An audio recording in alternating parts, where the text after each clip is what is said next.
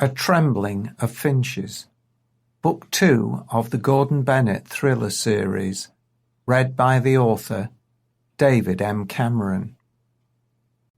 Chapter 1. You win one, you lose one. Paul was having quite a night. The drinks flowed freely, and the company was good. They had just completed a complex prosecution and won their case. The whole team was in a self-congratulatory mood. One of the most unpleasant and slippery criminals in the city would spend his remaining days in prison. He had stayed longer than he intended, but he knew Shelley would understand in the circumstances. Feeling more than a bit tipsy, he left the rest to a long night and walked out of the restaurant to get the waiting taxi.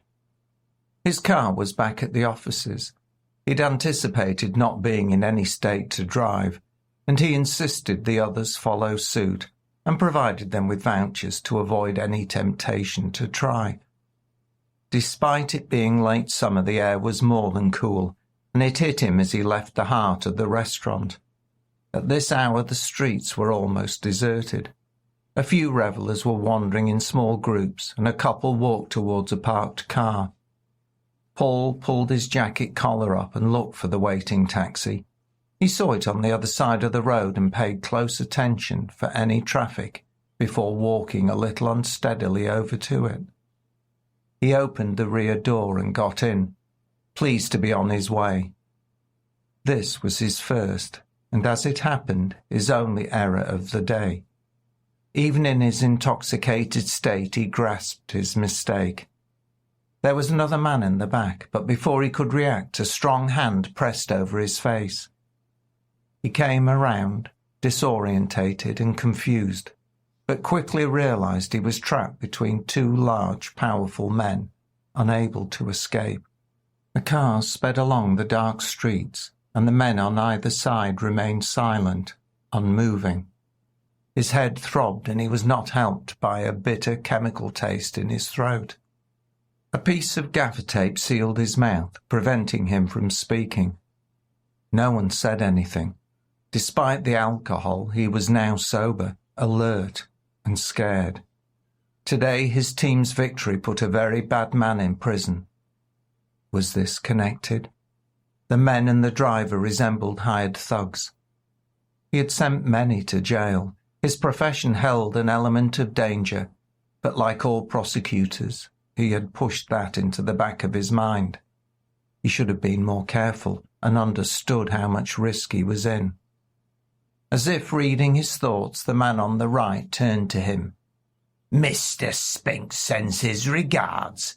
He said his appeal will be successful, and told me to say goodbye to you. The speaker's manner was unpleasant, but he took no further notice of the captive next to him, and he stared out into the darkness, and the car was in silence. Paul didn't try to speak. It would be futile. He could only hope for some miracle, but he'd never had faith. They drove for about 20 minutes, and he recognized familiar landmarks. They passed through Hare Hills and continued on towards Oakwood. This was his territory. He knew it so well, and it was only a short distance from where he lived now in Shadwell. They took a turn past the old clock tower and then turned a sharp right along the sides of the Soldiers' Field, the vast area of grass sports pitches.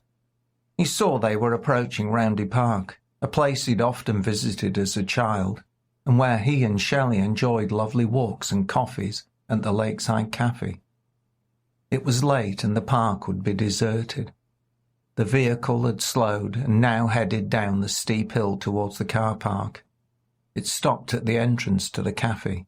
The door opened and he was pulled out by the thug on the left and held firmly whilst the other two joined them. They led him through a gate to the storage areas below. One was wide open and a couple of men were at work untangling a long, heavy iron chain. "Ready?" The man who had spoken in the car asked the one with the chain. "Ready," was his reply.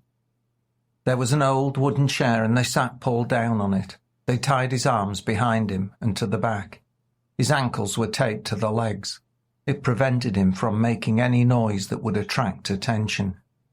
Paul panicked, struggled, and tried to break free, but he was powerless and completely at their mercy. His eyes searched for help, but there was none.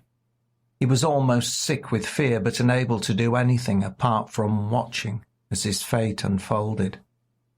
There was the sound of oars slapping on the water, and one of the rowing boats appeared. His parents had rowed him in them when he was a child, and he trailed his hands in the dark and mysterious waters. The rowboat came alongside the quay, and the oars were stowed. Paul's breathing was rapid, his chest heaved in and out, and his eyes darted uncontrollably. 3 men pulled him to the side of the boat. They said nothing as they roughly manhandled him, and he and the chair fell into it, making it rock violently. His head struck the wood with force, and he almost blacked out. His face was pressed into the pooled water in the bottom, and he struggled to catch his breath. Panic filled his everything, but there wasn't anything he could do as they cast off from the jetty beneath the cafe. 1 man rowed whilst the others sat silent. In a short while their victim, rocking frantically at their feet, became still. They reached the centre of Waterloo Lake. There was no moon, and a light mist hung in wisps. The darkness hid the drama, and anyone on the lake's edge would have been oblivious to the unfolding tragedy. A fish jumping or a bird diving? The sound seemed unnaturally loud, but no one heard it. No one wondered, and the water kept its secret. Chapter 2. Home. It had taken a while to recover, but eventually Gabriella and Gordon both mended physically, and with each other's help, mentally. It always surprised him how quickly the world moves on and how the public interest wanes. He remained with Gabriella in a house in Old Calpe, and when fit enough he ventured to the local bar, and within a short time became accepted as almost one of the locals. After some initial suspicion, as Gabriella was a well-known and loved resident, they warmed to him when it was evident that he was a long-term part of her life. His feelings towards a young Spanish woman were clear, as were hers for him. The regulars greeted him at the bar. He picked up more of the language and shared in the conversations. They all knew the story of how Gordon and Gabriella had survived the madness. But as time passed and they recuperated, this became less important, and soon it was all but forgotten. The physical wounds left scars. In Gordon's case, they added to his array, but on Gabriella it was obvious, at least to him, and it was a constant reminder of how close they had come to losing each other. In a short time their bond had become closer and firmer, and he wouldn't put her at risk again.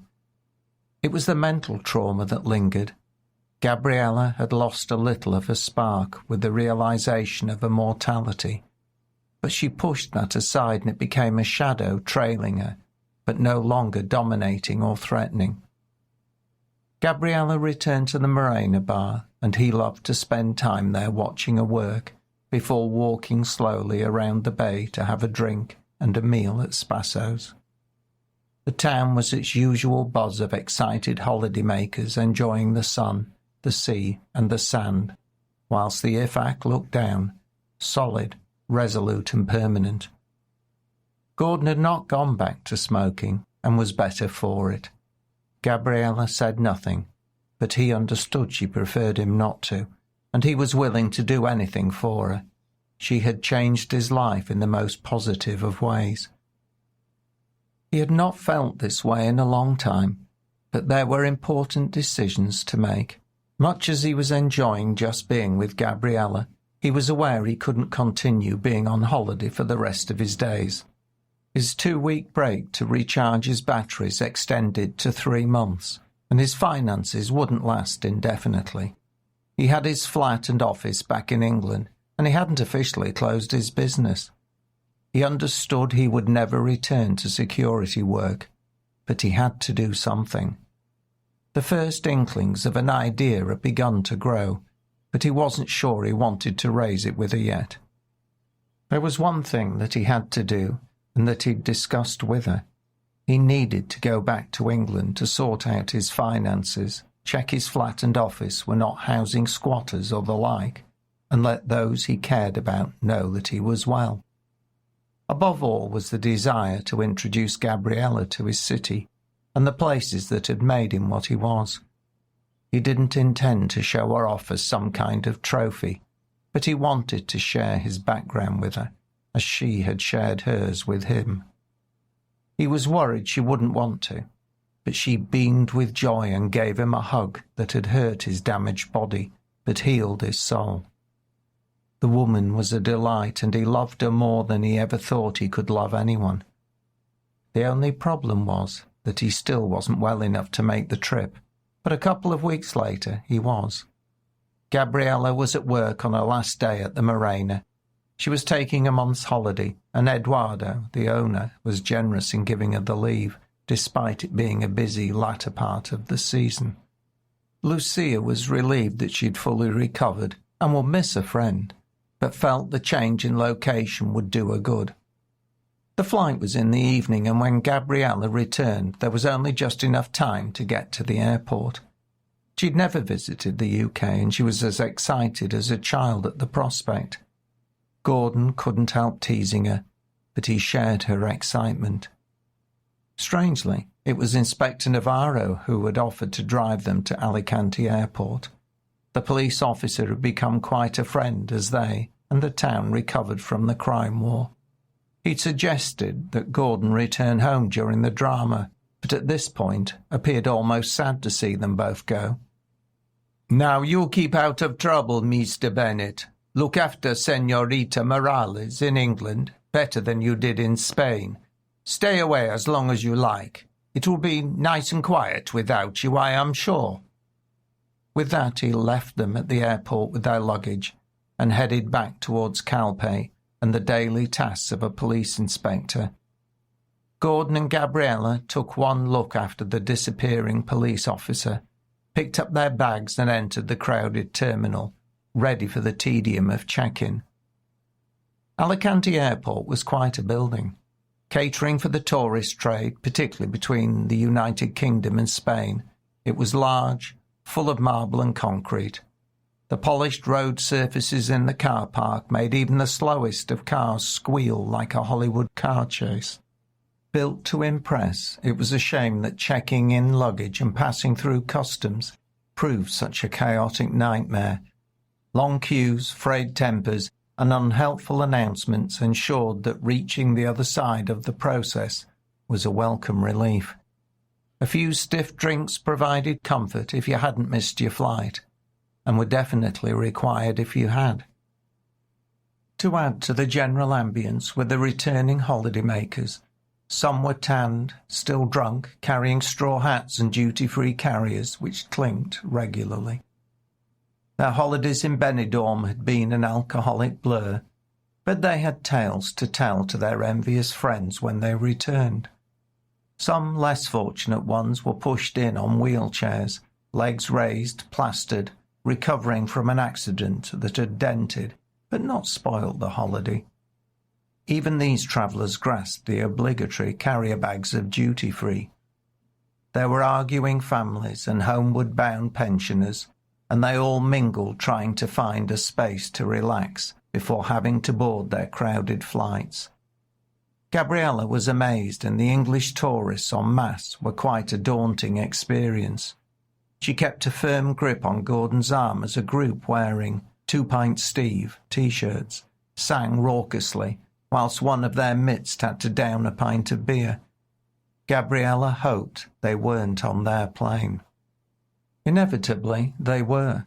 Any hope of a quiet journey disappeared as the flight crew struggled to keep them seated and behaving.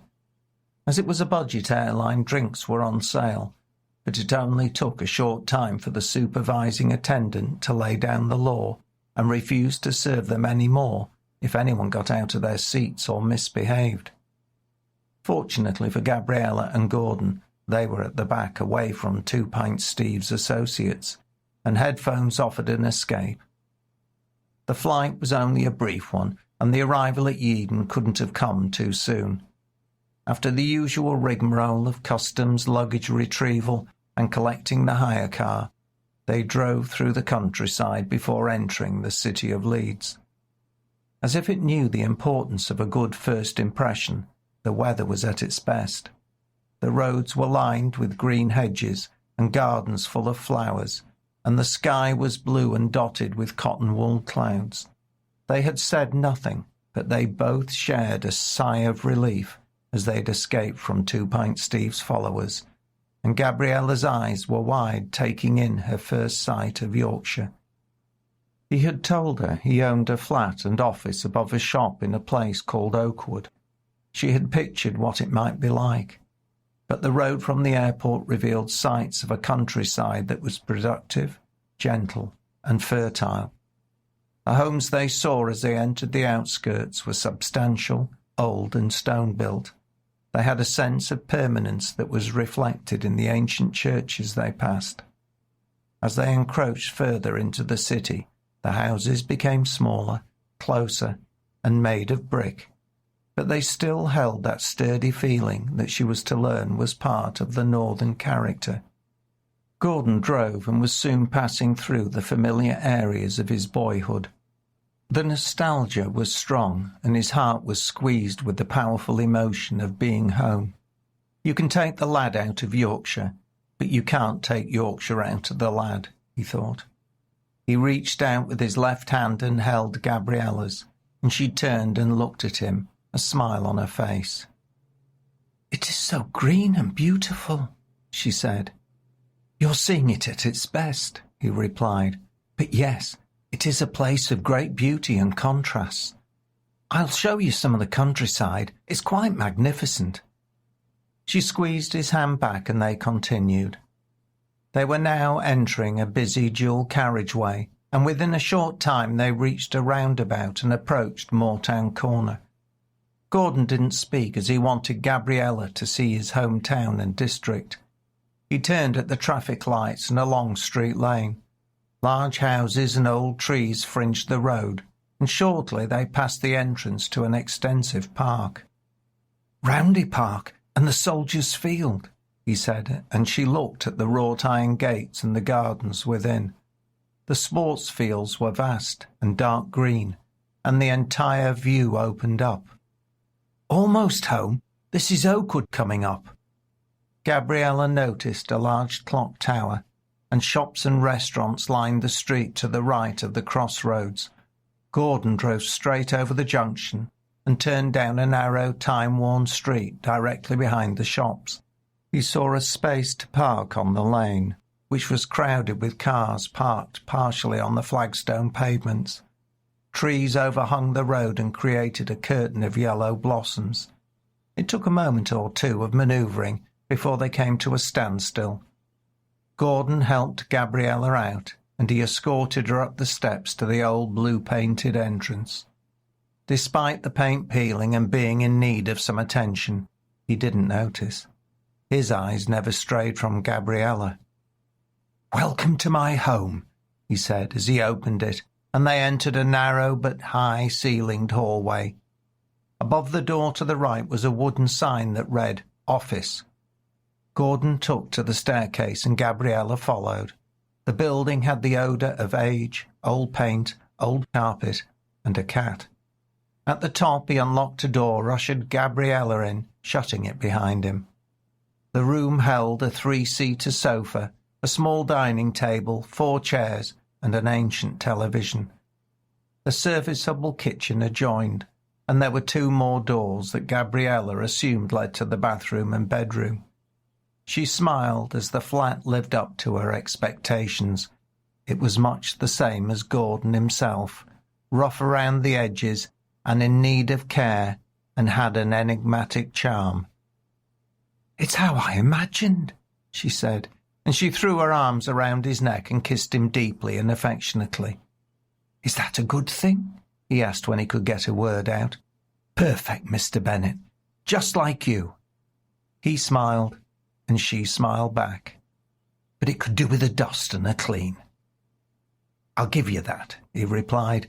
"I need to nip around to the shops and buy some basics. Are you going to be okay?" "I remember what happened last time. I promise no one will kidnap you whilst I'm gone. Have a look around. I'll bring some milk." He left her viewing his home and was soon on his way back. For the briefest of moments he held his breath as he entered his flat, but was instantly relieved when he heard her moving about. Gabriella smiled as he unloaded a couple of carrier bags of essentials onto the kitchen surface. She'd located the kettle and was filling it. 2 mugs were clean and sitting on the side with a tea bag in each. "I'll bring up the rest while you're making the drinks." He vanished, but soon returned laden with shopping. Gordon looked around his flat and he wished that he'd cleaned up more before he'd left for his holiday. But after being unoccupied for so long, the layer of dust was only to be expected. Gabriella opened the window to allow some fresh air into the room, and even he admitted it was smelling better than a few minutes earlier. Tea was made and the two sat and were enjoying the moment after the busy day of travelling, when Gordon's mobile rang. He pulled it out of his pocket and answered. "Hello?" "Gordon, it's me, Shelley." "Shelley? Why are you phoning?" "It's Paul. He's disappeared and I'm worried." "What do you mean disappeared?" "He left for work 2 days ago and he hasn't come back." "Hold on. Have you reported it to the police?" Gabriella reacted with surprise at the mention of Shelley's name. Gordon had explained all about his ex-wife, and she was the last person she expected to call. "Of course I've told them, but they think he's run off and won't do anything yet." "Are you sure he hasn't? You don't have a great track record." The voice of his former wife became hysterical, sobbing for a few minutes, and Gordon waited for the emotion to subside. "Paul left for work, and he went for drinks afterwards. He walked out of the restaurant to catch a taxi, and no one has seen him or heard anything since. He hasn't been to the office, and he's not answering his phone. The messages go to voicemail. I'm really worried. You know I wouldn't call you, but I have no other person to turn to. Are you still in Spain?" "No, I returned to Leeds a few hours ago. Just got back to the flat. Can I come over? I need help. I think something's happened to him." He turned to Gabriella, who'd been listening in with a concerned look on her face. She nodded her approval. "Come round, Shelley. I'm sure there's a simple explanation. You can tell us all about it when you get here." "Us? You're not alone?" "No. I'll introduce you to Gabriella. Will you be long?" "I'll come straight over." "Gabriella?" "Yes." The phone clicked dead and he turned to Gabriella. "It looks like you're going to meet my ex-wife. I am sorry. This is hardly the way I wanted our trip to start." "It's all right, Gordon. She needs your help." "Maybe, but I'm not sure I want us to get involved." "You have to help her. It's the right thing to do." He heard the truth in her words, but he felt bad. He moved the luggage to the bedroom and Gabriella opened her suitcase. She hung the clothes in the wardrobe or put them in the chest of drawers. Gordon returned to the shops and bought a few more essentials, which included wine to supplement his stock. He'd barely got back and unpacked when a ring of the doorbell alerted him. He pressed the button to allow Shelley access. Footsteps came up the stairs, onto the landing, followed by a gentle knock, and she walked in. In came a tall, slim woman in her 30s. She was immaculately dressed. Her hair was beautifully cut. Her clothing was both stylish and professional. She was striking. Gabriella judged her own appearance in comparison, but Gordon held her hand briefly, aware of the tension. "Shelley, this is Gabriella. Gabriella, this is Shelley." "Pleased to meet you," said his ex-wife, but her expression was one of worry and the words a formality. She barely noticed the Spanish woman, and she turned to Gordon. Something has happened to him. I know it has. The police are wrong. Paul hasn't run off. He's not like that. Sit down, he said. You look as if you need a drink. Do you have a whiskey? She asked as she took one of the armchairs. I'll get it, said Gabriella, and she busied herself in the kitchen, glad for a bit of space. Gordon sat on the chair opposite and looked at his ex-wife. She was still stunning, and even in a current traumatic state, her makeup was applied immaculately, and she projected a poise that most women would kill for. But he saw through this to the desperately worried woman who needed his help, and in any other circumstances wouldn't have asked for it. I have my uses after all, he thought to himself. Tell me what's happened, Shelley. When did you last see him? 2 days ago. He went to work and never came home. He'd been working on a big case, and it was the day the jury was to report back. They won, and as was tradition, the team celebrated with drinks afterwards. Paul left some of the others still drinking and walked out to get his taxi in the centre of Leeds. He called me to let me know he was on his way. But that was the last anyone saw of him. What was the case? Gordon asked, aware that this was the most likely link. It was a high-profile crime family prosecution. Marcus Spinks, the head of the clan, was charged with drug offences and people trafficking. The police had infiltrated the gang and gathered solid evidence. Paul was the chief prosecutor. They proved the case, and Marcus Spinks was going down for a long stretch. He was pleased with how it had gone and with the verdict. I'm scared. They could have got him. Marcus Spinks is a very nasty villain, prominent in business circles, likes the high life and publicity, but is a mean piece underneath. I'm really worried, otherwise I wouldn't have contacted you. Gordon heard the truth in those words and believed Shelley's concerns were justified. He'd met Paul, and he didn't seem the type to simply disappear. The police have not been any help. Help? A complete waste of time. Just wait a few days and he'll turn up. Most missing people cases are people choosing to leave. He wouldn't vanish, you know that. Gordon did know that, and of the three of them he was the most likely to up and go. You've tried his phone? Gabriella handed Shelley a large tumbler of whiskey, and she gave another to Gordon. She walked back to the kitchen and stood there listening, a drink in her hand. It goes straight to voicemail, and no one else has been able to contact him. Which station did you report him missing to? Steinbeck. It's the nearest. Chapter 3. Old Haunts. Shelley explained all that she'd done, and that the police hadn't. They had been polite and sympathetic, but condescending, assuming that this was another broken relationship, and that Paul Montgomery would turn up in his own time, and probably with a new partner. They refrained from saying this, but she thought that that was what they were thinking. She was just one more jilted lover in their eyes. Even the female officer felt the same. It showed, and Shelley wanted to scream. The reality was, if the situation were reversed, she would likely have assumed the same, but that didn't explain it. She knew Paul better than she did Gordon. He was open, clever, honest and considerate, and trustworthy, and those were attributes that her ex-husband couldn't be accused of. Gordon listened, asked probing questions, and came to the same conclusions as Shelley, but he didn't express this. I understand your worry, but the police may be right. But look, I'll make some inquiries. I have contacts in the local force, and they might be able to help. I can't give any guarantees, but I'll see what I can do. Thank you, Gordon. I had no one else to ask. I'm so worried. He wouldn't do this to me. He would have contacted me if there was anything wrong. She took a long drink and put the glass down. Would you like another? Gabriella spoke to Shelley, and Gordon's ex seemed to notice her for the first time.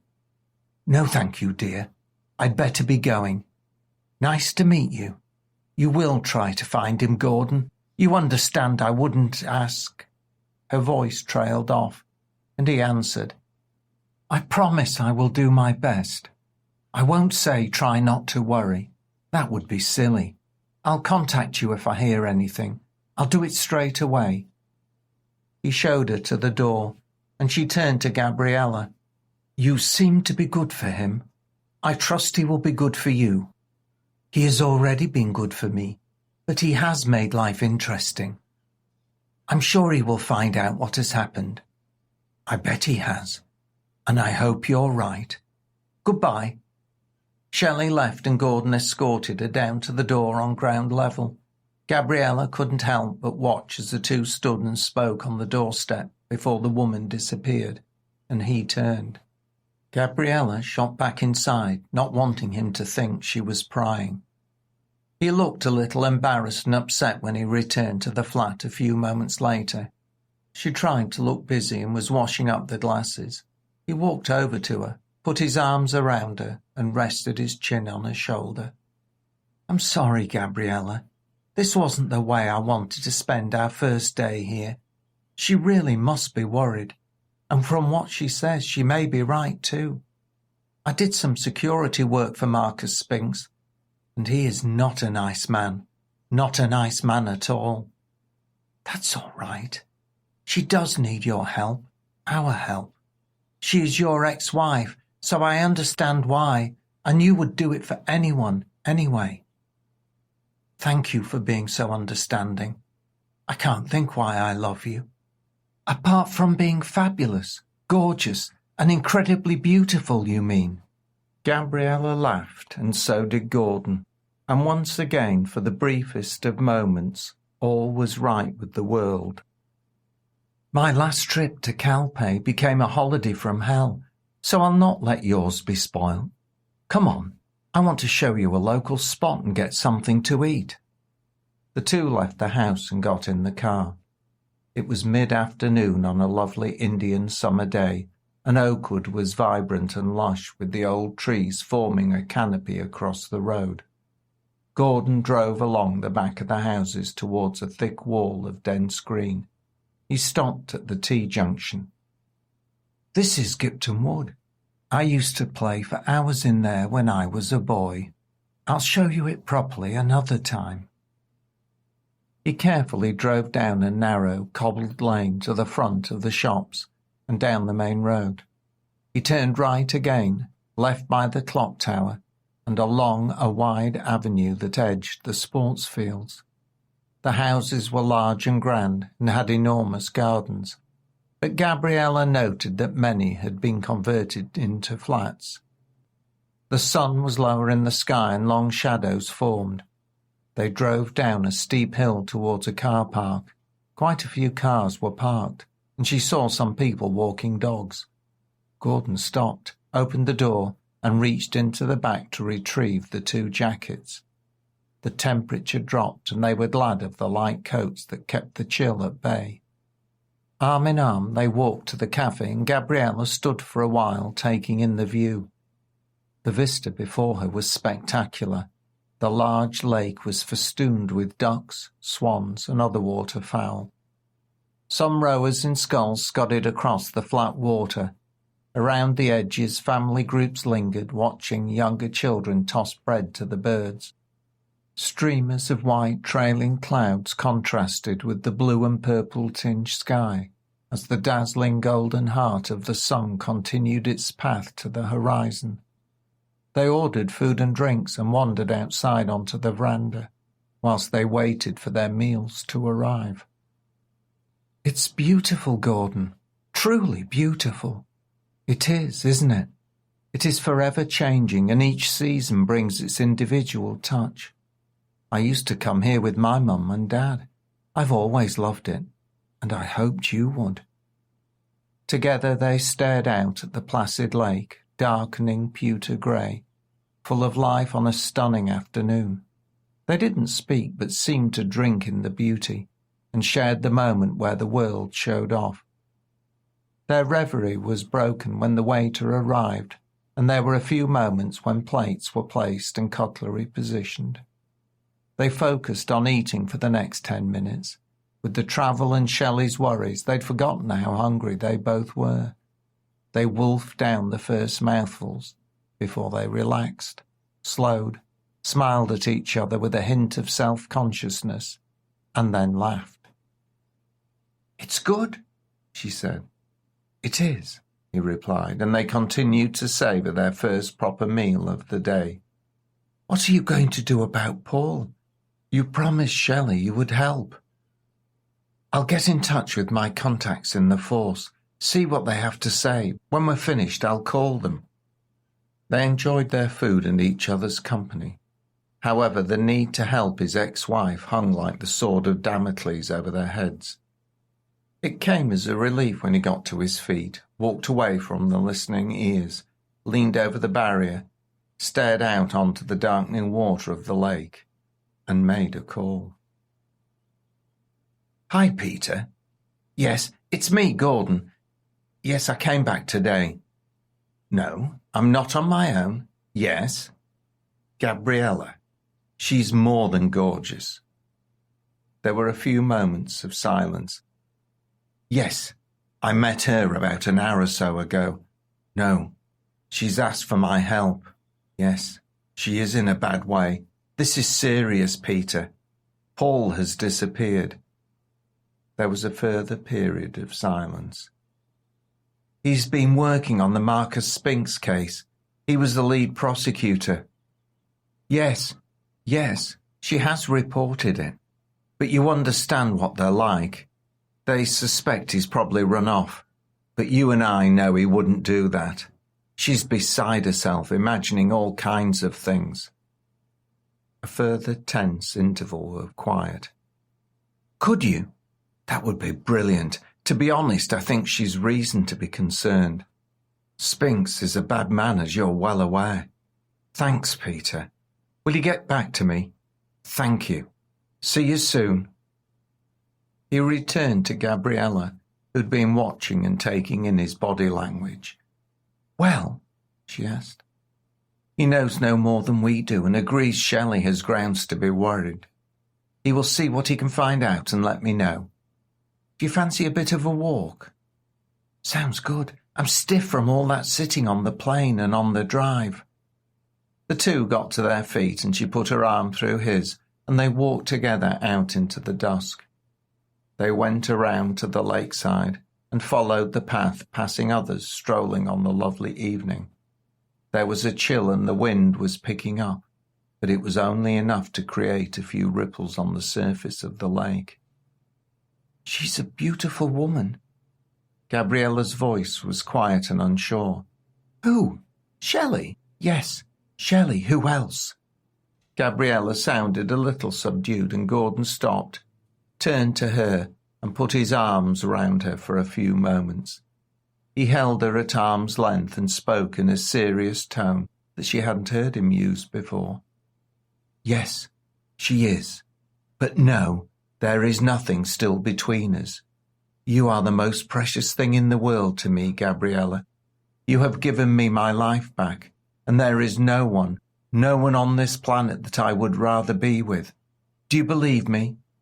He looked into her brown eyes, leant forward and kissed her delicately, but leaving her in no doubt that his words were true. "You think I'm stupid?" She laughed and slapped him on the arms playfully, embarrassed at her doubts. "I am sorry, Gabriella.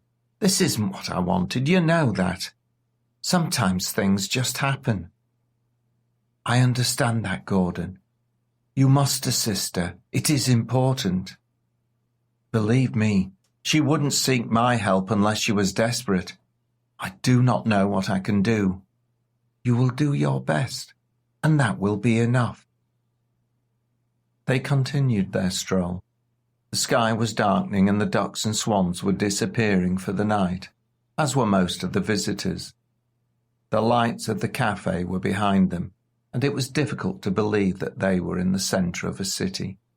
Thickets of trees bordered the water, and apart from a distant drone of traffic and the muffled voices of diners in the lakeside cafe, they could have been alone in the world.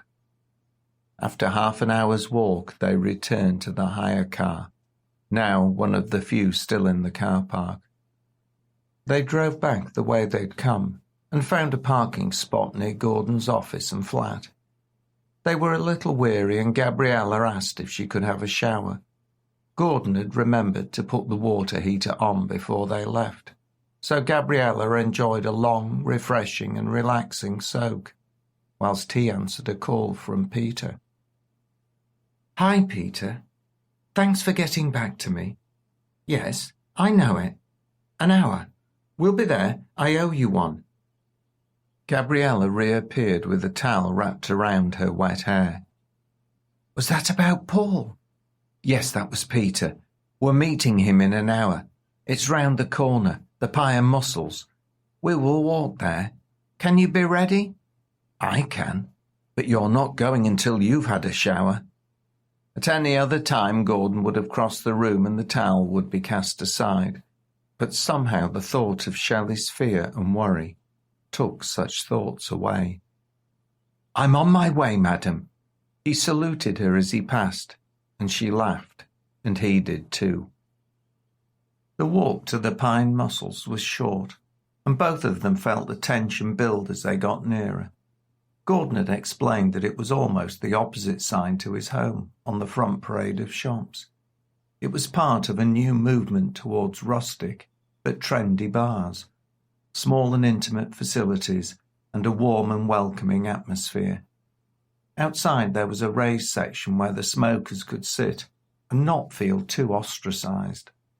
The place was busy with a majority of young patrons, but there were also pockets of older locals. The floor was bare boards with a hodgepodge of assorted and well-worn sofas, coffee tables and wooden chairs, and many customers standing in groups. But the common feature was that they were all drinking a range of beers and wines.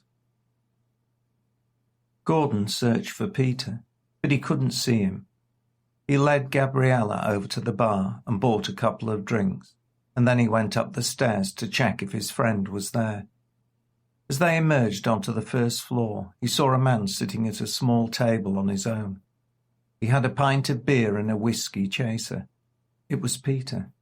He looked up, and his eyes showed recognition of the man and an appreciation of Gabriella.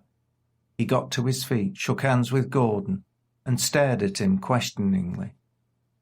"Sorry, Peter, this is Gabriella. Gabriella, Peter, an old friend." "Not so old." And he leaned forward and kissed Gabriella on each cheek. "Charming, truly charming," he said, and then he turned to Gordon. "I see things are looking up for you. The holidays certainly did you good." Gabriella blushed a little, but she smiled warmly. "You have some polite friends." "I bet you're the first person who's ever said that about him," Gordon parried. "You wouldn't believe what most people say about the old lech." The men laughed, and all three took a seat. "I'm afraid there's nothing good to tell you. Despite what they said to Shelley, the police haven't taken the matter more seriously. They checked the closed-circuit cameras from the night and they found the film of him leaving the bar. This is all unofficial, you realise. I shouldn't be telling you any of this." "I won't repeat this to anyone apart from Shelley, and even then only what she needs to know." "The footage shows him getting into a cab and it appears there was more than the driver in the vehicle. They checked the registration and there was no such taxi listed. The number plates were stolen a week ago. The officer in charge has a strong suspicion that this was payback.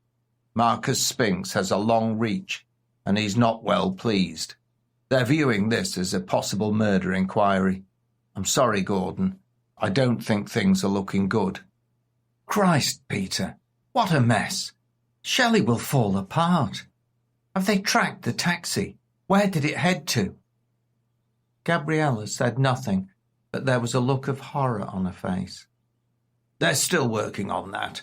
There's a lot of footage to go through, but they'll track it down in the end. I can't stay long, but I've time for another, though. Can I get you a drink?"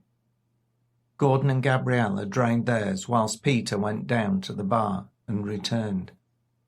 The conversation became more ordinary.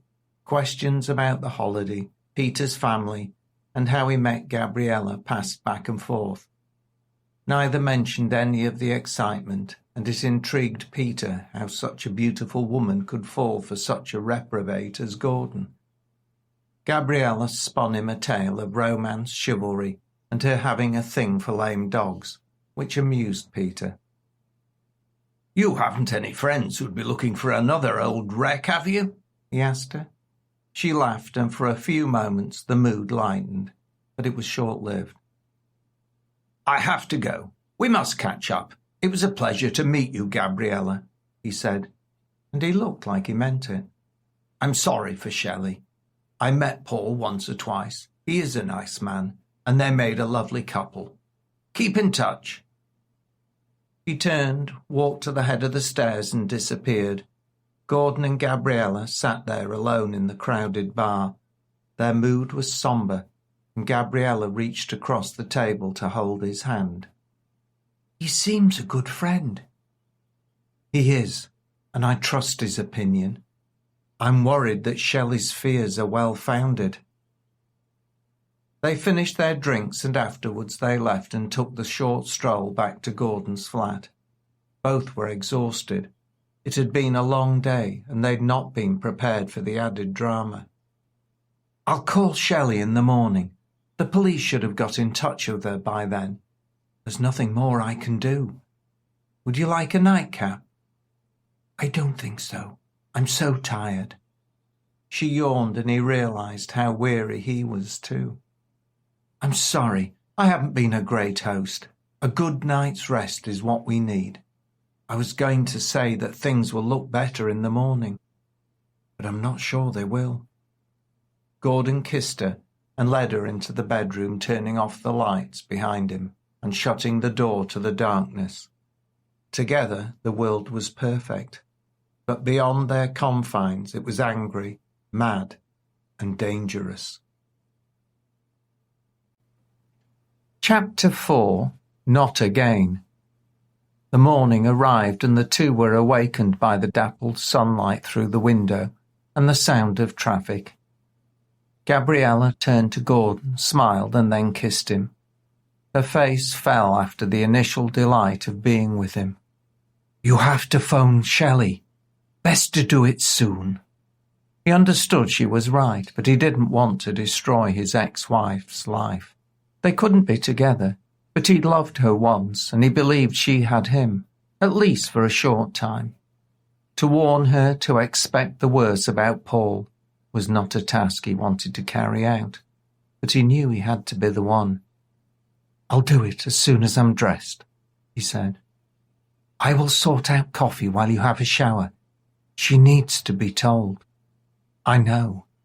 It's just that I don't want to do it." He got to his feet and wandered to the bathroom while Gabriella headed for the kitchen. It was a lovely morning and the air was warm and gentle. At any other time she would have been looking forward to exploring Gordon's hometown. These were not the circumstances she'd expected, but were becoming a bit of a pattern. Things must get better, she thought to herself, but then she wouldn't grumble as long as they remained together. She listened to the sound of the shower and smiled. No, she couldn't complain. The coffee aroma filled the kitchen, and it was ready just as the man entered.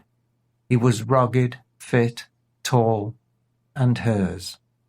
A flawed diamond, but he was more than she could have ever wanted. He picked his mobile off the counter where it had been charging. He tapped the phone and listened to the dial tone. It was ringing loud and clear, but it wasn't answered. A few seconds later it went to voicemail. Gordon stopped the call and tried once more. He repeated this several times, but the results were the same. "I'll try again after I've had my coffee. Maybe she's asleep. She must be having a rough time." "Yes, it is still early," Gabriella said. "She's probably sleeping in. Come, have your drink whilst it's hot." Gordon sat at the kitchen table across from her and smiled.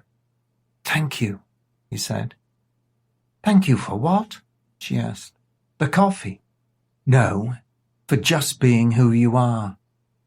They settled and enjoyed each other's company for a while, and the sunlit morning outside the window was dappled green by the canopy of bright leaves. I will try calling once more, said Gordon. He redialed Shelley's number, and after a short time he heard it go to voicemail. I don't like this. She should have replied by now. He tried once more with the same result. Let's go out for breakfast. I'll have another go afterwards. If she doesn't answer, we may have to call round. It took a little while for them to get ready, but eventually they left the house, got into the hire car, and drove the becoming familiar route to Roundy Park and the Lakeside Cafe. Being midweek, the car park was busy, but not full. Women with babies and toddlers stood around unloading their charges, occupying the playground, walking the lake fringes, feeding the bird life, or chatting with other friends. The cafe was not bursting, but there was a general hubbub of excitement, with loud voices, chattering youngsters, and the potent smell of coffee and cooking breakfasts. The vibe was one of everyday joy. Family, children, gorgeous surroundings, and safety are what give meaning to our lives. Gordon and Gabriella felt guilty enjoying this time when Shelley was desperately worried about Paul. What made it worse was they both believed she had valid reasons for feeling so. I like it here. It is stunning. It is, but there's something much more beautiful. And she's sitting opposite me. Oh, you smooth talker. I bet you say that to all the girls. Can't say I do. And if I have, I've never meant it the way I do now. They both smiled, but then he thought he'd better try phoning Shelley again. The mobile progressed through the same ritual of calling, later to be followed by a voicemail recording. Damn! Where is she? Leave a text message, Gabriella suggested, and he did. Shelley, we need to talk. Give me a ring when you get this. Gordon. I think we should call around at her place, he finally said. It's not far. They walked to the car and drove back up the hill to the soldiers' field, and then to the park's main gates. He turned to the right, passing the outskirts of the park and the golf course. She lives in Shadwell. It's only a short distance. He crossed the ring road and along a narrow lane before heading into what was originally a small village, but was now a piece of suburbia with an affluent charm. He knew where Shelley lived, but hadn't been there for a long while. Like most of this part of his hometown, little had changed over the years. Within minutes he pulled up at a driveway. A rustic wooden gate closed off the gravel path that curved through an extensive front garden and ended outside a large detached house that spoke of affluence and position. What else would you expect from two talented lawyers, he thought, but she just stared, clearly impressed. I'll try her phone first, Gordon said, but when he did, the voicemail message was all that answered. Come on. He got out of the car and Gabriella joined him. There was an iron latch, and when released, the gate easily swung inwards. The two crunched their way up the path. A big, detached double garage was to the right, but they walked up to the front door that was set back under a porch. There was a large bell button, with faded and worn letters spelling push. Gordon wondered if such an instruction was really necessary. He followed the direction, and faintly the two could hear the sound of a deep chime. They stood there waiting for the signs of the doorbell being answered, but nothing happened. He pressed the bell again and waited, but no one came to the door. Gordon backed out onto the drive and looked up at the windows. The curtains were drawn, but no lights were on, and this caused him some consternation. Shelley was a strong woman, and even with Paul's disappearance, she wouldn't allow herself any public signs of weakness. She would have got up at the usual time and been chasing both the police and him up. She had work commitments and would not be in bed at almost midday, I'll just have a check around the outsides. I'll go the other way, Gabriella replied, and before he could say anything, she was already walking to the left corner. Gordon knew better than to object. Everything appeared normal, and he passed the bins and headed towards the rear. There was no sound and no sign of anyone being about. He slowed as he reached the end. Peering around, he saw the back door was open, and he crept over, tense and ready to react. He listened and heard footsteps, but it was only Gabriella coming from the opposite side. He gestured for her to stop and remain still, and she did. Her face showed anxiety and mirrored his feelings. This was not right. He edged forward. The door had been forced, the lock was broken, and the wood splintered. Shit! He entered, and Gabriella appeared beside him. The kitchen was deserted, but one of the high stools near the breakfast bar lay on its side. They listened and looked around, but the house was still and gave the impression of being empty. Gordon moved through into the hallway whilst the ticking wall clock slowed its count, and seconds felt endless. They checked the downstairs rooms and everything was neat and provided no signs of anything unusual. There was a wide flight of stairs that curved in a grand display up to the first floor. A heavy wooden banister showed the age of the house, built at a time when quality and craftsmanship was still affordable. A thick carpet muffled any sound as they climbed, but the clock and their beating hearts seemed unnaturally loud. Gordon slowed, walked towards the front bedroom. He assumed that would be Shelley and Paul's room. The door was open, and inside was a shambles. It was obvious a struggle had taken place, and Shelley must have put up a fight. She was a fearsome woman when riled, and anyone trying to take her would have their work cut out. The bedside lamp lay on the floor. The sheets were in disarray. A vase had smashed against the wall, and there was blood on the wallpaper behind the shards of pottery.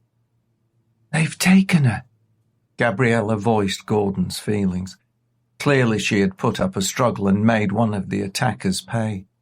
Gordon assumed there must have been at least 2 intruders. A single man wouldn't have been sufficient to overcome Shelley in full flight. "You're right. Whoever took Paul came back to take her as well." "What are we to do?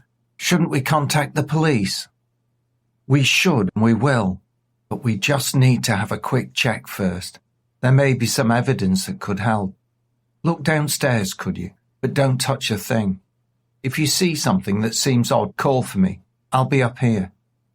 "Okay, but I'm not sure what I'm looking for." "Neither am I." Gabriella headed back down the stairs, avoiding touching anything. He was certain someone had taken Shelley. She kept everything in its place ordered. That was one of the reasons she'd left him. His life had become chaotic, spiralling out of control, and she was unable to handle that.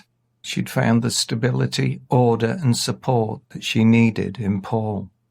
Boring, Gordon had always thought of him. Solid, unbending, and dull. But those were the attributes that she desired, and she'd never find those in him. It had worked for a while as he was absent for months on end in the military, but after his discharge the opposites ceased to attract. She wanted what he didn't and couldn't offer. He did not even like himself as he wallowed in his self-destructive spiral. The outcome proved inevitable, but her finding comfort in a colleague was an added blow to his crumbling self-esteem.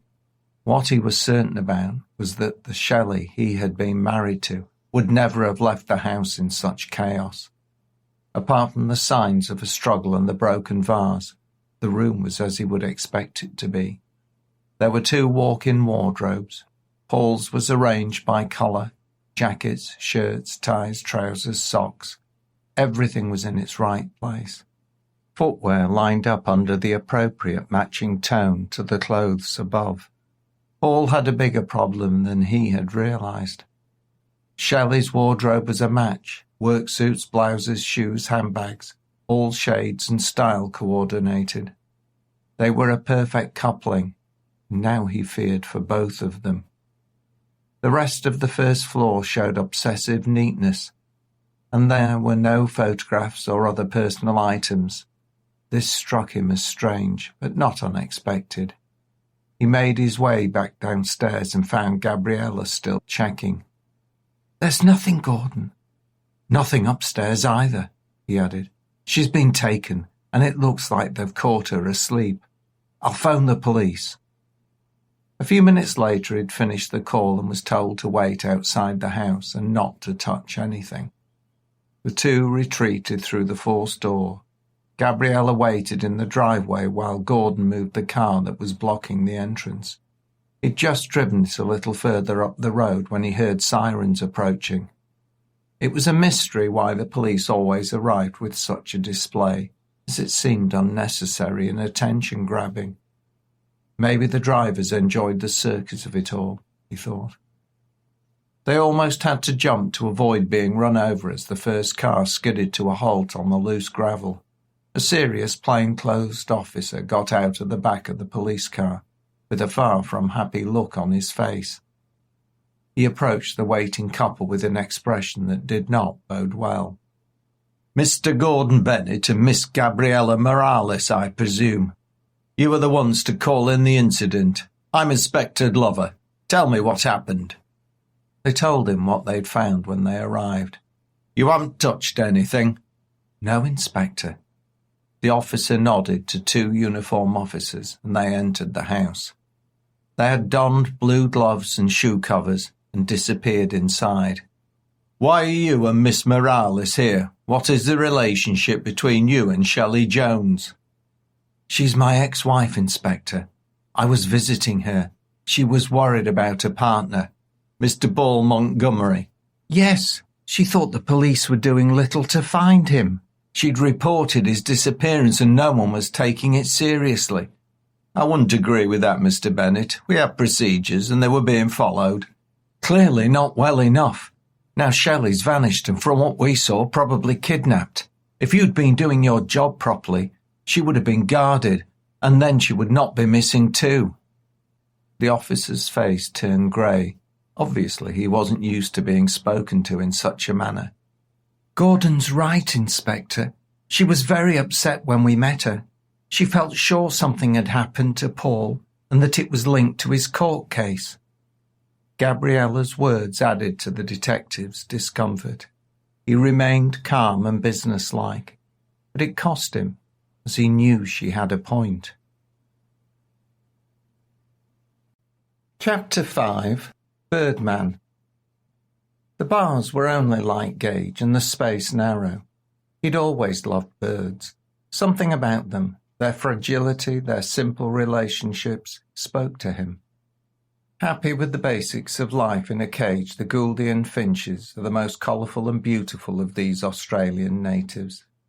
They could no longer be imported, but could be bred in England. He felt safe with his feathered friends, and they responded to his care, content to hop on and off his finger and take seed from his hand. He owned a large aviary at his home and had kept birds since a boy. As a grown man he continued to look after these charming, beautiful and happy creatures.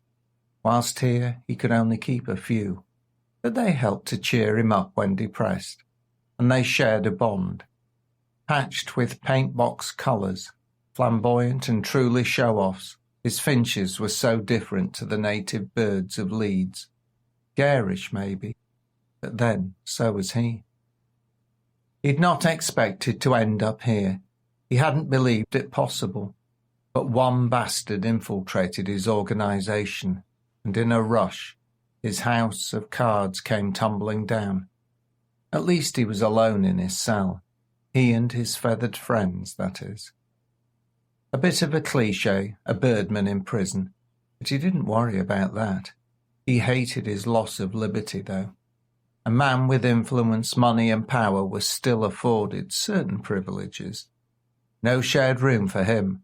That was out of the question. It took next to nothing once he transferred out of the police cells to Wakefield. He spoke nicely to those who decided, greased a palm and voila. Yet another request and another favour, and his birds arrived when his wife visited him. Ariadne was an exotic bird, a little like the finches, colourful, beautiful, from the Caribbean. He met her there on a holiday in Bequia when she was working at the hotel. It was always nice to bring a souvenir back from your holidays, and she was it. At first she was a trinket, but for some reason other than his money, she appeared to be fond of him. He in turn grew fond of her, to love her. She was one thing he would miss. Ariadne proved loyal, supportive, very comforting, and utterly ruthless. As her name suggested, she was a black spider, and her bite was fatal. She became his greatest asset, and since he was incarcerated, she was his face in the outside world. Fortune had smiled when he met her, and now that his luck had run out, she would be his right-hand woman, and he had work for her to do. "Marcus, darling, I can't stand to see you like this. How are you managing?"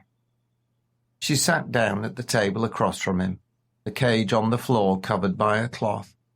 She reached out to his hands. Her red nails were sharp, long, and dangerous. As the two held on, a small package was slipped into Marcus's palm. "I hate it, darling, but there are some things that I want you to organise for me." He looked into her eyes, and they showed a clear understanding of the implication. And with the realization, she smiled a very unpleasant smile. "I knew I could rely on you. I will just mention her name. Can you arrange it?" He changed the conversation, spoke about the appeal, and then referred back to the verdict at the trial, knowing that his meeting was probably being filmed, and he didn't want to provide anything that could be used against him. He avoided mentioning anyone specifically. "Oh, before I forget, I brought the birds that you asked for. I think I got the right ones." Ariadne placed the cage on the table and removed the cover. Inside were two wonderfully coloured finches. Marcus's eyes lit up with pleasure. "Fabulous, Ari. Exactly what I wanted. Monty and Paul." He said the names with a slight emphasis, and he winked ever so slightly. She nodded, just enough for him to realise that she understood. He kissed her passionately before she left, and by that intimate contact she passed the tiny plastic bag that she held in her cheek the whole of the visit. He rested the contraband in his mouth. It nestled there until he returned to his cell. He did not remove it for a while in case the guards did a random check. It was only a minor discomfort. Alone with his birds, there was no need to speak. Cigarettes used to be the traditional currency in the prison, but now it was drugs. He smiled to himself. Ariadne was no fool. She understood and would organise the carrying out of his wishes. Being his strong arm on the outside added to his comfort. She had arrived with the small wooden cage, the two finches, and a supply of seeds. She promised to look after the rest of his birds at their home, and he was sure she would. His success was based on not trusting others, even those similar to Ariadne, who had proven loyal so often. He still had her watched. He stared lovingly into the cage. The creatures, so full of life, jumped from one bar to another, chattering incessantly. They, similarly to him, were caged, but unlike them, he intended to do something about it. He opened the door and reached in, finger like a pistol, and either Paul or Monty climbed onto it. He withdrew his arm with the finch gently holding on and brought it close to his face. Bending forward, he kissed its tiny, multicoloured head. The trusting little creature just fluffed its feathers and pecked at the man's lips. He put in his other hand, and the other delightful bird hopped onto his finger. Drawing that one out, he carefully carried them over and he sat reclining on his bed. Despite his solitary life in Wakefield jail, Marcus appreciated the time with Monty and Paul, as he temporarily named them. It wasn't as if he was idle. Apart from caring for his birds, there were plans to work on. He didn't intend to be in prison a day longer than necessary. Revenge was sweet, but it was not a long-lasting savour. He wanted out, and there were others to deal with. He smiled to himself. "You'll be reunited with your friends soon," he whispered to his pets, and they twittered their reply. Chapter 6. Tentative Steps. The inspector asked Gordon and Gabriella to return with him to the station.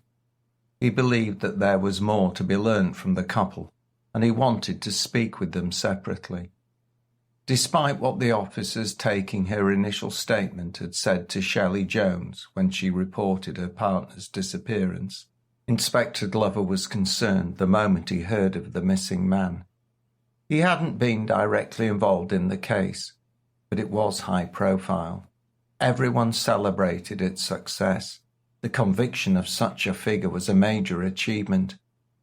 Freddie Glover was too experienced to count his chickens too soon. It was one thing getting a guilty verdict. It was quite another ensuring that any appeal failed, and there would be one. People like Marcus Spinks hadn't got to where he was and held the position for so long without being a slippery eel. The man was highly intelligent, ruthless, and had tentacles across the city. Leeds was a valuable patch, and several others would be waiting to take over. Inspector Glover was surprised at how well the legal system worked on the whole.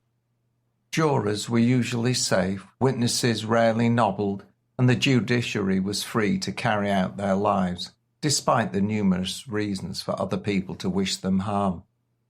The problem here was that Marcus Spinks was not your common or garden criminal, and the detective had taken a watch-and-see approach. The disappearance of the prosecutor sparked his interest, and unlike the uniformed officer's response, he was sure that foul play had occurred. He'd spoken with higher up and received permission to become involved in the missing persons case, but also to monitor Paul Montgomery's partner and other important people linked to it. Unfortunately, he'd been too late to prevent Shelley Jones from vanishing. He was not pleased with how this had started. He was a step behind, reacting to events rather than preventing them from occurring. It was getting messy, and the involvement of these two in the case muddied the waters even more. He entered the interview room and there was the striking Spanish woman sitting at the desk. "Miss Morales, you're not under arrest. I just wanted to ask you to explain why you were at Miss Jones's house, what you saw when you arrived, and your actions when you found she was missing. Would you be so kind as to tell me of your involvement?" Gabriella looked at the policeman, and she saw certain similarities to Inspector Navarro in her hometown Calpe. He had the same world-weary look, the same shrewd expression, and she believed this was a man who could detect when you were lying. As there was no reason not to, she recounted the whole story to him. The officer sat there listening, taking the odd note. "And why were you here in Leeds, may I ask?" Again Gabriella told him, and in a short while he'd learnt all that he needed. "Thank you, Miss Morales. I'm going to speak with your boyfriend now. You sit here if you wish, or you can wait in reception. I'm sure I won't be long with Mr. Bennett. Before I go, I must warn you that there are dangerous people about, and you would be very wise to allow the police to carry out all investigations. Please do not get involved and keep a careful eye out. If anything seems suspicious, you should contact me straight away. Here is my card." The inspector placed it in front of her, and she picked it up and followed him out. She waited in reception so that she would be there when Gordon came out. An hour later, Gordon left the interview room and walked calmly down the corridor. and saw Gabriella was waiting for him. This was not the way that he'd wanted to introduce her to his home, but he was getting used to things not turning out as he'd hoped. The one bright spark in all of this was this woman. She had given him a purpose and a feeling of self-worth that he'd lost.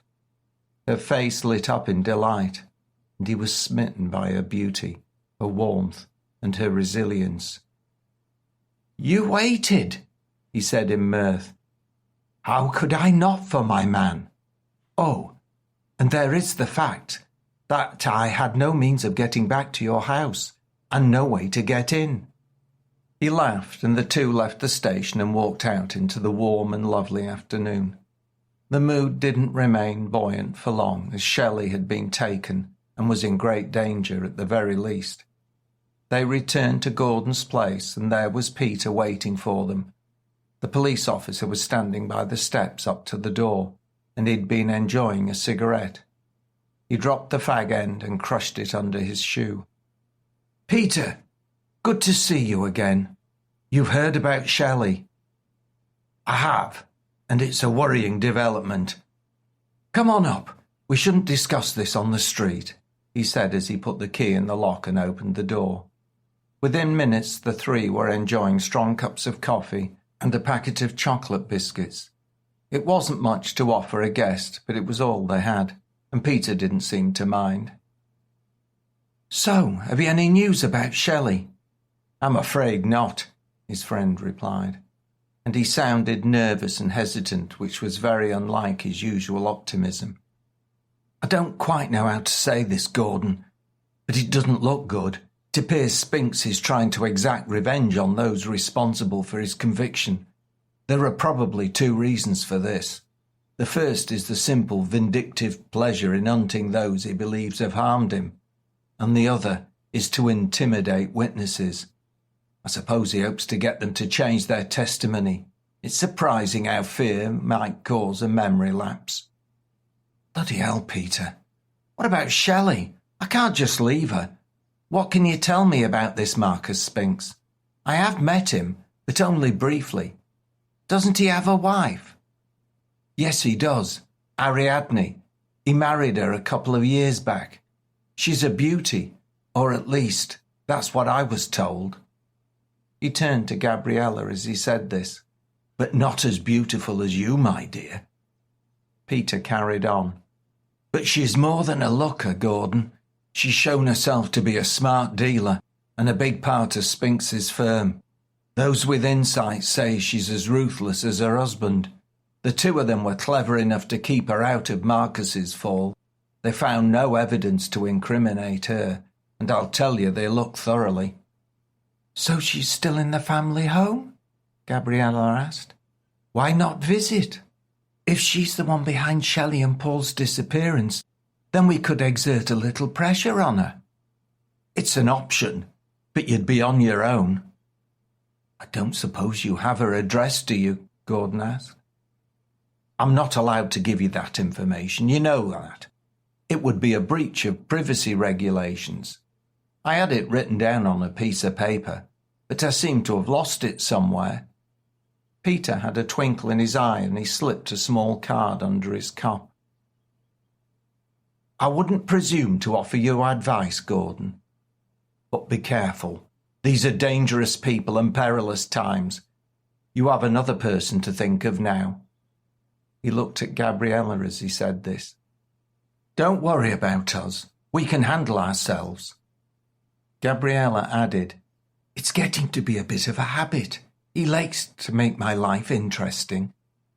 Peter laughed and they enjoyed some small talk while they finished their drinks. "I'd better be going," he said, and Gordon showed him out. Gabriella waited for him to return, and when he got back she was first to speak. "What do you think? Shelley's in danger, and we have to do something." He sat down opposite her, and he looked deeply into her eyes. "I'm not sure you should get involved. This is going to be very dangerous, and I shall take some risks. Maybe you should return to Calpe, and I'll come back to you there when this is sorted." "Over my dead body," she said angrily. "There's no way I'm staying out of this. I can't believe that you would wish me to. I thought you knew me better than that. Gordon smiled. Was there anything not to love about this woman? I had to ask, Gabriella. I wouldn't put you in danger, and I don't want you to go home. But you have to understand the risk. I intend to get her back, even if that means breaking the law. Well, I'm not leaving, so you can forget about that idea. What's the plan? They've taken Shelley and Paul and are threatening those involved in the case. So we're going to challenge them. Marcus is out of the way in prison, so we can't reach him, but we can get to his wife. Then we'll have something to bargain with. How will we do that? We don't know where she is. Oh, but we do. Gordon reached down and lifted the coffee cup off the table to reveal a card. He picked it up with his other hand and passed it to Gabriella. She took it and examined it. Your friend is a sly one. Very true. Now we know where she lives. It's time to become the hunters. He looked at the card and there was an address written, and the location was Poole Bank. He knew the place well, and it was not too far away on the road to Otley. He couldn't help smiling. What is it? It is a perfect spot, reasonably isolated. How about a trip to the Yorkshire countryside for some sightseeing? We can pick up dinner on the way. I'll get changed and be right back. Put some jeans and a black top on, something that will offer some cover in the dark. We're working tonight. She disappeared into the bedroom and Gordon thought about what he needed.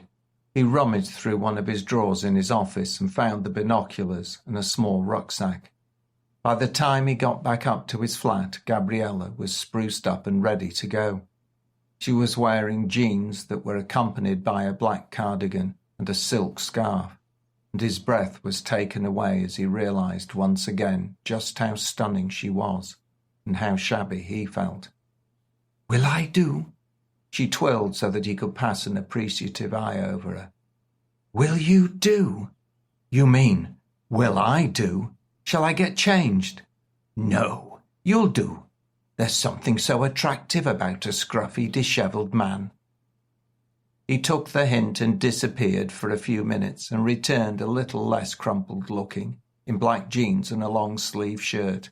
He looked at her for her seal of approval. A work in progress, Gordon. I'll have to keep working on you. I like a challenge. And she laughed her sparkling laugh, and he beamed in response. Let's go. He picked up the rucksack, and the two walked down to the car and were soon on their way. Chapter 7. The Spider. Ariadne looked at the woman bound and gagged before her. She had no compassion, no empathy, and no regrets about what she was about to do. The woman's eyes showed fear, a fear that few experience before the final fear as they leave their lives behind. She was dressed in pyjamas, bright, comfortable, but not too heavy for the still warm weather.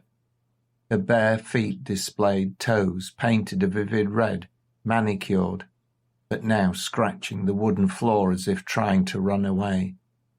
Her hair was held tightly against her scalp by the gag that bound her mouth. She'd stopped struggling, but her gaze darted around desperately looking for help, but knowing none would come. Do you know why you are here? Shelley had no means of replying. Your man did, and so did mine. An eye for an eye, they say. But why be satisfied with just that?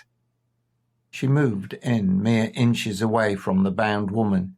Shelley could do nothing but stare at the cold, soulless eyes in front of her.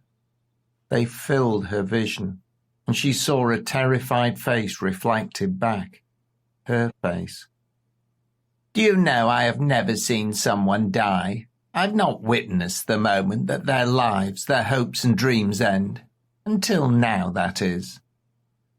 Those last 4 words contained such hate that Shelley almost vomited. She could sense the bile rise, but the gag would not allow it. Her world was crumbling around her and she shivered uncontrollably. She felt fear, not just for herself, but for Paul. What had happened to him? Could he be gone? She was unable to bear the thought, but she was helpless. This was a new experience, and she'd always been in charge and prided herself on it. It was because Gordon's life had fallen apart that she could not live with him.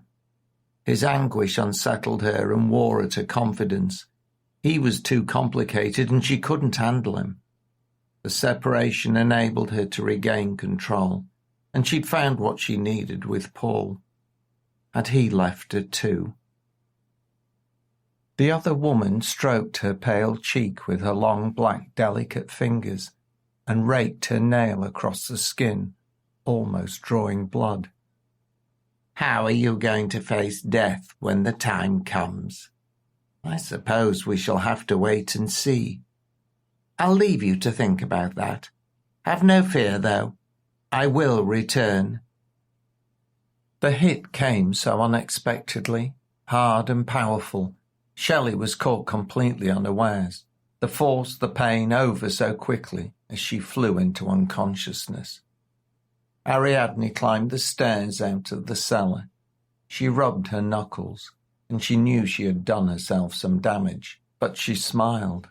It felt good to harm those who had harmed her and her family. The woman below had played no part in Marcus's arrest, but that didn't matter.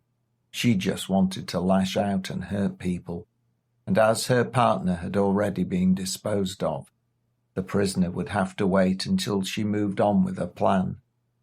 She composed herself.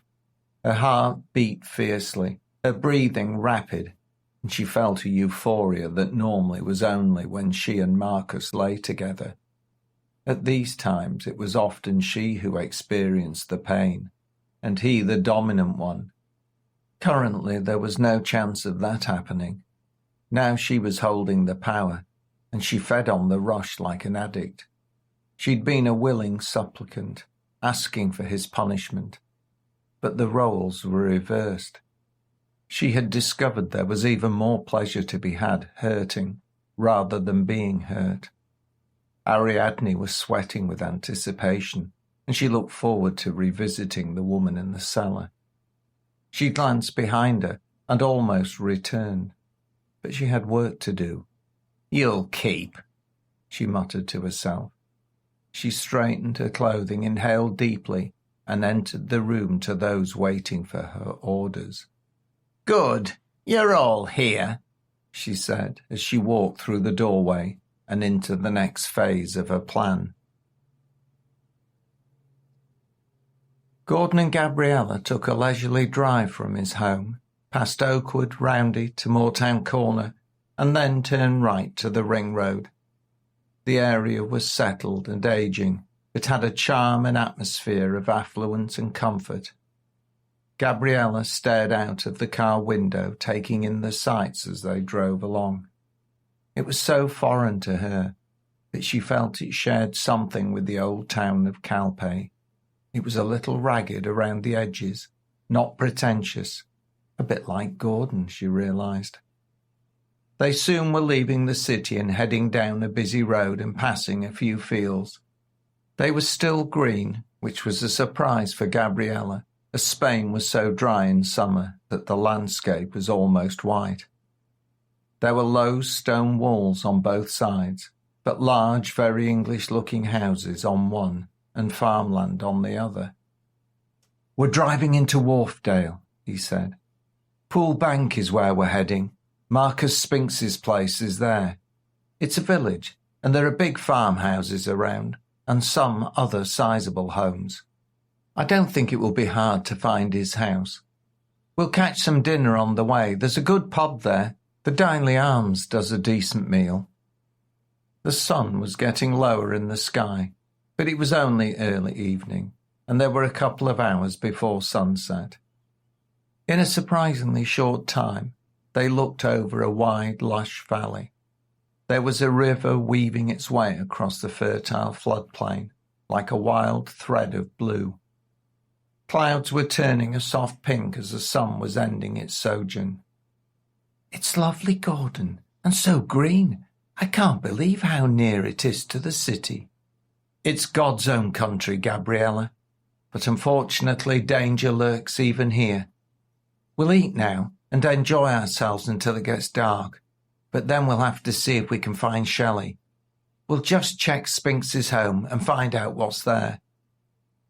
He turned right at the lights and down to the valley bottom. He had checked the map on his phone, and soon they were driving down a narrow lane with 6-foot-high stone walls on either side. The road took an S-bend and he headed up the slope, and before them a big house stood among spacious grounds. A long drive led to the building, and bordering it were large rhododendron bushes. Gordon pulled over onto the thin verge on a spot where he could get an open view of the property. He removed his binoculars, the ones he'd bought in Calpe a few months before. "What are you looking for?" "Just checking what security there is. We don't want to wander into a welcoming party." He stared through the field glasses and lingered on several points for a while. As he was watching, the front door opened and 6 men and a woman appeared. The men were large, the sort you wouldn't wish to pick a fight with. The woman stood on the steps by the doorway and spoke to the group. They nodded their understanding and got into 2 black cars parked in the drive. She watched them leave. He observed a tall, athletic, dark-skinned female through the binoculars, and he could see that she was in her 30s and startlingly attractive. He assumed he was looking at Ariadne, Marcus Spinks's wife. "We need to be going. Keep your head down. I don't want them to see the 2 of us." He pulled back onto the road and continued on. Gabriella lay flat with her face almost on his lap. As first, one dark grey car approached at speed, forcing Gordon to pull over to avoid a collision. He'd just got back on the tarmac when the second flew past. As he looked, he saw stern faces turn and stare at the driver who dared to hinder their passage. The moment it passed, he told Gabriella that she could sit up. "Wow," she said. "They seem to be in a hurry." "They were. At least we know we have the right place." "I couldn't see any security cameras, but that doesn't mean there aren't any hidden away." "So that was Marcus Spinks's wife?" "I assume so." "She certainly fitted the description. We'll pay her a visit tonight, but first we need a drink and something to eat back at the Dineley Arms. We should be able to find somewhere to turn around soon." They did, and within 10 minutes they were enjoying an ale in the pub. It wasn't too busy, but it was filling as people arrived to have dinner. They sat together in a corner with a window looking out onto the car park and the main Otley Road. Gabriella tasted her first warm pint of English beer, and by her expression Gordon thought it would be her last. But he would work on it. He had ordered a meal, and the fish and chips arrived after a short wait. "So what are we going to do?" she asked. He stopped eating and hesitated. "Are you sure you want to be involved?" he said. "This is dangerous. We shall be breaking the law, and it will be a problem if we're caught by the police." "I've already told you I'm coming." "Okay. I just wanted to check. I'm pleased you'll be there. There's a possibility that Shelley's in the house, but if not, Ariadne should know where she is. I'll make her tell me one way or another. Whatever happens, this is our best hope of finding her alive. We'll get her. When it's dark, we'll go back and search. Hopefully Spinks's woman will be on her own, but I wouldn't bet on it. We aren't armed, so our only hope is stealth. If they don't expect us, we have a chance. If they do, we're going to be walking into a trap. We'll park the car, cut across country, and approach from the rear." They ate without speaking, and the mood was serious. Gordon had another pint of bitter, but Gabriella went with her red wine. The sun was setting on a bucolic landscape that was being used to hide evil actions. The two held hands as they realised it was almost time to act. She went to the toilets, and he waited by the front door until Gabriella returned to join him. The night had fallen like a curtain, and the peace of the evening was now gone. The car park was still full, but people were leaving. They drove the way to the house, but on this occasion he took a narrow side road before they reached it. He'd seen on his phone that there was a short trail that led to a stone pit. It was shown as disused, so it would be a safe place to leave the car. If anyone saw them, they would assume they were a courting couple wanting a bit of privacy.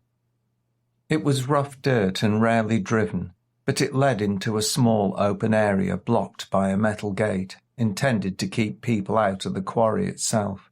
From the litter and other evidence, couples had used it for secret trysts away from prying eyes. He stopped the car, turned to Gabriella, and kissed her passionately. No point wasting an opportunity, he thought to himself, and she responded. If anyone had been watching, then they would not have had any doubts about their motive for being there. But after a short while they got out, shut the doors, and headed towards the house. The night was silent, and outside the city the clear sky showed myriad stars. There was no moon, and so only the faint starlight betrayed their presence.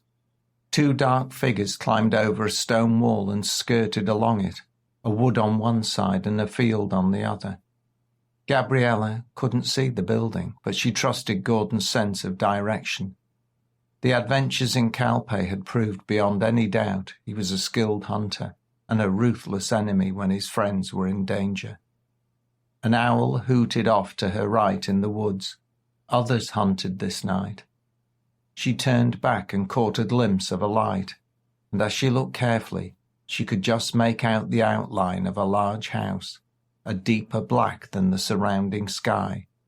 Two lights were visible, a single light downstairs and another upstairs. Gordon had also stopped to look. He gazed at her and whispered, "If things go wrong, get to the car. The key's under the sun visor. Go to my flat and wait there. If I'm not back within 24 hours, fly home to Calpe. Promise me you will. I will not leave you. I will not abandon you." The way she said this left him in no doubt that it would be a waste of time trying to persuade her otherwise. "Guess that will have to do then. We're going to check out the house. Look out for guards and cameras. We're just looking first. Stay with me until we get up to the building." Gabriella nodded, and the two advanced further along the wall. Keeping their heads low, they crept stooped over like old hags, so as not to show over the wall.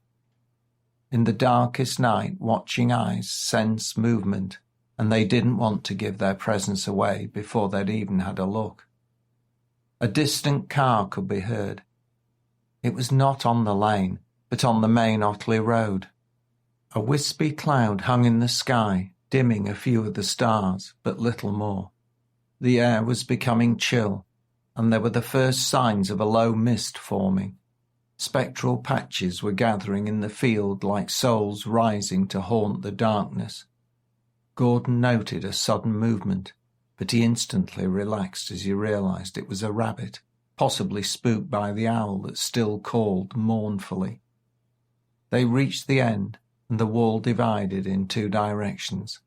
One continued to skirt the wood, and the other, at right angles, ran to the lane, and was the boundary to the property. The grounds were old, and thick beds of rhododendrons would provide them with excellent cover. Gordon shimmied over and dropped into the gardens. He reached out to help Gabriella, but she sprung lightly over and silently landed on her feet. They crouched down in the darkness against the wall. He pointed to a large clump of rhododendrons, and they sprinted over to them. Gabriella didn't hesitate and was close on his heels. They were only seconds in the open, and they had to hope that no one was watching. The security of the bushes gave them time to check for signs of guards. He wouldn't normally have expected any, as this was Poole Bank, not an obviously dangerous area by any stretch of the imagination. However, this was Marcus Spinks's home, and any notorious crime figure would ensure their dwelling was secure. As they stared at the building, they saw a movement. Not dogs, Gordon hoped. They had no means of defending themselves against them. But it was soon clear that the shape was too tall for any canine. Something dark passed across the front of the house in the blackness and would have been easy to miss. They waited to see what was happening, and after what seemed like an eternity, it reappeared. A bit slack, he thought. I would have had 2 guards at a minimum. He indicated for Gabriella to remain where she was. He crept around the bushes and edged closer to the corner where the shape had just passed. She watched until he vanished into the void. The night became still as death, and even the hooting owl had gone silent. Tension hung in the air like a noose, and she worried for him. He was unarmed, and she knew he would be in danger if caught. Silence continued, and she was getting cold as the temperature dropped. Mist gathered in thicker patches between the shrubs. Was there a movement? She wasn't sure, but then a figure emerged heading towards her. Was it Gordon? She was in a quandary about whether to flee or wait. Then he appeared out of the dark and smiled. There is a guard, but someone else has got him first. He's trussed up and gagged. I don't know what's going on, but I intend to find out. Come on, he whispered, and he took her hand and they carefully made their way up to the homestead, avoiding the partly lit patch under the window. Gordon gestured for her to stay with him, and he crept down the side. About 10 yards along they passed the fallen man, unconscious and bound with his belt. Gabriella thought he was dead at first, but the figure stirred. Gagged with his own socks, was whispered, and Gordon carried on. There were no doors or low windows on this part of the house, and they quickly reached the corner. The rear was very different. There was a large summer house of white wood and glass, with a double entrance opening onto the lawn. There was a thicker pool of mist gathered a little way out on the turf, but they could not tell the cause. They carefully crept against the wall, keeping as close as possible, as the glow from an upstairs window cast a silvery light. At any moment they expected to come across whoever had bound the guard. Before them, a couple of steps led up to the conservatory. They gingerly approached the doors. The wooden frame was cracked and peeling, and Gordon knew better than to ignore the invitation. He took hold of the handle and it swung open. Pausing, he hesitated and heard nothing, so he gave the door a gentle push. It opened inwards, just a fraction. Surprisingly loudly, a screw fell onto the tiled surface, and Gordon saw that the lock had been forced. Once again, they stood ready to act, but only silence welcomed them. Chapter 8. Turn up for the books. The inside of the conservatory was dark, but it had a few spots of light from electrical power boards, and these gave sufficient illumination for the 2 of them to manoeuvre through an extensive plant collection. The summer house proved larger than it had appeared in the darkness, and it had a strong odour, a mixture of damp soil, and something that Gordon failed to identify at first. On one side of the room was a structure covered with a wire mesh. He ran his hands along it and heard a flutter. He stopped unsure, but then there was the unmistakable sound of feathers and wings beating gently but rapidly. A bloody bird cage. That explained the other smell, the ripe scent of bird droppings adding to that of the plants. They went towards the back of the room, pushing plant fronds and leaves aside. It was a jungle, he thought to himself, and just about as hot. This outbuilding was heated even during the Indian summer, and it contrasted with the cool outside air. He still held Gabriella's hand, and they crept through this menagerie into the main building. They both listened for any sound, but they were met with silence. At the back of the room they found a doorway, and Gabriella reached out for the handle first. She pulled it down and pushed it gently, and it opened with a creak. Again there was no noise from inside the residence, and this worried Gordon. This did not seem right. All his senses said this was not how it should be. One guard was dispatched, and the building almost invited them in. It made little sense. Nobody would be expecting them, so a trap didn't appear likely. But someone had already broken in. He still wasn't keen to barge in on whatever was going on. Against his better judgment, he entered the house proper. A brightness from an open doorway cast a dim light, and by its glow they could see the empty corridor. They advanced past a small side table, and their feet were silent on the carpet strip. Sounds came from inside, but it was a television, quietly ordinary, and they expected to find the room occupied, but as they reached the open door, there was no one. Someone had recently been there, as there was a half-drunk glass of white wine on the coffee table and a bottle in a cooler. A single glass, Gordon noted, so the drinker was alone. He waited for that someone to walk in. Apart from the television, the house appeared empty. They hurried through the downstairs rooms, but they were deserted. In the kitchen was a big rustic wooden table. There were 3 heavy chairs, and one of them lay on its side. A large pair of scissors and a roll of gaffer tape were the only other things on the granite work surface. "We must check upstairs. I don't like this. Be ready to run, Gabriella." She said nothing. Her eyes showed concern but little fear. They went up the broad carpeted staircase to the first floor, and they listened. But the house kept its own counsel. They separated and looked into the rooms off the landing. Each proved empty. At the end was a big window, and they stood and stared out into the night. "There's nobody here, Gordon. The place is deserted." "Yes. It's quite odd, like the Marie Celeste." "The Marie Celeste?" Gabriella had obviously not heard the story of the deserted ship. "I'll tell you later. Where is she?" It dawned on him in a flash. If Shelley was here, then she'd be somewhere secure, probably in a cellar. "Downstairs. Look for a door heading down." Gordon was already half back down the stairs before Gabriella had time to move.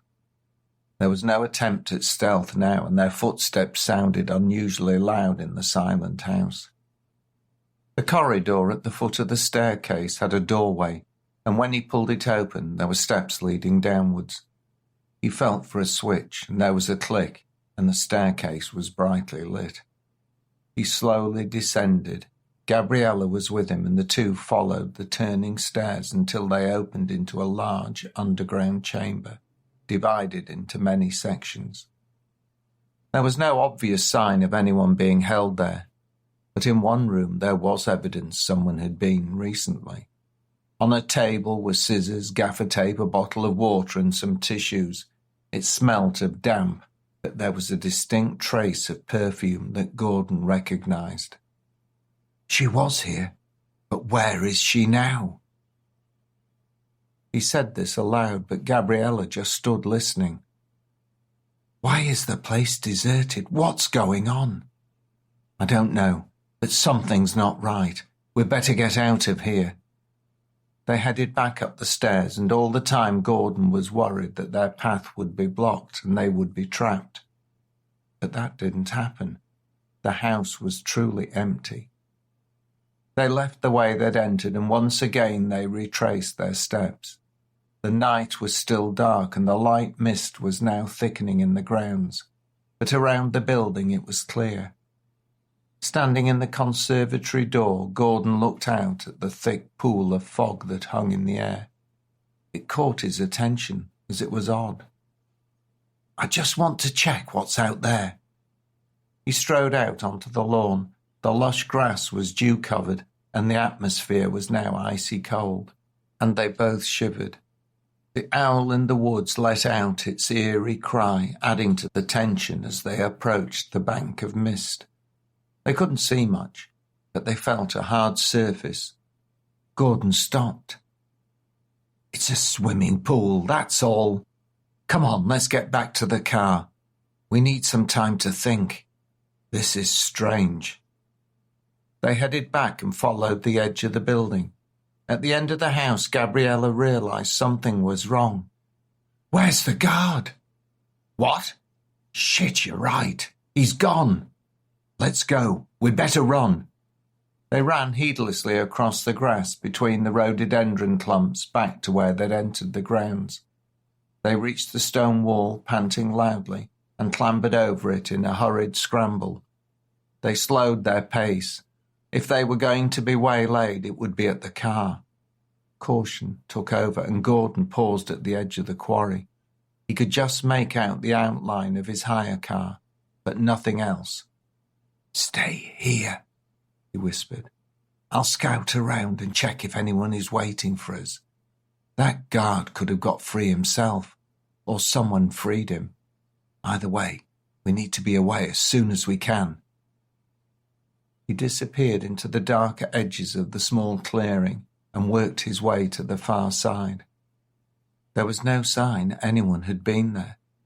He walked over to the car and opened the driver's door, flipped the sun visor down, and the keys fell onto the seat. He got in, put the key in the ignition. The engine turned and the lights came on.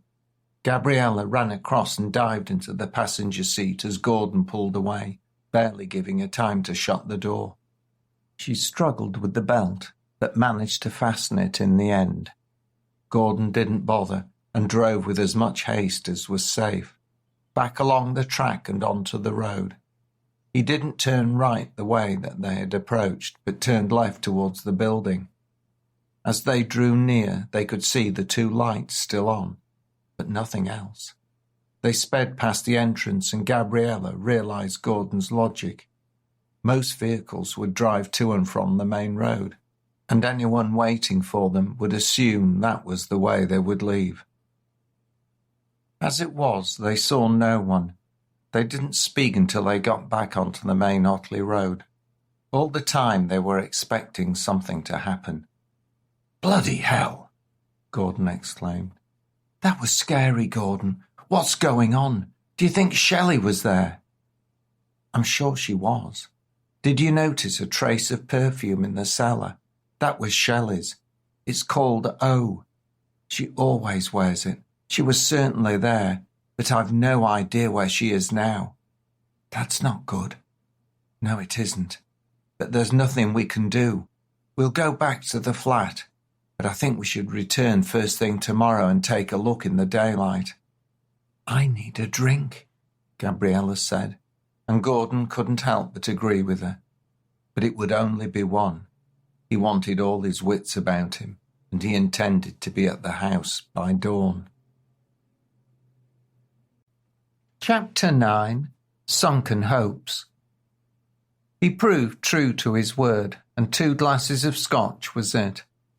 They held each other close for the remainder of the night, and both were aware Shelley's chances weren't good. Her only hope rested with them. It was still dark when he woke and roused Gabriella. She smiled up at him, and he realized again how much he loved this strong and wonderful woman. He passed her the coffee, and she took a sip and placed it on the bedside cupboard.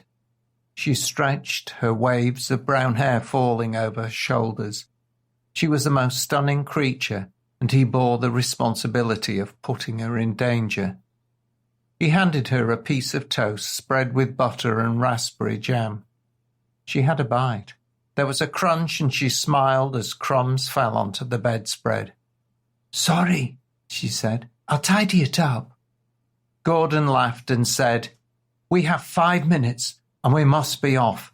I'll get a few things I might need." He left the bedroom and went down to his office, to an old strongbox concealed with a tablecloth. Sitting on top was a tray with an electric kettle a mug and a teaspoon. He always thought it best to hide objects in full view. He raised the cloth and dialed in the combination numbers. The safe door pulled open and he took out a flat case. He placed it on his desk and removed something wrapped in an oiled piece of material. He unwrapped the Glock pistol, slipped it into his jacket pocket, returned the box, locked the door, and covered it again. Gordon walked to a bookcase that had several box files lined up. He found the one with B to D printed in marker pen on the front. When he opened it, there was a small but heavy container, which he removed. He lifted the lid and checked it still contained ammunition, pulled out the pistol, withdrew the magazine and slotted the bullets into it until it was full. He then pushed it back into the handle, ensured the safety catch was on and slipped the gun into his jacket. When he returned to his flat, Gabriella was ready and waiting. It was just before dawn when they turned off the Otley Road and headed towards Marcus Spinks's house. Apart from a couple of trucks, they'd seen no other cars, and as they slowly drove along the lane to the quarry, an ashen-grey light was breaking, and the fields were still bedecked with a faint mist. Rabbits were daring to venture out looking for breakfast, and their ears and eyes were constantly darting about, searching for danger. Gordon hadn't mentioned what he was carrying, and he hoped Gabriella needn't be aware of the pistol, but it would be folly to walk back into the grounds and the house unprepared. He got out of the car and he pulled out his binoculars and scanned the area. He had them hanging around his neck, and anyone seeing them would assume the couple were out bird-watching. The owl from the previous evening was now silent, tucked up in a hollow somewhere. Gordon wished he was similarly snug in his bed with Gabriella, but he had to find out what had happened to Shelley. This was personal. They passed the quarry and the ground was slippery with the dew. They followed along the wall line and it was much easier than the previous time in the dark. The chorus of bird life punctuated the air, celebrating the survival of the night and the coming new day. Gordon kept stopping to check for signs that anyone was in or about the house. He could see nothing, and apart from a few cattle in a nearby field, the birds and the rabbits, the area was clear. Gabriella said little, but she appeared pensive. She spoke for the first time when they reached the corner wall of the house's grounds. "What are you expecting to find, Gordon?" He looked at her and said, "I don't know, but anything that could help us discover what has happened to Shelley. It might not be good." The look on the young woman's face made clear what she meant. "I know, Gabriella. Shelley had been there. I'm sure of it. I recognized her perfume. I'm afraid for her. The chances of us finding her are not good, but I have to do it. If anything has happened to her, I intend to make them pay. Neither Ariadne nor Marcus Spinks will be safe if they've harmed her." He raised the binoculars a final time and saw no sign of life. "Come on," he said. "Let's see what we can discover." The two climbed over the stone wall, keeping out of direct sight of anyone in the house. They reached the spot behind the clump of rhododendron bushes where they'd hidden the night before. It looked deserted. No car in the drive, no guards, no sounds, and more concerning, they could see the light still glowing in the bedroom window and downstairs in the lounge. There was no point in caution, so they ran across the open ground to the corner of the building where the guard had been. They then skirted along the outside to the summer house. "Well, we are here to discover what happened to Shelley, so let's do it." She led the way, and they saw that the door to the conservatory still lay wide open, just as they'd left it. Gordon entered. The air was cooler, but the smell was the same. The aviary bustled with noisy, twittering, brightly coloured birds. "At least they look pleased to see us," Gabriella said. "Be careful not to touch anything. If we have to call the police, they don't want our fingerprints confusing the scene." They surged through the house. There was nothing to show that anyone had been there since the night before. Gordon was becoming frustrated. The cellar retained traces of his ex-wife's scent, but that was fading. Eventually, he said, "It's no use. We may as well go. We'd better contact the police, but that can wait until we get home." They left through the conservatory, and as they looked out onto the gardens, it was clear what the mist had hidden. About 20 yards away was a rectangular swimming pool. It was large. There was a low springboard at the far end, and there was a wide border of paving. There was a table, but no chairs nearby, and Gordon felt it was a sign of extravagance, as there would be few days when it would be warm enough to use. Not like the ones in Calpe, he thought. The feeling he'd experienced the night before returned. There was something sinister that was impossible to explain, but it worried him, and he was unable to shake it. They were walking back around the house when he stopped. "What is it? What's wrong?" "I don't know. I want to check out the pool area. Wait for me." "No, I'll come." Gordon walked purposefully and she followed. The sun burst through as they reached the poolside, and it lit the water. Both stared down into the depths. Shocked, it took a moment to realize what they were seeing. 4 chairs were arranged at the bottom, and a bound figure sat in each one. They were motionless, mouths open in a silent scream, long dead. 2 heads of flowing hair swayed gently and were the only movement. They recognized the black woman Ariadne, and the other was Shelley. Horrified, they stared at the tableau below them. It was like a grotesque dinner party of the deceased. "Oh, Gordon!"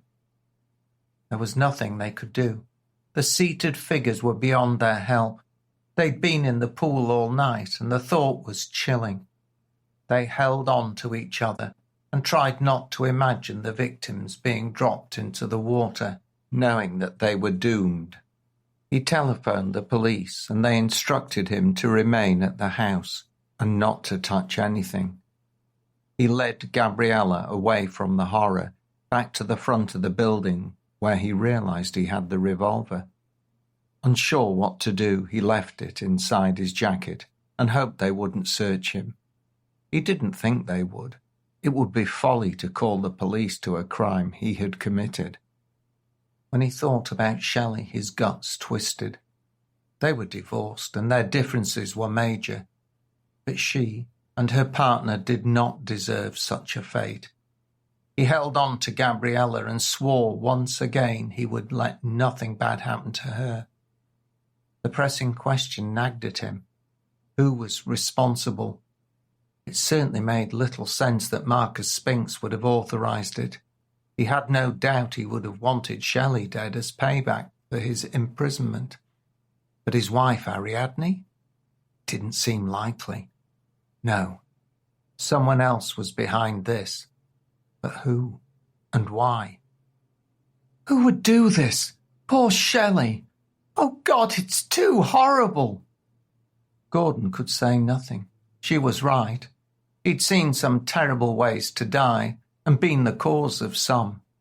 But this cold, slow execution was the stuff of nightmares. The victims would join with his others and visit him at night in his sleep. It took a very long time before sirens heralded the approach of the police. The sound grew louder, and 3 cars came hurrying up the driveway and pulled up to a halt. Gabriella and Gordon separated and stood patiently as they got out, and a familiar figure strolled over to them. Inspector Glover raised an eyebrow as he saw who the 2 waiting were. The tall, thin man was dressed in a long leather trench coat and carried himself with an air of annoyance as he walked towards them. "Miss Morales, Mr. Bennett, it appears that you have a rather unpleasant knack of being the harbingers of bad news. Bodies have been reported. Would you care to show me?"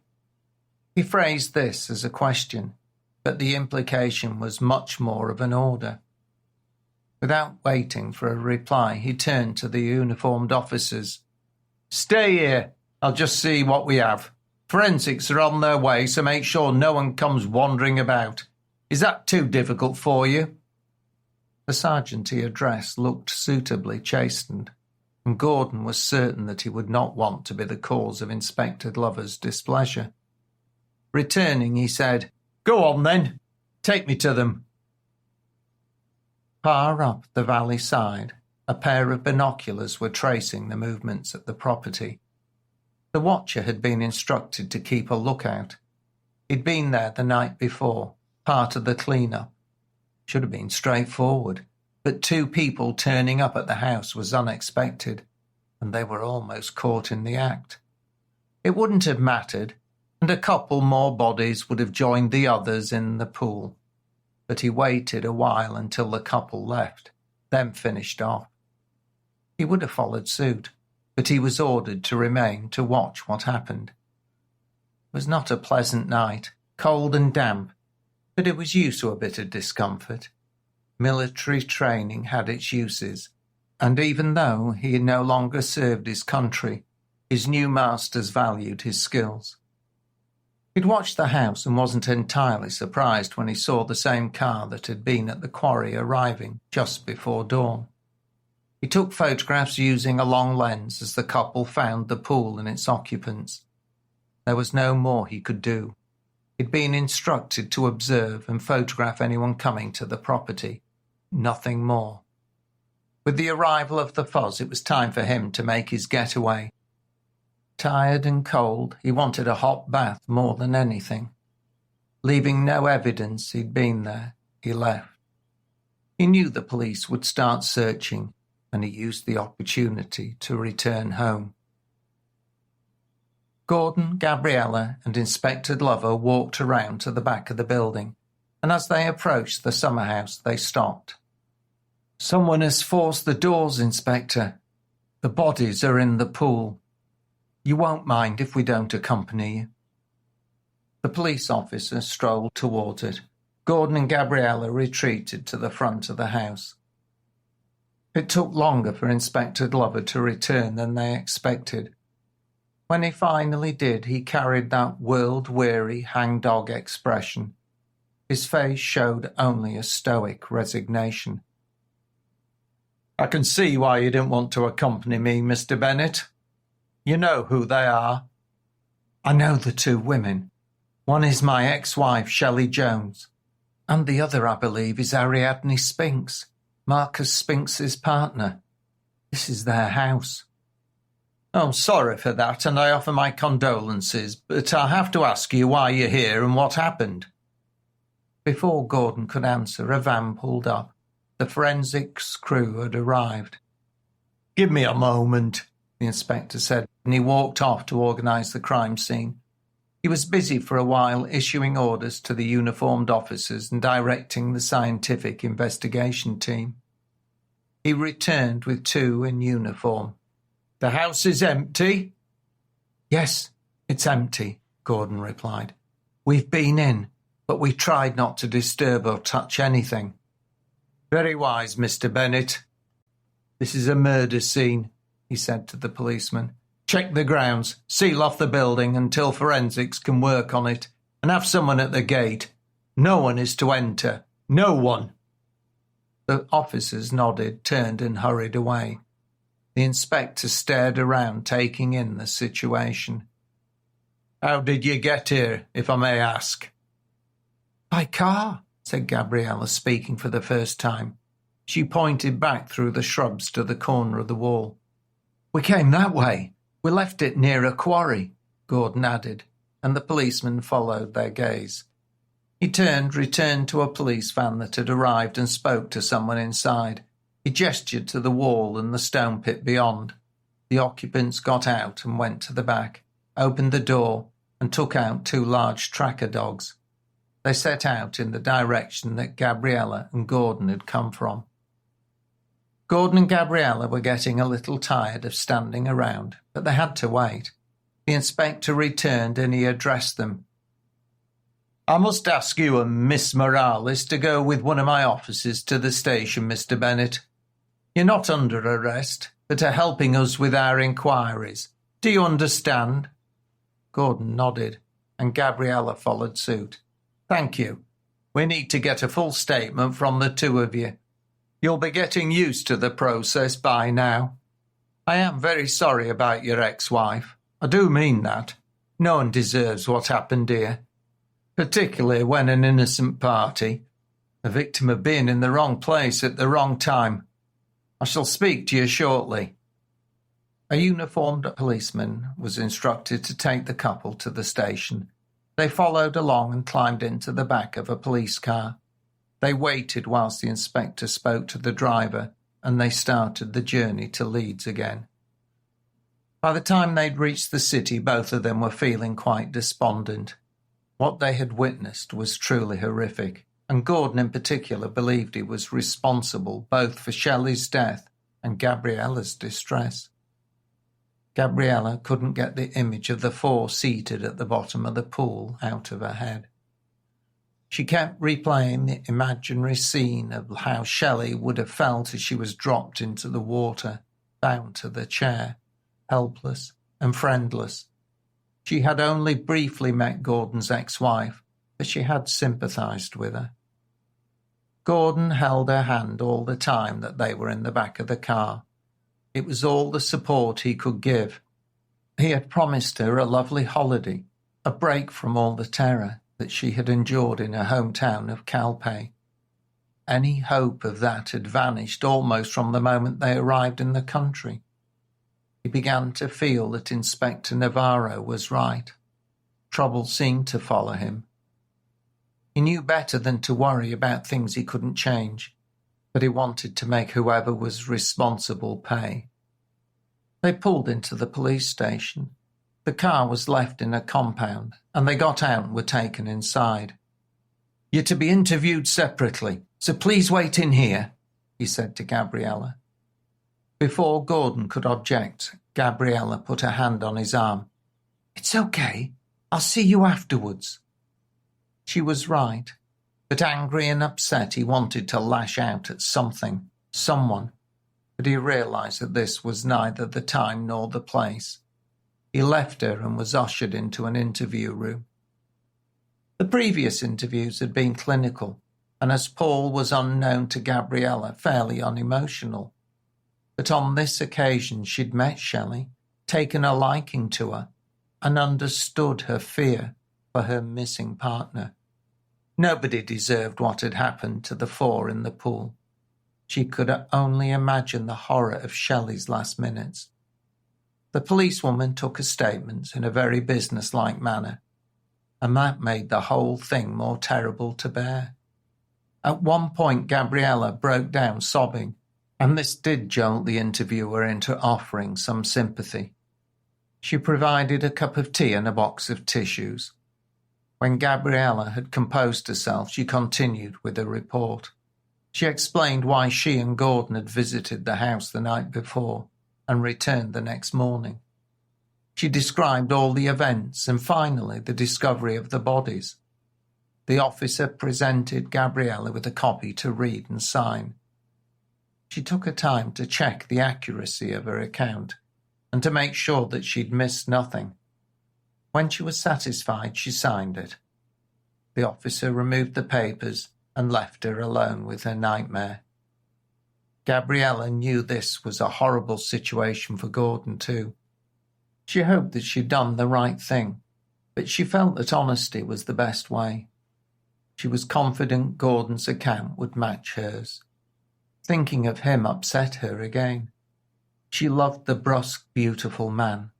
She was familiar with his past and how it scarred him, but she could see the child that had been so hopeful for the future, the man who had had his dreams stolen, but come through it all with his decency and honesty intact. She understood he'd wanted to impress her, to show her the city and district that had shaped him. All they wished for was to be together after all that had happened in Spain. She wondered if it was too much to ask. It appeared it was. Maybe Inspector Navarro was right. Trouble followed them. She waited alone and miserable, and it seemed an eternity. But finally the door opened and in walked Inspector Glover. "Miss Morales, I'm sorry to have kept you waiting. I've read your statement and it tells the same account as Mr. Bennett's. What you witnessed is not something anyone should have to do.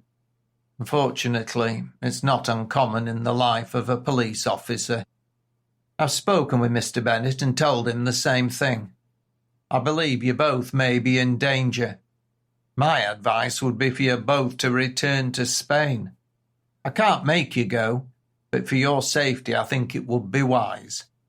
Your partner might require some persuasion from you. He's a stubborn man, and I'm aware of his background. He is a magnet for trouble, so maybe you should reconsider your relationship. Whatever. It will be necessary for us to know where you are. Do not depart without providing us with details." "You may be right, Inspector, but I don't think he will go. This is his hometown. He won't be driven away." "You're probably correct. But I've also told him to leave this investigation to the police. We intend to investigate and catch whoever is responsible. I'll not have Mr. Gordon Bennett or anyone behaving like vigilantes. Do I make myself clear?" "Very clear, Inspector. I will let Gordon know." "I've already made it clear to him in no uncertain manner. Keep out, Miss Morales, and stop your boyfriend from getting involved in police business. I won't hesitate to arrest either of you if you don't. You're free to leave. He's waiting for you. Good day." Chapter 10.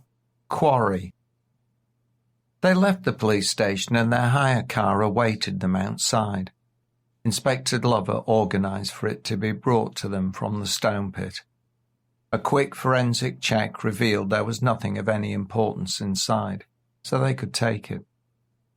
Gordon breathed a sigh of relief that they didn't search him, and despite the pistol pressing into the back of his chair during the long interview and statement-taking, it remained undiscovered. That reprieve was short-lived, though. Unbeknownst to them, they were being watched from a distance. The silence in the car on the way to his flat was deafening. The events of the last 24 hours worried them both, and dark and horrid visions kept returning.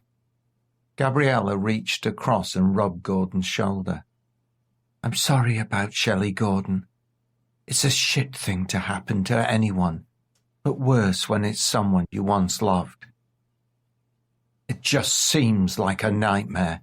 We came so close last night. If only we'd checked what was on the lawn when we saw the fog. Perhaps we could have saved her, saved the others. It was probably too late. It's possible the guard could have been rescued, but the rest would have been in the water longer. There was no sign of anyone when we arrived, but they may have been out in the mist, and we simply didn't see them. I want to make the bastards pay. Who are they? Why did they do it? It just doesn't add up. It can't be Marcus Spinks. Why would he kill his wife? No, there's someone else behind this and we need to track them down. We will. If anyone can, you can." And she sat back in the seat and stared out of the window, not really seeing anything, but was lost in her thoughts. She had meant it. If any person could bring the killers to justice, it was Gordon, and she was certain that his retribution would be terrible. They continued on their way, and neither said more. Gabriella just looked wistfully out onto the city streets, and he wondered what she was thinking, and what he could do to make it right. He knew deep inside that nothing would ever erase what they'd seen. There wasn't anything he could do, apart from finding who was responsible. He was driving on autopilot. As he approached Moortown Corner, stopped at the traffic lights and was about to turn towards his home, when he saw a car behind him, but he paid it no mind. In other circumstances he would have been on alert, But Shelley's death was a deep and personal hurt, and he wasn't as focused as usual. The lights changed and he pulled off, turning to the left. She had to try driving on this side when the drama was over, Gabriella thought. The car behind fell back a little, but continued along the route, and the driver made a mental note of where they were heading. He knew his orders: keep it simple. The vehicle he had tailed was keeping to the speed limit, and unless it suddenly changed direction, it would be easy to follow. This was an unfamiliar area of Leeds to him. The houses were affluent and very different from where he lived. His home was poor, and it irked him that some people held money, power, and influence, something he had never possessed. But he was working on it. This new job promised substantial rewards for work done well. Tailing someone was straightforward, and he hoped it would lead to even better things. The cars passed the entrance to a park with neatly tended flower beds. On the opposite side was a sunken area of tennis courts. His kind didn't play. Sometimes he would watch it on television, but tennis was for snobs. The road bisected a vast expanse of sport fields, and he noticed a strange rocket-shaped structure in front. But as he got nearer, he realized it was a clock tower. The tailing driver watched the car he was shadowing cross the junction and then take a sharp right down a narrow laneway. He carried on and stopped on another street, got out and retraced his steps to where Gordon and Gabriella had driven into.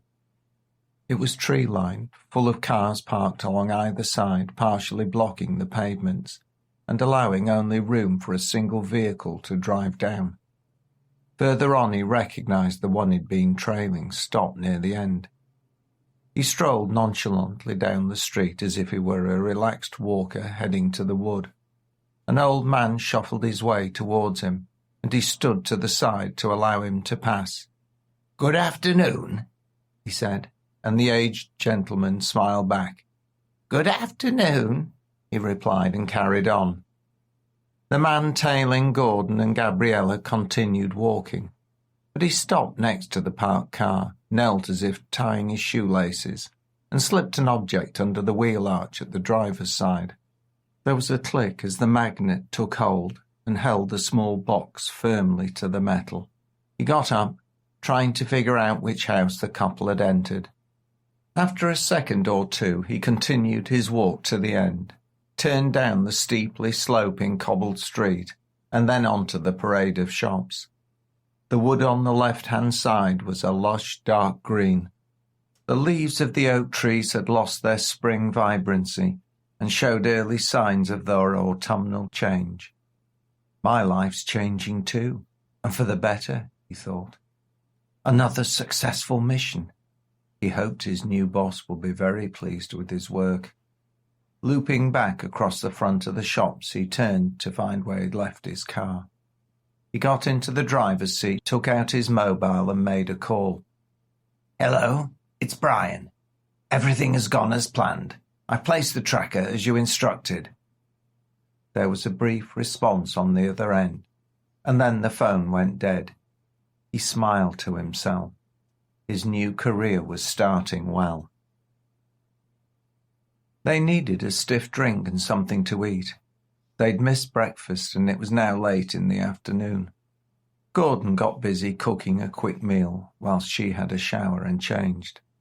He took this opportunity to put the pistol and ammunition back in the safe. Gabriella knew nothing about it, and he wanted it to stay that way, at least for the time being. He had faced danger many times. Comrades had died in battle, but this was different. This was truly personal. When Gabriella's life had been threatened in Calpe, he'd felt the same anger, and he swore he wouldn't allow it to happen again. He knew he couldn't guarantee it, but he would die to make it so. Shelley had asked for his help, and he'd failed her. She had been murdered, and Paul was probably dead too. There was nothing he could do to hide from the pain and guilt that consumed him. It ate into him like a cancer. It wasn't just her death, but the terrible manner. He was not used to failure, at least not where those he cared about were concerned. When Gabriella appeared showered and changed, he went to spruce himself up, but he lacked any enthusiasm. He wondered who could be behind the killings. Why would someone kill Shelley, the guards, and Marcus's wife, Ariadne? It just made little sense. He had no leads, and he doubted the police had any either. "Come on," he said. "There's no point sitting here miserable. Let me take you for a ride to see some more of Leeds. It'll help keep our minds off what's happened." Gabriella didn't object, and they headed out to the car. The late afternoon was stunning, and the trees that lined the street dappled the light. They drove down to the main road, saying little. "We're heading towards a place called Wetherby," said Gordon. "There's somewhere I want to show you. I used to visit with my parents when I was a child. It's very pretty." "That sounds nice. We need some cheering up." After 20 minutes, he turned right onto a dirt track and into a small area to park cars. He stopped, and they got out and started the trek up the narrow lane lined with brambles to a disused railway line. No one else was around. The air was loud, full of bees buzzing, insects chittering, and birds singing. He held Gabriella's hand, and they smiled for the first time that day. They walked on to the old train track and down the banking on the other side. The trail led into a wood, dense with tall trees and with an underlayer of bushes. A small stream ran alongside, and after a short walk they reached a stile. As they climbed over, the woodland opened onto a recently harvested field that displayed little but the rough male stubble of cut wheat. On the right, the beck broadened out into what had once been a mill dam, but was now swampy, with only a few pools of clear water, edged with thick beds of bulrushes. A sluice gate lay broken, but the mechanism remained, cloaked in vegetation. There was the powerful scent of Himalayan balsam, and Gordon found some ripe seed heads and showed Gabriella how they sprung apart when touched, throwing their seeds wide. She loved the surprise as the spring-like pods burst, but her joy was tempered when he told her how they had become introduced and become an endemic weed. The two became lost in the beauty and tranquility, and for a while they almost forgot the tragedy of the past days. The walk entered a new woodland, and on their left a bare of hazel trees. He explained the word bare was Anglo-Saxon, and the gentle wood was beautiful and delicate. They continued and emerged into a clear, grassy area that sloped upwards to a craggy outcrop. "This is Hetchel Woods," he told her. "I came here with my parents." They scrambled up to the base of the crags and gazed at the jutting rock. The air was cooler here in the gritstone's shade, and Gordon climbed up a few feet onto a ledge under the overhang. It was well worn with easy footholds, and Gabriella needed no help to clamber up and sit next to him on the cold, rough stone. They wrapped their arms around each other and kissed a short but passionate kiss. When they separated, they smiled and understood that despite all that had happened, there was still beauty and love in the world. "Can we climb up?" she asked. "We'd better take the trail. I nearly lost a friend of mine climbing these rocks when I was a teenager." She didn't argue, but nimbly slipped back to the ground, and Gordon joined her. They moved to the side of the rock face and scrambled up the steep track to the top. They walked to the edge, and the country opened up before them. The sun was lower in the sky and the light less strong, but the view was staggering and peaceful, an example of all that made Yorkshire a green and pleasant land. Birds flew, lost in their own worlds, oblivious to the machinations of humans that dwelt below them, singing to the world in a language that only they knew. There was nothing they could feel but exhilarated as they stood close to the edge of the rock and the valley opened out. Gabriella gazed along the trail they'd come, and it looked tiny below them. She could see the railway line, and she traced it to where they'd left the hire car. She saw it parked like a toy. There was another one stopped nearby. 2 miniature stick figures got out of the other vehicle, and she watched them approach theirs. This struck her as unusual behaviour, and she nudged Gordon gently. Look! Look back where we parked! There are people hanging around. What are they doing? He followed her gaze to where she pointed, and he saw what she meant. Strangers were hovering around their car. I'm not sure. I hope they're not going to break in. Doesn't look like it. One's bending down at the front. What's he doing? Gabriella's voice was concerned. We need to get back and find out what they're up to. Come on, he said. Their peaceful afternoon was spoilt, and they hurried down to the base of the rocks and retraced the route they'd strolled along earlier. Almost running, they soon exited the small wood, and as they reached the railway line, Gordon put his finger to Gabriella's lips to indicate silence. They edged to the top of the embankment and hid behind a hedge where they could look down on the car park unseen. Their car was alone. The others had gone. Come on, they've left, he said. They walked carefully down. Am I being, how do you say it, paranoid? That is how you say it, and no, you're not. After everything that's taken place, you can't be too careful. We need to check what's happened, so don't touch it. Tyre tracks in the earth showed where the other car had been. Gordon got down and checked under the rear wheel arch, and then checked the rest of the car. There was nothing until he looked at the driver's side and saw a small black box stuck to the metal. Gordon had encountered several similar devices in his work with the military. He whistled and stepped back. Do not touch anything, but look here above the wheel. Gabriella did. What is it? It's a bomb. They backed away from the car. I've come across IEDs before, and I'm sure this is one. What are we going to do? We're going to do nothing. Any slight move could trigger it. We need to call the police. We must keep well back and stop anyone coming close. They walked to the edge of the road and Gordon took out his mobile and called 999. After a couple of conversations, they finally put him through, and he asked to speak with Inspector Glover. When he gave his name, the officer on the other end appeared to recognize it, and a few moments later, a new voice spoke. What can I do for you, Mr. Bennett? Have you some more bodies for me? Not on this occasion, Inspector, but you nearly had 2 more. He explained the situation and the inspector's tone altered dramatically. Stay where you are, keep away from your car and ensure no one else gets close to it. Where are you exactly? He gave their position, and the officer spoke again. The usual drill, Mr. Bennett. Touch nothing and wait where you are. He didn't argue, and the phone call ended, and Gordon and Gabriella were back in the all-too-familiar scene of waiting for the police to arrive. Chapter 11. News Time. There was a knocking on the door, and Marcus stopped stroking the bird and looked up.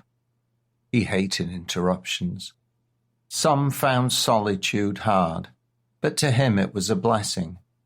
With his birds, his books and visitors, he had settled into a routine. He had money, and that meant power, and he was shrewd enough to use it sparingly, but effectively. Come in, he called. The cell door opened and the familiar face of the warder appeared. I hope that I'm not interrupting you, he said, which seemed a strange way for a guard to behave. You're okay, Franco. What is it you want? I don't want anything, Mr. Spinks, sir. I don't know how to say this. I'm sorry, Mr. Spinks. Spit it out, man. Spit it out. What you trying to say? Maybe you need to watch the news on the television, Mr. Spinks. It's terrible news. Terrible news. Stay here, Marcus told the guard.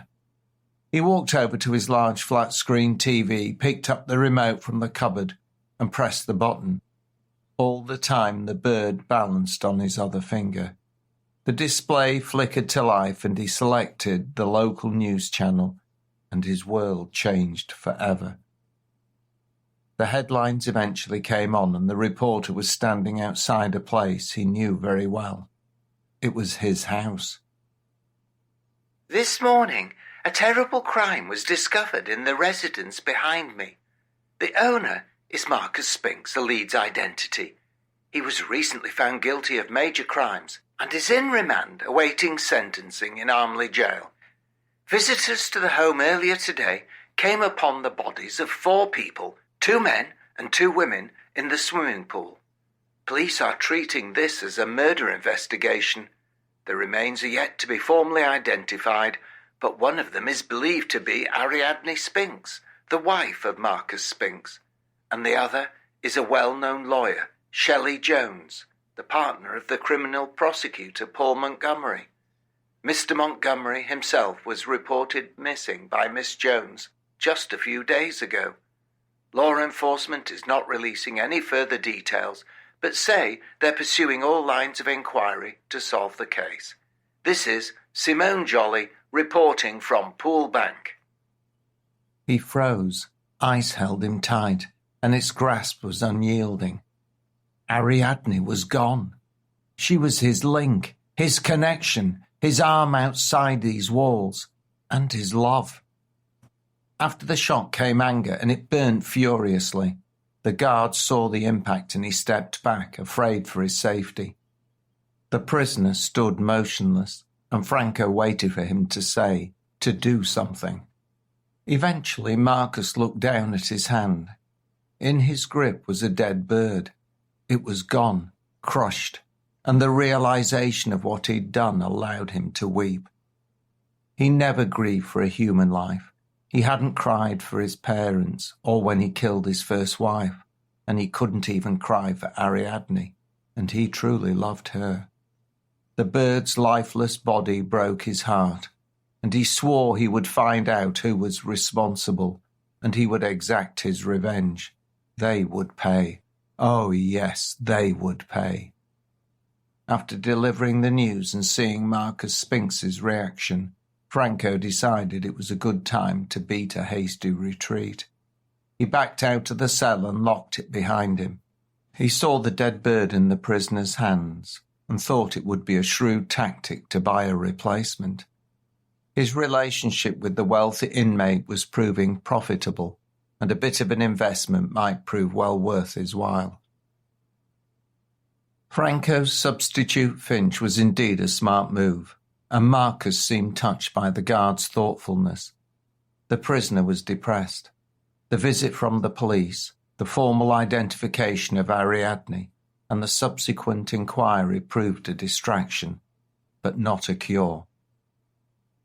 Marcus Spinks used the chance to get out of the prison, to discuss the situation with his lawyers and start the appeal process. It also provided him with the opportunity to deliver information to trusted friends and colleagues.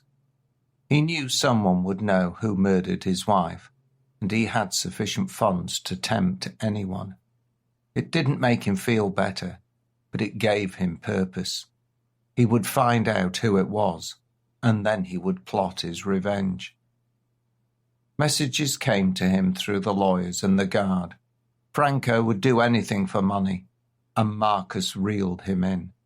His requests at first were only for certain goods to be delivered, correspondence, perks, and items he could use to maintain his influence on the inside. The warden was delighted to help, and bit by bit he fell under the prisoner's control. The man smiled to himself. Greed was the ultimate shackle, and Franco was nothing if not greedy. Chapter 12. Cascade. The killing of Shelley had been terrible and was cause enough for Gordon to seek out whoever was behind it and bring them to justice. But an attempt on his and Gabriella's lives was the final straw. Any chance that he could walk away and leave it to the police had gone. However, Inspector Glover saw things differently. "Now listen here, Mr. Bennett and Miss Morales. You must leave this to the proper authorities. I do not want you involved any further. Is that clear?" His tone suggested that he didn't anticipate any argument, but he did not know the tenacity or resilience of either of the two sitting before him. "It's very clear, Inspector, but someone is out to kill us, and we won't sit back and let it happen." Gordon's voice remained calm, frighteningly so after the narrow miss. He'd been shocked and devastated by Shelley's murder, but now he felt angry, more than angry. "Can you provide 24-hour protection for us, Inspector? Because if not, you can't expect us to stay and wait for whoever it is to have another go." The look on the police officer's face showed that his budget wouldn't stretch that far, and he had to accept that there was nothing he could do. The device had eventually been disarmed, and forensics had towed the vehicle away for further investigation. A replacement had been provided by the rental company at the department's expense. Statements were taken and theories put forward, but no leads were forthcoming. Obviously, someone wanted to silence Ariadne Spinks and be a warning to her husband. The question was why? What was going on? Was Shelley just collateral damage? All three thought the same, and not one of them had any real understanding. The inspector intended to pay Marcus Spinks a visit and see if he could provide any insight, but he expected little cooperation.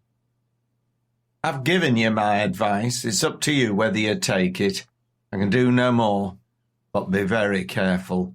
They've tried once and will almost certainly try again. The trigger device on that bomb was a complex movement sensor.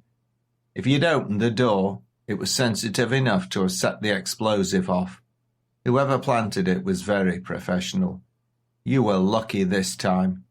You probably will not be the next. The best thing you could do would be to escort Miss Morales back to Spain.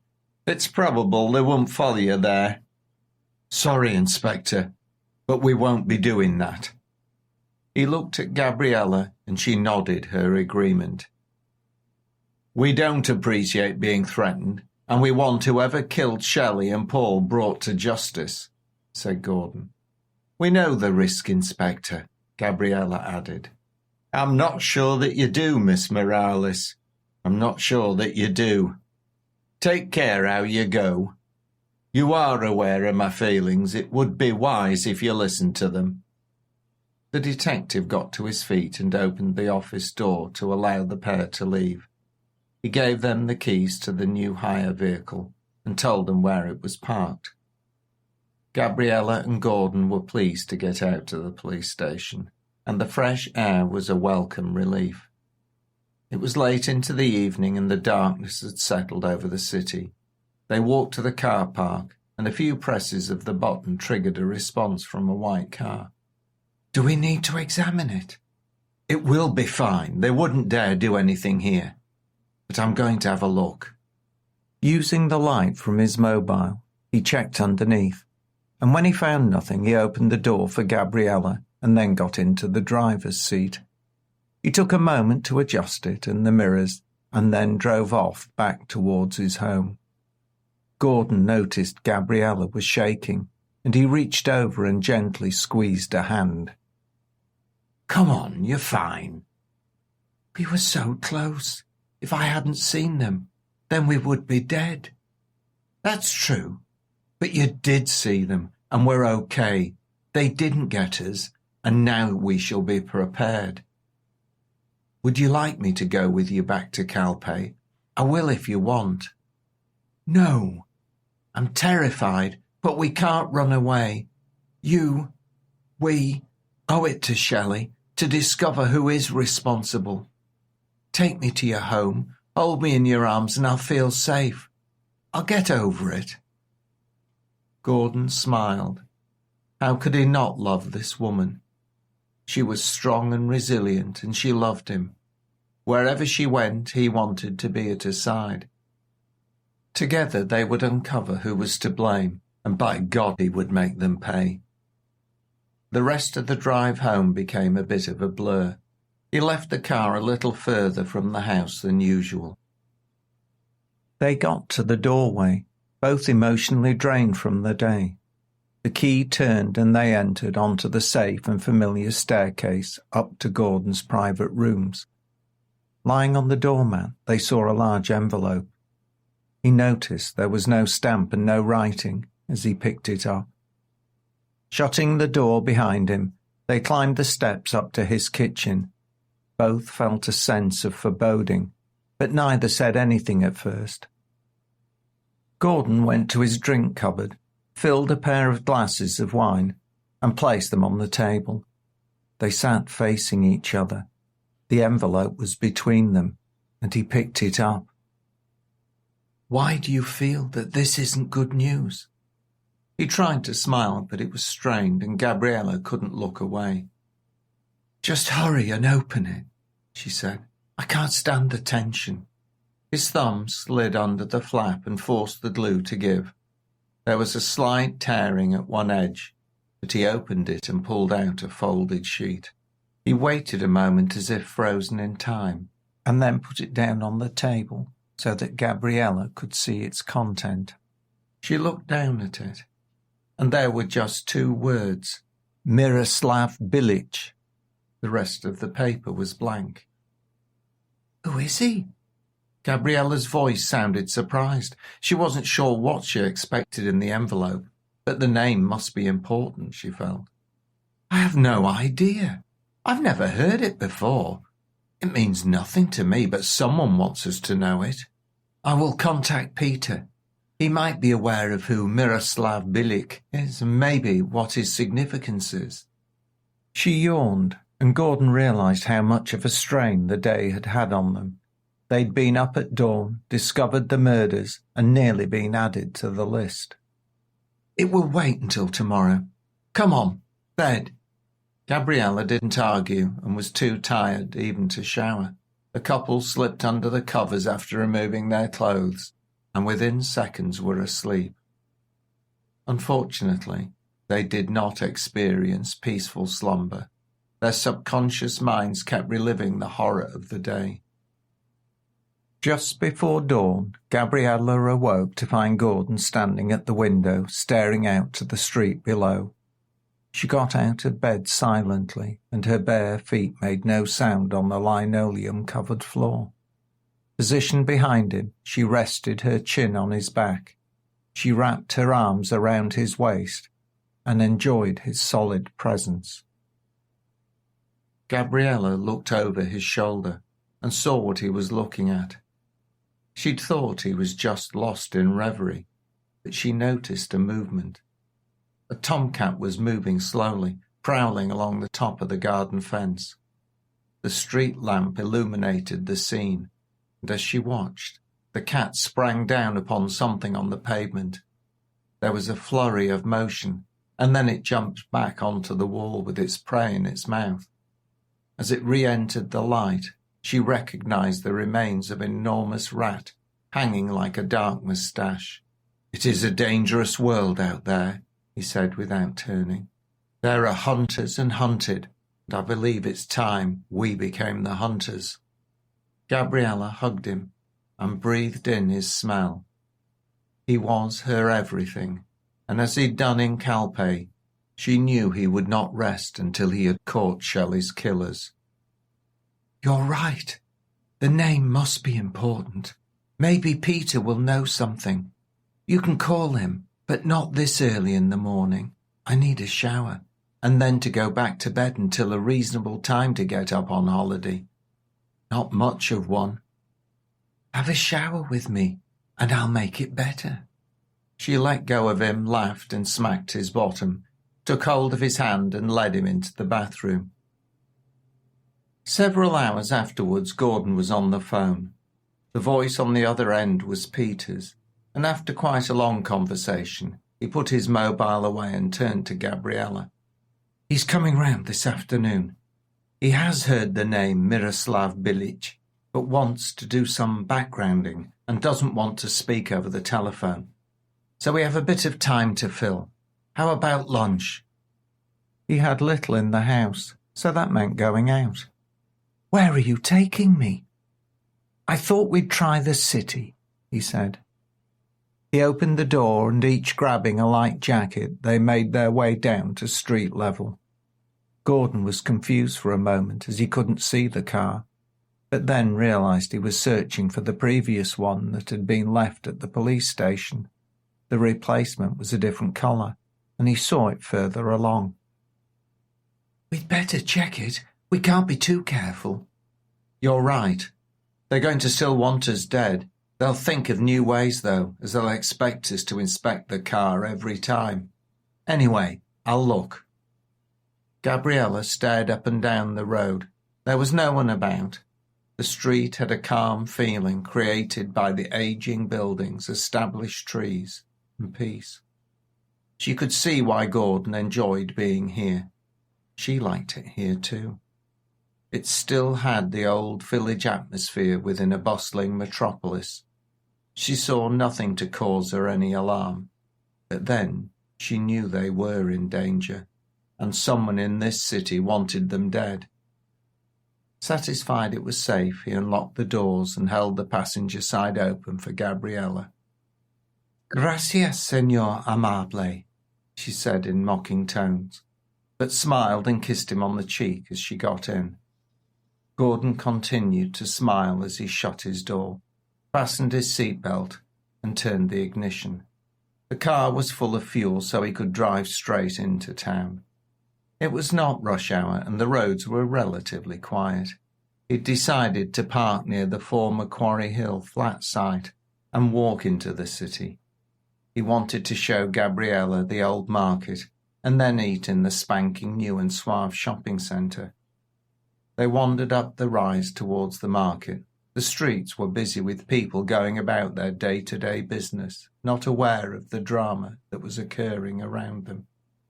Clouds had gathered, and there was a chill in the air that had not been present in the first few days of their holiday. Gordon hoped that this was only a temporary change, and that it wasn't a portent for the time to follow. Gabriella pulled him closer and welcomed his body heat as they picked up the pace to get indoors. They soon reached the top of the hill, and she looked up at the magnificent old building, with its ornate marble and stone frontage. But it was too chilly to linger, and Gordon pressed his way through the crowded entrance, and the pair found themselves in a new world. Notwithstanding the crowds, there was a muffling effect that, mixed with a melange of aromas, was almost overpowering. They moved down a surprisingly steep but narrow walkway, edged with shop fronts that were so close it was just about possible to touch each side by stretching out the arms. Despite the claustrophobic atmosphere, the place had a welcoming, homely feeling that was womb-like and safe. Gabriella's face lit up as she stared at the range of stands and businesses selling an array of goods. Butchers, bakers, fabrics, clothing, barbers, shops, tobacconists, fruit stalls and fish dealers sat cheek to jowl in the vast undercover area. The roof was a dizzying lattice of wooden and iron arches, created by an eccentric engineer. "Wow," she said.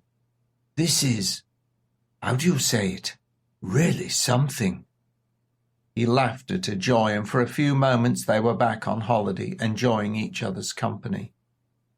Alas, Gordon recognised the transient pleasure for what it was, just a temporary respite from the madness that they'd become involved in since they arrived in the city. Even so, he enjoyed being with Gabriella as she explored the market, bought some jewellery items from a stall, and then a jacket. She wanted to be ready for the colder weather outside.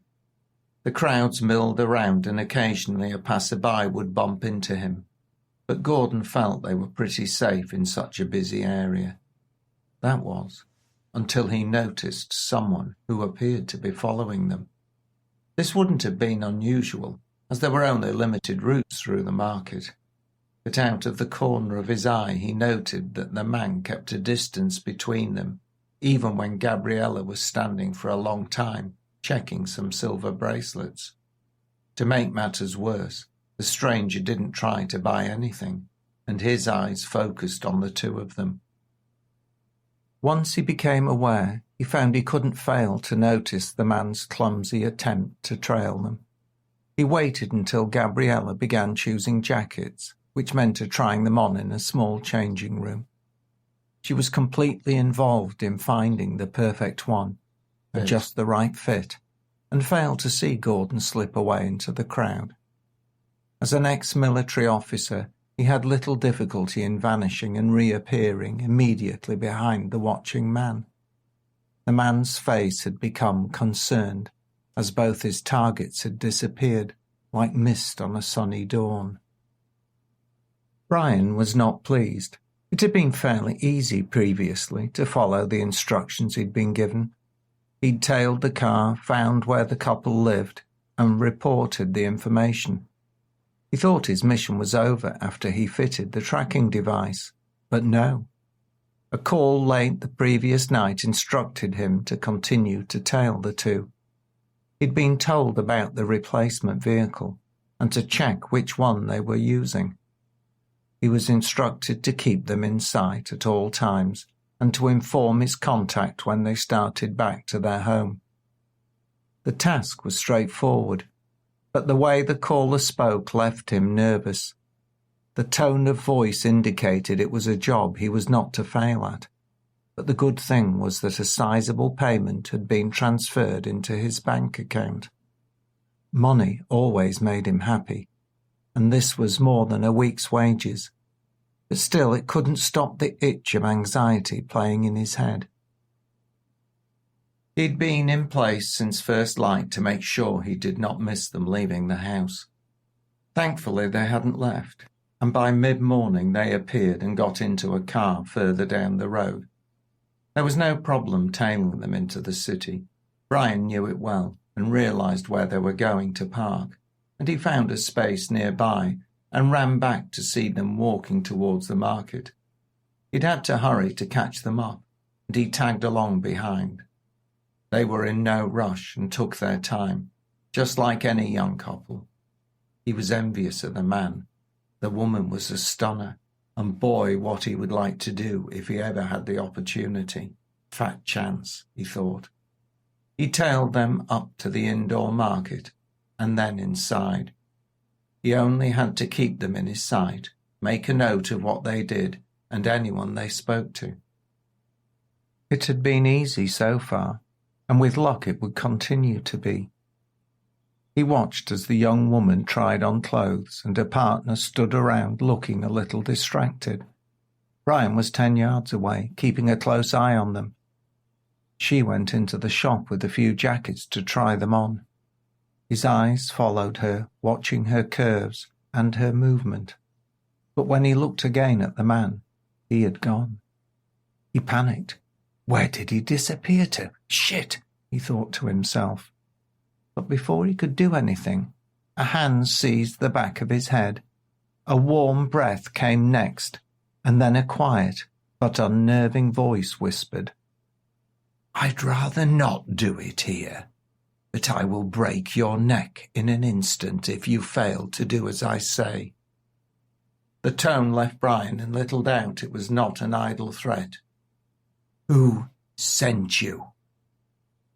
The throng of people took no notice of the two men talking, and nobody noticed the pincer-like grip one held the other by.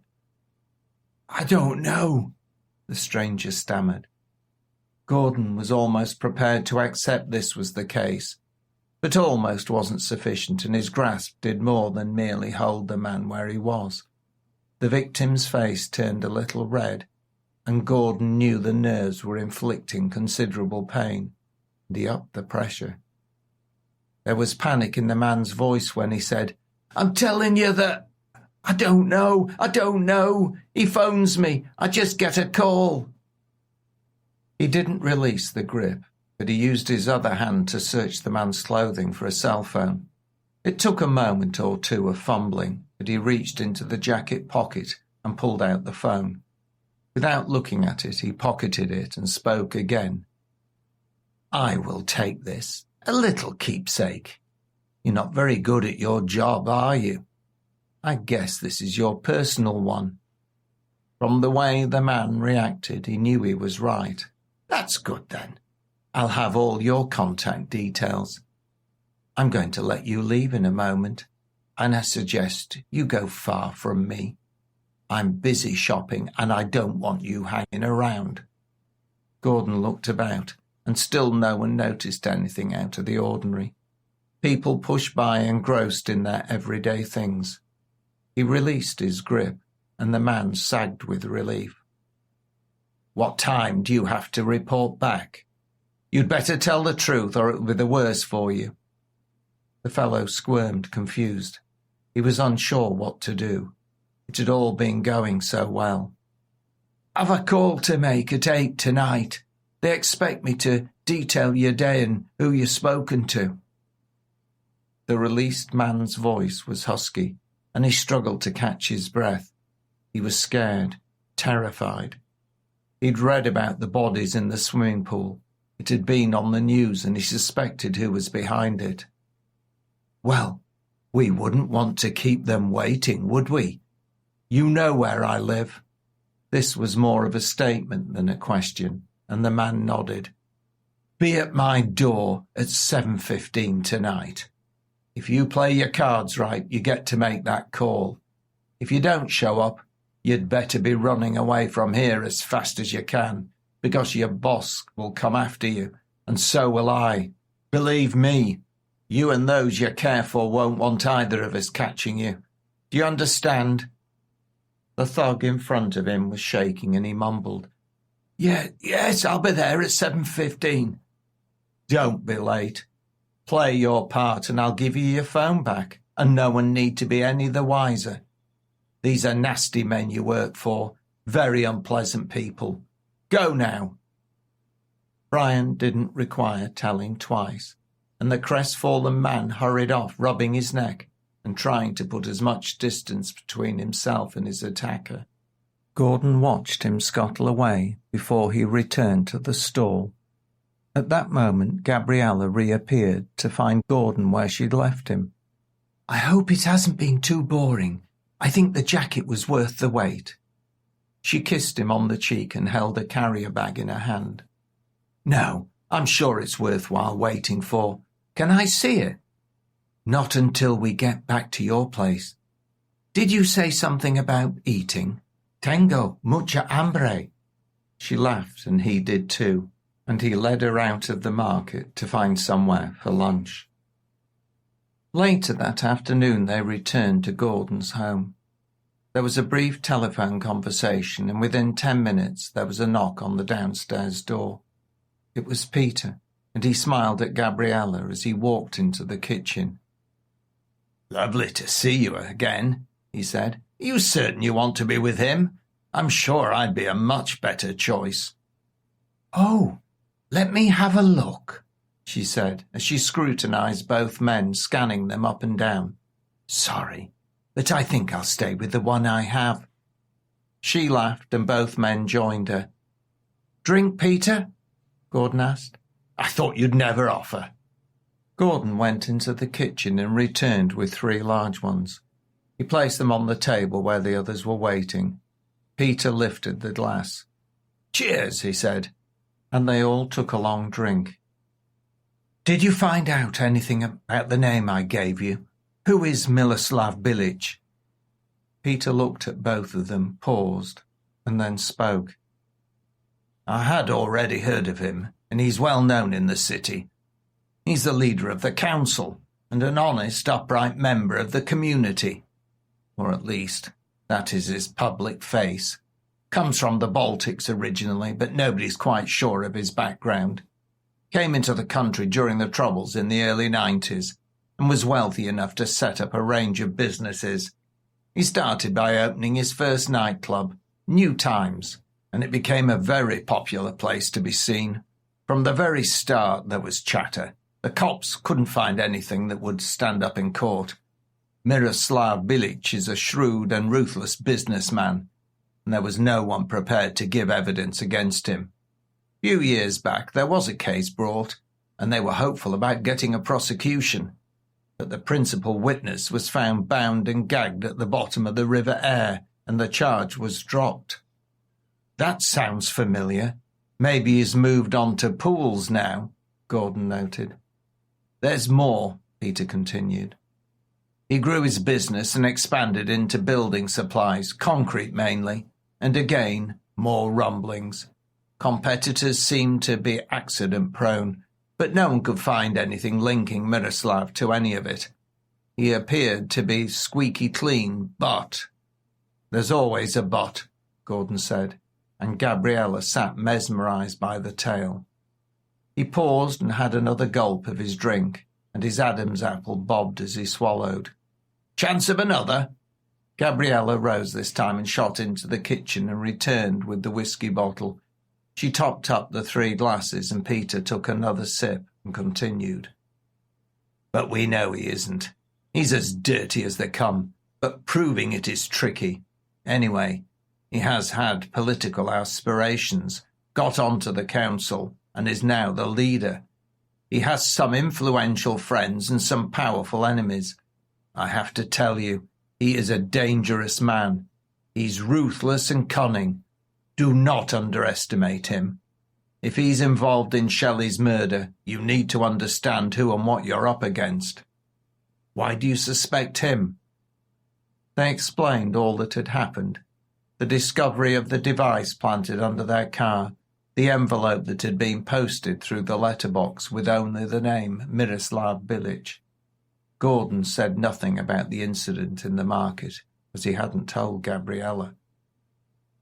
This is dangerous stuff. You have Gabriella to look after. Why don't you leave it to the force? Can't do that. This is personal. What's more, she's the one keeping me safe. Only a fool would underestimate her. I believe it. I'm sorry. I'd no intention of offending you. Don't worry, Peter. We both understand what we're involved in. This isn't the first time. Gabriella smiled and added, We didn't come looking for trouble. It came knocking on our door, but we won't run away. We have to find out what happened to Shelley and her partner and who is responsible. And now we have a name. Chapter 13. Between a Rock and a Hard Place. The rest of the discussion was short, as Peter had to return to work, and he had already stayed longer than he'd intended. When he left, he repeated his warning, and they assured him that they would be careful. The two returned to the kitchen, and Gordon busied himself preparing a meal.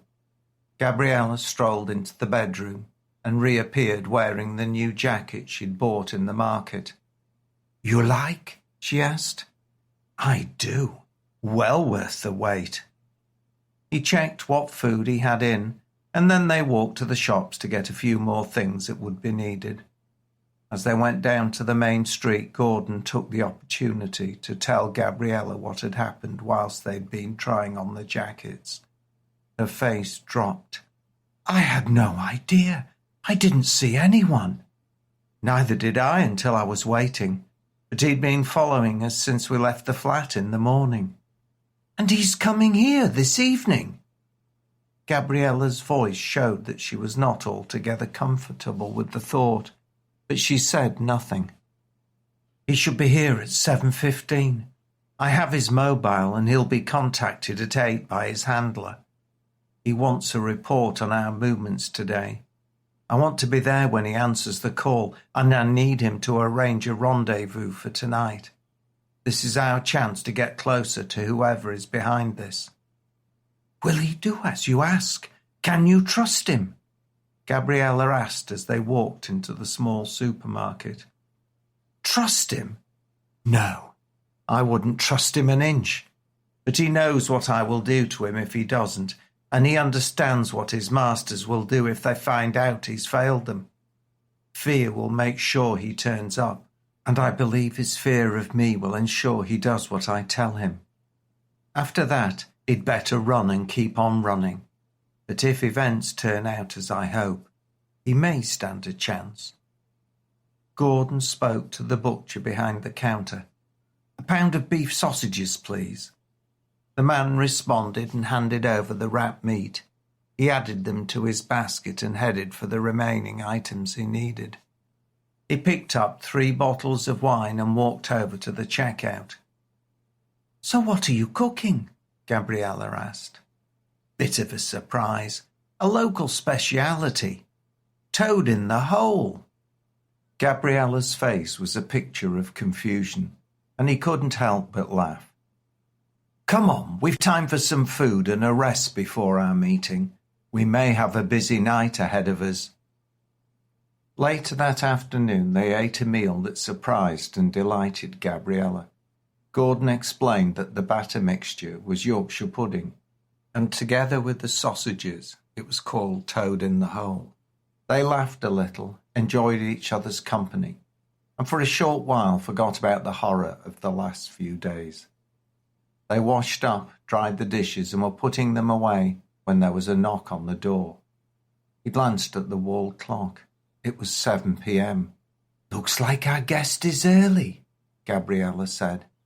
"Probably, but I need to get something first. You wait here, but when you hear me open the door to let him in, come down." He shot down the stairs and made a detour into his office, got his pistol, checked that the magazine was full, and slipped it into the back of his trousers. He continued down to the front entrance and called out, "So you came after all?" "You knew I would. You gave me no choice." The voice was recognizable and the tone despondent. Gordon opened the door and the owner of the phone stood facing him. "You'd better come in. We've matters to sort out." "They'll kill me," he said as he crossed the threshold and sealed his fate. "Follow me." Gordon led the way and turned into the office. He indicated for his visitor to sit down, and he sat behind his wooden desk in his swivel chair. Gabriella walked in and stared at the stranger with a far from welcoming expression.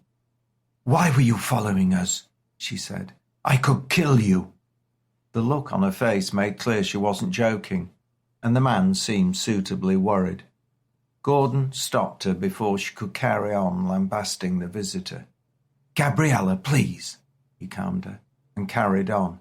"Time is short. There's a lot to do, and you can eliminate him afterwards if he doesn't do as we want." The man's face turned ashen as he got a clear impression that Gordon wasn't joking. "I'm going to give your phone back to you later. When we get the call at 8, you'll answer it, and tell the caller you tailed us all day and that we went into Leeds and visited the market. You will say that you need to speak with them privately, that you're worried that someone could be listening. Say you have something important to let them know. Have you met with them before?" The stranger looked as if he was about to be sick, but he nodded his head. "Good. Well, you're going to organise a meeting with them tonight. Where did you meet before?" The man told him. "That would be fine. Arrange to go there again. Whatever time suits them is okay. I'm sitting opposite you, and if you give any sign that something's wrong, I'll kill you." He pulled out the gun from behind his back. The fellow turned an even deeper grey, and he sagged in the chair. Gordon got to his feet and handed the pistol to Gabriella. "Keep it pointing at him. I need to check he isn't armed or wired. If he does anything, shoot, but make sure you miss me." The man froze solid and stiff. Terror filled his eyes. This was no professional, Gordon realised, which suited his needs. He needed him to comply. If he believed the danger wasn't from them, but from the people he worked for, he wouldn't do as he was told. Gabriella kept the gun steady, as if she knew what she was doing. In truth, she'd never held a gun before, and never pointed one at anyone intending to fire. It was all she could do to stop her hand from shaking. The target stared at the end of the barrel trained on his head. Gordon checked him, and then walked back to her, smiled knowingly, and took the weapon from her clenched grip. Good. You're playing by the rules. Keep it up and you might get through this unscathed. Gordon's voice reassured both of them. The thought of firing at another person was not something she'd imagined she would ever do. The moment the gun was taken away from her, she felt a great weight lift, and she almost danced for joy. Can you bring our friend here a drink? I think he needs to calm his nerves. She left the room, and he leaned into the stranger sitting in the chair so that his face was mere inches from him. Now, I need you to listen to exactly what I'm telling you. The smallest deviations from my instructions, and it will not be good for you. Do you truly understand? He nodded, and Gordon patted him on his head. Make sure you do. Gabriella reappeared with a whiskey for the stranger, one for Gordon, and another for herself. I thought we might need a drink. The man in the chair took the glass she offered him and downed it in a swift gulp. There's 5 minutes. You know what to do. Again he nodded. Gordon sipped his drink, but Gabriella followed the lead and drank hers in one gulp. What's your name? Gordon asked. It's Brian. Well, Brian, I hope you're good at putting on an act. Your life might depend on it. The call came when expected. Brian was shaking when he answered it. The conversation was businesslike, and he kept calm enough to report on Gordon and Gabriella's movements during the day. There was a moment of tension when he asked for the meeting. There was questioning of why the need, but the voice on the other end eventually seemed appeased, and a time and location were agreed. Gordon and Gabriella couldn't hear clearly, but they picked up sufficient to be satisfied that he hadn't said or done anything that would raise any suspicion. Brian looked up at them, and worry was etched on his face. Now, explain the arrangements, Brian. Miss nothing out. Gordon took the mobile from him, and the two listened as Brian explained where the meeting was to take place and when. After he'd finished, Gordon said quietly, You've done an excellent job, Brian. I can inform you that you no longer need to worry about me, but unfortunately I can't say the same about your friend on the phone. He and his bosses are going to become very, very angry if and when they learn of your part. I won't force you to do anything now, but my advice would be to get as far away as possible from Leeds. There are 3 hours before the meeting, so I would use them. Grab your things and leave as soon as you can. You may not know who you've been mixing with, but believe me, they would kill you in a heartbeat. Be warned. If I ever see you again in the city, you'll have to deal with me, and you wouldn't enjoy that either. I quite like you, Brian, so get moving, and best of luck. The man leapt out of the chair as if he'd been stung. He had the appearance of a trapped animal, and Gabriella couldn't help feeling sorry for him. Gordon escorted him down the stairs and out into the evening. Believe me, don't return for your own health. Vanish. Gordon left him, returned inside and shut the door, locking it. He walked up the stairs, deep in thought.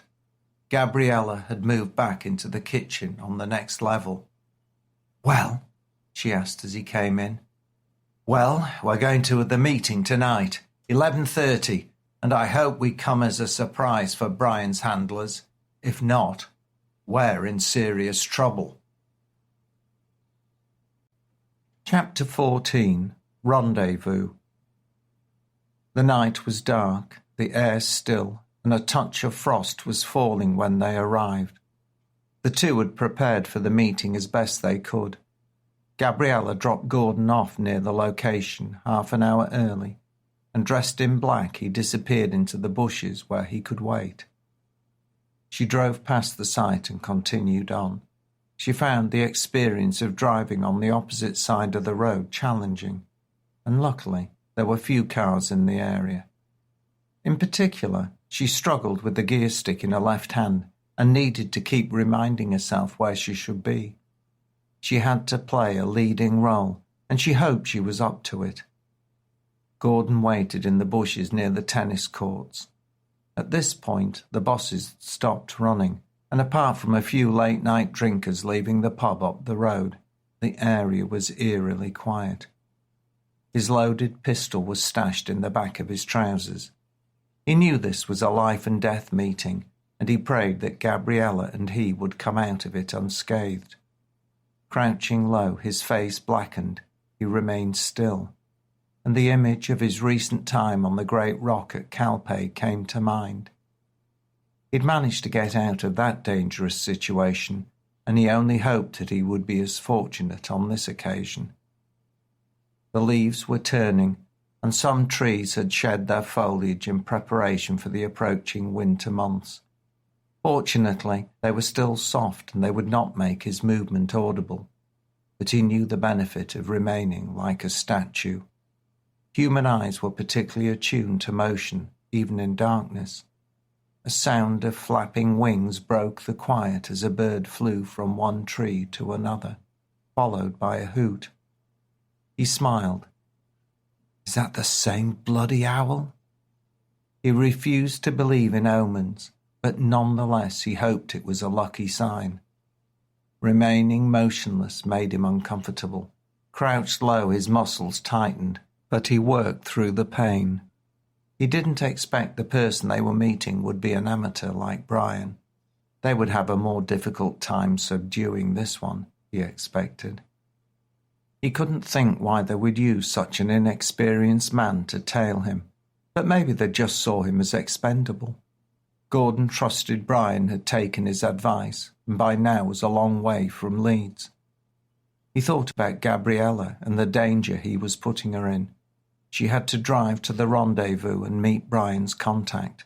Dressed in black and in the dark, he hoped they wouldn't recognise she wasn't Brian until the last minute. There was always a chance that they would shoot and just eliminate him, but hopefully they would want his information first. Gordon had to play his part. He wanted to speak with the next up the chain. He needed more details on the person behind all this. The name Miroslav Bilic had been given to him, but why would he want to get rid of Ariadne, Shelley and the guards? Marcus Spinks was in jail and no threat, so why kill his wife? The hoot of the owl broke his reverie, followed by the sound of a car approaching. On the other side of the tennis courts was the main road, a small lay-by for bosses and the park gates. Tall trees lined the road, and the flagged pavement was uneven, lifted in parts by the roots. Headlights approached from the direction of his old school. Gordon kept his face down so they didn't catch his eyes and give his presence away. The car pulled to the roadside, almost adjacent to the bushes that sheltered him, and the engine and lights were cut. Everything went back to its eerie silence. Gordon couldn't help but hope that there wasn't a courting couple in there, oblivious to the arranged meeting. He did not want the rendezvous muddied. The car remained unmoving, silent and in darkness. It was 11:20. By arriving early they got to check the lie of the land, a sensible precaution, and he felt whoever was inside would be surveying the area, checking for anything unusual. Not that they had reason to suspect Brian. He was simply cannon fodder, a foot soldier who served his master without having any knowledge of what was going on, and they liked it that way. Gordon kept watching, immobile and getting more uncomfortable by the minute. He couldn't check his watch as a light from it would be a giveaway that he was there. Just when he wondered if Gabriella would arrive, there was the sound of a car approaching from the other direction. The new arrival came to a stop opposite the parked one, but 10 yards back, and after a second or two the lights were turned off and on in quick succession. Gordon was so close he could almost reach across and touch the first vehicle, but he didn't move. He felt pride that Gabriella had kept her nerve, driven on the other side that she was used to, and remembered the signal. The car flashed its headlights and matched the sign that Brian had explained.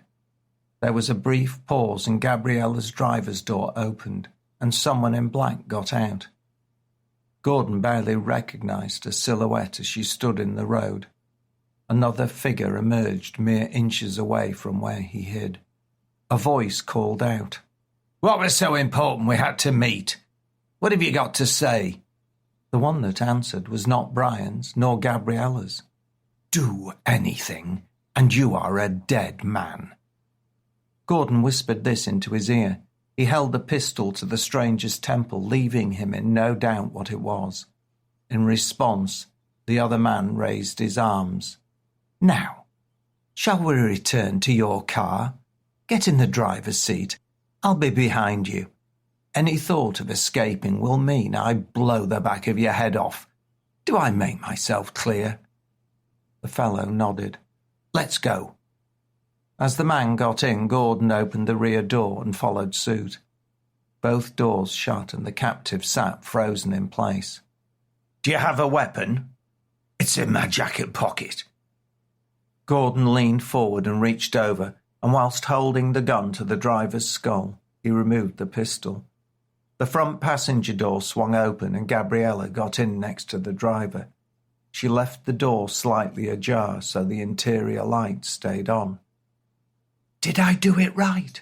she said. "You were perfect," Gordon replied. He prodded the back of the man's head. "Who are you?" "Fuck off," came the curt reply. Gordon responded with a heavy blow with the pistol, throwing the man forward, his forehead striking the steering wheel. The stranger sat stunned. He would have a nasty cut, but Gordon had no sympathy. "I only ask questions once, and I won't hesitate to use force." "I'd start talking if I was you. You won't like him if he gets mad," Gabriella added. The man turned to her, and she saw him for the first time in the dim light. He appeared in his mid-30s, harsh-looking with Slav features. His nose was prominent and bent in the middle. His cheeks were sunken, and there was the look of an addict about him. "I don't like him, and I don't like you." The blow was stronger than before, and on this occasion he slumped unmoving, head pressed against the steering wheel. "Never speak to a lady in that manner," Gordon said to the unconscious man. He got out and went to Gabriella's side. "We can't stay here. We need to go somewhere quiet so I can get some answers from him. Could you follow me in our car? The road should be deserted, but we'll be going quite a long way." "Yes," she replied. "Is he all right?" Gordon looked at the victim slumped at the wheel. He was breathing. "Sure. He'll have a hell of a headache when he wakes up, though." Gordon dragged him out and into the rear seat. Gabriella was relieved to see his chest rise and fall. Cable ties appeared in Gordon's hand and he bound the wrists of the man behind his back. He sat him up and buckled the seatbelt, holding him in place. Gabriella's eyes flitted around, checking that no one was seeing what was going on. Luckily, the street was deserted, but the owl called another mournful tone. Gordon rummaged through his clothing and found the car keys, a mobile phone and a wallet. There was also a loaded magazine in his jacket pocket, and he took it. He leaned into Gabriella and kissed her. "You've been brilliant, as always. Follow me." Gabriella returned to her car, started the engine and waited for Gordon. The other one did a 3-point turn and then headed along the road, passing alongside the sports grounds. When they reached the clock tower, they headed up the main road the way they'd come. It was a route she recognised, and it led out of the suburbs towards Poole Bank. She felt more comfortable driving when she had to follow another car. It made keeping on the correct side of the road easier.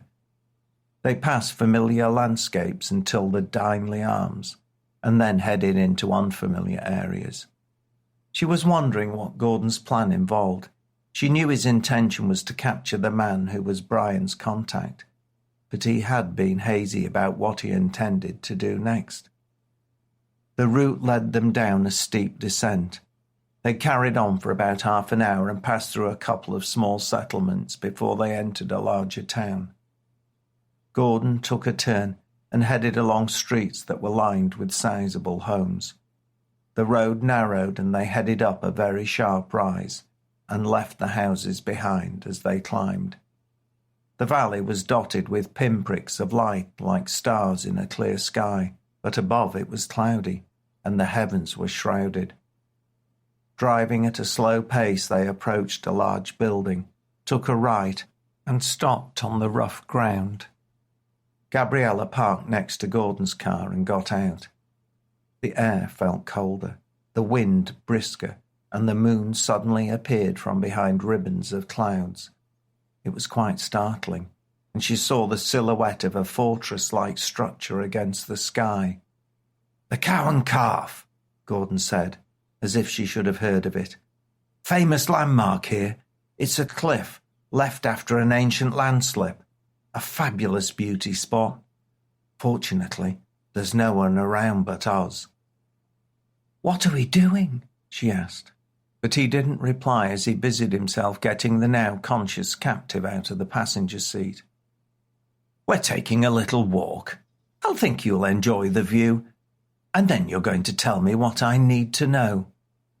The man said nothing, and Gabriella wondered what Gordon had planned. She'd seen what had happened to Shelley and the others, and she wanted those responsible to be brought to justice. The three went up the rough track. They struggled a bit on the difficult trail in the dark. The uneven ground conspired to trip weary feet, and the man stumbled several times. Gordon prevented him from falling by gripping his arm.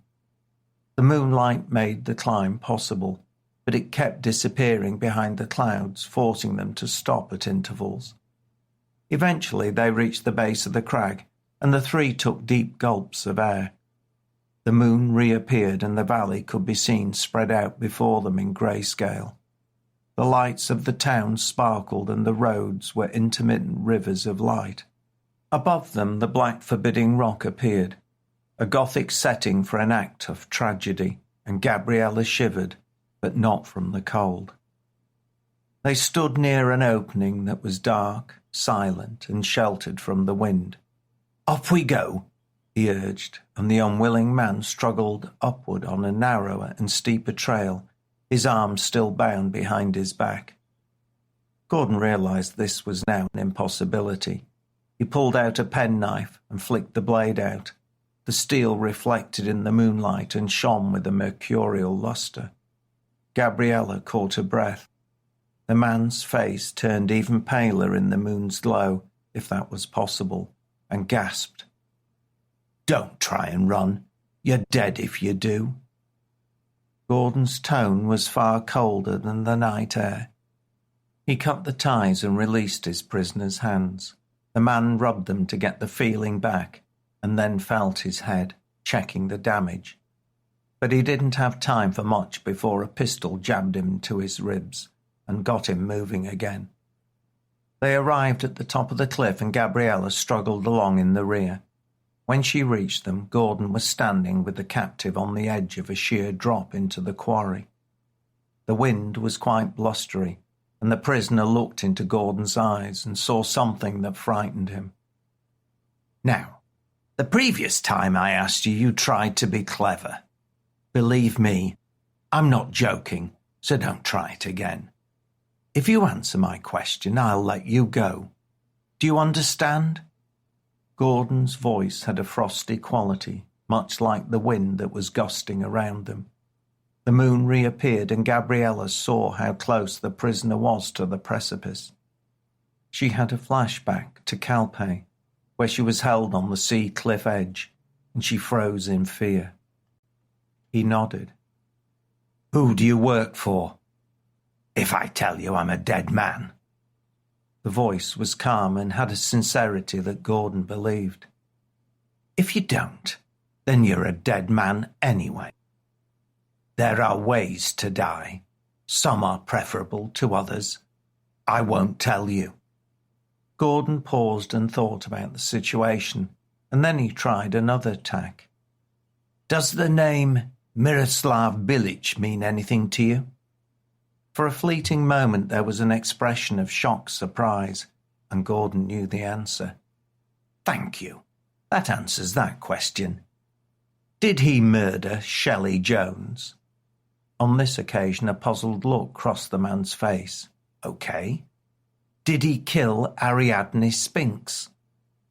The captive could not hide his response, and again it was clear that the name was familiar. You're about to do something for me. You're going to make a call to Mr. Billick. Phone him now. The prisoner looked scared at this. Can I have a smoke? I need to calm my nerves. Gordon nodded, removed a packet and lighter from the man's jacket, and handed him a cigarette. There was a sudden flare as the gas ignited. The man leaned forward and took a deep drag, drew the smoke into his lungs, and blew it out with force. Gordon pulled out the mobile he'd taken earlier. He passed it over to the shaking hands. You have the number, I'm sure, so don't mess with me. I can't do it, he will kill me. His voice spoke the truth, and Gordon recognized it. Well, if you refuse, I will. Make the call, and I'll let you go. This is your opportunity to get away. You will have a chance.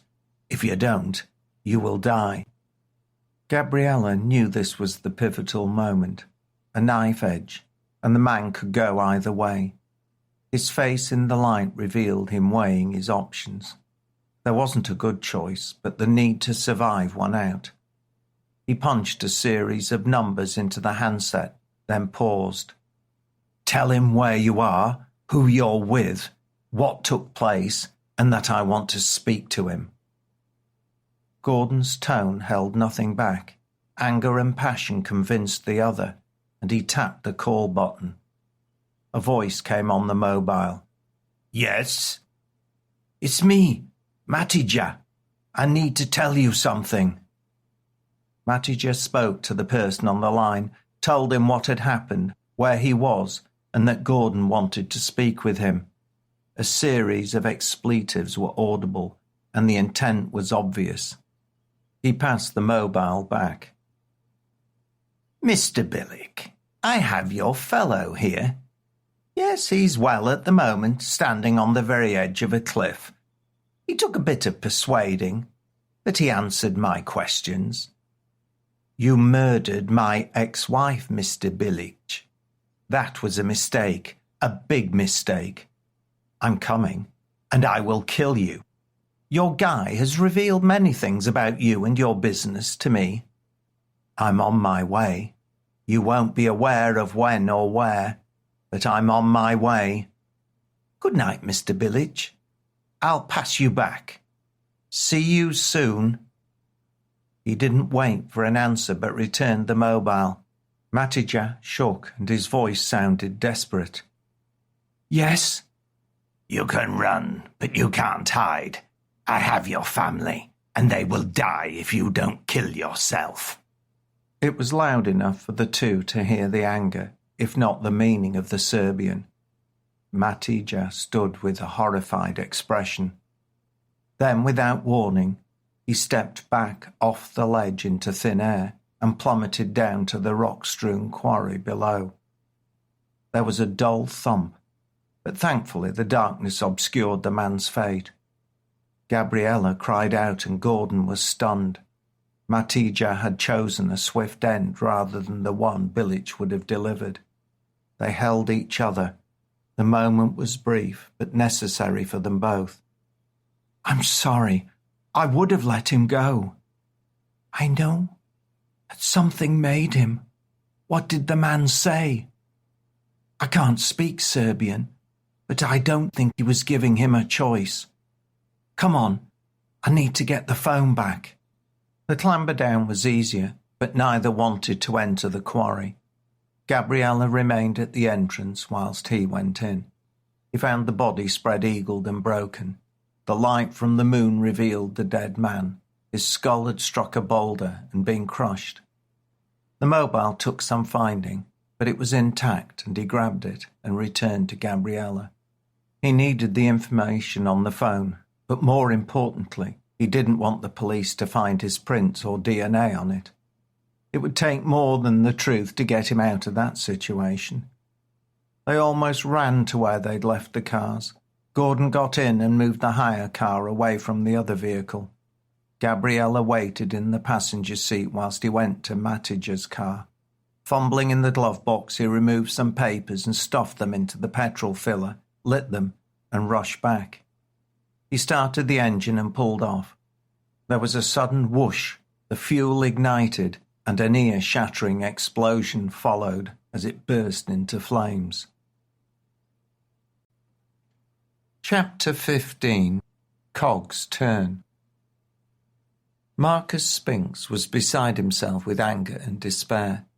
He felt impotent, and that was a feeling he had rarely experienced before. But he had made some progress. He had sworn that he would find out who had killed Ariadne and have his revenge, and he had at least succeeded in part. In his cell he worried he would go out of his mind, and without his birds he possibly would have. It was not as if he'd been left alone. The murder of his wife meant that he'd spent hours being interviewed by the police. Did he have anyone who wished him harm? He almost laughed at that one. Had he received any threats? Yes, he'd been threatened many times, but he always ensured any threat was removed. There was even some questioning whether he'd fallen out with his wife, but that was only half-hearted, as it was clear how Ariadne's death had affected him. He'd helped the authorities for the first time in his life. He wanted them to find who was responsible, and then he would ensure that they suffered in jail before he finally arranged their demise. His attorney had been a regular visitor, particularly as he was lodging an appeal against his conviction. He had a positive relationship with her. She was thorough, professional, and above all, his to control.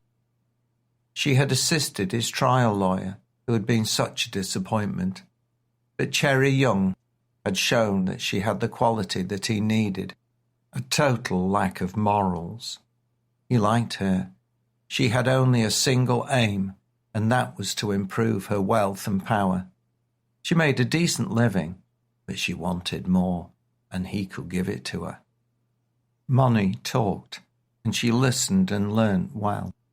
He had sounded her out, and she carried through his instructions to the letter. He had tested her, and she hadn't let him down yet. Now he had need of her. She had to get him out, but whilst she was doing that, he required her to carry out his wishes on the outside of the prison. Before, Ariadne had been his rock, his reliable lieutenant, but Cherry, a beautiful Asian flower, might be the next best thing. Time would tell. They led him down the corridor into the private room for legal consultations. Cherry was sitting at the table, her briefcase at her side.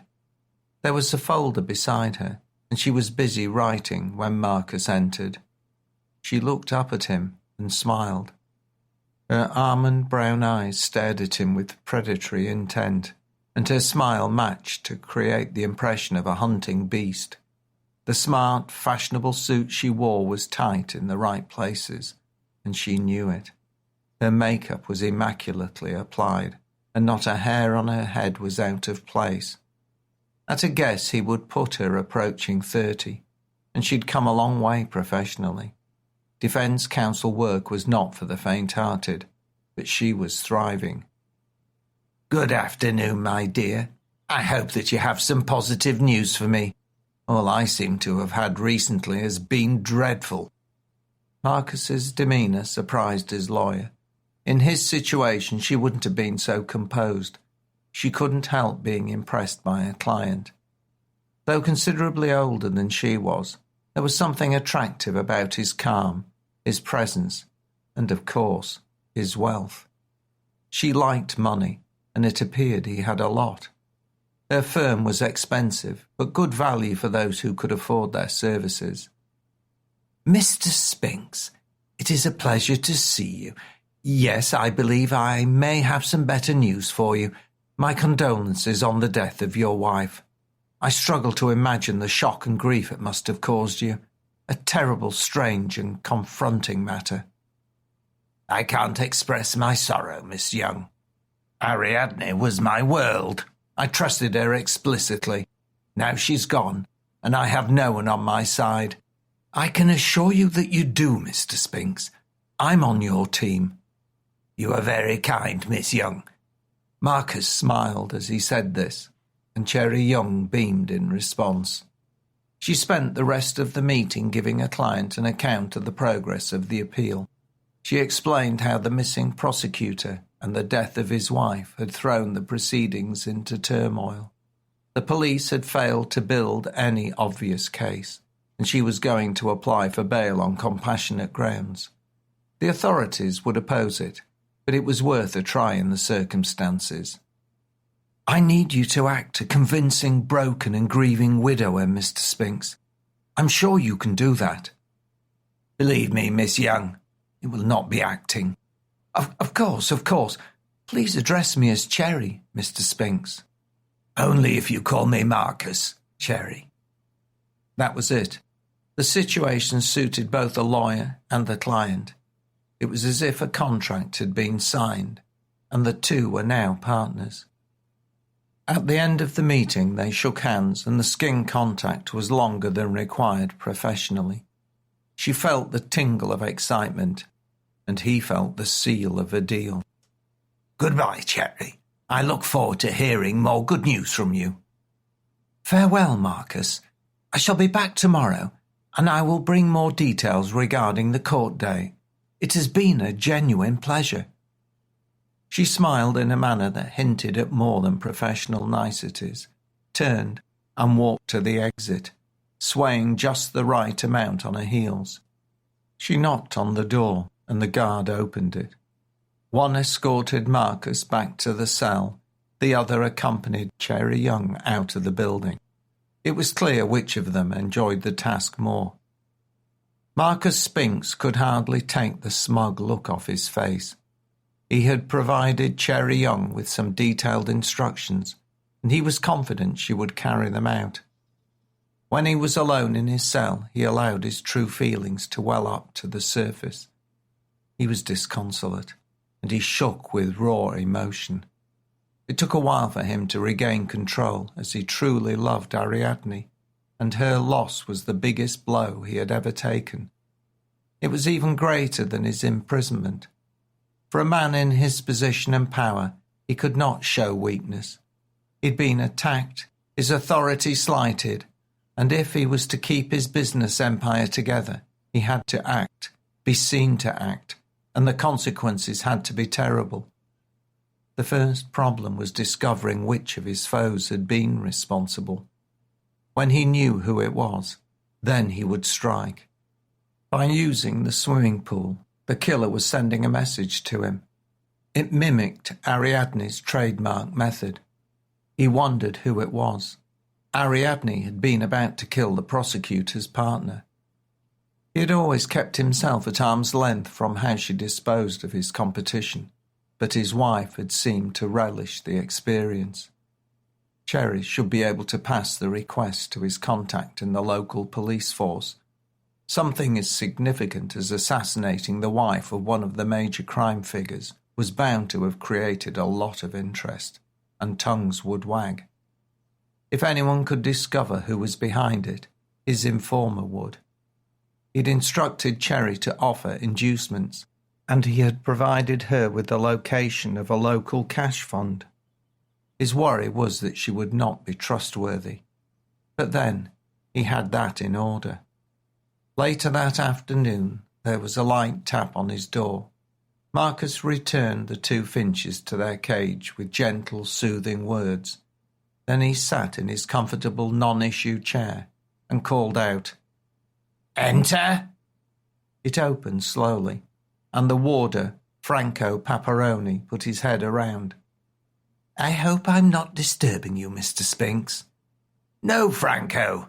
Come in. I have something I wanted to ask you about." Chapter 16. A Laughing Matter.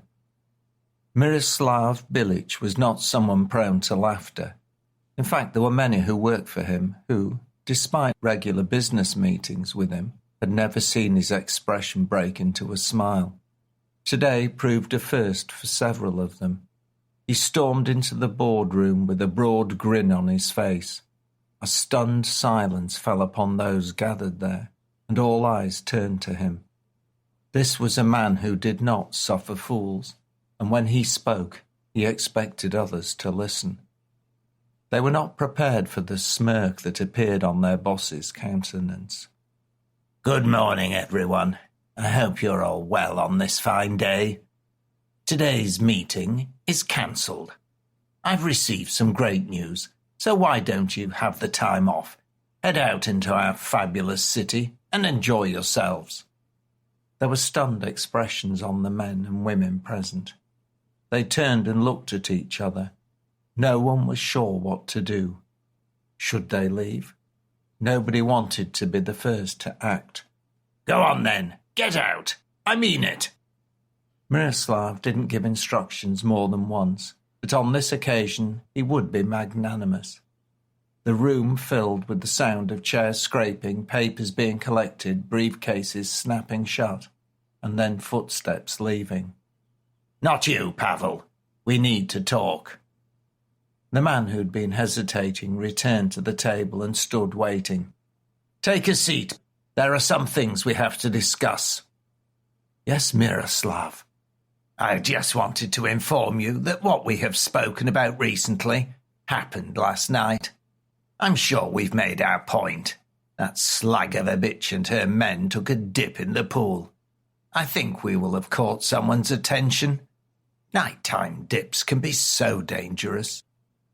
He laughed, or at least the nearest he'd ever come to laughing, and it was not a pleasant sound. But Pavel joined in. It was wiser that way. Now, one more thing about yesterday. 2 people went to the house and came very close to going into the pool. They were lucky, but I need you to find out about them. I want them followed. Who are they, and why were they at the Sphinx's house? You can do that for me, can't you, Pavel? They used a hire car. I have a name and address. I want them monitored. Get back to me quickly. Go. He handed an envelope over and watched his man scurry out of the office. Miroslav reclined in his chair and stared out across the city. The light was bright and the skyline was filled with cranes and growing buildings. This city was changing. It was not the same place as when he'd arrived. It was now his town. He controlled what happened, how it grew, and who would benefit. Of course, the biggest beneficiary was himself, Miroslav Bilic, leader of the council, entrepreneur, and a man with a finger in many pies. Marcus Sphinx had been a thorn in his side for too long, but finally he had had his revenge and would enjoy making an example of him. He pressed the button on the table and his secretary appeared within seconds. Yes, Mr. Bilic. Dana, please me. Nothing more was said. The door shut behind the young assistant and she walked provocatively across the room. The man slid his chair back and she stood before him smiling. Of course, Mr. Bilic. She knelt before him. 10 minutes later she left the office, tidying herself and heading to the private bathroom. Miroslav remained in his seat and continued to gaze over the busy, thriving city. Leeds had become a centre of affluence, but that wealth was not shared evenly amongst the population. Those who had it were content to toe the line, and they looked out for themselves. There was no loyalty. That romantic notion of honour among thieves was a myth. It didn't exist. He had the power, and they would be happy to play along with him. Those of Marcus Sphinx's circle would either join him or they would disappear. They knew it. He knew it. Everyone knew it. Later that afternoon he received the information he needed. Now he had the names of those who visited Marcus's Sphinx house. and he arranged for their removal. The woman appeared of no significance, a Spaniard, but the man was more intriguing. Ex-army, ex-mercenary, someone who might be a problem. Could he be working for Spinks? It would be of no consequence once he was eliminated. He issued the orders, and they would be carried out. Up to this point, the day had been rather a good one. He pushed the button for Dana. She entered the office with the same enthusiasm as before. "Yes, Mr. Billick. I'd like a large whiskey, Dana. Will that be all?" Her face smiled as she spoke, but betrayed nothing. A cold fish, he thought to himself. But God, she was hot. She turned and walked out, but returned a few moments later carrying a drink. On the tray sat the whiskey in a lead crystal glass, and she put a serviette down on the desk and placed the glass on it. She leaned forward as she did this, but Miroslav watched with only passing interest. He waved her away, and she left unobserved by her boss. He picked up his drink and savoured the first taste. A man of moderation. He'd always been careful with his money. Yes, he rewarded those who served him well, but personally he lived a relatively quiet life. He was not overly ostentatious and didn't want to attract too much attention. Marcus Spinks, his one-time rival, had been far more flamboyant. He loved to be seen out and about with the social set of the city, whereas the public viewed him as a dedicated politician and businessman, and that was the way he liked it. Miroslav saw himself as a spider, working hard building an intricate web, and then sitting, waiting to pounce when others got caught in it. This tactic had proved very successful to this point, and he was confident that it would continue to be so.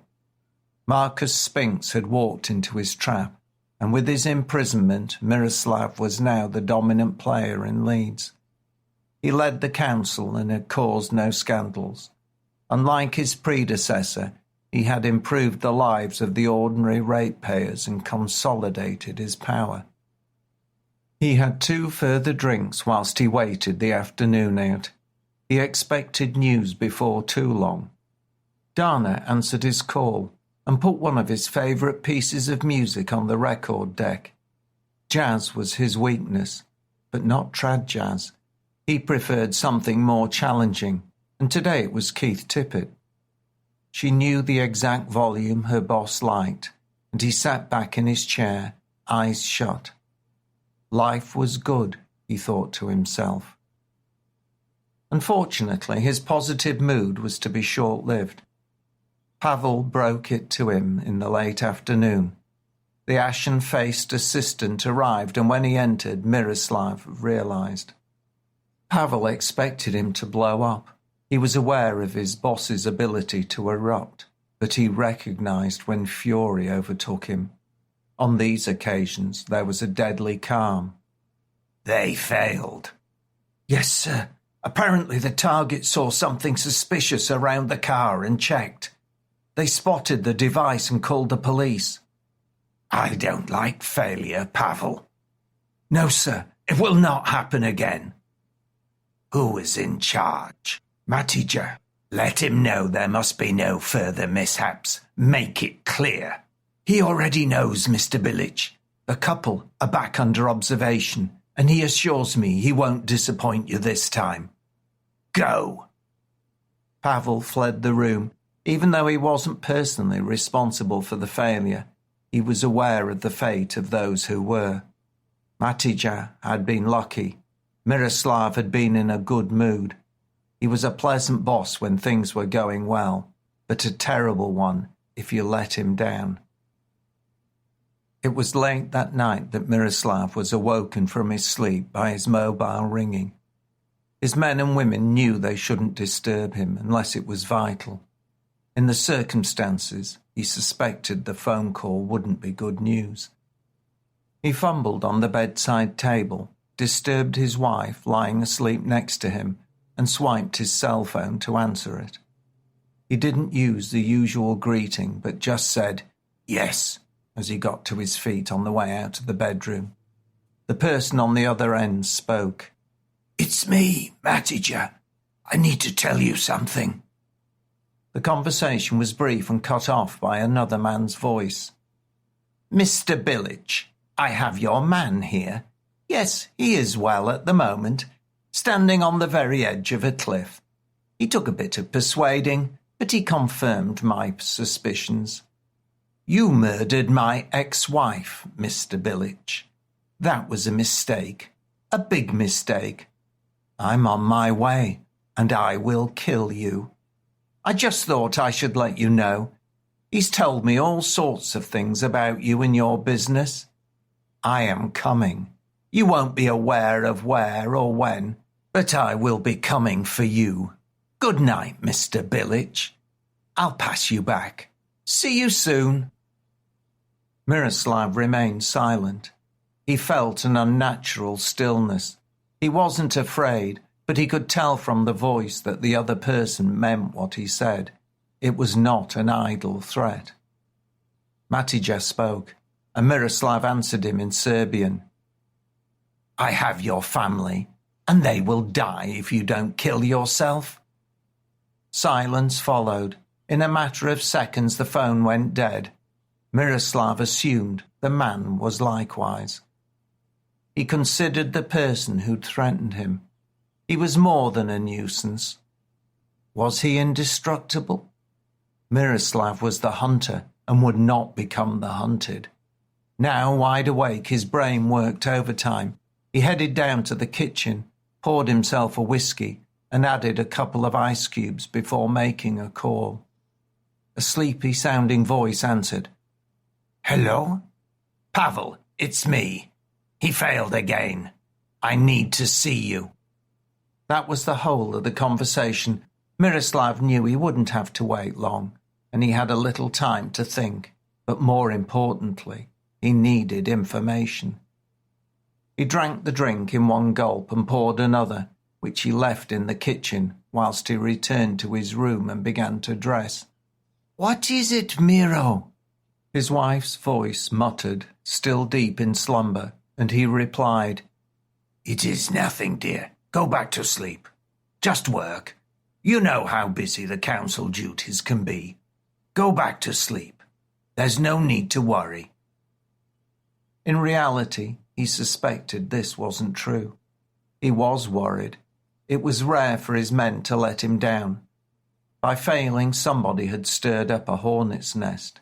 It should have been plain sailing with Marcus Spinks in jail. Had it been a mistake eliminating Ariadne Spinks? She was a mad one, a sadist, and the world was a better place without her. But it was too late now. He would have to wait and see. Whatever, he wasn't going to sit back and let someone come after him. There could be no failure. Mr. Gordon Bennett had to be eradicated. He was in the kitchen finishing his second drink when he heard a car on his gravel driveway. Pavel had arrived. They had worked together for many years, and his countryman had proven a very useful and reliable deputy. Miroslav had grown to trust him, and nowadays left the finer details of any dirty work to him. He had never let him down, and the men he employed had carried out whatever was required to the letter. Something had gone wrong this time, and he had a niggling feeling the man he wanted eliminating was the issue. Miroslav needed information, and he needed it fast. He opened the door before his associate had time to knock. The councillor didn't want his wife disturbing any more tonight. Come in and keep the noise down, he said, holding it open. The two men walked into the kitchen. Miroslav poured another drink and handed it to Pavel. We have a problem, and he recounted the events of the night. Shit, I'm sorry, boss. I thought he was a good man. I can't think what went wrong. We have to sort this out. I don't enjoy being threatened. I need to find out everything about Mr. Gordon Bennett and his woman. We still have our contact in the filth? We do. I'll get in touch with him and learn all I can. I'll do it as soon as we're finished. Make sure you do. Now, what do we already know? By the end of the conversation, Miroslav was updated. He learnt Gordon Bennett was the ex-husband of Shelley Jones, the other murdered woman. He was ex-army and had been living in Spain for a while. The two were staying in his place in Oakwood and had only been back a few days. They had arrived at Marcus Spinks's house during Ariadne's elimination. She was just unlucky to be there. She was of no interest to him, apart from her partner being the prosecutor who had put Spinks away. Gordon Bennett's military and mercenary background suggested he could be trouble, and Miroslav couldn't shake the feeling of dread he had felt when the man threatened him on the phone. His calmness and certainty were unnerving. He tried to push this behind him. After Pavel left, he returned to his bed to get some rest. Sleep escaped him, and after a couple of hours he gave up. He got up and readied himself for the coming day, hoping it would be better than the previous one had turned out to be. Chapter 17. Tally-ho. Gabriella was devastated by the death at the quarry, the suddenness and the finality of the man falling back into the darkness. She understood Gordon hadn't wanted it. He'd taken him there to frighten him, but not to kill him. Whatever Miroslav Bilic said, their captive felt there was no choice, and the calm way that Matija disappeared over the edge into oblivion was chilling. Gordon had not spoken since he'd torched the man's vehicle. He'd got back into the hire car and driven away from the Cow and Calf and Ilkley and headed over the moors. He took a roundabout route, but he was heading home. Behind them the night sky glowed, lit by the fiery wreckage. Suddenly there was a flash of light followed by a rumble as the fuel tank exploded. If there'd been any question that the burning car would have gone unnoticed, it was now erased. It was only a matter of time before the fire brigade and police appeared, and Gordon wanted to be far away when that happened. The dead man was a different issue. He might go undiscovered for hours. The law would assume the torched wreck was the end of some joyrider's escapade, and it would be daylight before anyone entered the quarry. After 20 minutes he slowed down. He didn't want to draw attention. He hoped to avoid cameras until he was back in the suburbs, and then there would be little, if anything, to link them to the excitement on Ilkley Moors. For the first time since they arrived, the gods smiled upon them. There were no incidents, and they re-entered the city outskirts unnoticed. "I'm so sorry, Gabriella. I didn't mean for any of this to happen. I wanted this to be a holiday, that's all." "I know." This worried Gordon. He'd never seen her so down. Even after the Calpe events, her spirits had remained high. He drove back to his house, parked the car, and the two entered his home. As it was late, they got undressed and slipped into bed. Despite her exhaustion, Gabriella kept reliving the night in her mind. Over and over again she experienced Matija falling backwards into the quarry to his death. She wanted to stop him, but she was unable to move. As she relived it, he looked into her eyes, and in his she saw blankness.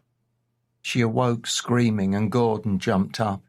He held her tightly, comforted her, and told her she was safe. But she knew he was lying. She wasn't safe. Neither of them were. She was shaking, but she took comfort from his strong arms. Deep inside, she believed she would never be all right. She never wanted to fall asleep again. They got up and decided a hot drink might help calm their nerves, or at least Gordon did. They sat at the kitchen table and reached across and held hands. "I'm sorry. This is a nightmare. Maybe we should go back to Calpe and leave this to the police. I doubt those after us will follow us there." "You don't believe that. I know you don't. What's more, You'd never rest knowing that Shelley's killers were free. I'd do it for you because I love you. I'm certain I have brought you nothing but bad luck, and I can't lose you, and nothing I can ever do will bring Shelley back. No, we'll see it through. I couldn't live with myself if I didn't, and I think it would create a wedge between us. It is all so horrible, Gordon. I just want there to be two of us, no killings and no danger, and I want to be able to sleep again. When this is finally over, we shall return to Calpe and spend our lives together. No danger, no deaths, only us, boring and ordinary. Gabriella smiled for the first time in a long while. You will never be boring, Gordon. There will always be something going on where you are, but I would rather be with you, no matter what. Can we go back to bed? He didn't argue and left the kitchen with his arm around her, knowing he had brought her nothing but misfortune. She was emotionally drained, and he had to help her get through it. This time she slept, and he watched her as she struggled with the nightmares. She needed to recover, and even though tormented, the sleep would help. Together they had endured some dreadful times, but together they would come out the other side. She was right. If the person responsible for Shelley's death was free, he could never rest. He had told Miroslav Bilic he was coming for him, and he was. But a man like that wouldn't wait for him to turn up. He would take the hunt to Gordon and Gabriella. This powerful criminal would stop at nothing, but Gordon equally would stop at nothing to bring Miroslav Bilic to justice. And she would be with him every step of the way. The sleeping woman eventually calmed. She became more relaxed, and finally he allowed himself to fall asleep. The sunlight filtering through the curtains woke him. It was not bright, but had a watery hue, dull and pale. The seasons were changing and autumn was well on its way. He got out of bed, trying not to disturb Gabriella. She needed as much rest as she could get, and he feared they may struggle to get any over the next few days. He made it to the kitchen and put a pot of coffee on the stove. The water took only a short time to boil. There was the hissing that signalled it was ready, and he turned the gas off as the air filled with the heady aroma of the fresh brew. He searched for something he could prepare for breakfast, but finding nothing, he went to the shops quickly. Gordon was nervous about leaving Gabriella asleep in the house. He had passed form where that was concerned, but he had reasoned it should be all right. He would be surprised if his nemesis would have been able to put a plan into action at such short notice. As he closed the door behind him, he looked to see if anyone was watching. The road was deserted, apart from the man who lived across from his house, coming home from the wood with his dog. He came to a decision and almost ran to the bakery, bought a selection of pastries and hurried back. If he hadn't been in such a hurry, he may have noted a familiar face watching him from a distance. The man made sure he was hidden, but he kept Gordon in constant sight. He had been given a very early morning phone call with orders he did not like. Once he'd started along this path, he couldn't leave. 22 pieces of silver didn't seem worth the price anymore. He watched his target hurry back to his home and the woman inside, and he felt a mixture of envy and fear. Gordon Bennett he knew was not someone to be trifled with, but Miroslav Bilic had unlimited resources he could deploy, and by sheer numbers alone he would prevail. Thankfully his task was solely to provide information. He had to confirm that the targets were in the house and leave the rest to others. From a distance he watched Gordon approach his doorway, but noticed him stop, bend down and pick up an envelope. With it in his hand he turned and scanned the road. The watcher dived behind a high gateway. When he felt it was safe to come out, he saw the door closed and the street empty. He assumed Gordon had gone inside. Assumed, but he couldn't be certain. If he made the call at this time and it proved wrong, he would be in deep trouble. But he didn't have a choice. Taking out his mobile, he dialed and sent a text. "They are inside the building." After a brief pause, a message came back. "Leave now." His part was complete. He was free to go. But why did he feel so guilty? It was never easy to betray a friend.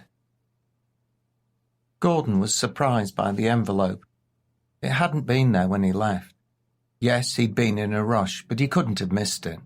That meant that someone had been to the door whilst he'd been around the corner. They must have been watching. He didn't like this, and he hurried inside and ran up the stairs. As he entered his flat, he opened the envelope, pulled the white paper out, and read 3 words. "Get out now." "Shit, shit, shit. Gabriella, are you up?" The stunning Spaniard stood in the kitchen dressed and looking startled. "What is it? What's wrong?" "I don't know, but we have to leave immediately." She rushed to grab a handbag while he ran downstairs to retrieve his pistol and ammunition. "Come on, we must get out of here." The house had only one entrance and exit, and he hesitated at the doorway. The car could be a problem. They'd used a device before. Maybe they would try again. "Come on. When we get out, we're heading to the wood. Don't stop for anything. If we can get there, we have a chance. Are you ready?" She nodded. He opened the door and dragged her out after him. They ran towards the end of the street, despite it being deserted. The green sanctuary beckoned, but the 100 yards seemed like a mile. The only sound was the clatter of their footsteps. No one followed, which surprised him. They had gone about half the distance when everything changed. There was an almighty flash and roar. His home and those on either side erupted in a bright light, and then a cloud of dust. His ears were crashed by the shock wave. He lost his hearing and his footing, and he staggered and fell, pulling Gabriella down with him. It then began to rain. This was not a gentle shower, but stone, brick and metal rained down on the roadway and the cars. Anyone who'd been near the explosion would be dead, and they'd barely escaped. Gordon reacted quickly. Gabriella was already stirring, and they stared towards his house, stunned. They climbed onto their feet and sprinted the rest of the way to the wood. There was no hesitation now. They were running for their lives. The remaining distance seemed to take forever. Despite being shrouded in a world of silence, the surrounding area was spinning into action in a shocked response to the explosion. The rain of debris had stopped, but the dust haze hung like fog. This was probably what enabled Gordon and Gabriella to escape undetected, as there was no pursuit. They reached the wood and vanished into the dense greenery before the clouds settled, covering the wrecked cars, gardens and fallen trees in a heavy grey sheet. They hid in the undergrowth, staring back, and as the fog thinned they saw a gaping hole like some extracted tooth. Where Gordon's home had been, a small pile of rubble remained, and the homes on either side lay in ruins, damaged beyond repair. Gordon didn't think that anyone in the neighbouring houses could have survived such carnage. The area looked like a war zone, and it probably was. Neither of them could hear anything but a ringing in their ears. Speaking was pointless. They watched to see if they were pursued, but all they saw were bewildered residents staggering out, dazed and confused. 1 or 2 had phones in their hands, filming the aftermath of the explosion, but it appeared someone was calling for the emergency service. This was major. Police, the fire brigade and ambulance services would all be on their way. The numbness slowly faded, replaced with a ringing that was almost painful. Gordon wondered if they would be permanently affected. The chaos continued in the street, but eventually some residents got organised and approached the damaged buildings looking for survivors. The first sign that their hearing was returning was the muffled clamour of the sirens. He turned to Gabriella. "Are you all right?" "I believe so," she said. But the words were distant sounding. "My ears. I think I am deaf." "Hopefully it will clear. God, we were lucky. A minute or two later and we would have been trapped inside, and that would have been it for us." "How did you know?" "There was an envelope on the doorstep. It said 'Get out now.' Someone knew what was happening and warned us. But who?" Gabriella reached over and squeezed his hand. "It seems you are a hard man to kill, Mr. Bennet." "You too, Miss Morales." He leaned over and kissed her dirty face. They stayed where they were and watched the unfolding drama. In a surprisingly short time, the first police car and fire engine arrived. Even for the highly trained emergency workers, the scene was shocking. The firemen and women organised themselves. Hoses were rolled out, and the fires that were gaining hold in the ruins were tackled quickly. Firefighters were able to get on with their jobs as the officers kept the crowds back. The ambulances appeared whilst order was being restored, but they were prevented from searching for survivors until the site was declared safe for them to enter. There were no signs of casualties, but the pile of rubble could have buried victims. Gordon knew the neighbours well, but he hadn't spoken to them since he'd returned to Leeds. There were elderly couples on both sides, all retired. He prayed they'd been out of their homes, but he feared they weren't. "What are we going to do?" Gabriella spoke quietly.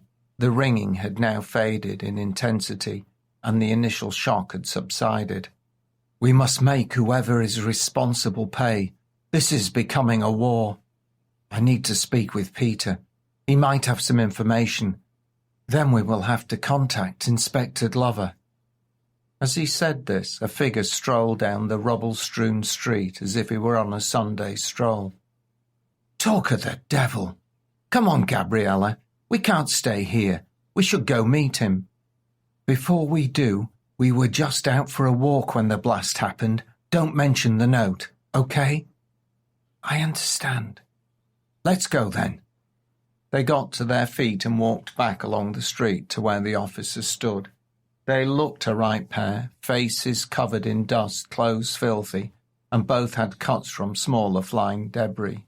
The wounds were not deep, but they produced a dramatic effect as the two zombie-like figures approached the inspector. A police officer stepped forward with her hands raised to stop them, but Glover saw them and shouted for her to let them through.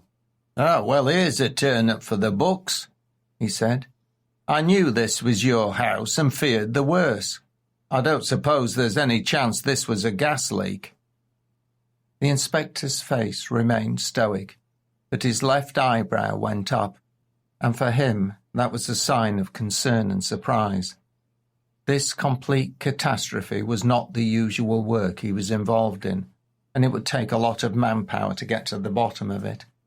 Initially, it looked like an accident, but as soon as he heard the location and the owner of the building, he had no such thoughts. Someone had already attempted to kill this couple, and they'd tried again. They were becoming more desperate, it appeared, but Mr. Gordon Bennet seemed to have more lives than a cat, and Miss Morales the same. "It seems someone wanted us dead, Inspector." "So it would appear. You're both injured. I'll arrange for an ambulance to take you to the hospital, and afterwards I need to talk with you. Do not go anywhere." "Are you arresting us?" Gordon asked, and his voice held an edge. "No, not yet, at any rate, Mr. Bennet. I dislike the way things are turning out. This is my city, and murders, assassinations and explosions are not what I like. For some reason, they all seem to revolve around you. I will get to the bottom of it, have no doubt. Make sure you're ready for our talk when they've finished with you." The inspector turned and called over a policeman in uniform. "Take these two to the hospital and ensure they don't disappear. Do not let them out of your sight. Bring them to me when they're patched up." The officer nodded. He went and spoke to other colleagues and then returned. "Goodbye, Miss Morales, Mr. Bennett. I will see you shortly. Get the paramedics to have a quick check and transport them to the hospital."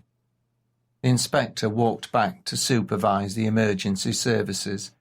He objected to so many people trampling all over his crime scene, but there was little he could do. A rescue mission would start when the fire services gave their approval that the site was safe. He mopped his brow with his handkerchief and sighed. It would be a long day, a long week. He didn't like it, and he would make someone suffer. Who was behind all this? He had no idea. His hope was that Gordon Bennett did. Chapter 18. A Ringing in the Ears. The time in the hospital was fairly uneventful. Despite the dirt, blood and destruction of the street, the doctors were quite pleased with Gabriella's and Gordon's condition. The cuts were superficial and required a clean and a dressing. The biggest concern for the medical staff was the damage to the hearing of the two patients. Much of it had returned, but both felt it was still muffled. They had headaches, and the doctor wanted them to have a check in a week. They were allowed to leave, and the officers escorted them back for an interview with Inspector Glover. Their reception at the station was less welcoming. The place was fairly chaotic, with press gathered outside, police cars coming and going, and the policemen inside wearing serious looks on their faces. This was a major event and was not something any of them had experienced in a long time. They were checked through the front desk and escorted to an interview room, where they were asked to sit and wait for the inspector. Where they sat was like every other room in a police station they'd visited in recent months, and they'd been in a surprising number. They were offered a cup of tea or coffee, but both declined. They hoped they would not be in the station for too long. It surprised them when a woman came in carrying a camera, and she took photographs of their head and shoulders. "Why do you want these?" Gabriella asked. "I don't know," the photographer said. "I just do as I'm told. Ask the inspector when he sees you." After 10 minutes, the door opened, and Inspector Glover entered. "I understand that you got off fairly lightly. I'm glad about that, Miss Morales, Mr. Bennett. This was a very serious matter, and it's the second bomb attack on the two of you. Do you know how many we've had in the last 30 years here in Leeds? No? Well, let me tell you. None." Gordon and Gabriella had nothing to say to this, but they waited for him to continue, which he did. "Someone wants you dead. I'm sure you're aware of that. But I want to find out who. We have recovered the bodies of 4 people in the wreckage, 4 innocent victims. Your neighbours, Mr. Bennett." "I'm truly sorry about that, Inspector. I really am." Gordon knew the Sewells and the Backhouses quite well. They always spoke to him when they were passing in the street, and they had kept a lookout for his house while he was away. Both pairs were elderly, and certainly didn't deserve what had happened. "I had hoped that this was a gas explosion. They're not uncommon. But the arson squad discovered chemical residue and the source. Semtex, and that is not something that is easy to get hold of. They tell me it was a sophisticated device, but luckily for you the detonation was not as professional. I need you to explain everything that happened this morning. Miss Morales, this officer will take your statement in another room. Please follow her." A policewoman held the door open, and Gabriella followed her out.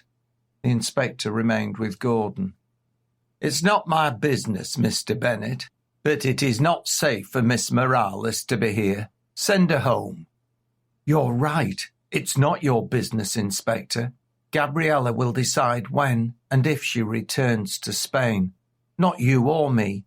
I wouldn't try to tell her what to do, so I don't reckon much for your chances. Be my guest. I'm not trying to tell anyone anything, but it is something you and she should consider. Someone wants you both dead, and they will not stop until they succeed. I'm a hard man to kill, Inspector. Many have tried, but none have succeeded. We'll look after ourselves. Maybe so, but I'm offering you accommodation, temporary accommodation. It's a safe house. You won't be a prisoner and can leave at any point, but I would advise you to stay there for the time being. That's something we might take you up on, seeing as my home and all my belongings have been destroyed. Thank you, Inspector. Don't thank me. There are people in certain circles that want you where they can keep an eye on you. Now, tell me everything that happened this morning, and anything that appeared out of the ordinary. They left the police station together, and this time they were driven in a civilian car to a safe house. Gabriella did not know where they were heading, but Gordon recognised the suburbs they passed through. They stopped outside the main entrance to a sizable suburban hotel, very near the ring road. Gordon smiled to himself. The inspector was no fool. The easiest spot to hide is often the most visible, and therefore unlikely place. A young couple staying in a room was hardly likely to raise any eyebrows. The car park off the Hamlet Hotel was large and was more than just accommodation. It hosted a spacious gym, fitness centre and pool, and was a bustling hub for entertainment with its bars and restaurant. Gordon knew it and had spent many beery evenings there before he went to Calpe. He had intended to take Gabriella there for a night out, but now it seemed they would be spending a while there. The driver pulled up into a space, turned, and spoke to the two in the back. Inspector Glover has instructed me to tell you the following. You're to check in under the names of Brian Johnson and Gabby Romero. A large room is booked for you. I will be next door to provide security. I shall occasionally swap and another officer will take over. He suggests you keep a low profile and do nothing to attract attention. You're not under arrest and are free to leave, but he advises you to stay in the hotel. The man handed the car keys to Gordon. This is a hire car in the name of Brian Johnson. BRIANJOHNSON, by the way. So make sure you sign in correctly, he said, spelling each letter. In the boot are 2 bags. There's a change of outfits, but you might like to buy some of your own. I have a credit card registered to Brian Johnson and a limit of £10,000. He passed a leather wallet over to the man in the back. That's very kind of your Inspector, said Gordon. No, it's not, the plainclothes officer responded. They've arranged for your bank to link it to your account. This is an emergency measure. Hopefully, it should see you out until we have made some arrests. There's a driving licence in your name, and here's a passport for you both. These caused a lot of trouble, so take care of them. You'll need to return them when this is all over. Apart from the inspector and myself and my colleague, no one else knows your whereabouts. The rumour is that you both died in the explosion. The more people who think that, the safer it will be. We'd like to thank the inspector, said Gabriella. You might want to do that the next time you meet him. Remember who you are, Brian and Gabby. I would suggest you get a rest after such a shock. Whilst here, you can charge food and drink to the room. I'll get out and leave you. When we see each other in the hotel, do not acknowledge me unless in an emergency. Good luck. The officer got out of the driver's seat and walked off to another part of the car park. He stopped at another vehicle, pulled out a key, opened the boot, and took out a small travel bag. After locking it, he hurried across the tarmac, up the flights of steps, and entered the hotel through the main doors. Gabriella and Gordon looked at each other. They'd been provided with clean, but not very fashionable clothes in the station, and allowed to wash, so they had the crumpled look of weary travellers. "Come on, then. I need a shower, a change and a stiff drink. And so do you, Brian." She smiled as she said this. "I've never slept with a Brian before. Guess there's always a first time." Her humour was an attempt to cover up the shock of recent events, but her use of his alias was a necessary reminder. He knew it would be easy to slip up. "Come on, Gabby. We'd better check in. After you, Miss Romero." They got out of the car. Gordon opened the boot, and there were 2 small suitcases. He took both, and together they walked over towards the front door and where the reception was. The hotel entrance was busy with both guests and people using the sporting facilities, and no one paid the new arrivals any attention. Gordon approached the desk, and a young man welcomed them. "Checking in?" the gentleman asked. "Yes," Gordon replied. "Mr. Johnson and Miss Romero." "Let me see. Booked today. We have a lovely room for you, and so I hope you enjoy your stay. Can I just see some ID?" Gordon produced the 2 passports he'd been given, and the receptionist gave a cursory glance at the names and photographs before handing them back. "You have room 213 on the 2nd floor." He passed over a folder that held the key cards. "Welcome to the Hamlet Hotel. I hope you will enjoy your stay. If there are any questions or anything you need, you can call or simply ask at reception at any time. Do you require any help with your luggage?" He gave the 2 small bags a disdainful expression and waited for a reply. "No, I think we can manage ourselves, thank you. Your room is on the 2nd floor. The lift is just around the corner. Have a pleasant stay, Miss Romero, Mr. Johnson." Gordon and Gabriella walked to the elevator, carrying their bags. They were pleased to get away from the busy foyer, and the quiet of the lift, apart from the music, was a welcome relief. It was quick, and they got out on their floor, checked the signs, and then headed to their room. It was only a short walk, and they were at the end of the corridor. They assumed that number 211 was where the police officer was, but they took no notice. Gabriella used the key card and entered the room. Gordon followed with the luggage and placed them on the queen-size bed. Gabriella placed the key card into the slot and the lights came on. The door shut behind her, but she stopped and put the security chain in place. Gordon looked for any signs of listening devices and then checked the window. On the other side was an extensive flat-covered roof area. He assumed it was the roof of the central part of the building. There were some skylights, but they had stainless steel railings around them. He tried to raise the window, but it only moved a couple of inches before the lock stopped it from opening fully. He would get the restraint unlocked in case they needed a quick exit. Gabriella sat on the bed and watched him work. In the past she would have thought his behaviour was paranoid, but now she realised their safety relied upon his training and skill. In a short while he seemed satisfied and settled next to her, and the 2 held each other for a long time. Finally they parted and they took in their new home. The room was comfortable, but not overly large. There was the obligatory flat-screen TV, bar fridge, and tea-making facilities. A double sofa, a spacious bathroom and a serviceable wardrobe, particularly as they had so little luggage.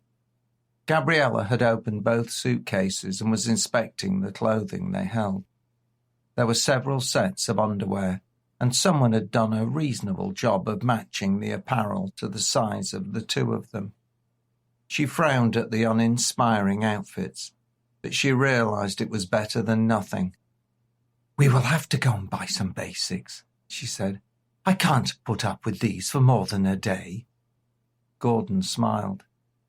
"I'm sure we can do that. I have a credit card. And I know how to use it," she added. There hadn't been much to smile about recently, but they both did.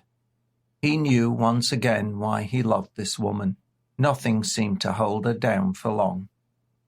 "I'm having a shower," she said. "You check. I could do with something strong. It's not every day your home gets blown up. Will do, he answered, and he opened the bar fridge whilst Gabriella entered the bathroom, a bundle of clothes in her hand. The refrigerator was pleasantly stocked with a wide range of overpriced spirits, beers, and soft drinks. Gordon ignored those and found 2 small bottles of red. Taking a pair of tumblers, he divided the first bottle of Chateau Blanc into the glasses. He took a sip and winced, but shortly a warming of the throat and stomach confirmed it was at least alcoholic. With his wine he sat on the couch, listening to the shower and Gabriella's movements in the bathroom. He pictured the scene, but at the moment his need for a drink and an opportunity to think overruled his natural desire to join the beautiful Spanish woman.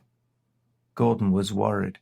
He would only admit this to himself, and for the first time he considered if he should take Gabriella back to Calpe and forget all about what had happened. Somehow he knew he couldn't. He hadn't wanted this. Trouble had found him out. He pictured the pool with the victims tied to the chairs, and he wondered what their feelings were in those final moments. The fear they had felt, the knowledge that all the things they had hoped to do in the rest of their lives would never happen. He thought of Shelley. The two had shared some good times before he had fallen apart and driven a wedge between them. He had cared for her, but he realized now he had never loved her, at least not in the way he did Gabriella. He'd always wished his ex-wife well. She had sought his help when her partner Paul had disappeared. He failed to solve that mystery, and she had been killed. He had suspected Marcus Spinks was responsible for it all, but Spinks's wife Ariadne was also murdered, so it looked as if another person was. Someone had provided him with a name, and that was the only real clue. The man following them in Leeds Market led them up the chain, but now he had threatened Miroslav Bilic. Clearly, Bilic did not like threats. They bombed his home the next morning. He and Gabriella would be dead if not for the warning message. This just gave them the minutes they needed to get out. His ears were still ringing, and there was a dull muffling to his hearing. He took another drink of the red wine, grimaced, but welcomed the warm glow. He needed time to think. Everything had been such a rush since their arrival in Leeds. He was lost in thought when Gabriella appeared. She was dressed in a plain T-shirt and tracksuit pants. He grinned at her, and she smiled back. "Not the most glamorous outfit, but functional," she said. "Maybe not, but you make anything sexy." And she did. "Go have a shower. You'll feel better. Is that drink for me?" She looked towards the full glass sitting next to the kettle. "It sure is, but don't expect too much. It's certainly Van Ordinaire." He grabbed a few things from his bag and disappeared into the bathroom, giving Gabriella a quick kiss as he passed. He stripped off his dirty clothes, got into the shower, and 10 minutes later returned to the bedroom a new man. Gabriella had almost finished her drink, and she pulled an exaggerated grimace as the wine touched her lips. "I told you so," Gordon said. "Would you like another?" She held out a glass and he filled it, and did the same to his own. "Cheers," he said. She lightly bumped her glass to his and took a drink, pulled her face and laughed. "You look good," she joked at his tracksuit and T-shirt. "Quite an improvement on your usual outfit." "I thought you'd like it," he grinned. "We'll need to do some shopping, but that can wait until tomorrow. Are you hungry?" "Starving. How about we go down to the bar and get a decent drink and something to eat?" "Will that be all right? Is it safe?" "I should think so. We have the boys in blue looking out for us, and no one knows we're alive. Come on. Oh, where's the laundry bag? We will have our gear cleaned for the morning, and then we can buy some replacements." Gabriella passed him the bag. Her clothes were already in it. He added his and phoned down to room service. and reception told them to leave it outside in the corridor. Picking up his wallet, he took the key and opened the door for Gabriella. She walked out into the corridor and stared nervously around. Gordon shut the door behind him, left the bag of laundry, and looked up and down the empty hallway. The room next door where the policeman was staying was silent. "Come on," he said loud enough so that if anyone inside was listening, they would know they were leaving. They didn't bother using the lift, as there were only a couple of flights of stairs to go down. They reached the foyer and entered the busy bar.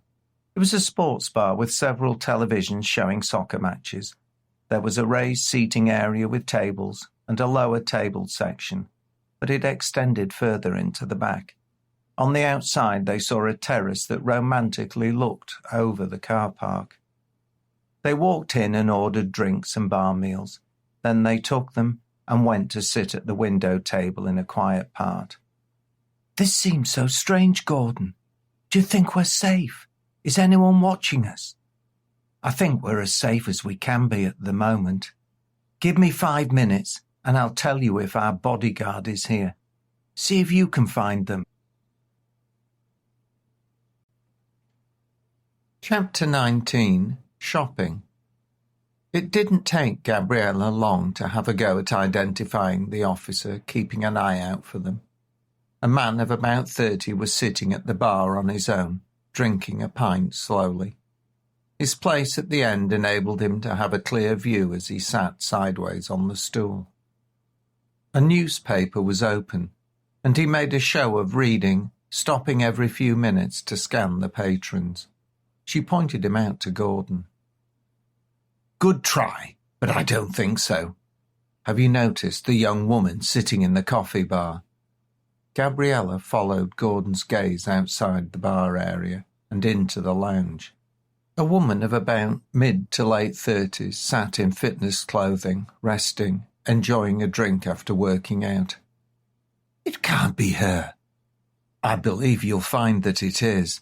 If you look carefully, there's no sign of perspiration. She came down the stairs, not up from the gym. She's been watching us off and on since she arrived. Why don't you go and ask her?" "I can't do that." "You could, but why spoil her afternoon? If she's still here when we have eaten our meal, then we will know. Just keep an eye on her." The food appeared as they stopped talking. Both felt so hungry that they didn't speak for a while. The food was plain but welcome, and Gordon returned to the bar to supplement their drinks. He checked how he was dressed and became a little self-conscious. The clothes provided were certainly not his nor Gabriella's usual style. He bet whoever chose them had a laugh on their behalf. He glanced back towards Gabriella and realized she was attracting some interest from some of the males in the bar. She could dress in a sack and still look good, and he understood how blessed he was to have her love. She was exquisite. The red wine was a superior drink to the one from the bar fridge in the room. They both enjoyed the first glass, and it was having a mellowing effect on them. As he walked back to the table, Gordon deliberately made eye contact with their guardian. He smiled and nodded, and she became embarrassed knowing her cover was blown. "I think I won," he said. She appeared mortified that I'd sussed her out. "Poor woman. She has a job to do keeping us safe. Why would you embarrass her?" "Just wanted to check I was right. Anyway, I'm pleased someone is protecting us from harm. Don't rely on anyone, though. We need to keep our wits about us at all times. Cheers." "Cheers." They enjoyed each other's company for the rest of the night, but they were both weary. By the time they headed for their room, the woman was gone, replaced by the officer who drove them to the hotel. They avoided any eye contact, and arm in arm climbed back up the 2 flights of stairs and along the corridor. Once inside, Gabriella put her arms around Gordon and kissed him hard. "Time for bed." "Yes, indeed, time for bed." The next morning, coming to terms with what had happened was difficult. Sleep helped, but the shock was still real for them both. Death had been just seconds away, but Gordon's neighbours hadn't been so fortunate. He carried a sense of guilt that he could not shake. In each other's arms they escaped reality for a while, but when they awoke it returned. "Good morning, my love." Gabriella's greeting was precious to him, and he would be happy to remain with her for eternity, but knew they had to plan and avenge Shelley's death. First, there were more practical things to do. Breakfast followed by a trip into Leeds to buy some replacement clothes. He hoped it would be safe to venture out. The inspector had not forbidden it, but he would avoid his usual haunts. These would be the places someone might look for him. If they were believed dead, Miroslav Bilic would call off his dogs, and Gordon and Gabriella could act without fear. It was his best hope. Fed, watered and clean, the two left the hotel, but their eyes scanned the car park for anyone or anything suspicious. The first concern was figuring out which car was theirs. They had an idea where it had been parked, and, with the help of the remote entry button, discovered which it was when the lights flashed and there was a beep. Gordon had taken little notice the day before, but this time he checked the vehicle before opening the door for Gabriella. "It seems safe, but we must remain on our guard." "It's okay, I understand. Come on, let's go shopping." She beamed at him and he smiled back. Her resilience was remarkable, greater than his own. His past had scarred him, but Gabriella seemed less affected, or at least he hoped so. They couldn't carry on this way much longer. They had to see it through. "I never thought I'd say this, but great. Let's go shopping." Leaving the hotel car park, they headed towards central Leeds. The traffic was busy, but they'd missed rush hour. He wondered if the police were following them, but he saw nothing. The sky was partly cloudy and patches of greyness fell and lifted like their moods. They didn't speak about anything but shopping, but Gordon pointed out places of interest, such as Headingley Stadium, which didn't get much of a response from Gabriella. He knew where to find a parking spot on a busy day, and within 20 minutes he entered a multi-storey car park. He drove up a narrow ramp to the higher levels and found a spot. In a short time they were walking into Leeds Centre, arm in arm. A chill wind blew through their barely functional tracksuits. Despite not knowing the city, Gabriella seemed to have a natural knack for finding fashionable clothing stores. Within a couple of hours their arms were full of shopping bags. They stopped to enjoy coffee and cake inside a lovely arcade of shops, and for a brief time both forgot the terrible things that had happened. It was a too short moment of pleasure. Neither had given any thought to how much they were spending. Fortunately, most of Gabriella's best clothes had been left behind in Calpe. Gordon bought the Yorkshire Post newspaper and stared at the front page. 4 killed and 2 missing in gas tragedy. The 2 missing were enjoying their afternoon, but they knew the calm wouldn't last much longer. He was sitting close to Gabriella, so they could both read the newspaper. He glanced over the top and thought he saw a face he recognized. He wasn't sure, but it looked like Peter. This worried him, but he relaxed. Peter was probably amongst the contingent guarding them, and that made him feel better. His friend was the sort of man you needed in a crisis, he reflected. When he checked again, there was no sign of him. "What is it, Gordon?" Gabriella asked, concerned he'd frozen and was not listening. "Oh, nothing. I think I noticed a member of our support team." They finished their coffees. Gabriella wanted to make a couple of visits to stores she'd seen but not yet been in, and he was happy to indulge her. One smile and he would agree to anything. She smiled, and he did. He kept watch for anyone tailing them, but he saw nothing, and certainly not Peter. Weary and heavily laden, they made their way back to the car. It was later in the afternoon and Gordon wanted to return before the worst of rush hour. They took the elevator up to their level. They were alone in the lift, and when the doors opened to let them out, both were on edge. The floor appeared deserted and the car was still where they'd left it, but now the spots on either side were empty. He checked it for anything suspicious, but there was nothing. After the near misses, they didn't want to fall victim to laziness.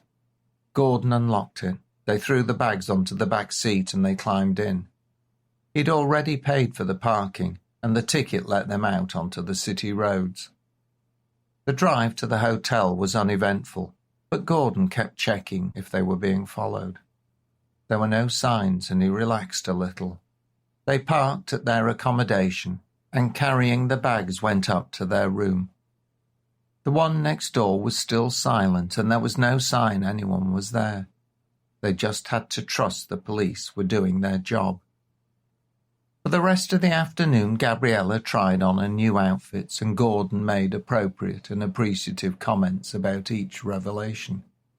In truth, he enjoyed it tremendously. What was there not to enjoy about watching your beautiful partner modelling lovely clothes? Gabriella even insisted he try on his, and he obliged her, making his best attempt to male model. She fell about laughing at his efforts, but he smiled in response. When they finished, it was dark. Gordon looked for his wallet and couldn't find it. He'd put it in the glove compartment when they headed back. He needed it to pay for the meal and drinks. "I've left my wallet in the car," he called to Gabriella through the bathroom door. "I'll just go and get it. I won't be a minute." "Okay, darling." He went out, taking the spare room key. By now the afternoon crowd for the gym had gone, and shortly the evening patrons would start arriving for the bar and restaurant. There was nobody in the car park, but he noticed a few service vehicles and a white transit van parked in the space next to his. Two men in overalls stood beside it chatting, but he only gave them a cursory glance. He edged past and they allowed him room to open the passenger door. He leaned in and opened the glove compartment.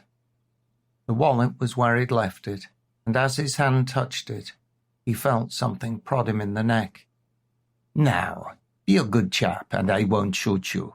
Just back out and don't try anything." The voice was quiet, calm, and had a foreign accent. Gordon realised his mistake. He could have kicked himself. He'd been too eager to return to Gabriella and had not been paying attention. "Back out. Now." Gordon did as he was instructed, and as he turned he faced the two men in overalls. "Into the van." The man gestured to the open side door, and Gordon knew he'd better do as he had been told. He climbed in and sat on the bench seat. From behind, an arm reached around his head. A pungent cloth was pressed to his face as he was thumped in the stomach. This forced him to gasp for air, and as he inhaled, he was overcome by the chloroform. The world went black. Chapter 20. Alone. Gabriella enjoyed her shower, and she was looking forward to a relaxing and uneventful evening. She spent some time putting on makeup, and she put on one of the dresses she'd bought. It was the ultimate little black dress, and she was certain Gordon would like it from his expression earlier in the afternoon. As she finished her final touches, she suddenly wondered why he was taking so long. It didn't worry her at first. She thought he must have stopped to have a coffee, but after a further 5 minutes she realised this was unusual. She grabbed the key card and hurried downstairs, out through the entrance and into the car park. Gabriella looked around and checked if their car was there. It was a little difficult in the dark with only a couple of lights illuminating the area, but she caught sight of it and felt relief. She walked over, ready to give Gordon a piece of her mind for worrying her. But as she approached, she realised the passenger door was wide open. She ran the last few yards and it was empty. The glove compartment was unlatched, and his wallet was inside. Panic hit her like a tsunami. Where was he? He wouldn't have left it like that unless something had happened to him. She was beside herself with fear. Gabriella stood alone in the dark, shaking. Her mind was a quiver of indecision. What should she do? Who could help? Should she go to reception? She had no answer, and her imagination was working against her. Time was important, and this was not helping. To save Gordon, she had to act, and to act quickly. The room next door, she thought. The police were supposed to be guarding them. They should be able to help, do something, anything.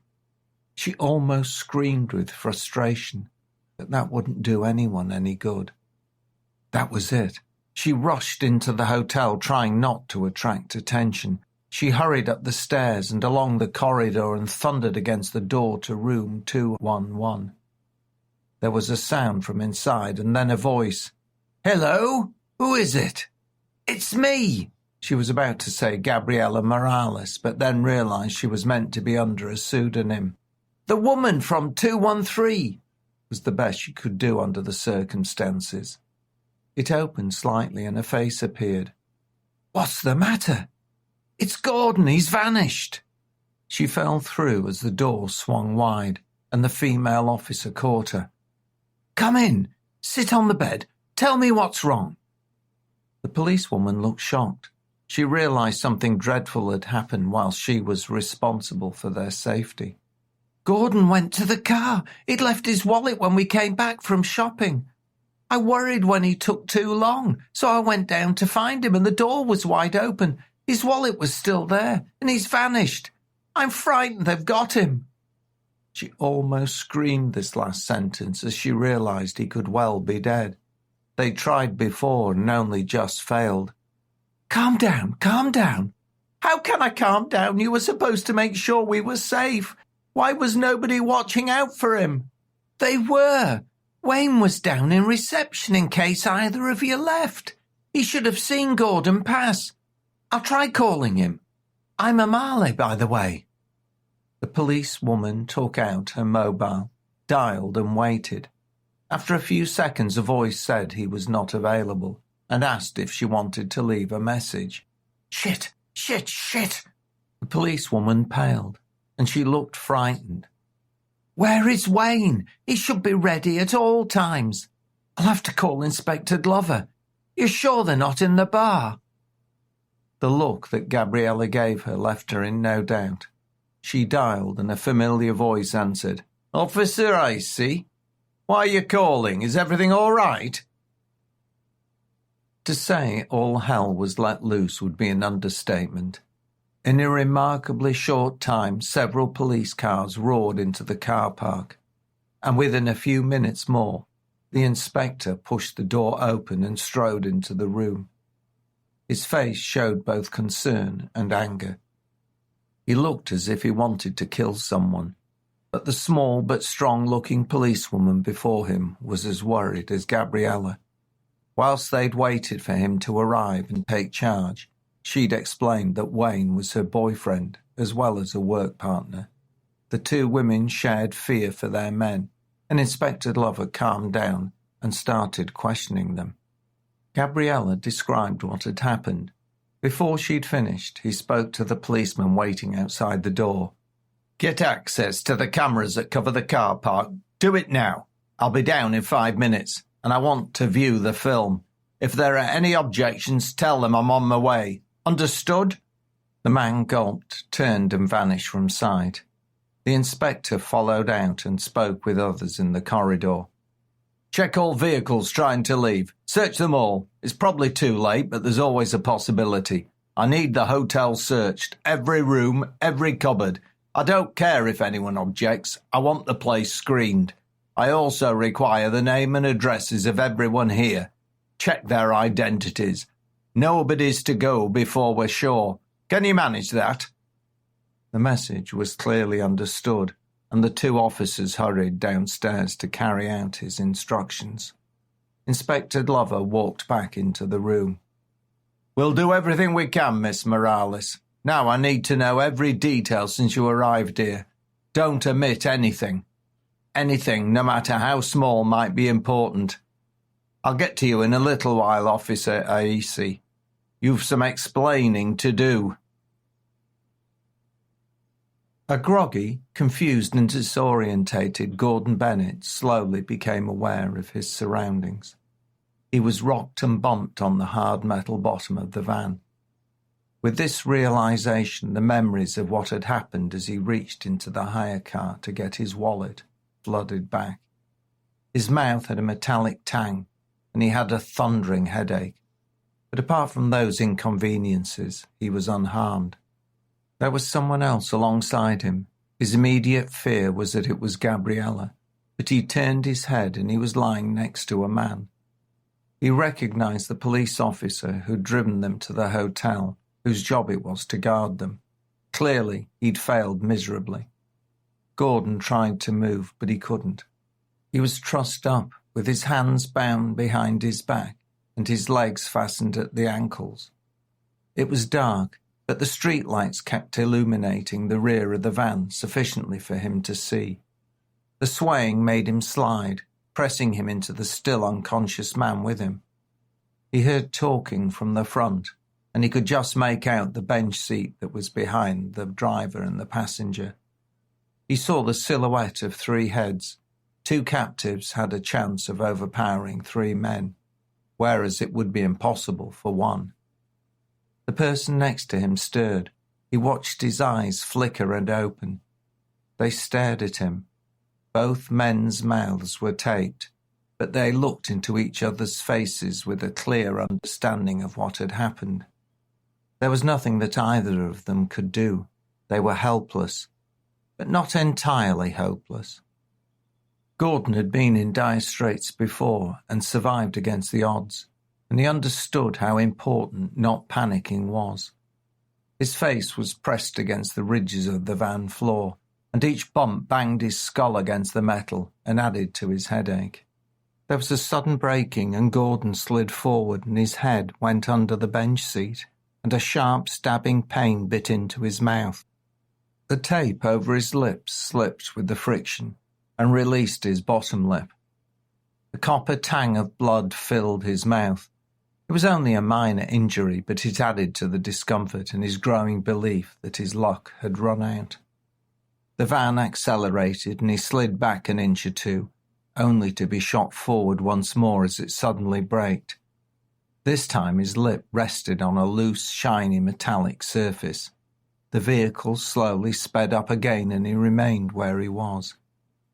He used his tongue and felt a small piece of metal and received another nick. It told him what he needed. It was a section of a box cutter blade. Delivery vans would carry cartons, and a piece of cutting tool had snapped off. Gordon recognized an opportunity, and he took it.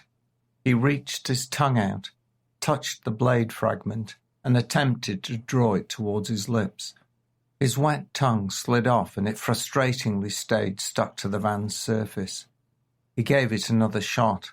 The shard shifted the tiniest amount. Once more he stretched his tongue out, but it didn't move. His mouth hurt and he tried to rest for a moment. He needed to be quick, as any movement could take it beyond his reach.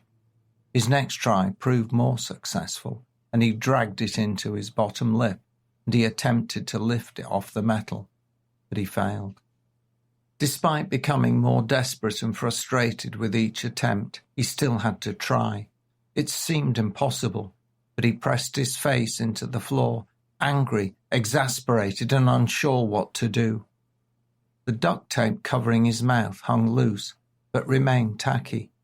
As he raised his head slightly, the sharp fragment stuck to the sticky surface and dangled above his bottom lip. Gordon couldn't believe it.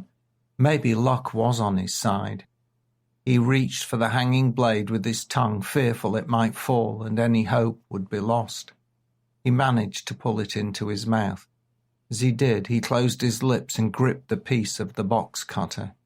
He almost cried. Almost, but didn't. Clenching his teeth together, he held it firm and allowed himself a moment to relax. The next part proved delicate. He had to get it into his cheek where it wouldn't be seen. As he worked it with his tongue, he flinched as a sharp slice cut the tip and he tasted blood again. At least he had it fully inside his mouth. As he struggled, the policeman looked on. He wondered what Gordon was doing, but eventually realised. His face showed frustrating agony as he watched the man next to him struggle. When he finally succeeded, the officer shed tears of emotion. There was no time for either to do anything more as the van came to a stop, and it didn't pull off again. The front doors opened and the captives heard voices and some laughter. The side door slid, and they were dragged out with little care or consideration. Gordon kept his mouth clamped shut on the blade piece and fought not to swallow it. He was partially blinded by the bright light, but as his eyes adjusted, he saw they were in a large warehouse. He was standing next to the police officer, and they struggled to keep their balance as their ankles were tied together. The workman from the car park stood with another, grinning at the prisoners. They fell silent as a well-dressed gentleman walked in through the main entrance. He was flanked by two very large men and one attractive woman. "Good evening, gentlemen. I hope the trip wasn't too arduous for you, but I was eager to see you off personally. At least, I wish to meet you, Mr. Bennet. You, I'm afraid," he said to the constable, "are just collateral damage. Mr. Bennet, I'm so pleased to make your acquaintance under these circumstances. I understand that you are a dangerous man, but I don't take too kindly to threats from anyone. Anyway, you'll be out of my hair shortly. Your ex-wife enjoyed a swim, and you're also going for one. I thought you'd want to be aware of how you will die. The anticipation should render it so much more enjoyable. Goodbye, Mr. Bennet. Officer." The man's voice had an Eastern European accent. He stopped and turned to the three in overalls. "You know the drill. I hear the park is lovely at this time of year. Enjoy feeding the ducks, Mr. Bennet." The woman standing next to him looked uneasily at the two captives. Miroslav saw her expression and spoke. "Don't worry, my dear. Nothing is really going to happen. Just a couple of men who need to learn a lesson. They'll be, how do the English say it, as right as rain afterwards. Merely a little roughed up. Come on, Dana." The woman's face relaxed slightly, and she stared back at the captives for a brief second, and then followed her boss out of the warehouse. They didn't turn as they left, but Miroslav smiled at the scraping of the chairs on the concrete floor. Finally, it looked as if the day was going to end well for him. Chapter 21. Jailbird. News of the explosion travelled fast, and even in the prison Marcus soon heard about it. Franco knocked on his cell door, a pleasantry that very few inmates enjoyed. "Come in, Franco," he called. The inmate held one of his finches and was feeding it by hand. He looked at the bird lovingly and stroked its back before returning it to the cage with its partner. Mr. Spinks, sir, there's been a development." "Did you pass on my message?" "I did, sir, but I wasn't in time." "What do you mean? Tell me everything." The guard did exactly that. He described watching the building where Gordon Bennett lived as instructed. He told Marcus that a woman rang him, telling him to leave the warning. "I hope I did right. She said she worked for you." "You did, Franco. What happened?" The warder explained that the man had briefly left the house. "I think he went to the shops. I'd written the note on a sheet of paper and slid the envelope under the door. The woman told me to post it and to leave quickly. She seemed worried, so I did as she said and then walked back to my car. It was parked near the old clock. I just got there when there was a mighty blast. I drove away as fast as I could." Marcus's face turned grey. "It was on the news headlines, Mr. Spinks. They said a gas explosion destroyed one house and the two on either side were badly damaged. Nobody in the houses survived. Damn, damn, damn. Marcus was not happy. It seems I won't be using Mr. Bennet. Shit. He paused and looked to be deep in thought for a while. Neither man spoke, but the Finches cheerfully chatted away. After a long while, the prisoner reached a decision. Right, Franco. I need you to get a message to my lawyer. Can you do it? Of course, Mr. Spinks, anything you want. Good, good. Come back in 30 minutes. I'll have the letter for you. Sure, Mr. Spinks. Half an hour. The guard turned and left the cell, closing the door behind him. Upon his return, Marcus had it ready and in an envelope. It was addressed to his lawyer, Cherry Young. Can you guarantee she gets this today? Of course, Mr. Spinks. I'll take it as soon as I finish. Thank you, Franco. I knew I could trust you. There'll be a small gift for you later. I've instructed Miss Young in the letter.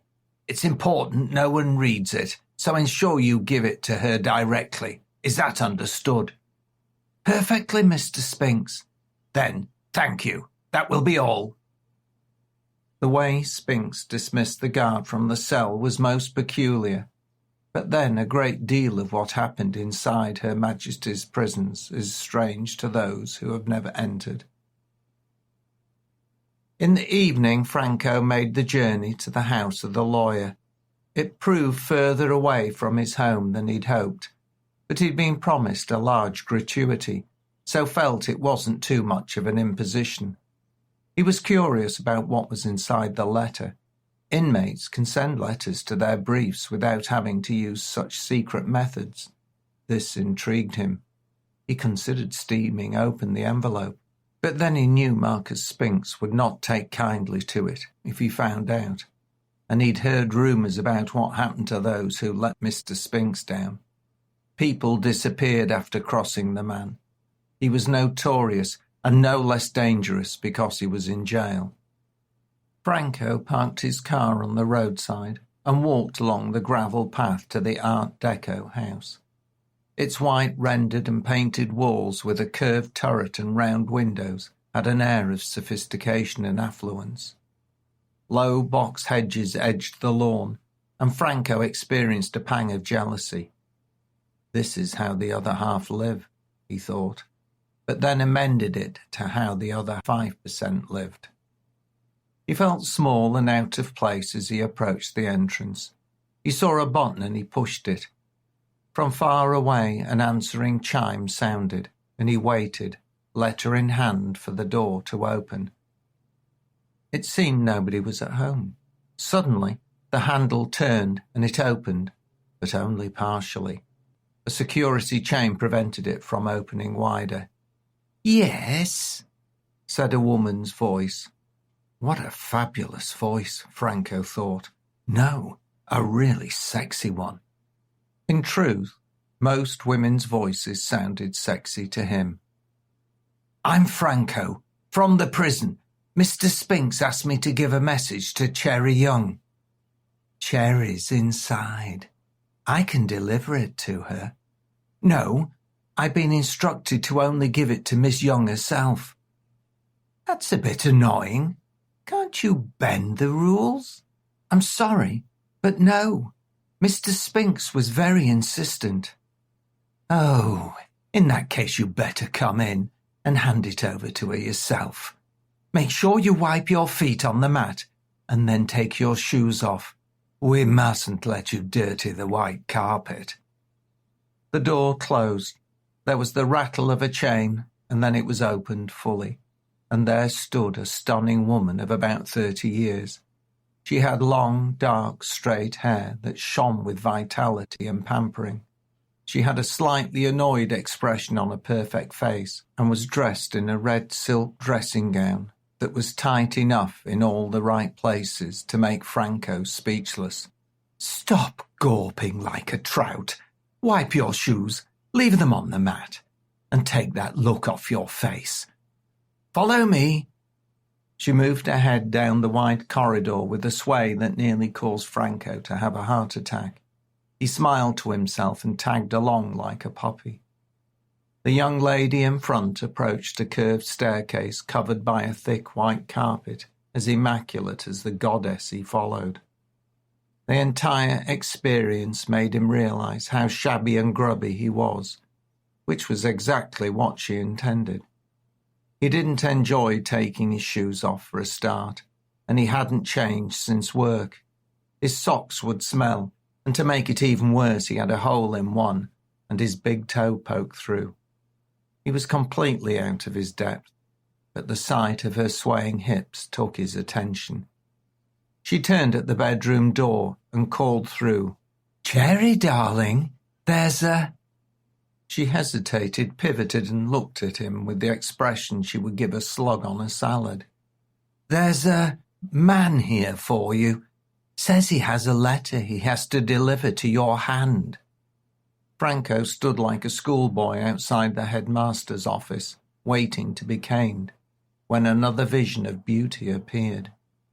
Cherry Young had just come out of the shower, naked apart from a towel wrapped around her torso, her hair damp. She was exquisite. With no makeup, she was still gorgeous, and if anything, more impressive than her friend. She approached and leaned on the other's shoulder. The two women gazed into each other's eyes, turned their heads, and kissed in a way that stunned Franco. He nearly fainted with such overt sensuality. All his fantasies were coming to fruition in this house. They became lost in each other, and gave no thought to the dishevelled man standing there. If they remembered him at all, there was no sign. Finally their lips and hands separated, and Cherry turned and looked at him as he fidgeted. "You have something for me?" The voice was sensuous, deliberately so, and even Franco realized the pair were toying with him. "Mr. Spinks sent me to give you a letter." At the name of Marcus Spinks, Cherry changed. She was no longer playing. "Thursday, be a darling and go make some coffee." The other woman smiled, nodded, and glided back down the staircase to the kitchen. "Forgive our quirks. I didn't realize you were Mr. Spinks's messenger. Well, give me it." He took out the envelope, now more crumpled than when it started out. She accepted it in her finely manicured fingers, slid a long nail along the flap, and pulled out the white folded paper. She read the letter, never looking at him until she finished reading it. "Well, Franco, it seems Mr. Spinks wants me to reward you for your services." She reached out and grasped his hand and led him into the bedroom. "Through there is the bathroom. Be a good man. Go have a shower. I'll be back in a minute." Franco was stunned. What the hell was going on? It made no sense, but he didn't care. He almost ran into the bathroom. The opulence was amazing, but he shrugged his clothing off in a hurry and got into the shower. He just couldn't believe his luck. In 5 minutes, Cherry and Thursday returned, shed their clothing, and joined the embarrassed, but at least clean and fresher-smelling warder. They scrubbed and rubbed him till he shone. Franco rose to the occasion, and the next, disappointingly short experience became forever etched into his memory. The ladies worked professionally at an art they excelled in. All the while a series of very candid and incriminating photographs were being taken. In no time at all he was told to dress, thanked for delivering the letter, handed a plump envelope he hoped contained cash, and sent on his way. He almost staggered out of the door, struggling to fasten his shoes, and walked away from the house. He returned to his car and sat there for a considerable period whilst he gathered his thoughts and took in what had just happened to him. The drive to his flat was a haze as he relived the dream. Marcus knew Cherry would follow his instructions. He wanted to control the guard, and a compromising video and photographs would ensure his compliance. He was aware of her partner. The two would provide all the leverage he would ever need. Franco would do almost anything for money, but some things might require more pressure. Without Ariadne, he had to work with those whose trust was uncertain.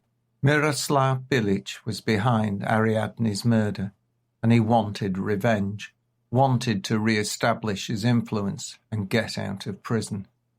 He had to play smarter than the brutal Bilic. He thought he had the perfect tool with Bennett, but that option was gone. Franco was a poor substitute, but he had to make do with what was available. Fortunately, his lawyer, Cherry Young, was ruthless and amoral, and would carry out his wishes as long as she believed he could win. Marcus Spinks stroked the soft feathers of the little bird on his finger. Its grip was delicate but firm, and it felt safe. Apart from Ariadne, the Finches were the only things he loved. At the moment, these were all he had left. His love was limited, but his hatred was unbounded. And it was all directed towards Miroslav Bilic. He would make the man suffer. This thought made him smile, and he looked adoringly at the little life in his hand. Yet another setback, but he was nothing if not resilient. His mind was a whirl, busy calculating the way forward. He'd ensure his fellow on the inside earned his money. When Franco returned on duty, he had a further task for him. He placed the bird back in the cage and put his finger out, and the other finch jumped eagerly onto it. Chapter 22. An Inside Job. Dana tried her best to remain calm. Steady nerves were an essential attribute for anyone in her professional field. It was certainly not a 9-to-5 job, and it prevented a normal life, but she was totally committed. Since she was a child, she'd held a firm belief in fairness. She used to become incensed when she saw people flout the rules and get away with it. This anger burned into her psyche with increased passion after a drunk driver killed her sister and parents. They were walking home after a meal when a car mounted the pavement and took the lives of the rest of her family. To make matters worse, no charges were ever brought. She found this impossible to accept. The driver claimed diplomatic immunity as a member of a foreign embassy. She railed against this injustice, and the unfairness changed her. The police were sympathetic and supportive, and the female officers spent time with her, explaining some frustrations she and her colleagues faced in their job. Her grandmother became a guardian and tried her best to provide a loving home. But when Dana was 17, her grandmother became seriously ill and died a year later. Now left on her own, Dana managed to get by, but her formative years hardened her. She remembered the police officer who'd supported her, and when old enough, she joined the force. She was a capable student and excelled in her training. Her thoroughness and skill eclipsed the best of the men, and her movement up through the ranks had nothing to do with positive discrimination, but everything to do with merit.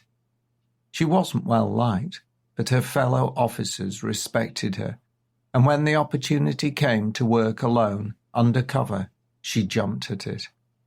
Anything she could do to bring the bad guys to justice, she would willingly do. She volunteered to serve as Miroslav Bilic's personal assistant and do whatever was necessary, even if it disgusted her. It didn't take her long to discover his illegal activities, but finding compelling concrete proof meant she needed to become close to him. The man had no scruples and was frighteningly clever when dealing with enemies. He destroyed his opposition by leaking hard but false evidence to the police and the prosecution. It was this that led to Marcus Spinks's conviction. Dana shed no tears for Spinks's imprisonment for a crime he hadn't committed, as he was an equally nasty piece of work. One less criminal on the street, and that seemed fair to her. Most of the victims were other criminals, and so few in the police or legal profession lost any sleep, despite some knowing the evidence came from Billick and his organisation. As a PA, she learnt more about her boss than his wife knew. His desire, the price she would pay if it led to his downfall. Until today, she believed he trusted her, but he rarely trusted anyone. She needed to be careful and convincing, particularly as his behaviour had changed. As his long-term employee, Dana proved efficient, patient and thorough. Her insight into his business and counsel work equalled his own. Knowing the fate of his enemies was one thing, getting sufficient proof was another. Their deaths made the city safer, so at least she wasn't too concerned. Tonight, though, was different. 2 innocent men were to be executed. This had never happened before. To make matters worse, she recognised one of them. They were students together at the police academy, a fellow officer. The shock had nearly blown her cover, and it proved difficult to hide. She worried he would recognise her, but neither man looked at her. What was Miroslav doing? He usually kept her apart from the criminal side of his business. Was he testing her somehow? She regained her composure and hoped her boss missed it. She needed to carry on as normal. The dilemma was if she didn't act, the 2 men would die tonight. Could she live with herself if she did nothing? She'd heard rumours about Miroslav's killing ground. She risked breaking her cover by alerting her supervisor. But time was short. The murders were imminent. She was confused and drawn between doing nothing and doing something, anything that might save the 2 men. There was also the question of how. All the time her mind spun. She had to pretend and carry on as if everything was normal. From the corner of her eye she glimpsed him watching her strangely. It lasted only a fleeting second, but alarmed her. Dana had played the part for so long and become adept at remaining calm in difficult situations. She felt sure her facade held. Her heart hammered, but she gave no outward signs. She turned to Miroslav Bilic. "I could murder a drink," she said. Miroslav looked almost startled at her comment, unsure if she was being funny or whether it was just a poor turn of phrase. He had received information about an informer in his organisation, and he'd been working to find out who it was. It couldn't be the delightful Dana. She was so good as his PA, and she had other benefits he didn't want to lose. He had decided to test her by bringing her to see the 2 men destined to die. And he caught a brief shocked expression. It had vanished quickly, replaced by the indifferent look she usually wore. However, he doubted she was the leak, but he would be happier when he discovered who it was. At this pivotal time, he did not have the luxury of making mistakes. If not Dana, then who? Pavel? Surely not. Whoever it was, he would make sure they suffered long enough to regret it. "A fine idea, my dear. Back to my house for a quick drink. My wife's visiting her mother for the night, but I can't be too late. I have a council meeting tomorrow. A servant of the community never rests. Yes, a drink sounds just right after this evening's business. Come." He led the way, and she and his minders followed. The clearing up and sorting out he left to his men. He got into the car and the 2 sat in the back, not speaking, but looking out onto the city suburbs. The journey to his home took only a few minutes, and soon they were driving through a much quieter area of suburban Leeds. The houses were grand and partially hidden from view by expansive grounds and many trees. This wasn't accidental. The people who lived in this neighbourhood wanted to keep their presence and their wealth out of the public eye. As they neared, the car slowed whilst the gate slid smoothly aside, allowing them access. They moved forward and the gates shut behind them as they entered the impressive driveway. Dana had been there before. It had always given her a strange feeling, a sense of foreboding, and tonight her unease was even greater. The tyres crunched on the gravel, but once the car stopped, the doors opened, and she and Miroslav walked up the stairs to the front door, already held open by one of his men. They went along the corridor and into the lounge. Miroslav sat down in the armchair. She strolled over to the cocktail cabinet, turned and looked questioningly at him. I'll have a scotch on ice, Dana. Make it a large one, and have whatever you would like. Let's take a brief pause together to let everything we and Oppos be heard sink in. Coming up is a gentle, relaxing melody. Let your mind loose, breathe evenly, and allow the music to guide you into a state of complete comfort.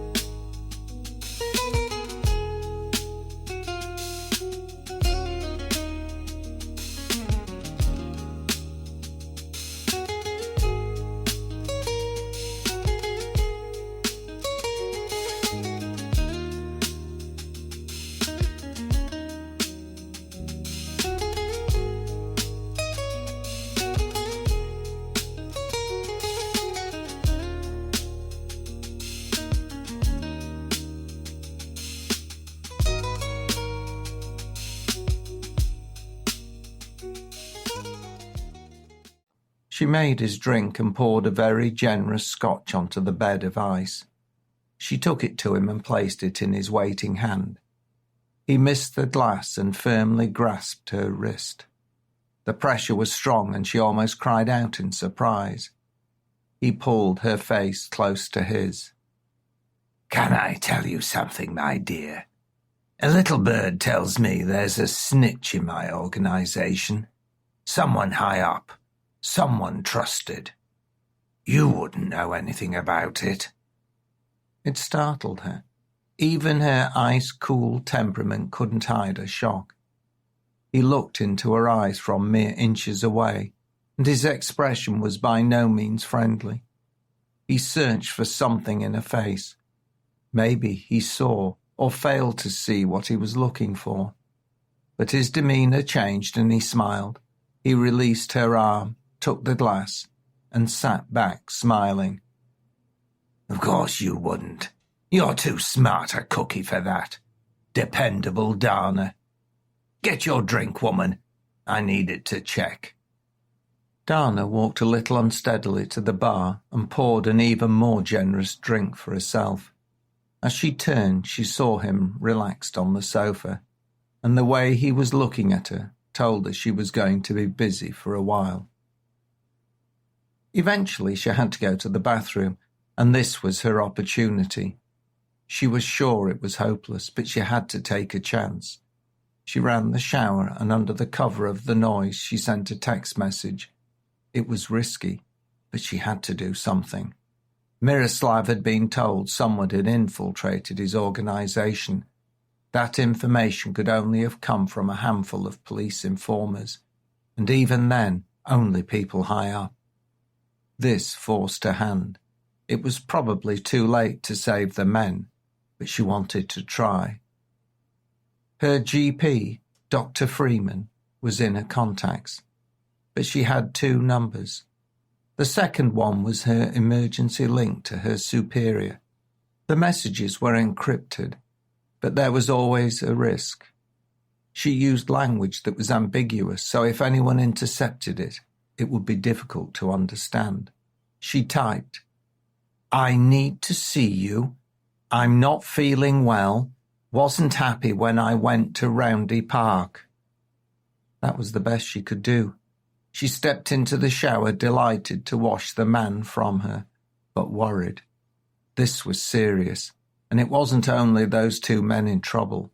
Her whole position was vulnerable. The sooner she got out, the better. But she wanted to bring Miroslav Bilic's empire down.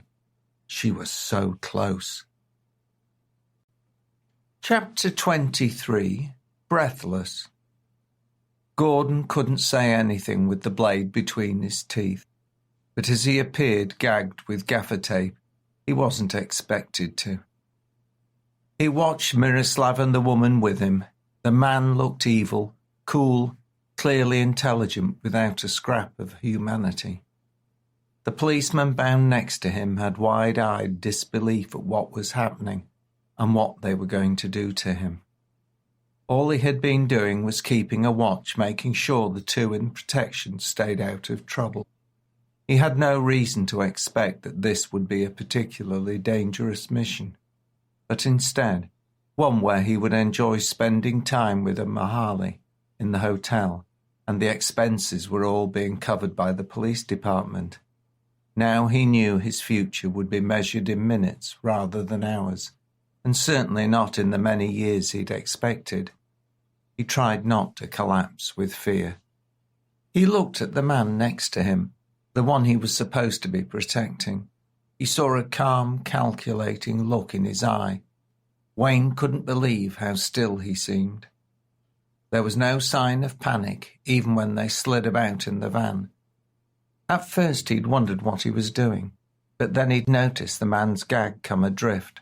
Wayne watched him trying to get the small blade into position with his tongue to pull it into his mouth. Any hope vanished when they were dragged out, as the man had done nothing. The stranger addressing him had a face that he'd seen in the local papers. Racking his brain, he tried to remember who it was, and then it came to him. He was the head of Leeds Council, Miroslav Bilic. If true, then this was serious indeed. He was well respected in the city and had a reputation for getting things done. He wasn't an obvious criminal. Wayne was terrified by the man's hard expression and cold look. A stunning woman stood beside him, but he kept his eyes on Bilic. The councillor ignored him, but he spoke to Gordon Bennett.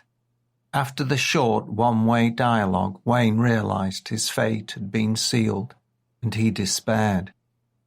The couple left and the policeman's heart sank. He wanted to cry, to beg for mercy, but gagged and bound as they were, there was nothing he could do. As they departed, the others, no longer wearing overalls, bundled the captives back into the white van. The door slammed shut, and within seconds the engine started, and they reversed out into the night.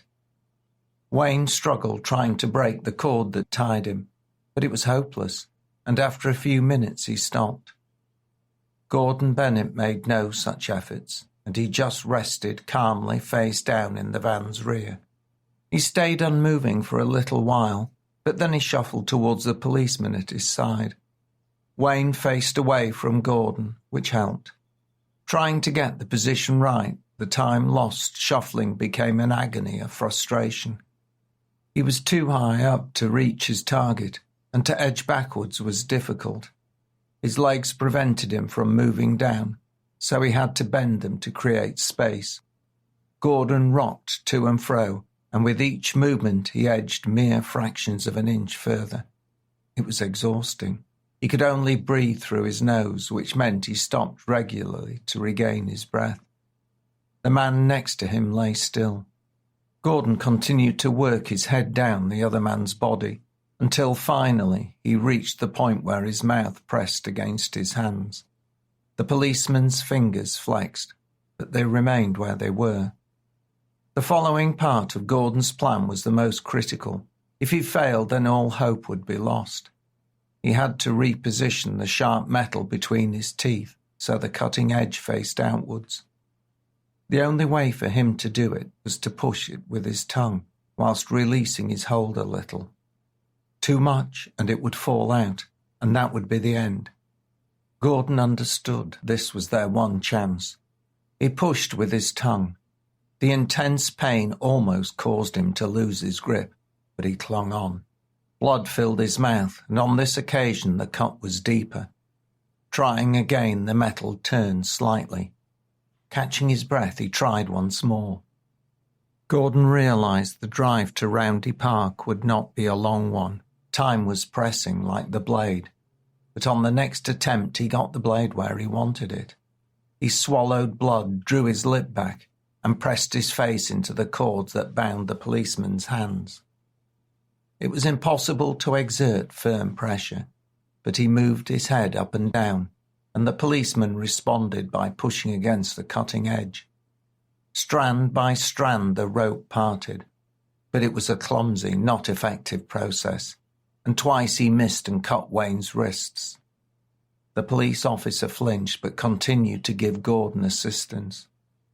Gordon was getting a cramp in his jaw from holding the knife shard so tightly. He needed to rest, allowing a spasm to subside. There was no choice, but the wait was frustrating as time was running out. The pain ebbed, and little by little he made progress. He could see each slash through half the cord, but the cut was shredded and uneven. Success was so close when they turned a corner and they shot to the right. The blade sliced into his mouth, causing him to release it, and it fell to the floor. Gordon almost wept with frustration and anguish as the van stopped. The front doors opened and the driver and the other two heavies got out. There were some muffled words before the side door slid across. Gordon was hauled out and stood next to the policeman. Both captives stared at their surroundings. He recognised the Boathouse Cafe, but the place was deserted as it was the early hours of the morning. The air was icy, and Wayne shivered, but Gordon wasn't sure if it was the cold wind or fear. The sky was clear with a sliver of a moon, and they could see the pewter surface of the expansive lake. One of their captors pulled out a large knife and cut the ropes binding their legs. "Just a little walk," he said nastily, and they all laughed. Their arms bound behind their backs, the two were led down a narrow path to the edge of the water underneath the cafe. A rowing boat was moored to a metal ring, and the men helped Gordon and the policeman unceremoniously onto it. He tried to break free, but all he got for his efforts were thumps and stifled laughter, which winded him, but barely delayed the inevitable. They were thrown down on the boat's bottom on top of some heavy iron chains, and Gordon realised what was planned. A weighted body could spend years submerged in Waterloo Lake, and the time and decay would leave little evidence. One of their captors rowed whilst his accomplices kept watch on the prisoners. It took only a few minutes to reach the lake centre. Gordon readied himself. Their legs were unbound, and he knew he had to act or it would all be over. Without warning, he jumped up, braced his legs against each side of the rowboat and rocked. He put all his force into it. The thugs panicked for a moment, standing up. This made the small, shallow boat more unstable, and the edge went below the surface, and the lake rushed in. The boat capsized, and it threw everyone into the icy black depths. The two bound captives fell in together. Gordon took a deep breath and disappeared under water. The shock of the freezing lake was intense, but he held his breath as the policeman slid past him down into the darkness. With their legs free, they kicked and headed back up. Their heads breached and they stared around. Several yards away, silhouetted in the moonlight, the upturned boat still floated with three figures clinging to it. They gasped the fresh air and trod water, trying to avoid detection. One man on the hull pulled out a pistol. A flash and a splash followed by a bang filled the night as the bullet struck the lake's surface, but missed the targets. "Dive! Now!" Gordon didn't shout the instructions, but the policeman understood the urgency. They took a deep breath and duck-dived into the depths. The waters covered them and they vanished into the darkness. Wayne knew what to do, and he tensed his arms in an attempt to break the partially cut ropes binding his wrists. He strained to pull them apart. The cords withstood the strain, and he was on the edge of panic. Trying again, there was a sudden release as the rope snapped. The bindings unravelled from his forearms, and he was free. Gordon was nearby, but Wayne couldn't see him. He groped around, feeling for him. His hands touched something, but it wasn't moving. It felt human, so he dragged it up to the surface. The body was limp, and when he got its head above the water, he realised his mistake. Staring at him was a bloated, eyes partially eaten face, mere inches from his own. He stifled a scream and instinctively let it go, his stomach retching. The nightmare disappeared back into the depths and its watery grave. There were splashing sounds from his left, and he saw the silhouettes of 3 men on the upturned rowing boat. They argued as they searched for the 2 escapees. He saw flashes and small splashes as they fired at anything they thought could be them, but they were a long way away. Wayne feared Gordon had drowned. The lake was a place of horror, and he turned and slowly and quietly swam breaststroke away from the arguing men and the danger. He'd barely started when a face exploded out of the depths and gasped for air. It was Gordon. They looked at each other, and Gordon fought to keep his head above the icy water as his arms were still bound. Wayne reached for him and grabbed the knot. Stiff with the cold, he attempted to untie it. Painstakingly slowly, it gave way. Gordon slid under and would have been lost, but Wayne caught a handful of hair and pulled him back to the surface. He worked on the bindings once more. They gave, and he unwrapped the cord off Gordon's wrists. With great relief, Gordon's arms were free, and he could swim. Despite being in agony, could now support himself. The 2 men stared back at the distant, upturned rowing boat. Their assailants gave up trying to right it. One had grabbed a floating oar and started paddling his way slowly to the boat shed, sitting astride the hull. Wayne and Gordon swam in the opposite direction towards the far bank in the distance. The swim seemed endless, and they made slow progress, but the darkness hid them. Bound by the wrists, it would have been impossible for anyone to keep afloat for long. They hoped the 3 killers would believe that they'd got rid of them.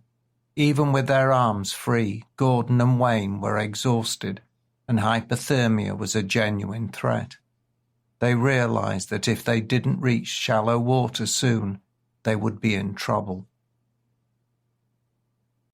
Chapter 24. Oppressed Man. Franco did not understand what had happened to him, but for the rest of the day it was impossible to wipe the smile off his face. True, the women seemed to want him to leave fairly quickly after the deed, and they showed no interest in his suggestion of catching up, but still it was the greatest moment of his life. This wasn't saying much, as he endured a miserable existence. Being a warder was awful enough, but when even your fellow guards did not like you, then your situation was pretty bad.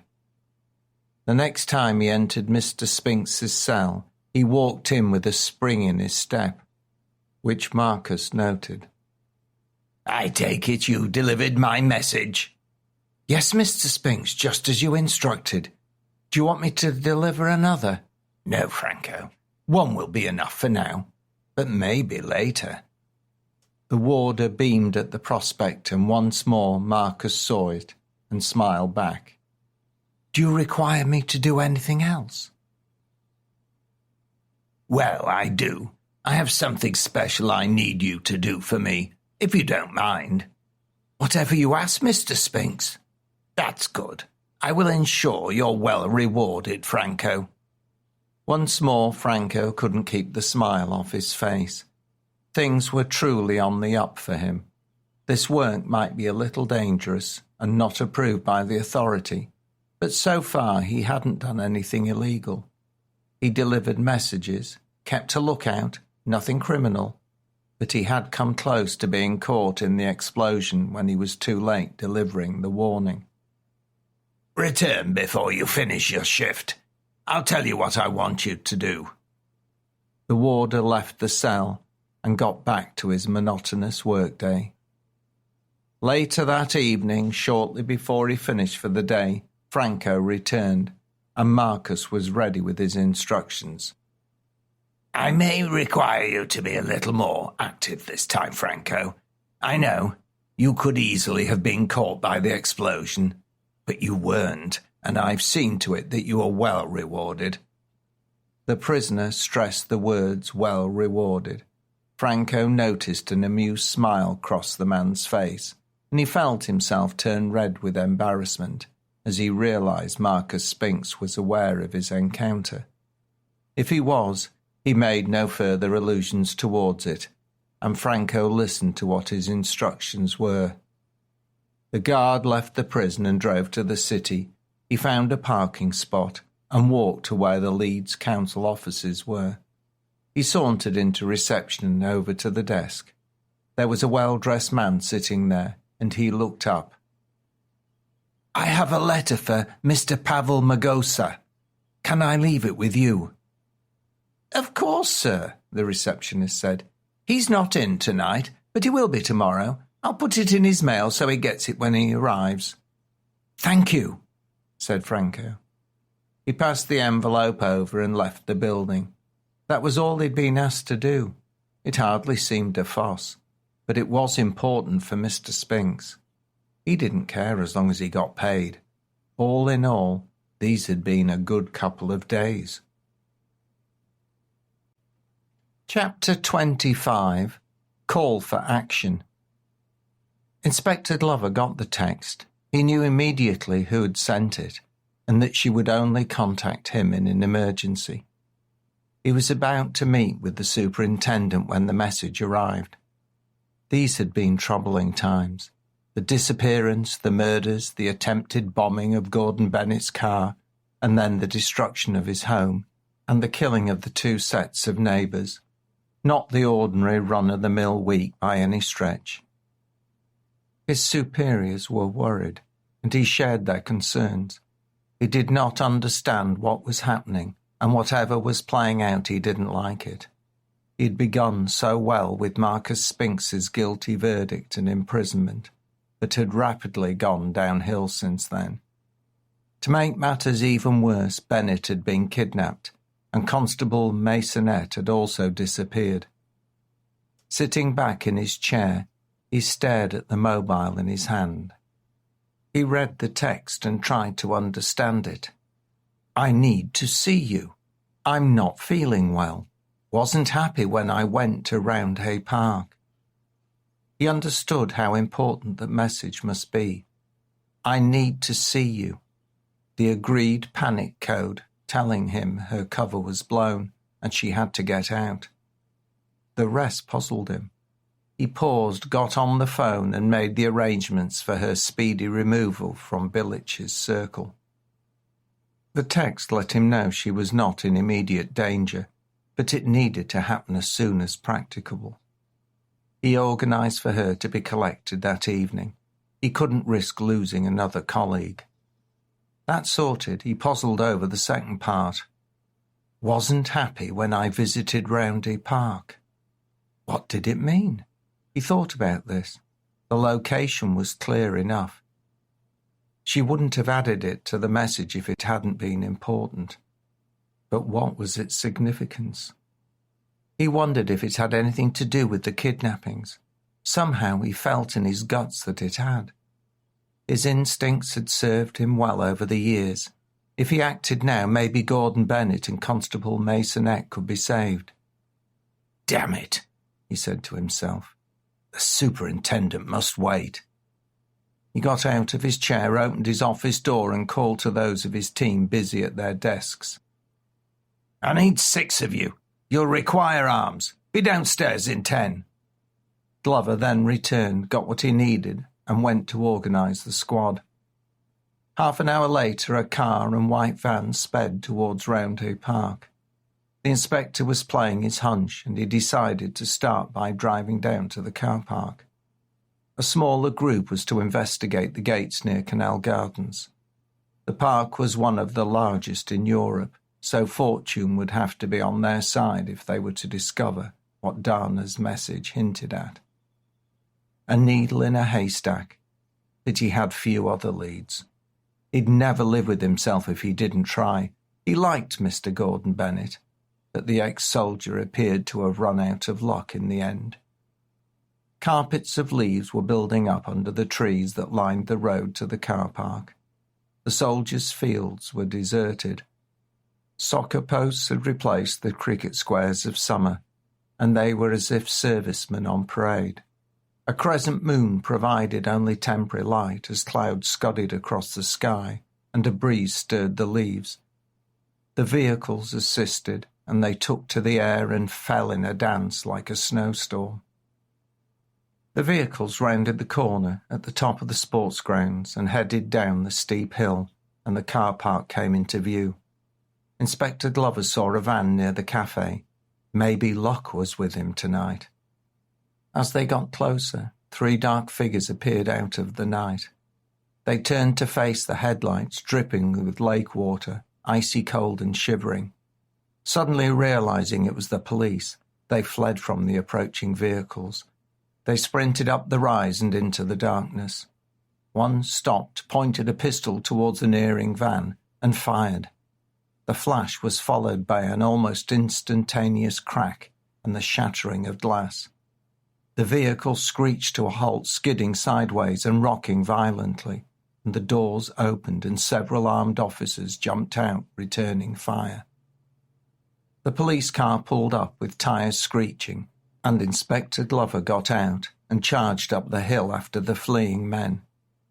His instincts were reliable. Whatever these 3 had been doing, it was nothing good. The use of firearms was rare, and officers being shot at was an even rarer occurrence. Penalties were severe and few would risk life in prison. Now they had to arrest them and find out what they were doing.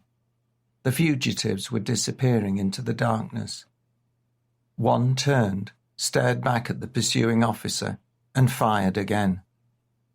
The officers were well armed and wearing bulletproof vests, but instinctively they ducked. This allowed the fleeing men to increase the gap.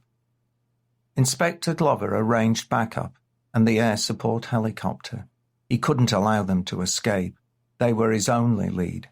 It was possible that Masonette and Bennett were somewhere in the park and still alive. Dana's message had brought him here, and he wouldn't let this opportunity slip. This might be his chance to link Miroslav Bilic to the recent murders. He continued after his colleagues. The moonlight kept disappearing, and without it the park was as dark as death. As he reached the top of the rise, the clouds parted around the crescent moon. A gentle light provided an opportunity to see what was happening. Distant black shapes were approaching the end of the lake where there was a castle folly. Beyond this rose a wooded and shrub-covered hill. Rhododendrons created dense areas that would provide cover for those trying to escape. Glover knew the area. He'd been brought up in the city. Over the incline was a narrow valley known as the Gorge, and further on lay the busy ring road. The inspector paused once more and called for reinforcements to block the ring road exit. Bugger the expense, he thought. I won't let them get away. He set off again, making headway as gunfire halted the chase. The fleeing men reached the corner of the lake and stopped briefly. He could see them turn back, look around, and there was a waving of hands as if they were having an argument. It lasted only a second or two, and then a couple headed up past the folly, and the lone man ran around the edge of the water, heading along the opposite bank. The clouds covered the moon, and once again darkness fell, making it difficult to see what was happening, and the figures disappeared. The fleeing man had the advantage, and splitting up gave them an even better chance. Glover only had 6 officers until backup arrived, and that was 30 minutes away. He rushed down the hillside to the end of the lake. His fitness was not what it once was, and he was out of breath, and he suffered the first twinges of a stitch. The sound of his men came from just ahead, and he caught up with them and took control. "You four, follow the two up the hill. Be careful, there are places they could hide. I want them, preferably alive. Hurry! You come with me. We'll go after the other one. He can run quickly on the path, but then so can we. Let's move." He knew the fellow they were after was wet, and that would slow him down. Whatever the fugitive intended made little sense to the inspector. Running on the open path was faster in the dark and avoided tripping and falling, but it was easy to follow. He must have known backup would be arriving. The inspector expected him to turn and make a dash up the hill into the woods, but it didn't happen, and he continued on the trail. Those chasing saw the man's silhouette as the moon temporarily broke through the clouds. They were about halfway along the length of the lake when the noise of the footsteps stopped, and there was silence.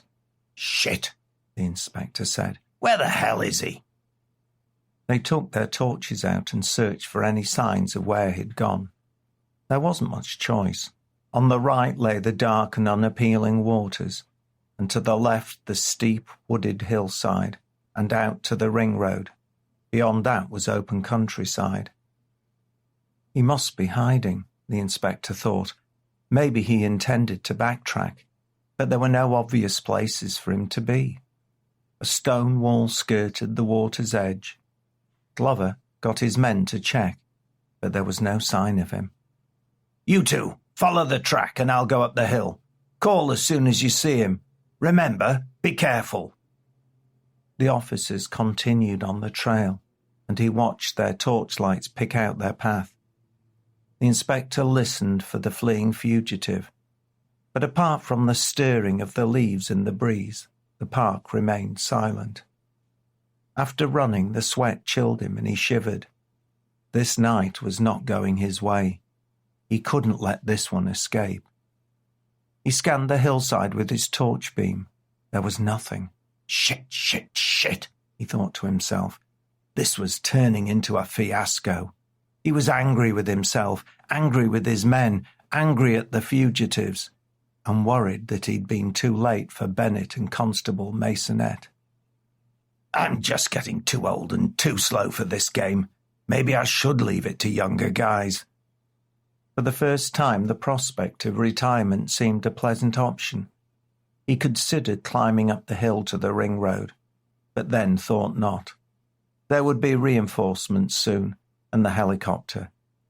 He would let them get on with it, and he pulled out his packet of cigarettes, took one, and put it to his lips. His wife, Angela, had been on at him to retire. She wanted them to spend their days together and go on holidays. She had ideas for the garden and the decorating of their home. He withdrew his lighter, flicked it, and was dazzled by the sudden light. He knew the park well. The gorge was a good choice to get away from the pigs. But he had an even better idea. But it would only work for one man. The others weren't happy about splitting up. With only a handful of police and the huge grounds, they had the advantage. He had fished this lake countless times, and what lay hidden in its depths didn't put him off. With his rod, keep net, thermos and sandwiches and flask of whiskey at his side, he would sit on the bank and be in heaven. What more could anyone want? He wondered if the people deep within its waters would agree. It was whilst angling that he'd first noticed the drainage pipe. He couldn't say why he'd paid it any attention, but he had. A water vole had scampered along the muddy water's edge and disappeared into it. He investigated and pondered whether he could fit in it. As a lad, he would not have hesitated. He would have been in it in a heartbeat. But as a man, it was more a conundrum, a puzzle for his restless mind. Now, as he fled, the memory had bubbled up into his consciousness and offered a solution. If only he could locate it. He remembered there was a lifebuoy on a pole near it, unless someone had vandalized it. Could he find the right spot and get inside it without being seen? It turned out easier than he'd thought. The boy was still there, and so was the drain. It was wet, but he was soaked anyway, and the culvert took him out of the wind. Sliding backwards, he waited in silence. He hoped those pursuing him would just pass by. If they did, he'd head back and get out of the park. It might not be the best of plans, but it was the only one he had. There was a snag. There were 3 coppers after him. He listened to them stop and talk on the footpath. After a little while, 2 carried on, but another remained. He heard the cop standing above where he was hiding. He could hear the man's breathing. But then silence. This lasted a long time, but then there was the sound of feet shuffling on gravel, and he realized the policeman was directly above him. This night had turned out to be a disaster. If the cops had arrived only a few minutes later, he would have been gone. Someone must have tipped them off. Relia had shot at them. A big mistake. The night had been one after another. He wondered if his mates had got away. Radovan lay in the pipe, becoming frustrated. Police reinforcements would arrive soon, and then he would have no chance to escape. Even if he stayed where he was, the dogs would eventually find him. Because he was still soaking wet, hypothermia was likely to kill him first. He had to act. He wormed his way slightly out. Lying on his back, he looked up. In the darkness, it was difficult to see much, but he heard the man's breathing and his fumbling in his pockets. Radovan pulled out his pistol. It was no longer damp, but it might not fire after being in the lake. The figure above him shuffled, and he knew this was his chance. As quickly as possible, he edged and crouched with the gun in his hands. The inspector flicked the lighter in his hand. There was a flash, and he put the flame to his lips and drew in a deep breath. A second flash appeared just beneath him, and oblivion swallowed him. Radovan watched the man fall. This was his chance. The gunshot would draw the 2 policemen back. He sprinted up the hill. He needed to get as far away as possible. The slope was wet and slippery, but he put in an extraordinary effort. He heard cries and the sound of running feet. Up he went, and his breathing was ragged and laboured. The banking was steep, and in places he had to pull himself up by exposed tree roots and clumps of coarse vegetation. He had a chance, not a good one, but still a chance, if he could get over the hill and across the ring road. The police were getting closer and louder. The shot man in the incline would slow them. His hands stung from cuts from the grass, but he reached the crest.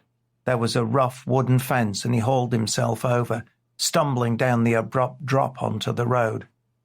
There was nobody in sight and no cars.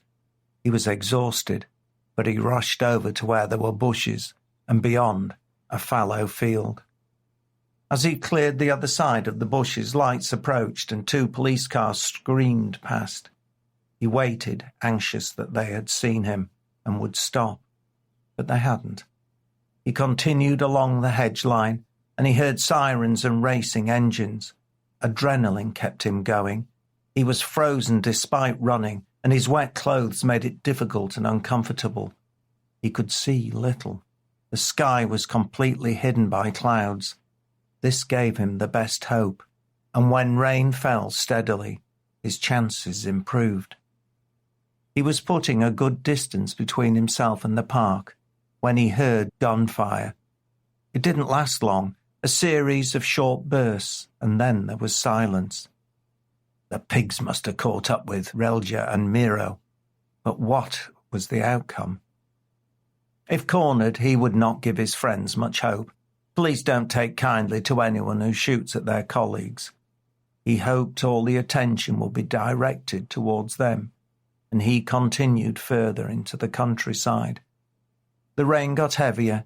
It was now a downpour, and storms rolled in, and it became torrential. Lightning streaked through the skies, briefly illuminating the land below. Radovan was fortunate. The helicopters could not fly in such weather, and even the tracker dogs would not get a scent. Despite his exhaustion, he eventually found a disused barn that offered shelter for the rest of the night. He'd covered 5 miles and his good fortune held.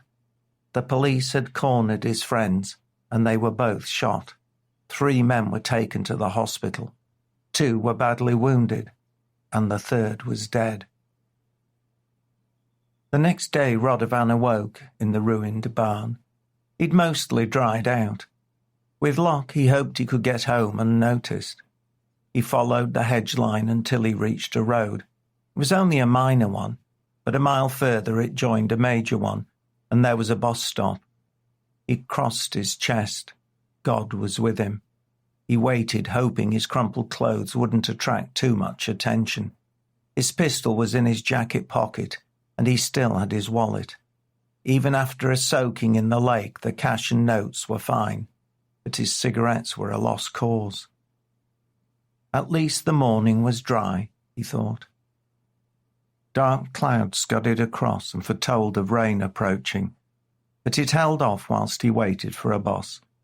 More than anything, he wanted to be home. He needed a hot bath, a good meal, a cigarette or 2, and a bottle of wine. The idea of this lifted his spirits, but then he realized if Verelja and Miro were alive and in custody, the police would soon show up for him. He hoped they were dead.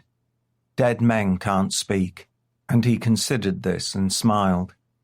He waited patiently for the bus, and after an hour it arrived. It was almost empty. 2 old ladies sat at the front. The sign said it was heading to Moortown Corner. He asked for the ticket, gave the correct change, and went and took a seat halfway along the single-decker.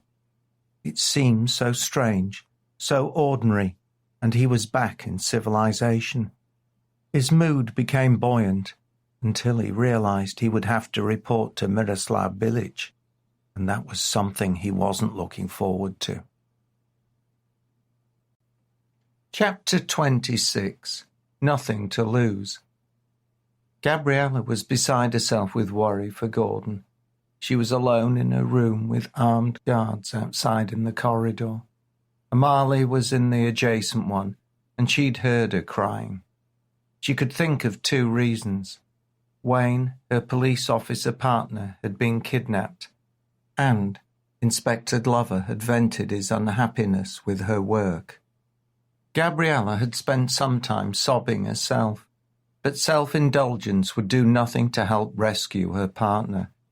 She'd pulled herself together and come up with a plan of action. He'd blamed a man called Miroslav Bilic for Shelley's murder. If he was behind this, then perhaps Gordon and Wayne would be held there. It wasn't much of a hope, but all she had.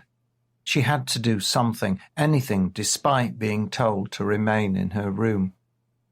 She couldn't just walk out. The police were there to keep her in, as well as keeping her safe. Gordon had left his mobile on the bedside cabinet when he went down to get his wallet. The inspector hadn't asked, and she hadn't realized until now. She reached for it and attempted to open it. The request for the PIN numbers came up and she froze. She'd never needed to use Gordon's phone before, and she didn't know his code. What would it be? She put in his birth year, but that was rejected. Next, 1234, but it produced a similar result. Another couple of tries were all she would have before it locked her out. Speed was important. Gabriella tried to think about what he would use. It wasn't his year, but maybe it was hers. She entered 1997, and this time it opened. "You romantic old fool," she thought, and stifled a sob. She looked in his contacts and finally found what she was looking for, Peter. And there was only one, Peter Falkirk. She hoped it was Gordon's police friend, and she speed-dialed his number. A familiar voice answered. "Hello." "Peter, it's me, Gabriella." "Hi, how are you? What can I do for you?" "I need some information. Where does Miroslav Bilic live?" "Bilic? Why do you want it? I just need it. Do you know where he lives? Why, yes. It's no secret. It's public knowledge. He lives in Manor House Lane. The stables. What's going on? Are you okay?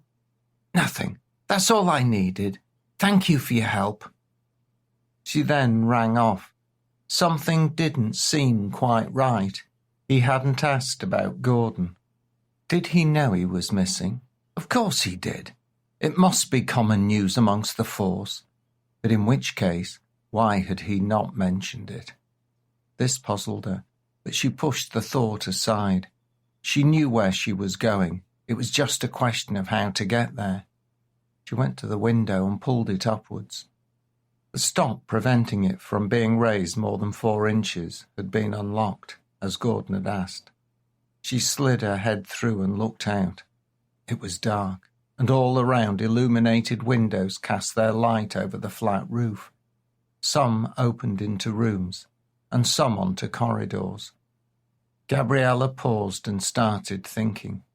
She had no transport, didn't have a clue where Manor House Lane was, and had nothing to defend herself with. However, she did know who did. Pulling herself through the space, she edged along to the next one. This was Amalé's room. She peered in, and the policewoman was sitting on the bed. Gabriella saw her face was streaked with tears. She was alone, so Gabriella took a chance. She tapped gently on the glass.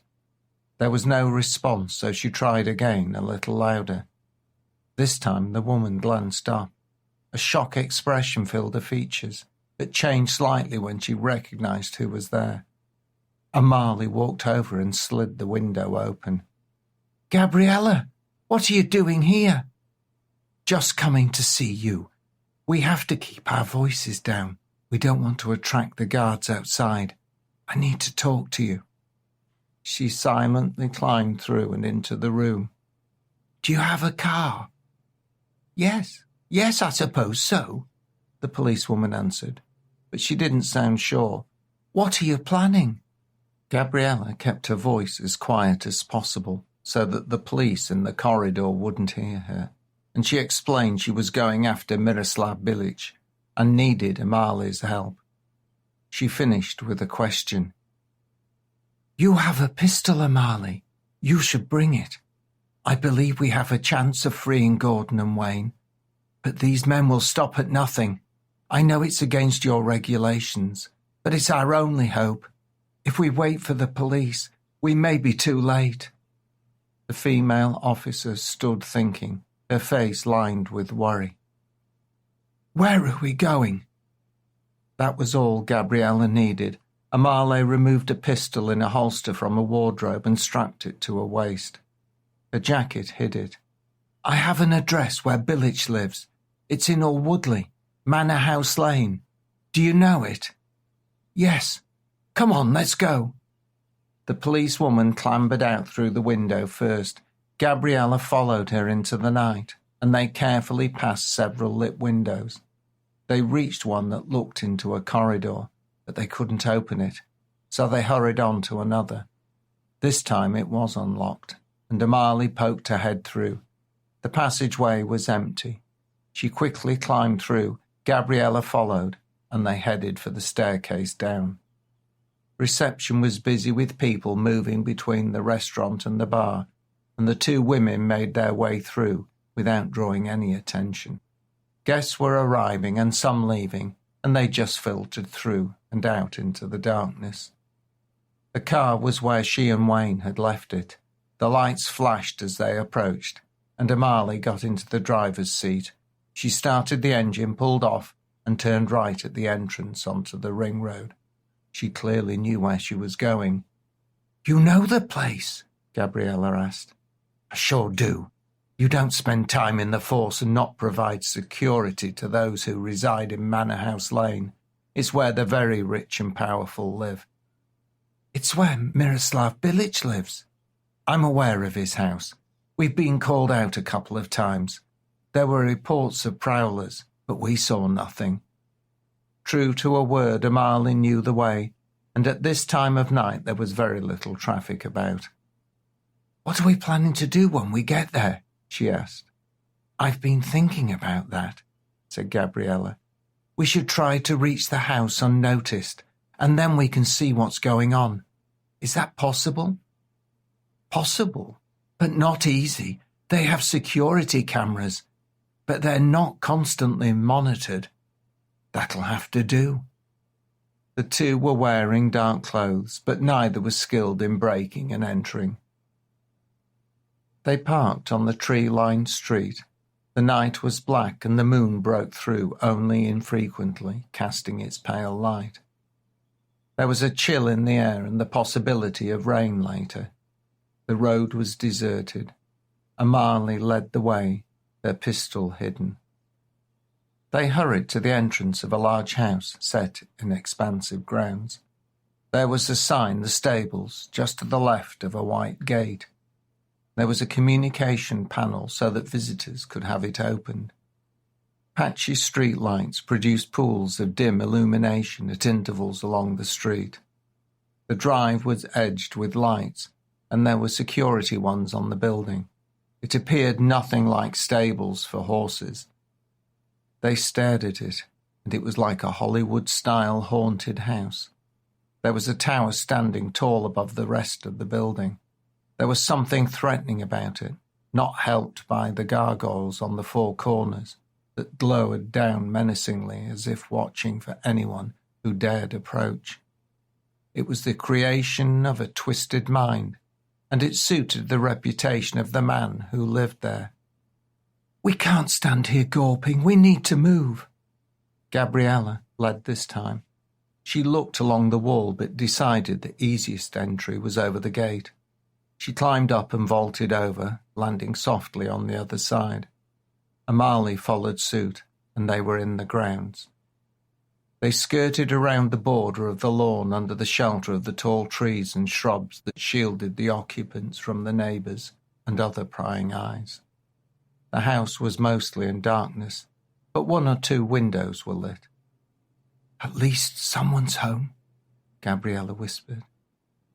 They squatted at the edge behind a flower bed, and they stared at the dwelling, wondering whether Gordon and Wayne were inside. Whilst they were out of sight, they heard a car approaching. Headlights moved along the road, stopping by the gate. There was the sound of metal on metal as the entrance slowly slid open. They lay flat on the ground, watching the beams move through the gateway and approach the house. The car pulled up and two figures got out. They were silhouetted in the security lights. A man and a woman went up the steps. The front door opened and they disappeared inside. The women watched the driver drive around behind the building. "That was probably Billich, but I don't know who the other person was," Marley whispered. "Yes, and there's at least one of his men," Gabriella added. "Do you want to turn back?" "Not a chance," she replied. "Come on, let's go see what's happening." She crawled forward, keeping as low to the ground as she could. She moved from one well of darkness to another. She hoped everyone in the house was too busy to check the cameras, but even if they did, it would be difficult to see them. The blow when it arrived was strong and sudden, and she felt her nose snap with the power.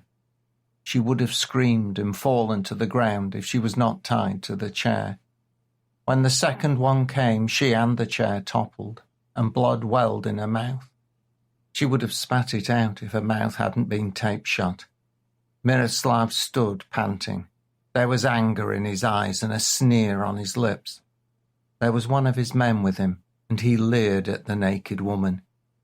He liked what he saw, and he hoped he might have a little sport with her later. The next blow came, and the female lost consciousness, frustrating Miroslav. He wanted to inflict pain and punishment, and now he would have to wait for her to come round before he could start again. Her right eye was swollen and almost shut, and her nose was broken. It was a blessing she'd passed out. He turned to his thug and said, "I'm going for a break. Get a bucket of water. I want her awake so I can continue." The heavy nodded his understanding, and his boss left the cellar and went up the stairs to the lounge. He poured a large drink and sat down on the white leather sofa, sinking into its comfort and luxury. Finishing it in one go, he got up and filled another. He was enjoying his whiskey when his mobile rang. He pulled it out of his back pocket and checked who was calling him at home in the middle of the night. Few would dare, and those that would have good reason. Probably his men confirming they'd disposed of Mr. Gordon Bennett, he thought. He looked at the screen. It was someone he hadn't expected. It was his insider, one of his trusted associates. He would only call if it was urgent. Yes, it's me. There's been a major incident. Police are all over Roundy Park. There's been some shooting. 2 are dead and another's in the hospital. Thought you should know. Thank you. Miroslav's voice was slow and controlled, but he was struggling to keep his composure. 2 dead, you say? Roundhay Park? Inform me if you have further details. Miroslav knew better than to say anything that could implicate him. He drained his glass, got to his feet, and went over to fill it again. 3 shot. Could those be his men? If so, what had happened to Bennett and the policeman? 1 wounded. If that were any of his people, it would be a problem. It was preferable that the man died too. He would have to make inquiries. This was getting out of hand and he needed information to stop it. Miroslav walked back and sat down. He made a couple of quick calls. He organised some of his contacts. They were not fully awake, but they soon sharpened up when they realised who was calling and what he wanted. Finally, he put his phone away. What was happening with that damn woman? Surely she'd come around by now. As he thought this, something touched the back of his neck. It was a gentle caress, cool like a gossamer breeze, but the hair stood to attention, and his heart missed a beat. No, I don't want to kill you, but I will if you make any sudden moves. Put your drink down and put your hands behind your head. The tone was bitter, chilling, and left no doubt that they meant what they said. The prod was more insistent. Miroslav had no choice. The speaker was a woman. Had the bitch somehow escaped from the cellar?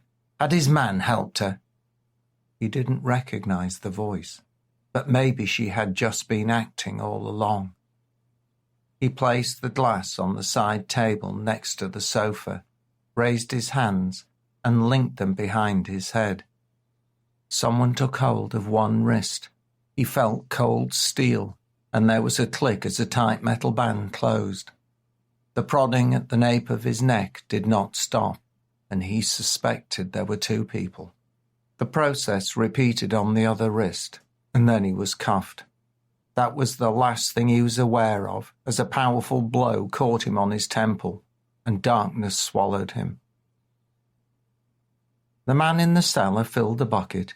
He wondered if he had time for some fun with the prisoner. She was impossible not to notice. She was magnificent, proud and athletic, had legs that any woman would die for, and a figure that he could barely keep his hands off.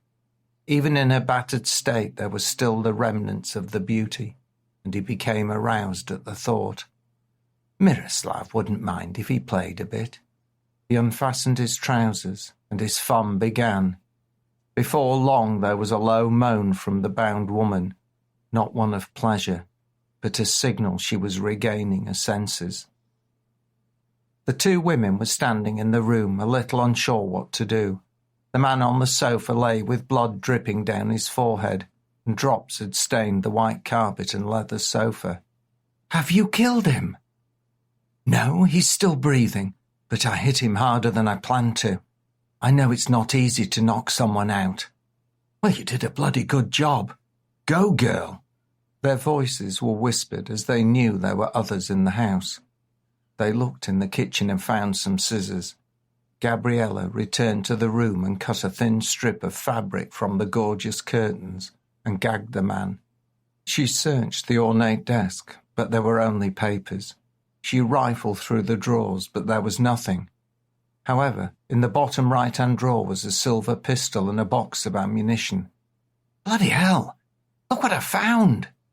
Amali joined her, and both women smiled. "That's good. If I use mine, then I'll be in real trouble. Take it. It's his gun. There's at least another man about. Come on, let's go see." Gabriella took it, checked it was loaded, and headed out into the corridor. There was an open door and a flight of stairs leading down. Amali followed, but she stopped by the fireplace and picked up a heavy iron poker. Pistol in hand, Gabriella waited, listening. She could hear noises from below, and then the sound of footsteps approaching the staircase. The two women positioned themselves on either side of the doorway, waiting as the steps led up to them. The person came through the opening. He was powerfully built, had short razor-cut hair, and a physique that showed the benefits of regular hours in the weight room of the gym. "Hello?" Gabriella spoke with a husky, sexy voice, and the startled man turned to stare at her, unsure what was happening. He never found out, as the hard, cold iron poker hit his skull with sufficient force to fell him without a murmur. She bent down and checked his pulse in his neck. She felt nothing. "You might have done it this time," she whispered to Amali. They took hold of his ankles and dragged him out of sight of anyone coming up the stairs. The women tied him up and left him in the corridor. They carefully crept down the staircase, unsure if there were any more of Bilich's men about, so the pistol and poker were kept at the ready. Neither said it, but they both hoped Gordon and Wayne were in the basement. At the bottom of the steps they heard nothing. They peeked around the corner. There was a single light bulb hanging from a cord, and it cast a yellow light over the room. What they saw both disappointed and horrified them. There was a lone woman tied to a chair. They stood there shocked. She was naked and so badly beaten that her face was unrecognizable. Their hearts sank. Gordon and Wayne were not there, but this lady needed their help, so there was no time for disappointment. Chapter 27. Treading Water. 3 women were in the room when he stirred. Bilich was confused and tried to move, but he was bound in place on the chair. His eyes showed anger, tinged with fear, as he understood what had happened, and his stare landed on Dana as she pressed a pack of ice onto her swollen face. She had recovered her clothes from the bathroom, and her gaze bore into his. Her look was freezing cold like the ice pack, and for the briefest of seconds he flinched and turned away. The room itself was unusually hot, and he stared at the fireplace and saw a roaring fire that he hadn't remembered from before. There were 2 other women there that he didn't recognize, and they glared at him with hatred. "The bastard's awake!" Dana spoke with some difficulty through a damaged mouth. "Good," Gabriella said. "We haven't time to waste. Mr. Bilich, you don't know me, but you've tried to kill me a few times. Now I need you to answer our questions. Is that understood?" The man looked straight at her and gave no sign that he even heard. "I thought you might be reluctant, so I have something that will help. By the way, do not expect your man to assist you. He's unconscious and tied up nice and tight, so he won't be stopping what we're about to do." Gabriella's voice carried menace, and anyone listening would have no doubt that she meant every word. Bilich's mouth was taped, so he couldn't speak even if he wanted to. "I need to prove my sincerity, Mr. Bilich, so just watch a while." Gabriella went to the fireplace and removed the iron poker from amongst the blazing logs. She turned and looked at the house owner, trussed and helpless. His eyes stared, and despite knowing what she was threatening, did not show fear. The bar glowed at its tip, changed to red, and then black along its length. Dana and Amali watched Gabriella as she carried it carefully to hold just before the bound man's face. A white chalky look appeared on the yellow end, and it was frighteningly hot. Gabriella held the point of the iron close enough to his skin so that he flinched with pain, but was unable to move more than an inch or two. "I don't think you believe I will hurt you, so I'm going to show that I will." With no warning, she lowered the tip onto the top of his hand. He screamed and his eyes flooded with tears, but bound and cuffed he could not escape, and his taped mouth meant that his scream was silent. Gabriella positioned the point just above the surface of the skin, and the flesh seared and smoked. She needed to convince him, and despite wanting to remove the iron, she held it for what seemed to her and the man an age. There were stifled screams as his body shook, and the three women wanted to look away, but their eyes remained fixed on his hand. Eventually, Gabriella removed the poker and returned it to the fire. "Mr. Billich, I hope I've convinced you I will not hesitate to burn you again, and next time it will be somewhere else. Now, I have some questions, and I would advise you to answer them truthfully and honestly. Where are Gordon Bennett and the policeman, Wayne Masonette?" Amali ripped the tape off Billich's face so that he could speak. "Fuck off, bitch!" It was slapped back over, stifling his words, and Gabriella returned to the fire. 5 minutes later, when the gaffer tape was removed, Billich was far more cooperative. The three now knew where the men had been taken. The council leader was sobbing on the floor, and Dana contributed to his discomfort with a swift kick to his groin. It didn't add a great deal to his suffering, but it made her feel a little better. His assistant was badly hurt, and they insisted on taking her for treatment. They couldn't call for an ambulance.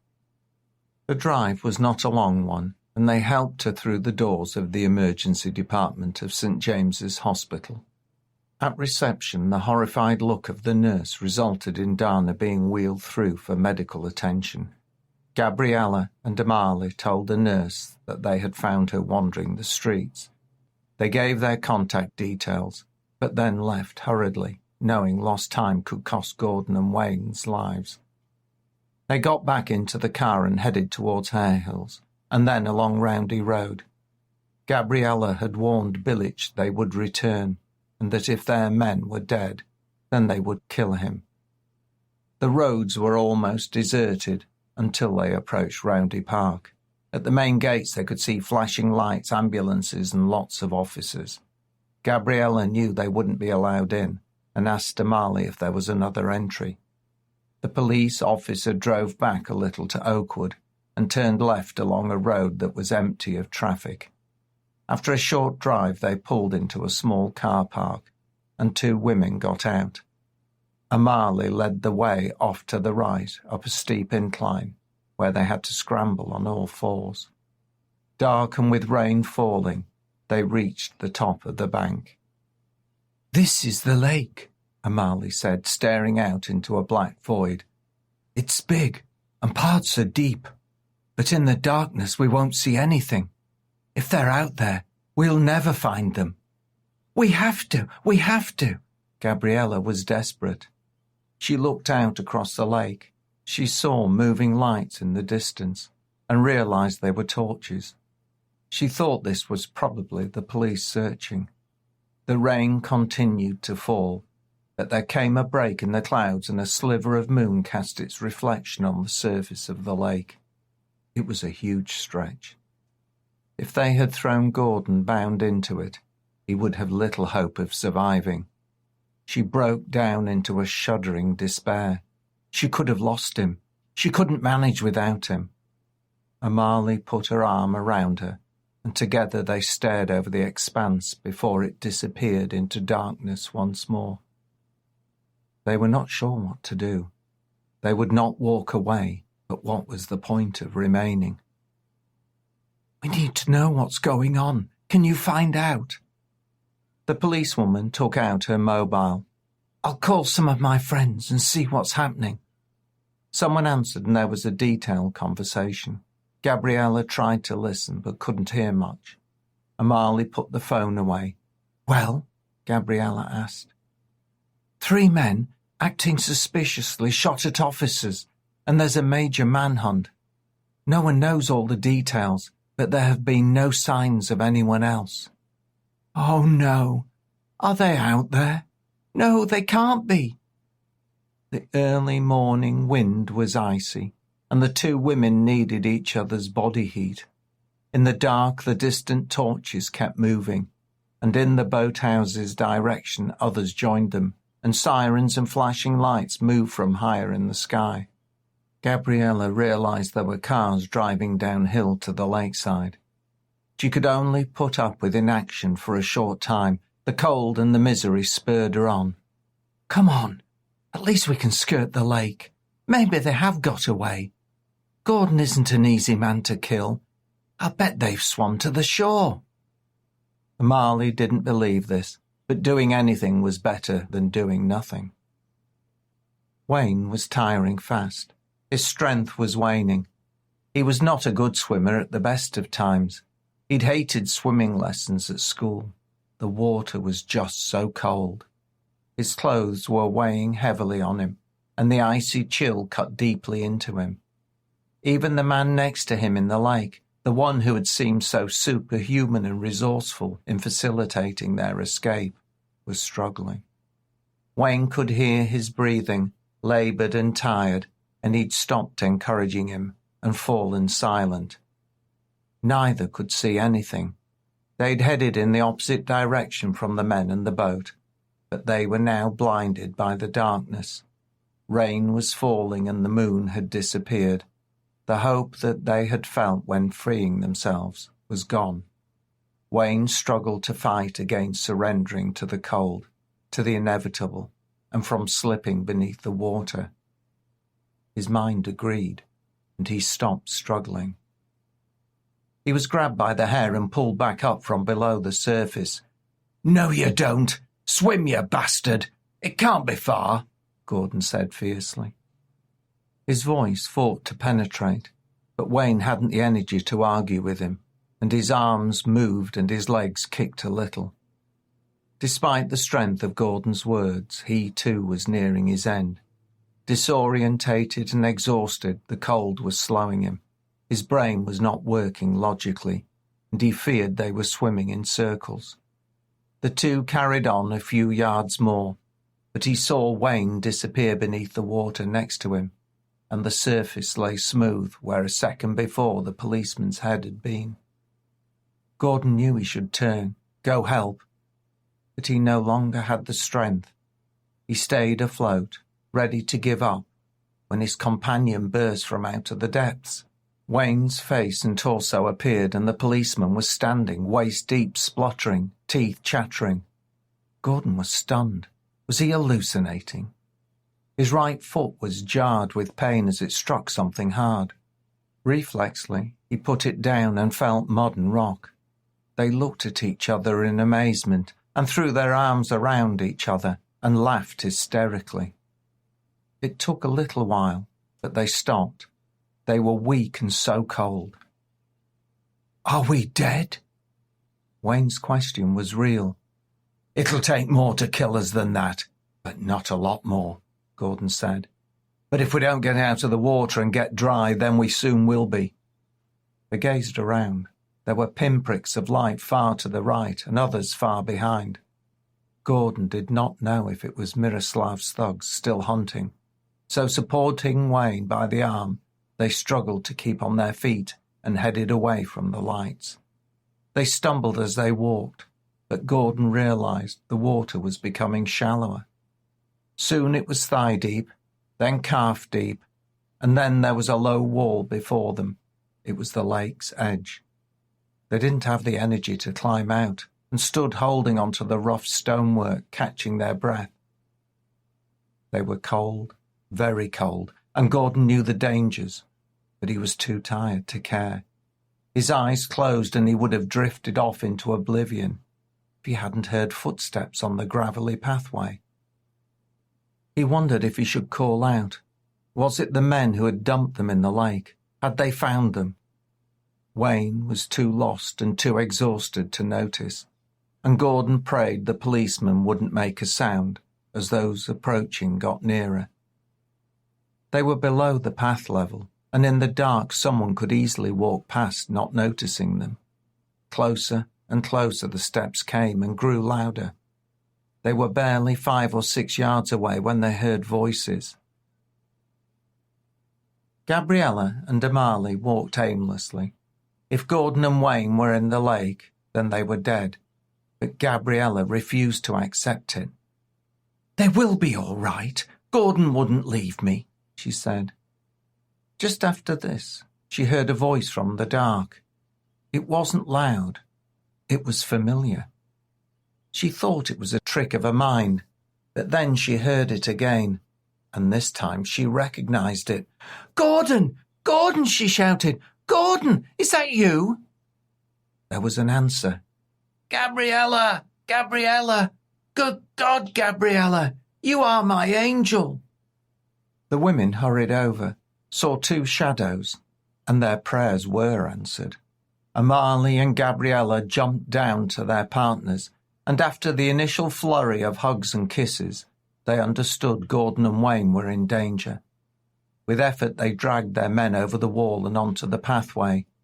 Amali pulled out a mobile phone and called for help. It took a little while to convince the operator that she was a police officer, but eventually she was put through. She gave their location, the condition of the 2 men, and she was told that emergency vehicles were in the park and to stay where they were. They stood there keeping Gordon and Wayne talking and not allowing them to fall asleep. They wrapped them in their jackets to keep off the icy wind and waited, frantic with worry. Where was the help? Finally, vehicle headlights appeared getting nearer to where they were. Gabriella walked towards them, waving her arms. She ran to the ambulance's window and explained what was going on. The paramedics and the police took over, and Gordon and Wayne were quickly driven away, alarms sounding and lights flashing. The 2 women were questioned and eventually taken to St. James's Hospital. Chapter 28. New Day, Old Ways. The rest of the night was spent explaining what had happened. Amali and Gabriella had agreed between themselves not to mention anything about Miroslav Bilic's house, at least for the time being. They were surprised when instead of Inspector Glover, it was another officer who interviewed them. This one had been brought in to take over the inquiry. She was well briefed and understood who the 2 women were. Their first questions concerned why they'd turned up at the park and how they'd found Wayne and Gordon. Despite being questioned separately, they both told the same story. Amali had heard about the report of the shooting at Roundy Park. Fearing it could involve their missing partners, they left the hotel and arrived at the lake. It was just by chance that they stumbled upon the wet and exhausted men climbing out of the water. The likelihood of such a fortuitous encounter caused the officer to raise an eyebrow. She gave the 2 the same knowing look that said, "I don't believe any of this, but it will wait." She didn't tell them what else had happened at the park that night, and provided no explanation as to where Inspector Glover was, but the station was unusually hectic, and there was a sense of tension. After having their statements taken, the 2 women were allowed to leave and driven back to get Amali's car. They then drove hurriedly to St. James's Hospital. It wasn't far, and they left the car and rushed into reception. They explained who they were and were shown up to the ward. The duty nurse spoke with them before they could visit the patients. Apparently both had suffered quite severe hypothermia. It had been touch and go for a while, but they were now stable. Gabriella and Amali burst into tears with relief and held each other. When they composed themselves, they turned to the nurse. "Can we see them?" She smiled and told them they were sleeping, but she would allow them to go in for a while. The patients were in adjacent rooms. Gabriella went to Gordon, who was lying asleep on the bed. Various monitors measured his vital signs, and he was very pale. She kissed him on the forehead and then sat down on the chair next to him. He didn't stir, and his breathing was regular, but shallow.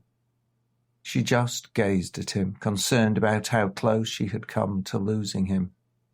The nurse appeared at the door and gestured time was up. Gabriella squeezed Gordon's hand, looked once more into his peaceful face, and left the room. Amali was waiting, and they walked out of the hospital and into the car park. The sister had told them that the police were posting guards outside in the corridor. The pale light of the new day was now the dull grey of autumn. Both were exhausted, and they headed back to the Hamlet Hotel. Amali still had a role keeping Gabriella safe, despite all that had happened. They went up to their rooms and arranged to meet for lunch after a sleep. Gabriella was too tired even to shower, and just fell onto the bed. As her head hit the pillow, she was fast asleep. Dreams of what might have been haunted her slumber and tormented her heart. When she finally woke, the light from outside was dim, and it was late in the afternoon. She'd slept much longer than she'd intended to. She got up and went into the bathroom and took a lengthy, hot shower. Afterwards, she sorted out some clothes to wear. When dressed, she went out into the corridor and knocked on Amali's door. The police officer opened it and smiled at her. "I can't believe how long I've slept," she said. "Come in." She moved aside and Gabriella walked in. "I'm starving. Shall we go down and eat at the bar?" "Sounds good to me." The hotel was its usual hive of activity, and the pub was doing a roaring trade, filled with mainly young men and women. The barman noticed them and came over to take their orders. 2 large glasses of red wine were produced, and they checked the menu and chose what they wanted. The man at the bar told them he would bring the order over when it was ready. They found a table and enjoyed their first taste of the red wine. They were sitting next to a low window that looked out onto the car park, but in the dark it was mostly hidden from sight. All they could see were a couple of patches of light where the floodlights cast their brightness. The 2 women had become quite close after all that had happened. "Once we've eaten, we'll drive in and check how they are. They would have called us if there was a problem." Amali's voice showed her relief, and Gabriella realized she'd been as frightened as she had.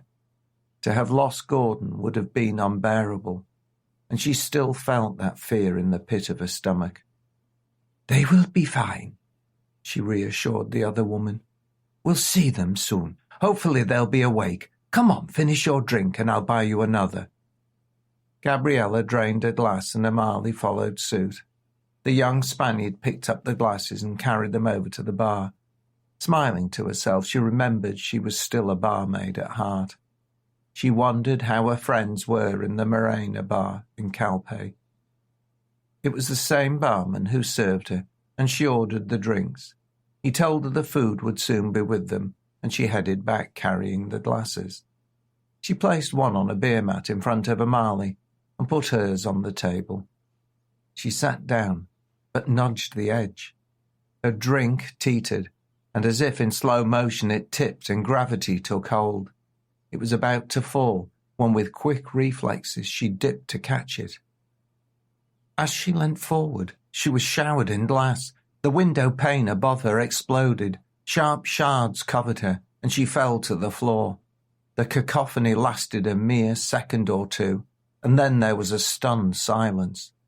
This was broken by the sound of a car's engine revving, and then a screech of tires. Every eye in the room stared at the window, their table, and the bloodied bodies lying on the carpet. Gabriella was confused and hurt. She staggered to her feet and gazed about, unsure of what had happened. She saw Amali, the policewoman, lying unmoving, her body torn by the glass and pierced by the hail of bullets.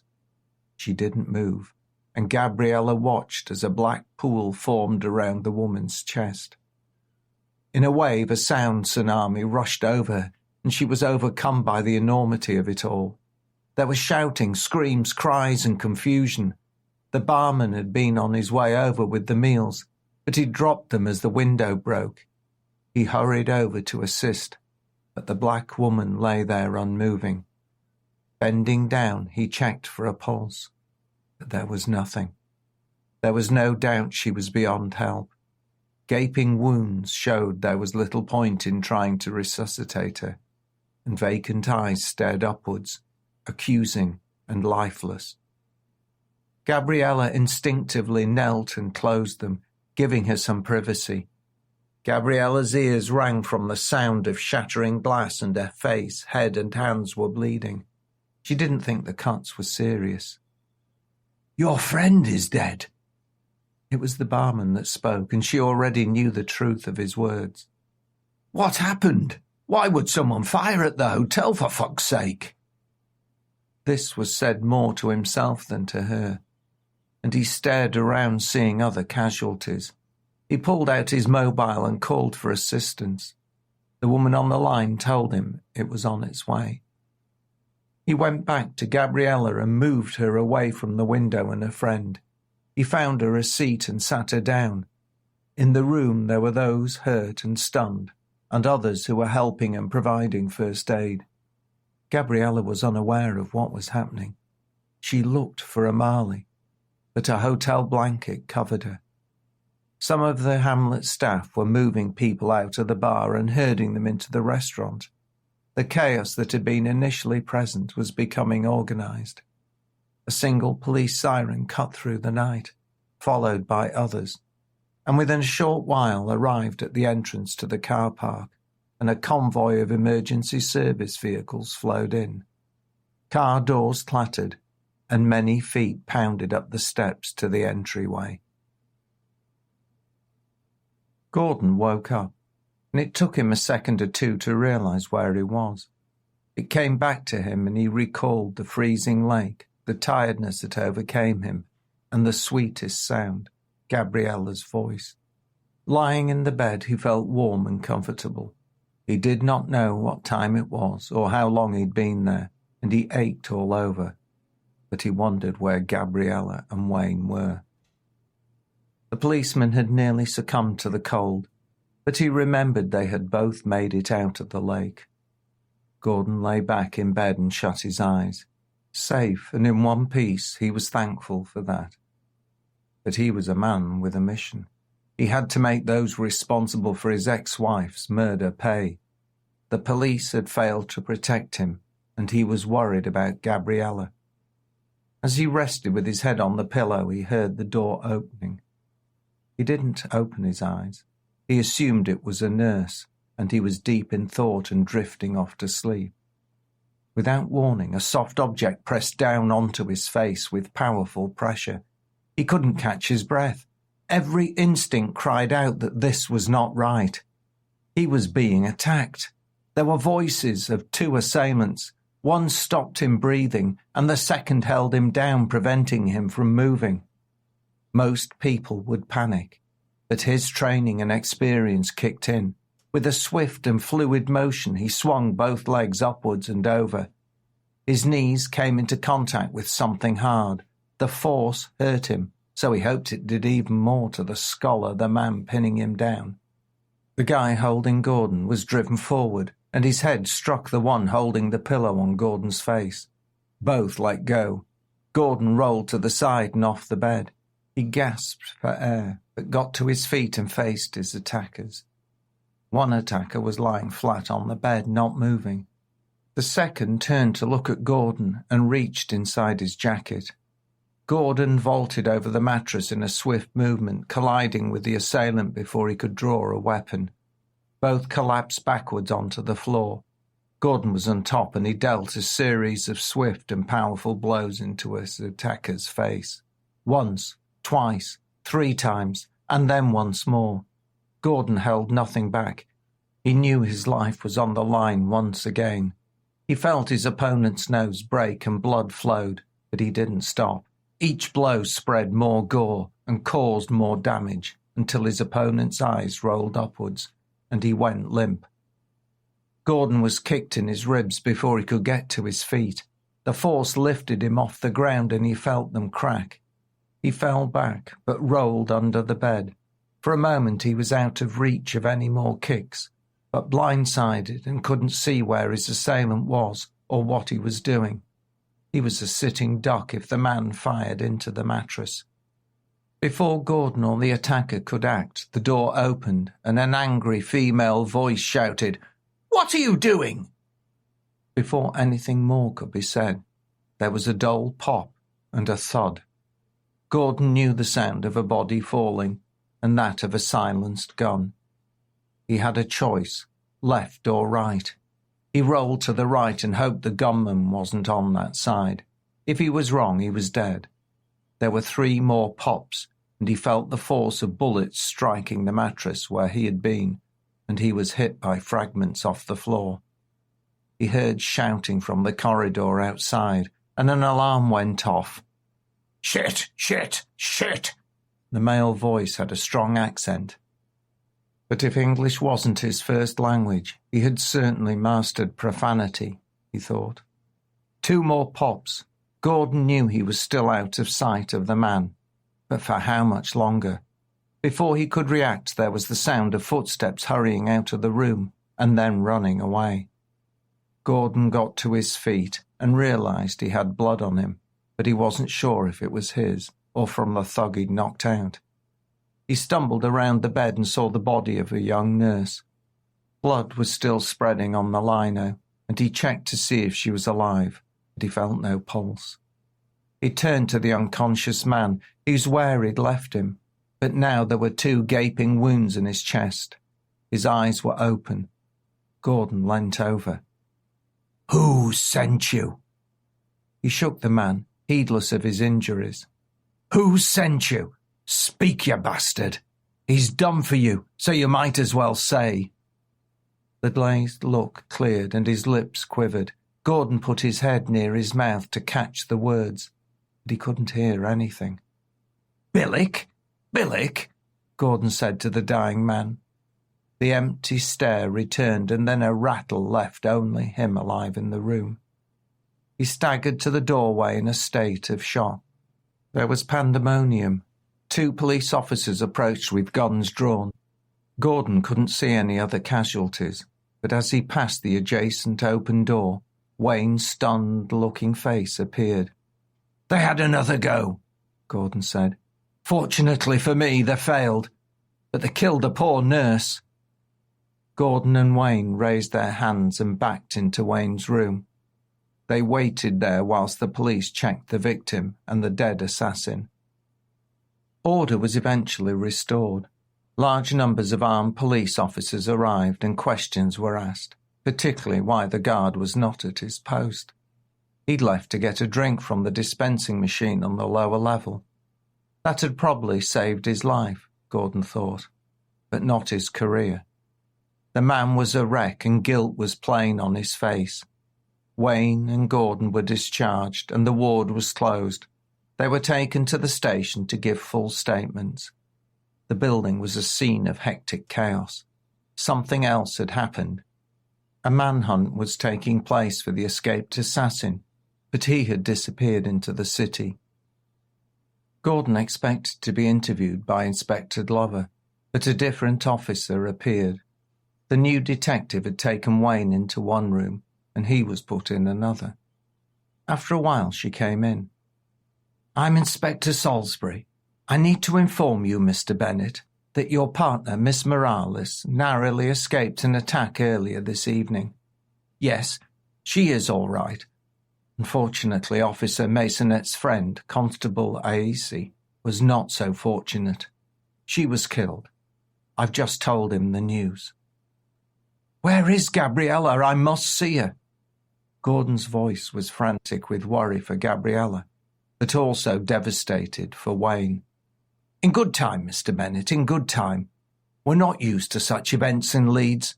This city is a busy one, but we do not have wholesale killings and assassinations. Trouble follows you, and I don't like that. On this occasion, it seems you're the victim, and somehow you've survived another attempt to kill you. You have some dangerous enemies. You really must have pissed someone powerful off. I believe that Inspector Glover told you to return to Spain. It is a shame you didn't listen to his advice. Eventually Gordon was taken to Gabriella. They were relieved that they were alive, but devastated by all that had happened. It's so unfair. I know. Gordon's voice was raw with emotion, and he was unsure what to say. There was nothing that would make it any better. They were to return to a different hotel. It was not far from the hamlet, but as that was now a crime scene, they couldn't go back there. Their luggage was taken to the parkside. After checking in and being provided with yet another hire car, they were told to remain there.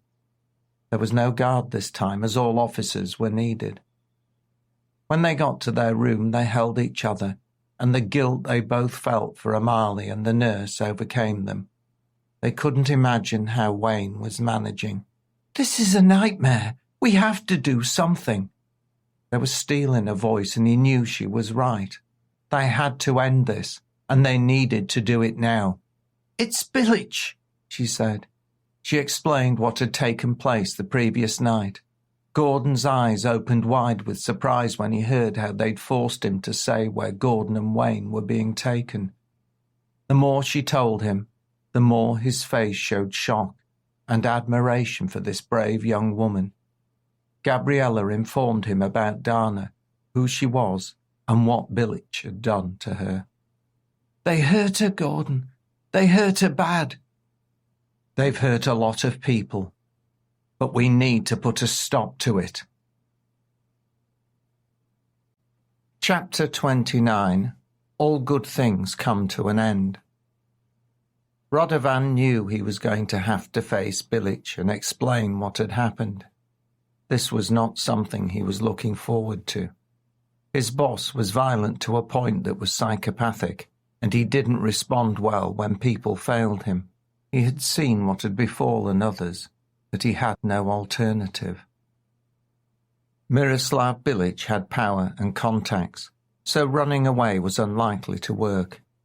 The only thing in his favour was that he'd escaped, and he was pretty sure the two men were dead at the bottom of the lake. It was mid-morning when he drove over to Billich's home. Normally he wouldn't have gone there, but his boss needed to be told what had happened. He had tried phoning, but the call rang out to an answering machine, so it was with great nervousness that he parked in the street. The houses in this area were impressive, and Radovan felt insignificant. He had listened to a local news report that said that there'd been a shootout with 3 armed men in Roundy Park the previous night. 1 police officer and 2 of the gunmen had been shot, but they were unsure of their condition. The gateway was open, which struck him as odd. When he'd been before, the gate was always shut. As it was, he strolled through and made his way towards the house. He walked on the lawn that edged the gravel driveway, as his steps sounded so loud on the loose surface. Like a man walking to the gallows, he approached with little enthusiasm. As he got nearer, the only sign that someone was at home was the front door being open. This was very unusual. Mr. Billich was a man who was very security conscious. No one appeared, and as he reached the entrance he called through to anyone inside. Hello, Mr. Billich, are you there? There was no reply, and he cautiously pushed the door wider and tried once more. Are you there, Mr. Billich? It's me, Radovan. Again, no answer, but he thought he heard some movement further in the house. I'm coming in, Mr. Billich. I hope you don't mind, but I need to report back on what happened last night. Still, not a sound, and so he walked in nervously. The inside of the entry hall was fairly dark, and he could see and hear nothing. He almost tripped on a bound body lying on the floor. His heart was pounding and he feared what else he would discover as he stepped over the man.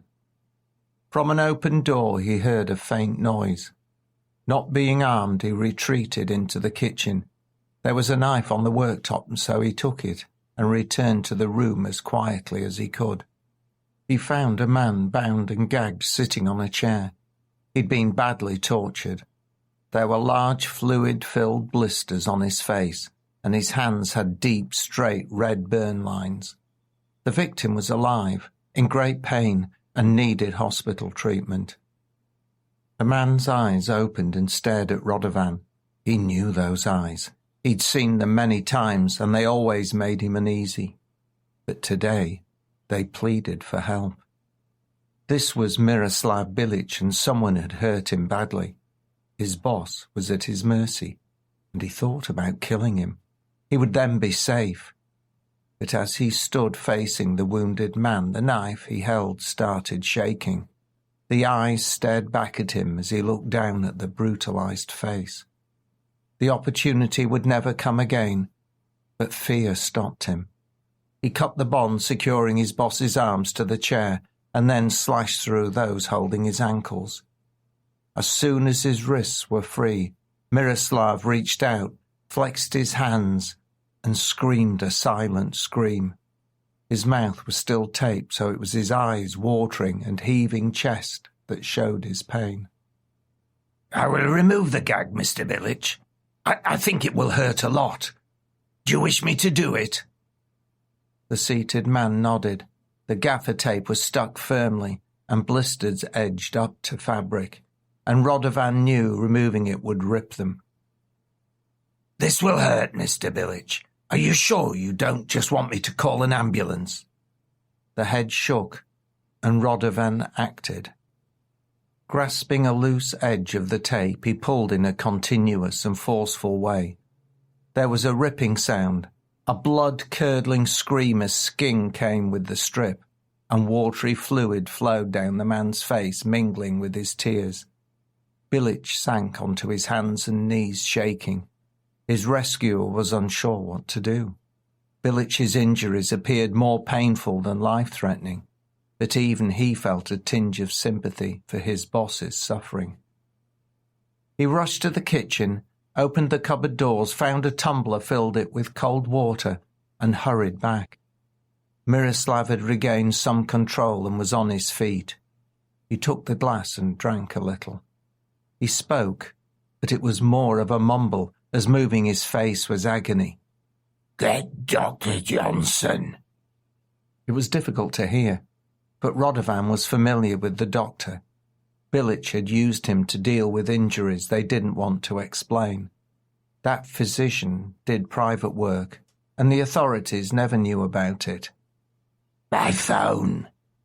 Radovan looked around for the mobile and found it on the carpet near the fireplace. His boss took the handset, dialed the number, and handed it back. Get him here. Tell him. Burns. Miroslav spoke through gritted teeth. Radovan listened. A voice answered. Dr. Johnson here. Is that you, Mr. Bilic? No, it's not. Bilic is hurt, badly burned. He needs your help. He's at his home. Get here quickly. There were more words said, and then the call ended. He's coming right over. Can I do anything? Radovan made some telephone calls for his boss as he was treated. Pain-killing injections, dressings, and an intravenous drip stabilized his injuries, and were the best the doctor could do without him going to hospital. Dr. Johnson helped make the patient comfortable. Bilic was sedated and in his bed. The unconscious guard had recovered, but had a hell of a headache. The doctor was tidying up and promised he would return in a couple of hours. A nurse would arrive in a short while to take over. He stated very clearly that Miroslav was not to leave the house not to move, and should rest as much as possible. He told Rodovan to remain with him. The doctor walked out, passing someone arriving. He'd met Pavel before, and he briefly explained what had happened to Bilic. He reiterated their boss was to remain still and must stay in his bed, and then left. Pavel knew the house and he went straight to the master bedroom. His boss's condition shocked him. He'd never seen him other than in total control. This was a man who wielded power ruthlessly, and to see him maimed and vulnerable was shocking. Miroslav's eyes told another story, though. They looked at him with an intensity that caused him to shiver. Despite all outward signs, this was not someone who had been defeated, and he wondered what he intended to do. The discussion that followed was slow and painful, but in the end he understood his orders. Leaving the house with the recovered guard, he made a call. Bilic wanted people eliminated that very day. Pavel was not happy about it. It was too rushed, too brazen, and could only lead to trouble. But he had his instructions, and he knew to carry them out to the letter. This time, he would take charge. The male target was in the hospital, and the woman at the hotel. The first part went to plan. They'd hung around the car park watching for the opportunity. He hoped she would come down to eat at some point. If she didn't, they would have to find a room. Their informer provided the information. He couldn't believe his luck when the woman sat by the window in the bar. There was another with her. "Guess it's not your lucky night," he thought to himself, and he started the engine. His partner fired a quick salvo as they drove past and out of the car park. He smiled as they left the hotel. "Next," he said. They proceeded towards the hospital, men on a mission to eliminate the troublesome Mr. Gordon Bennett. It had been a cock-up. He'd been lucky to get clear, and he'd had to kill Serge. Shit! He'd been fortunate not to be caught by the police as he'd driven away. There was a car waiting at a rendezvous spot, and he drove there trying to avoid attracting any attention. That bastard Bennett took some killing. His mind was a whirl, and all he could do was follow the prearranged plan. Dump this car, set it alight, and then report back to Bilic. Facing his boss was something he didn't want to do, but he had no choice. He pulled up in a lay-by where the other car was and drove in behind it, leaving 20 yards of separation. Sunrise was a few hours away and dark clouds covered the sky. Getting out, he walked over to the waiting vehicle, opened the boot, rummaged around, and emerged with a glass bottle filled with fuel, trailing a rag. He looked about. There was no sign of anyone. He flicked his lighter. The spark shone star-like for a second before the gas lit and the small flame dazzled. Pavel tossed it through the open door. It shattered, and the petrol exploded in a fireball, lighting the night sky and searing his skin. He hurried back to the car, but as he was about to get in, a voice called to him. "Good evening, Pavel.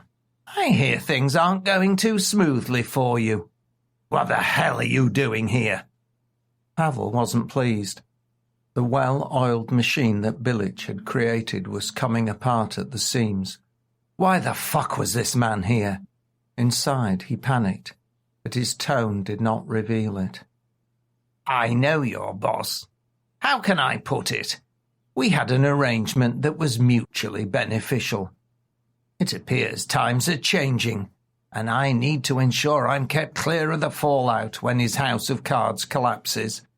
I guess I'm cleaning up."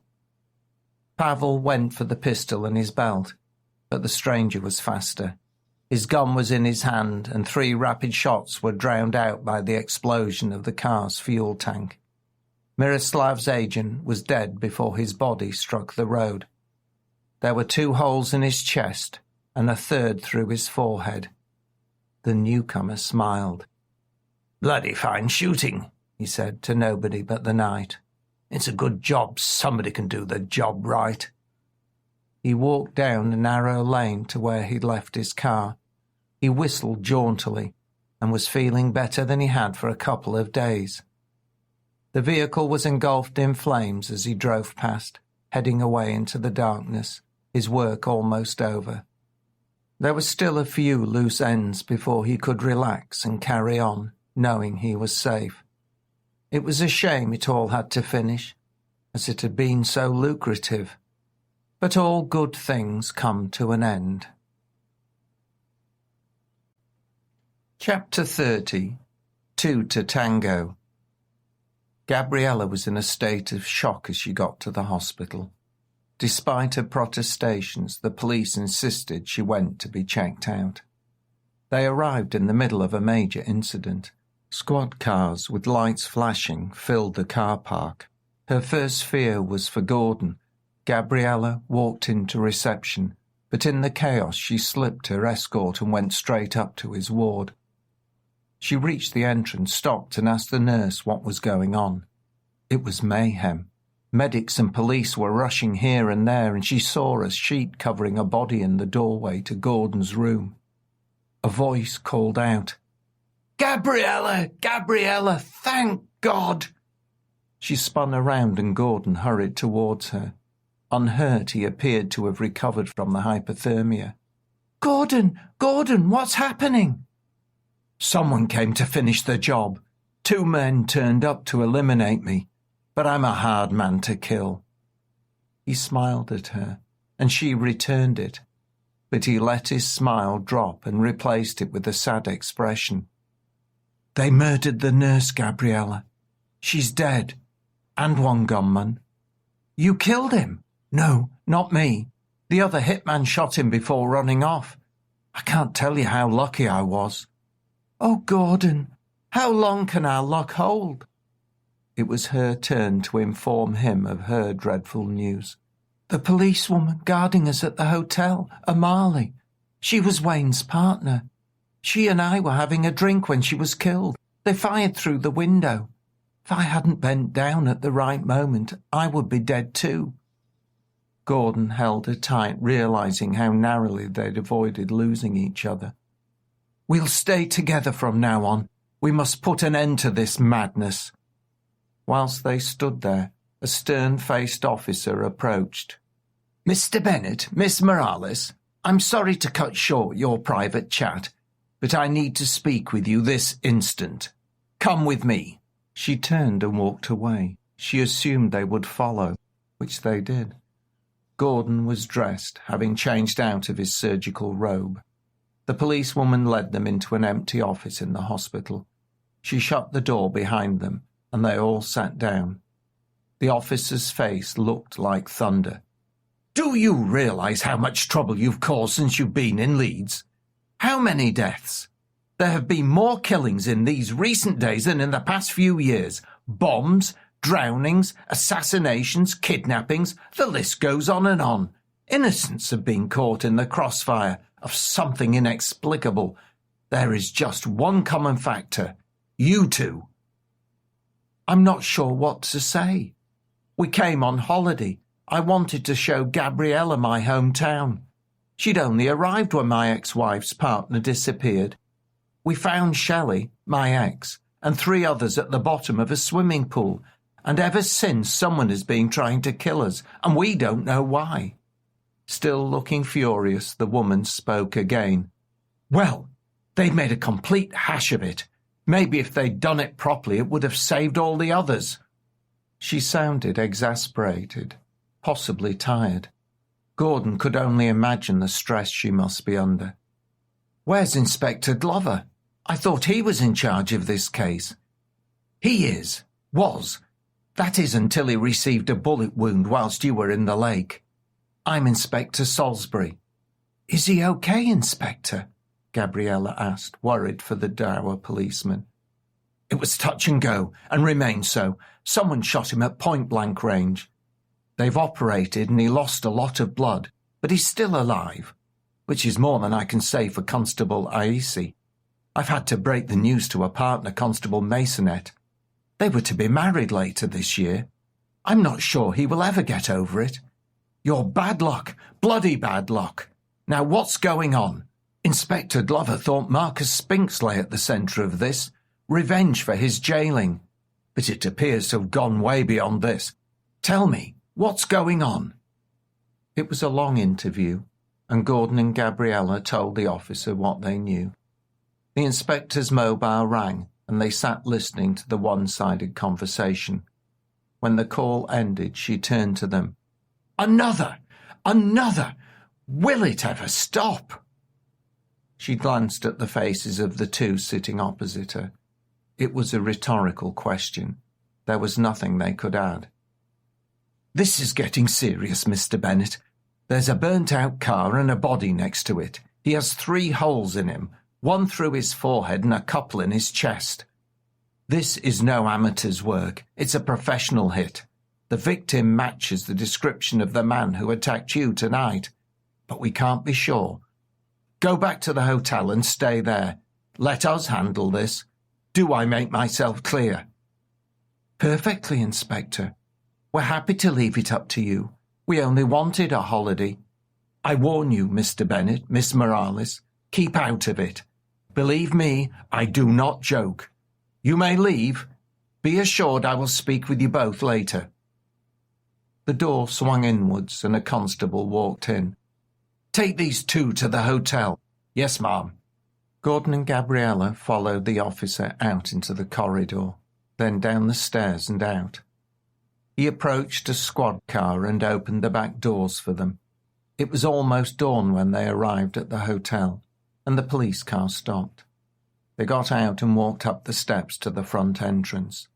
The officer watched them go into the building, and then he drove off. The reception desk had a gentle light, but the rest of the foyer was in semi-darkness. They nodded to the bored-looking woman at the counter, then went to the stairs and headed upwards. When they were back in their rooms, Gordon spoke. "We've got to put an end to this madness. Did you say you'd left Billich at his home?" "Yes, but he won't be going anywhere. He didn't want to speak, and he took some persuading. In the end, he told us they'd taken you to the lake in the park. Unless he's in hospital, he'll be there. We'll go and get him and sort this out. If only my gun hadn't gone when the house exploded. This could be tricky." "That's not a problem. I've got one." Gabriella went over to the bedside cabinet and opened the drawer, and she removed a handgun and a box of ammunition. Gordon looked at her with a mixture of surprise, fondness, and admiration. "Is it any wonder I love you?" "Not to me. I guess I'm just perfect." "This is Billich's pistol. I took it from his house. Only fitting we take it back to him. Is the car still outside?" "It should be. They returned the keys after your kidnapping. They'd been left in the car, so it should be there." "Let's have a few hours' sleep. We'll need our wits about us." Gabriella was exhausted. She'd been living on adrenaline for days now. They got into the bed and instantly fell asleep. Gordon woke her with a cup of instant coffee. It was the best he could do. She took it, pulled a face, but drank it. They both showered and dressed. "We have a house call to attend to. Are you ready?" Gabriella nodded. They exited the room past reception, went through the doors and out into the morning. They found the car just as it had been left, but Gordon still checked to make sure it hadn't been booby-trapped. It was clear, so they drove out of the front gates and headed towards Allwoodley. Gordon had been there many times. The roads were hectic, being rush hour. It took longer to arrive at Manor House Lane than the last time Gabriella had driven there. The pavements of the tree-lined street were empty, but the road was busy with cars pulling out heading for work. Gordon drove along towards Billich's place. He slowed down as they passed, and the two stared across to see what was happening. When he arrived in the street, he knew he'd have to wait. It was essential that whatever happened, Billich must not involve him in the sorry mess. The Serb had to keep him out of it. From his position, he had learnt a great deal about the council leader and businessman. He investigated the man's relationships, his lovers, and his relatives. Bilic also gathered similar information on all those in his inner circle. An insurance policy, he thought. You could never be sure when it would be needed. Bilic had a wife and family, and they were unaware of his illicit business dealings. They only knew of his Leeds City role and his legitimate businesses. His drug dealing, his extortion rackets and prostitution he kept hidden. Bilic's spouse was either in denial or simply tolerated his sexual dalliances. She'd met some of his employees, and he couldn't believe she was that naive. She enjoyed the trappings of wealth, and ignorance was the price she paid. It was Miroslav Bilic's wife that he was waiting for. She'd been away, but was expected back that morning. She'd become a lady of habit, and that played into his hands. Information was power, and he would use it. He waited out of sight, and sure enough, as anticipated, a taxi pulled up outside. Karika Bilic got out of the car. Middle-aged, she carried a few extra pounds, and may once have been a beauty, but age had left its mark. She was a pleasant lady, he thought. It always seemed to be the nice people who had to suffer. He pushed this notion aside. She could have asked the taxi driver to drive into the property, but she didn't want a fuss, and the short stroll gave her an opportunity to gather her thoughts before she met Miroslav. It was a dangerous game she played. Her husband still loved her, but he desired young flesh. She suffered the humiliation, acted the dutiful and dumb wife, and raised her 3 children. But she harboured feelings and passions too, and as long as he never found out, life was tolerable. In fact, she lived for the moments when she could be with her lover. He was old, like her, cared for her, and was prepared to take the risk for the little time they shared each month. Her sister provided the excuse and the alibi. Karika loved being with her man. They spent most of the time talking, laughing, and happy in each other's company. Mostly innocent, but her husband wouldn't see it that way. She feared what he would do if he ever found out, but he hadn't yet. She smiled. It really had been a lovely break, but now she was back and she had to face reality, at least until the next encounter. The man stepped out in front of her. She'd not seen him, lost in her daydreams. He seemed familiar, friendly, not at all threatening. But she saw him take something out of his coat pocket. He held it up, and she looked at it, at him, and blinked in surprise. "Mrs. Bilic, glad to meet you. Please follow me." "What? Now?" "Yes, right away. I have a car over there." They walked over to it. He opened the passenger door and she got in. As he settled into the driver's seat, he threw a travel bag into the back and drove off. 10 minutes later, he phoned Miroslav. "Mr. Bilic, it's me." "What do you want? I warn you, I'm not in the mood for anything today." "Oh, you'd better be in a listening mood." "What is it?" "Well, I have a hunch the police might be calling on you soon. It appears you've been a naughty boy. Anyway, I just wanted to tell you that if anyone asks, you do not know me, and we have never met. All right?" "Why should I do that?" "Let me see. If you love your wife, you will. She's here with me now. Lovely lady." "I want to talk to her, you bastard. Put her on. If she's harmed, I will make you pay." "Oh, I don't think so. You're in no position to threaten me, but I'll allow her to speak." "Miro, are you there? He's got me. I'm frightened." "You'll be fine, Karika. He won't hurt you." "She's no longer on the phone, Miroslav.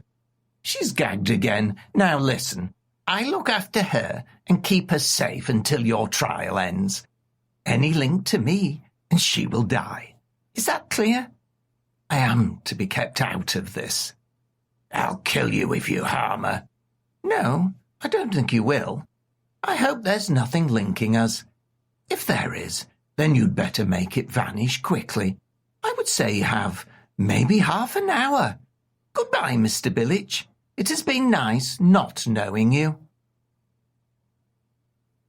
Dana came around in the hospital room, confused and unsure how long she'd been unconscious, but she realised she'd undergone surgery.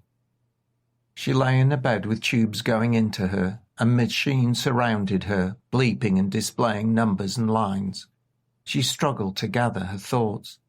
As she did, memories flooded back, and she screamed. 2 nurses rushed in and administered a sedative, and Dana drifted off into sleep. The second time she awoke, she wasn't alone.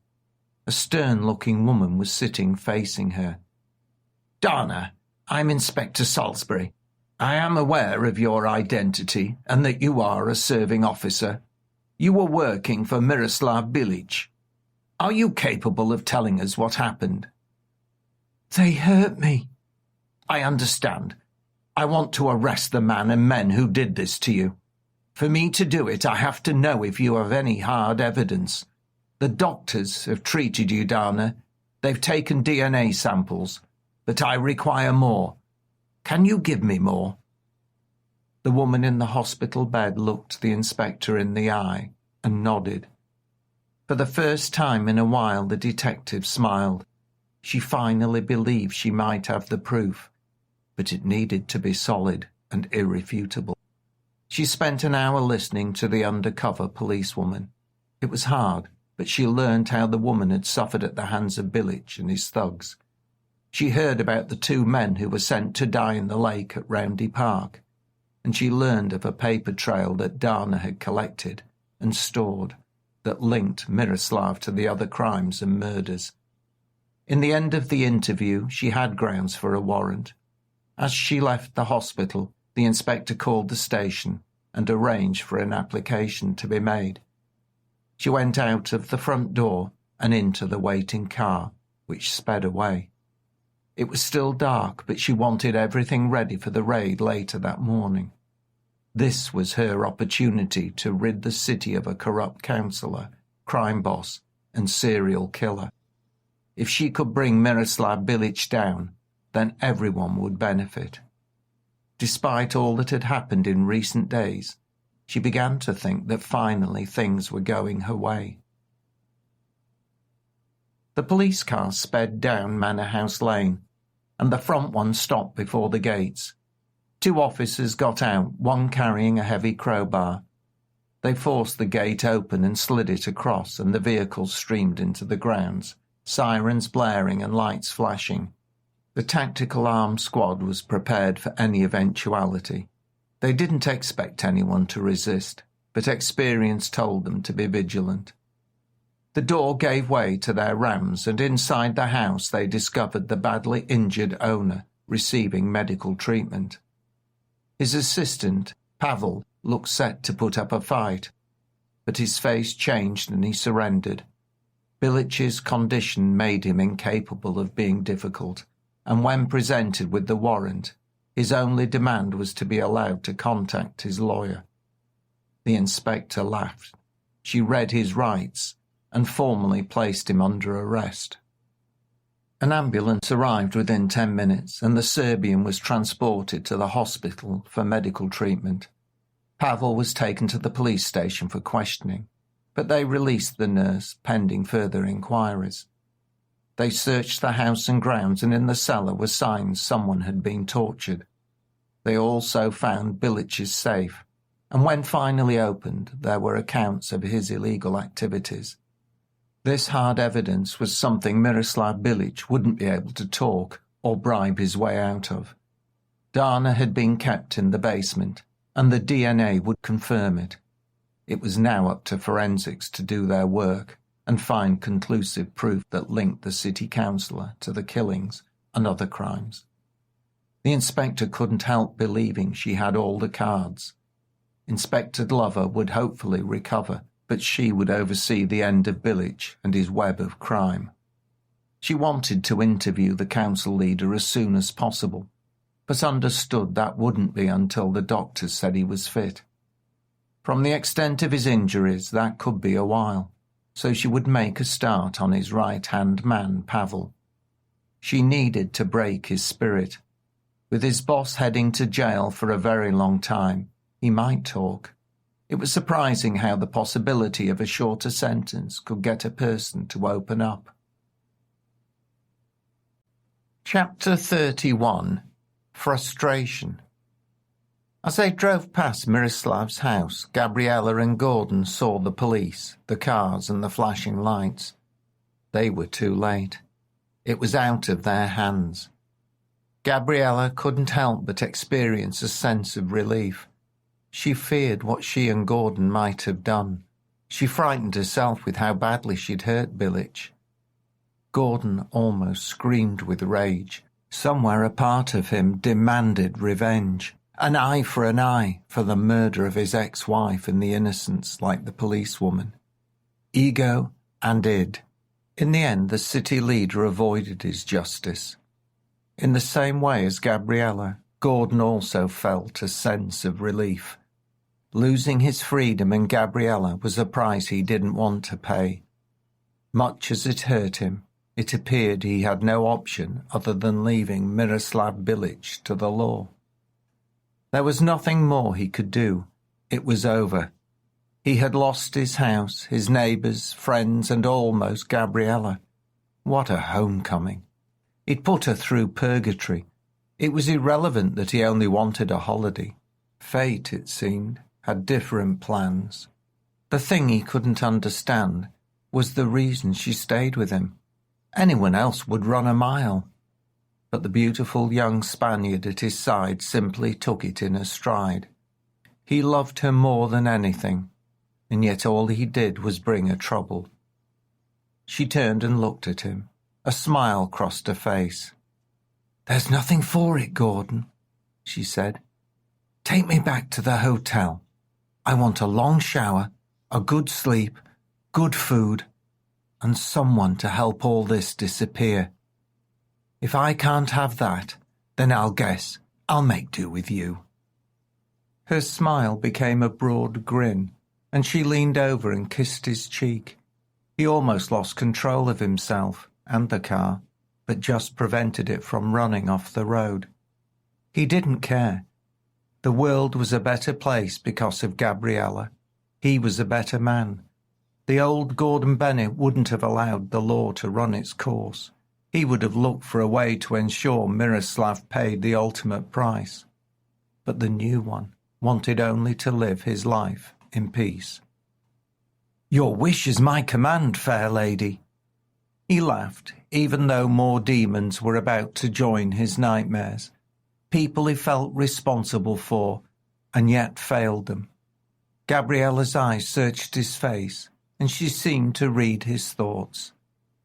"I know you, Gordon, but there was nothing you or I could do. We will both have to live with it. It will always be there, but if you're with me, I can handle it. Take me back. I want some time alone with you." He drove back to the hotel and to a few hours of bliss, a pressure release. The danger was now a thing of the past, or at least, so they believed, and they started the recovery. When finally they stirred, the sense of frustration remained. Gordon understood it would be a considerable period before they could return to their own lives. Ahead lay hours, if not days, of interviews and questioning by the police. There was a distinct possibility they might be charged. Gabriella was partially responsible for Miroslav Bilic's injuries. He hoped the detective would see it as justified self-defense. With Amalie murdered, only Dana and Gabriella could account for what had happened. Dana had suffered torture and rape, and Gabriella had been trying to rescue her. This sense of limbo wasn't helped by Gordon's home being destroyed. All his history dwelt in that house, and now he had nothing. Even his ex-wife was gone. It was as if his life had been wiped clean. Gabriella looked at him, and she took his hand and squeezed it. She didn't say anything. There was no need to. That simple act reminded him she was there. They had each other, and that was something to look forward to. He turned to her and smiled. She made him remember what they did have, and that was worth more than all they'd lost. The telephone on the bedside cupboard rang. Gordon reached over and lifted the receiver to his ear. Yes? Mr. Bennet, Inspector Salisbury here. We will need to interview you and Miss Morales this morning. I'm sending a car around in an hour. Can you be in reception waiting? Yes, Inspector. We'll be there. We've nowhere else to be. Thank you. His manner was polite and cooperative. He knew the police had a job to do.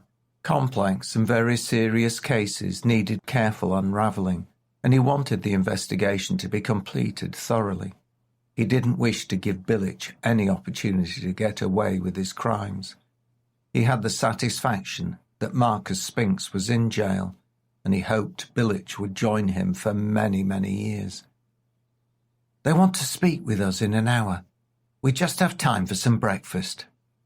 We'd better get moving then, said Gabriella. There was a flurry of activity, and before long they were in the restaurant eating heartily. They weren't sure when they'd get the opportunity to eat again, and so they tucked in with gusto. Gabriella grimaced when she tasted the coffee, but she managed to drink it. This is horrible, Gordon. He agreed with her, but it was slightly better than nothing. After finishing, they waited at reception until the police car pulled up. They walked down the steps, and within minutes were whisking their way to the station and the long day ahead. Chapter 32. News Gets Out. Marcus Spinks had waited for good news from Franco, but the guard had little to report. Luckily, Cherry Young, his lawyer, was more informative. She made regular visits as required to keep him up to date with the appeal, the situation regarding the murder of his wife, and other relevant matters. He listened to what she had to say, as well as passing an appreciative eye on the way she looked. She was fully aware of her impact, and with this in mind she chose her attire for each visit.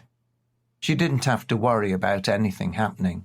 Some things were beyond his influence in the prison, but every opportunity that kept her in employment and paid generously was a tool for her to use. There was a report in the papers of an incident in Roundy. Apparently, the police arrived after a tip-off to find 3 fellows acting suspiciously. The men shot at the police, and they returned fire. 2 of them were killed, and an officer was shot. Marcus's ears picked up on this. Did it mention what the men were doing there? No further details apart from the name of the wounded officer. I believe you know him, Inspector Glover. Marcus Spinks leapt to his feet. Oh, there is a God! That old bastard! I hope he's dead. Is he? No, Mr. Spinks. They say that he was seriously injured, though. Well, at least something's going right. I can only pray he takes a turn for the worse. The old sod put me in here. I will forever be in debt to whoever shot him. Oh, good news indeed. It was at the end of their meeting, and she left Marcus in a much better mood than when she'd first visited. The next day, when she returned, she had further updates for the inmate. Mr. Spinks, I hope you're well. I have some more information. Do tell me Glover is dead.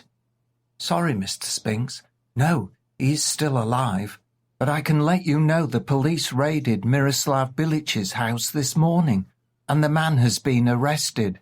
It is linked to the missing lawyer, his partner's murder, and the death of your wife, Ariadne. They've taken him into custody? He jumped to his feet and shot across the room in a heartbeat. He grabbed and kissed her fully and passionately on the lips. Startled, caught off guard for a moment, she didn't respond. But then she entered into this business opening with gusto. Never let it be said that she failed to seize her opportunities. Marcus Spinks was still a wealthy and somewhat powerful man. His wife had been murdered, and she was a free agent, so why not? He was older, locked away, and in need of people he could trust. She was happy to be that person, and she would play it her way. The two parted, and he smiled. "I think I might enjoy working with you, Miss Young." "The feeling is mutual, Mr. Spinks." And she laughed and tossed her hair in a dramatic and well-practised manner. "I require you to find out anything and everything regarding this case. Keep me updated daily. If you can't get here, contact Franco, the guard. You've met the man. He will do whatever you ask. I need to be sure that Billitch is going down." "You shall hear everything the moment I do, Mr. Spinks. There is one further thing." "What is it?" "I thought you might like to know that the police found Billitch badly beaten and burnt when they arrived." "Oh, Miss Young, you truly are the harbinger of joyful tidings. Thank you. I am in your debt. Go. Keep me updated." She nodded and turned and left the interview room. When Spinks was back in his cell, he took his precious finches out of their cage and told them all the good news. He was like a child on his birthday, and his grin was a permanent fixture. The birds responded with their usual lively chatter and movement. He fed them extra, spoke to them, and shared their joy in living. The three of them were caged, but that did not mean that their lives were empty. The finches' kisses were pecks, but Cherry's, whilst initially hesitant, was not. He didn't fool himself that she was after more than his wealth and influence, but he needed someone, and he would play her. What was more, he would have fun doing it. He had 3 pets now. Chapter 33. Sealed Lips. When Billick came round in hospital, his pain was now a little less agonising than before. The surgeons treated his burns and kept him sedated sufficiently so he didn't care. His condition had been serious, but not life-threatening. He would be scarred, but the doctor who visited said he should make a full recovery otherwise. The good news ended there. His eyes opened and the face that looked at him showed scant regard for his well-being. In fact, if looks could kill, he would be a dead man. The stern face of Inspector Salisbury stared at him. "Miroslav Billitch, I'm arresting you for the murder of Ariadne Spinks and Shelley Jones. You do not have to say anything, but anything you say can be used in a court of law. You know the drill, Mr. Billitch. We're investigating several other deaths, and further charges may be laid later. You are advised to appoint an attorney, but if you don't have one, we will provide one for you. I hope you're feeling better after your ordeal." "I have nothing to say until my attorney is present." "That's your right, Mr. Billitch. I believe he will be waiting for you when we arrive at the station. The doctors tell me you're out of danger and fit to be interviewed. The officers here," and she pointed to 2 standing by the door, "will arrange for your transport when you're dressed. Good day, Mr. Billitch. I shall be speaking with you shortly." She got to her feet and went to open the door, when she turned and spoke again. "In case you didn't understand, you're going to be a very old man if you ever leave prison, Mr. Billitch. A very old man." Inspector Salisbury wore a broad smile as she left the hospital room. This was the part of the process she loved, the look on the face of someone charged for an offence they thought they'd got away with. The even better point was when the jury found them guilty and they were sentenced. It was only a matter of time, but it was coming for Miroslav Billitch. Oh yes, it would surely come for him. The sad aspect for the inspector was the loss of a colleague. Constable Amale Aisi had been killed whilst on duty, and it was a devastating end to a promising career. Even worse for a partner, Wayne Masonet. The man suffered severely, traumatized both by O'Malley's killing and by what happened in the lake. His testimony would prove vital in ensuring Miroslav's conviction. He and Gordon Bennett saw Bilic give the orders for their slaying. This was condemning evidence. She organised police divers to scour the waters, and a number of bodies were removed. Some were recent, and some badly decayed as they'd been in the water a long time. It would take weeks to identify them all, but they had an extensive list of possibilities. The newspapers and television loved it. It stayed the major news for days. The park remained closed for a protracted period, which the cafe and other businesses weren't pleased about. As the biggest case in years, reporters, regional, national and international, descended, and the council featured daily as Bilic's web of crime unravelled. Several councillors also faced arrest, and their faces appeared in the papers. A provisional new leader for the city was appointed and elections were organised. The population was shocked by how their elected local politicians had failed them and how much corruption there was. Miroslav Bilic's wife had vanished and her children were desperate for her welfare. Stories and reports of her being seen on the continent living the high life filled the less reputable tabloids. The inspector was concerned about her, though. She wasn't sure Korika Bilic was aware of her husband's dealings. Nevertheless, she had all ports out of the country put on alert for her. All of this took time, and meanwhile Gordon and Gabriella remained in a new hotel.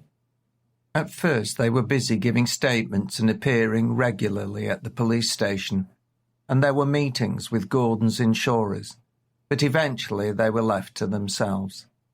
They considered returning to Calpe and coming back for the trial, but Gordon had a lot to do regarding the rebuilding of his house and the neighbouring 2 houses. There were Shelley and Paul's funerals to attend, and later Constable Amalia Ease's. Paul's body was one of those recovered from the bottom of the lake, and Gordon was asked to formally identify it, as there were no close relatives. On the day of the funeral, the weather reflected the sombre mood. The grey skies were threatening, and winter had arrived. Lawnswood Cemetery was where Gordon had said goodbye to several of his loved ones and friends, and the double service was mercifully short, but more emotional for it. Colleagues gave eulogies, and despite never meeting him, they realised how well respected Paul was. Gordon said a few words about Shelley. He was generous in his praise, and his sadness was genuine and heartfelt. Gabriella was proud of him, and afterwards told him so. As the 2 coffins were lowered into the earth, the heavens opened, and it added to the sombre occasion, but forced people to leave for the wake. They attended the function with the mourners, but didn't stay long. Gordon felt awkward with Shelley's relatives, and he was worried for Gabriella. So when they had remained for a polite period, they offered their excuses and left. Amalia's funeral was held a week later, and this proved an equally sad occasion. The young policewoman was given a full police service, with an honour guard and many officers from a station. Inspector Salisbury attended, and the Chief Constable delivered a moving address to those present and to the media and camera crews. One surprise attendee was Inspector Glover. The policeman appeared, looking very pale, and he leaned heavily on a walking stick supported by his wife. To Gordon's and Gabriella's relief, his rumoured demise was exaggerated. The dour man looked even less happy than normal, but they recognised the responsibility he felt for the policewoman's murder. They watched him shuffle his way over to Wayne Masonet, place a hand on his shoulder and speak to the bereaved officer. Gabriella wondered if he regretted how he had scolded Amalia after Wayne and Gordon's kidnapping, but understood his genuine regret for her passing. After the conversation, he turned and saw them looking, and he and his wife slowly made their way over. "Inspector Glover, Mrs. Glover, I'm glad to see you're on the mend." Gordon said to the wounded detective and his wife. "This is a tremendously sad occasion." "It is, Mr. Bennett, Miss Morales. It appears your luck continues to run." "So it seems, Inspector." "Even cats run out of lives eventually, Mr. Bennett. Take my advice. Go back to Calpe. You're still a marked man. I would sleep happier knowing you were both out of the country. I desire a quiet life. I'm getting too old for being shot." "There's nothing I'd like better, Inspector. I need to see justice done for Shelley and the others. Miroslav Bilic and his associates have to be put in prison for the rest of their lives. When that's done, I promise I'll be out of your hair." "I hope so. I wish you both well, and I'm sure we will meet over the next few weeks. Goodbye, Miss Morales, Mr. Bennett." "Goodbye, Inspector Glover, Mrs. Glover," Gordon said. "I'll keep him safe," Gabriella added. "Make sure you do." And with those words he turned and, helped by his wife, shuffled back to his car and the waiting driver. Chapter 34. Time Heals. Time heals physical wounds, and Dana made a remarkable recovery. Within a few weeks she was out of hospital, and she arrived one afternoon at the door of Gordon and Gabriella's room. Gabriella invited her in. She refused, but asked Gabriella to come down to the coffee shop. After a quick introduction to Gordon, the two went down and placed their orders. They found a table and there was a brief silence before Dana spoke. "I wanted to visit and thank you." "No, there's nothing to thank me for," Gabriella replied. "That's not true. If you and Amali hadn't shown up, they would have killed me." "We were there to find our men. We didn't know you were there. It was just chance. You would do the same for me, so no thanks are needed." "I appreciate it anyway." "How are you feeling? You look well." "I'm getting there. Some days are better than others, but it is the nights that are the problem. I keep reliving what they did to me. I hate them." "It's not a compensation, but they will spend a very long time in prison. They won't be able to harm you." "I can't get them out of my dreams. I detest going to sleep. They haunt me. Maybe time will help. How are you?" "I'm fine, but Gordon is still struggling like you. I hear him talking while he's asleep. He's seen some dreadful things. We all have, but it will get better. We're both waiting for the trials to start, for Bilic to be found guilty and sentenced. After that, we want to move on with our lives.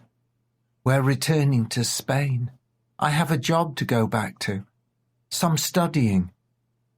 And Gordon has to decide what work he wants to do." "That sounds like a good plan.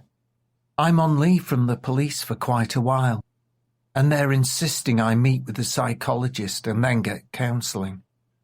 They want me to return, but not in undercover. Well, hopefully the trial should start soon, and we can put all this behind us." Gabriella and Dana chatted, and to any observers they were just two women talking about their lives, their loves, and their hopes. But in reality it was much more. They shared a traumatic experience, one they would never quite escape, and they were a sisterhood, linked by the death of Amali. The policewoman had become Gabriella's friend and Dana's saviour, someone that she could never thank. They talked, drank coffee, and occasionally laughed for the rest of the afternoon, but finally Dana had to go, and she made her farewells. As she was about to leave, she spoke once more about her suffering. "I wanted to murder him, Gabriella, the man who raped me. I still want to. I understand. I intended to hurt Bilic, and I did, but it didn't make me feel any better. I thought he had killed Gordon. Nothing I could do would have made any difference. but I'm glad I didn't. If I had, I would have lost Gordon anyway. I hate that monster for what he's done, but we just have to make certain he's found guilty. That will be justice, and I'm certain you believe in justice. I know you're right. We'll need to make sure it is served. See you in court." With that, the woman left the hotel and got into a waiting car. Gabriella watched her go and wondered if she would ever get over the trauma of recent days, if Dana would find peace, and whether Gordon's nightmares would continue to plague his nights. She was about to return to the room when Gordon appeared. "Fancy a drink in the bar?" "Why not?" she answered, and together they walked over to it. It was quieter, much more sedate than the one at the Hamlet, and she was pleased it was so different. She didn't think she could face being there again. It held too many ghosts for her. They got their drinks and sat on a soft, curved sofa near a large open fireplace.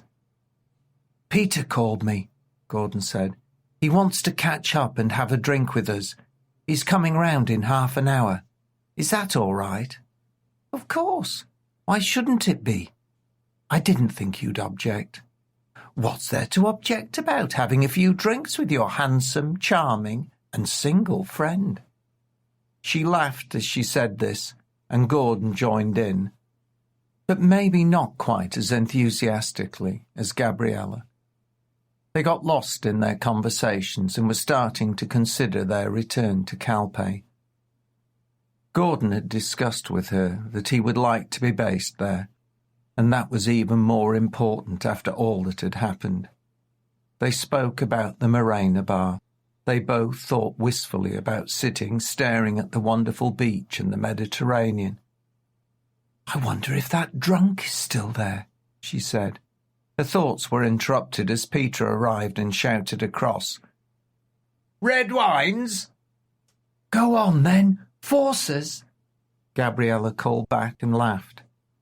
Gordon was pleased to see her regaining her old humour and happy to catch up with his friend again. Peter brought the drinks over and they sat and chatted, made small talk, and generally passed a pleasant half-hour. Gordon got to his feet and checked what they wanted to drink next, and then headed over to the bar. "How are you doing, Gabriella? You getting over it all?" Peter's expression showed concern. "I'm fine. We're fine," she added. "I can't imagine the ordeal, facing Billitch at his home. It took some nerve. I hear you forced him to speak. You used some persuasion." "I needed to find out what had happened to Gordon. I would have killed him. I shocked myself with what I would do to him, Peter. There was a part of me I didn't like." "I've heard he was a bit of a mess. You got him to talk?" "Oh, yes, he spoke all right, but I had to hurt him to get him to start. He told me everything then." Peter looked at her quizzically and appeared about to say something when Gordon arrived with the drinks. The conversation turned back to less serious topics as Peter's face reverted to its happy self, and he asked about Gordon's house, the rebuild, and their plans. The day passed into the evening, and the alcohol flowed. All three enjoyed their time, and Peter and Gordon reminisced about their pasts. Apparently they'd been at school together and got into all sorts of scrapes. Some made Gabriella laugh, and she learnt more about Gordon and his friend. Eventually, Peter told them that he had to leave, but because he'd been drinking, he left his car at the hotel and caught a taxi. He said that he'd see them briefly when he returned the next day to collect it. Gordon and Gabriella only had the flight of stairs to get up to their room. When the door shut, they both felt happy just to be together and to be putting the horrors of the recent weeks behind them. "So you were a right tearaway at school, Carino. I see nothing much changes." "Peter was far worse than me. He always led me astray." "You are so easily manipulated, Gordon. It would have all been Peter's fault. Actually, I was a little worried about him for a while. It's good to see how well life has worked out. I entered the military and he joined the force. Our paths followed similar lines. You have one thing he doesn't. And what might that be? He smiled as he said this. Me. He took her in his arms, forever grateful that he'd met this wonderful woman, and she responded in kind. The following morning they heard from Peter that he was coming for his car, and wondered if they fancied a coffee in the cafe in the hotel. They joined him downstairs and enjoyed a pleasant chat, but in the midst of it Gordon got a phone call from Inspector Salisbury. "Excuse me, I'll take this outside, it could be important." Gordon walked out of the room and into the car park. Gabriella was alone with Peter, and he instantly took the conversation back to Billich and her interrogation. "So he told you everything? There's a rumour he had someone inside the police. Did he say anything about that?" Peter's attitude was less relaxed than usual, and he had an edge she hadn't seen in him before. "He said many things, but I only cared about where Gordon was and what happened to him. Dana asked him other questions, but once Amalia and I got where they were taking them, I didn't give it my full attention. He may have mentioned something to her. I just don't know." Gordon walked back in and Peter changed the subject. "What did Salisbury want you for?" "She told me the trial date," Gordon said as he sat down. "It will start in a few weeks' time." "I will be so glad when it's all over," said Gabriella. "More coffee, anyone?" "No, I must be going. I'm supposed to be working. It's lovely to catch up with you both. Take care. I'll see you soon." He stood up and made his way out of the cafe and to his car. They watched him drive off. "I want another," Gordon said, and he went to the counter to order drinks. Gabriella was looking pensive when he returned. "What's wrong?" Nothing really. Peter was telling me that Billich had someone on the inside of the police force. He asked if he had said anything to me about it. I suppose he wanted to know who it might be." "Certainly possible. Billich would have had fingers in many pies. What did you say?" "I said he said nothing to me, but he could have to Dana. I only cared about where you had been taken. I guess it would be useful if he'd named his man or woman," he corrected himself. "Whoever it is won't make any difference to the case, but it's never a good thing. Bent cops are a threat to all the positive work the honest police do. He can always ask Dana." "Yes, he can. Is he involved in the investigation?" "I don't know. I guess he must be." "What are you interested in doing today? Fancy a drive out into the country?" "Sounds like a great idea. I want to see more before we return to Calpe. It is so very green and different." "That's because of the rain. Drink up then. We'll go and get ready." Chapter 35. Glover. Inspector Glover was recovering. There was so much that had happened these last few weeks, and he was still getting his head around the madness. His wife fussed over him and told him in no uncertain terms he was going to retire. He didn't want to argue with her. She always won any arguments they experienced in their 40-year marriage. But he wouldn't leave any case unfinished, and certainly not this one. Inspector Salisbury was in charge of the investigation, and although it was galling for Inspector Glover to see another person take his place, she produced a strong prosecution that should see Miroslav Billich put into prison for most, if not all, of the remainder of his life. She was happy with her achievements, and as an officer with years of service before her, this could well provide the next advancement on her career path.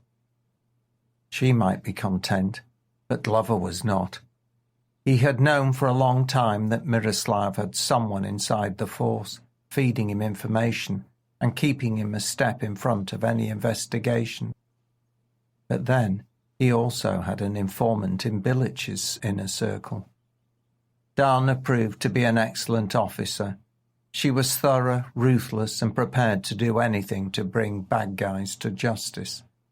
She'd worked for Bilic for several years and been part of his entourage. He knew what she had done to earn his trust and couldn't help but be in awe of her dedication, even if it bordered on fanatical. The woman had never been liked, but always respected. He believed she would find the evidence to put Bilic away, and so it had proven, but it nearly cost her her life. She had realized there was danger and wanted out, but it all happened too late. Glover became aware of Dana's troubles after recovering in hospital. She'd been in the same one at the same time, but he hadn't had the opportunity to talk to her since. He knew she and Gabriela Morales had got Bilic to tell them what had happened to Gordon Bennett and Constable Masonet. He wondered if they'd discovered anything more. The inspector was on leave and had no further official role to play, but it was like a nagging itch. He wanted to find the mole. Bilic had remained silent where that was concerned, and nothing, it appeared, would change his mind. Even the possibility of a shorter sentence was met with a blank. But it was possible that Dana had discovered something, regardless of whether she realized it. His recovery was slow, and so this was the first chance he had. Driving had been an impossibility, but now he could manage it, despite it being tiring. His wife was out tonight, and so what she wasn't aware of couldn't hurt her. If it was a waste of time, then at least he could speak with her and see how she was doing. He'd learned what had happened to her, and he believed she would take longer to heal than he would. He reflected on his shooting. In honesty, there was little he could recall. 1 minute he was lighting a cigarette, and the next he was in pain lying on the ground. That was the only thing he remembered until he regained consciousness after surgery. He was told what occurred by the officers who found him. The gunman escaped, but his 2 companions died in a shootout in the gorge. He wondered if the man would ever be brought to justice. He telephoned Dana, and she answered. "Hello?" "Hi, Dana. It's me, Inspector Glover." "Good day, Inspector. I recognised your voice anyway. How are you doing? I hear you were shot." "I'm on the mend. More importantly, how are you? I'm sorry I didn't get you out sooner." "Slowly getting there. The wounds are healing, gradually, but each day it improves." "Good to hear it. I need to speak with you, Dana. Are you free tonight? It's important. I can fit in with you, anywhere, any time." "I'm seeing someone for a short while at 8. Maybe afterwards." "Where are you meeting?" "The Fox and Hounds at Roundy. If you want, I could meet you there. How about 9? "That's good for me. Thanks, Dana. I need to catch up and discuss something important. Tonight at 9 at the Fox and Hounds. It's a date." The inspector smiled. She sounded better than he'd imagined. He understood the emotional harm would take longer to heal, but he believed she would, if anyone could, recover. He hoped it might help her to come to peace with the world, but he wouldn't bet on it. At about 5 to 9 that evening, the inspector made his way to the meeting place. He parked the car a little further down the road, opposite Canal Gardens, and crossed the zebra crossing. He arrived early, as he wasn't certain how close he'd be able to park, and he still needed the cane for support. As he was approaching the entrance to the pub, a man walked out that he thought he recognised. He seemed familiar, but he couldn't be sure, as it was dark and rain was falling. The stranger didn't turn and headed up the hill away from the detective. He entered the bar and looked around for Dana. She was sitting at a table in a secluded nook, and he approached. Hi, Dana. What can I get you to drink? Hello, Inspector. I'll have a gin and tonic, please. I'll be right back. He returned a little gingerly with the drinks, as carrying anything with his awkward gait proved challenging. Here you are. I managed it, he said, placing them on the table. You haven't fully recovered, Inspector. No, I still got a way to go, but it is improving slowly every day. And you look good, but you always did.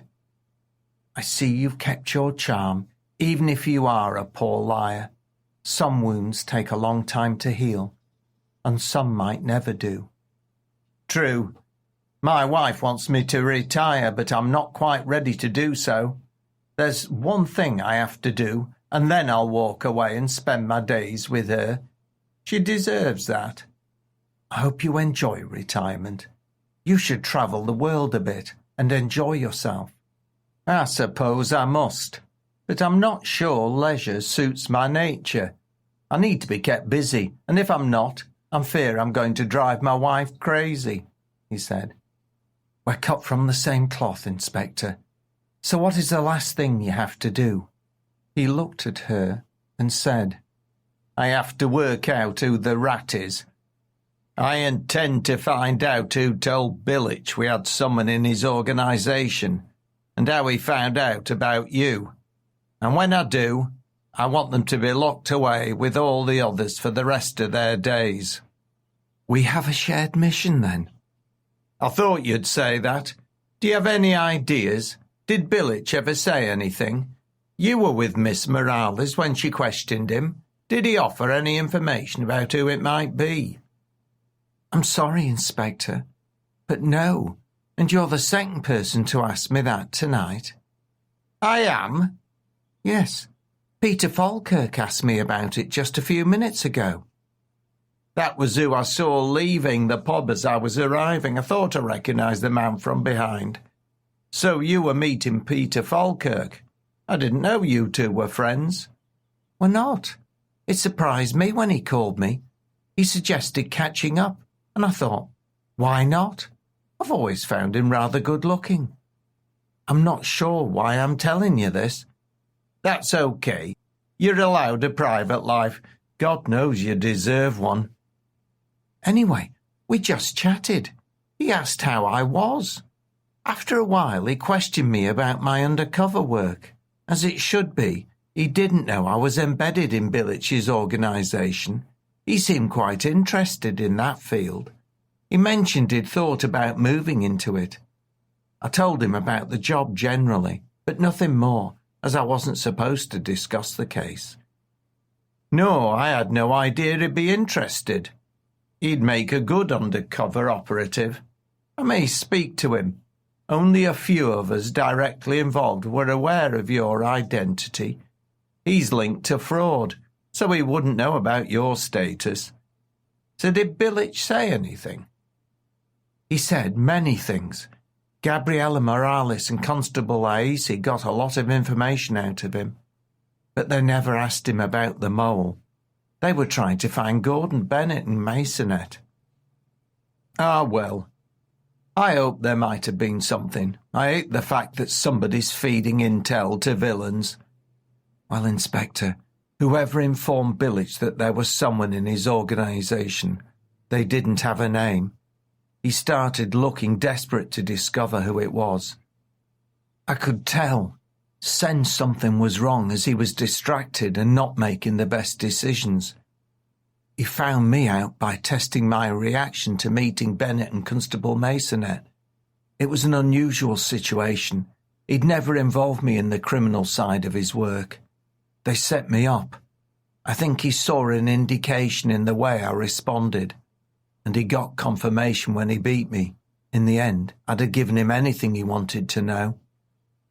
From what you told me, the mole isn't in our circle.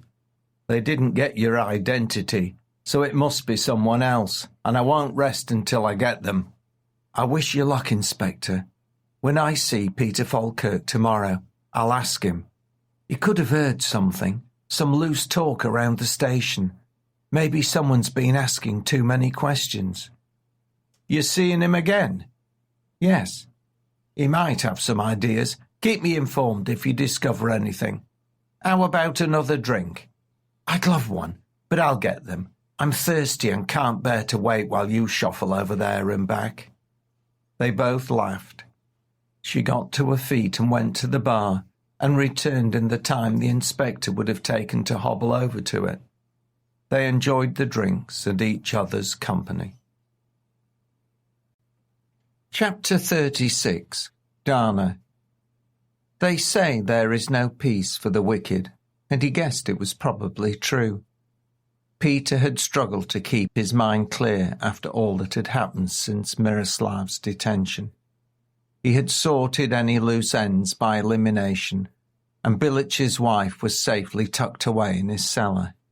Now he felt secure that the Serbian would not cause him any problems, at least for the present, but he was plagued by fears that he'd missed something, that the police were biding their time and would shortly arrest him. Dana had been with Bilic when he was being tortured and interrogated. Had he spoken about his man in the force? Maybe. And the thought gnawed at his mind and kept him from sleeping. He hated unfinished business, but he would find out tonight. Tonight he was meeting Dana, and he would discover the truth. That left only one other possibility: Gordon's girlfriend, Gabriella. She questioned Bilic, and it was possible she had got information from him.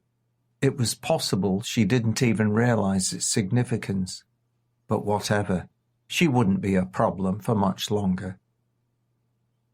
Dana waited outside the Myrtle Tavern.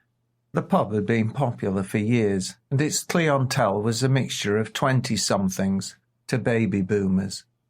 Some walked across from houses nearby, but most drove into the car park. The evening was mild for the time of year, and the fallen leaves left a carpet over the ground, rich, brown with a pungent odour that reminded her of Guinness. She'd been waiting 5 minutes and had decided to remain for 5 more. Dana didn't enjoy hanging around, and she was regretting having agreed to meet Peter Falkirk. It was true she found him charming and attractive, but there was something about his authenticity. She couldn't help suspecting he was acting a part. She wondered if this resulted from what had been done to her. Being suspicious of men must be common for those who suffered as she had. He appeared from out of the night and caught her off guard. She jumped as he spoke. "Hello, Dana. I'm sorry I'm late, but I had some business to attend to. I truly am sorry. I won't make a habit of it. Shall we go in?" "I was about to leave, Peter. I'll forgive you, just this once, but don't do it again." "So there will be an again." "We'll have to wait and see." She laughed as she said this, and together they went into the pub. Inspector Glover had spent the next day calling friends in the force. He wanted to know more about Peter Falkirk. Dana's information that he was interested in undercover work intrigued him. The inspector had come across him on several occasions and knew he worked in fraud, but they had never collaborated on a case. After a morning of phone calls, he formed a new opinion of the policeman. It appeared he was a capable officer, confident in his ability. Some said to the point of arrogance, but one that yielded results. On the record, that was about the limit of the feedback. But off the record, a different picture emerged. Falkirk was a man with ambition. He liked to mix in affluent circles. Glover discovered he was a childhood friend of Gordon Bennett, and that as a teenager he'd got into some trouble with the law, but nothing that received anything but a caution. One current member of the fraud squad was only prepared to talk in person, and the inspector drove to meet with her. The coffee bar in the city was its usual lunchtime buzz, and tables were full, but he saw her sitting in a quiet corner, looking at the menu. "Hello, Norleen," he said as he sat down on the chair opposite. "It's been a while since I spoke to you." "Aye, God, you don't look well. I hear it was touch and go for a while. You were never one to mince your words. Just say it as it is. That's refreshing, and a reason I respect your opinions. I see you haven't lost your charm, you smooth talker. I only hope you have your wallet with you. Lunch is on you. Lovely as ever. Yes, the wallet is fine, and I'll change a habit of a lifetime to buy you a meal. Let me look at the menu. The first part of the meeting comprised ordering, small talk, and catching up on families. They'd spent years working together when they were younger, but circumstances had led them to drifting apart. They enjoyed their meal, and when it was nearly finished, Nolene spoke about the reason they were meeting. You wanted to know about Peter Falkirk. I thought you would want the truth, which is why we're talking in person. What I'm going to say to you is my gut feeling. I can't prove anything, but it may make you think again. I value your opinion, Nolene. Just tell me what you feel. Well, I don't like the man. I realise that isn't grounds for much, but it's based on several things. He isn't liked, but then I can't see you being on top of many people's most love lists. But it's more than that. No one who has worked with him has a single good thing to say. There's a feeling he'd sell his mother for a promotion. I've heard he's planted evidence to gain a conviction. This may have happened with Marcus Spinks, and I know you led the case. You're straight, but I suspect he played a part in setting up Spinks. The discussion took a while to end. Glover learned things that, despite being rumour and not substantiated, gave him a view of Peter Falkirk that was troubling. Nolene's account matched the less damning but widely held views of others that worked with the fraud squad officer. He left the cafe with a brooding feeling of unease. It was as he was getting into his car that he remembered Dana was meeting with Falkirk that evening, and he'd been interested in Bilich's man in the police force. Could he be? The more that he thought about it, the more the niggling grew. Certainly no one had suggested he was the leak, but when he put the comments together and added them to Nolene's testimony, he couldn't help his doubts. Dana had told him that the meeting was out of the blue and that they'd not been close before. Whoever Bilich's man was, he'd be very nervous. He hadn't anything firm, though. Suspicions were one thing, but what could he do? He had to be watched. The evening went surprisingly well. Peter and Dana relaxed in each other's company, and her initial irritation and reservations evaporated as the drinks flowed, the laughter happened, and time flew. This was just what she needed, she reflected. Life had been harsh with her, and she enjoyed the new experience. By this time, both were feeling the effects of the alcohol, and as they strolled out into the cold autumn air, Peter suggested a stroll to the green to blow the cobwebs away. She took his arm and walked across the green, and then down through the wood towards Meanwood Park. They saw no one else, and it was the chill wind that provided sufficient deterrent to keep the dog walkers at home. Their breath came out like smoke in the icy air, and she was pleased she had a thick jacket and Peter's body heat to help ward off the cold. They hadn't walked far when Peter stopped and stared out into the night. The sky was free of clouds, and there were myriad stars framed by the naked tree branches. "You know I always had a thing for you, Dana." His voice was quiet, but in the silence it was clear, and she smiled. "Did you? I didn't think you'd any interest in me." "Oh, yes. I was always interested in you. Stunning woman like yourself is not something to ignore. I hear you captivated Bilich." "I don't want to talk about him," she said, stiffening. "Sorry, I understand. He's not a nice man. There's just one thing I need to find out. Did he ever mention me?" "Mention you? No, why should he?" She was a little shocked at how the atmosphere had changed to match the icy air. She was facing him, and he held her shoulders and stared deeply into her eyes, as if searching for the truth. You know, I think I believe you, but unfortunately think is not enough. I'm sorry, my dear, but I can't take the risk. His hands moved on either side of her throat. This was no loving caress. She was shocked as his fingers squeezed tightly, and his eyes showed a cold indifference she'd never seen before. She looked into the face of death, blank, unemotional, and terrifying. Struggling to break free, she realized how weakened she'd been by her ordeal. The man holding her was far stronger, and he was intent on one thing: choking. She found it impossible to draw in air, and she was aware of a pulse throbbing in her neck. Spots appeared, blurring her vision. Her thrashing and kicking stopped, and despite trying to break his grip with her hands, she began to relax into oblivion. Maybe death wasn't as bad as she expected. She almost felt at peace. Chapter 37. Gabriella. Gordon looked at Gabriella, and notwithstanding his frustration about Marcus Spinks and Miroslav Bilic, he was relieved that she was safe and that the danger was no longer present. The two ringleaders of crime were behind bars, and he hoped they would remain so for a very long time. Inspector Salisbury had kept him up to date on the investigation and told him they'd identified all the bodies removed from the lake. The policewoman was hopeful that the recent spate of killings was finally at an end.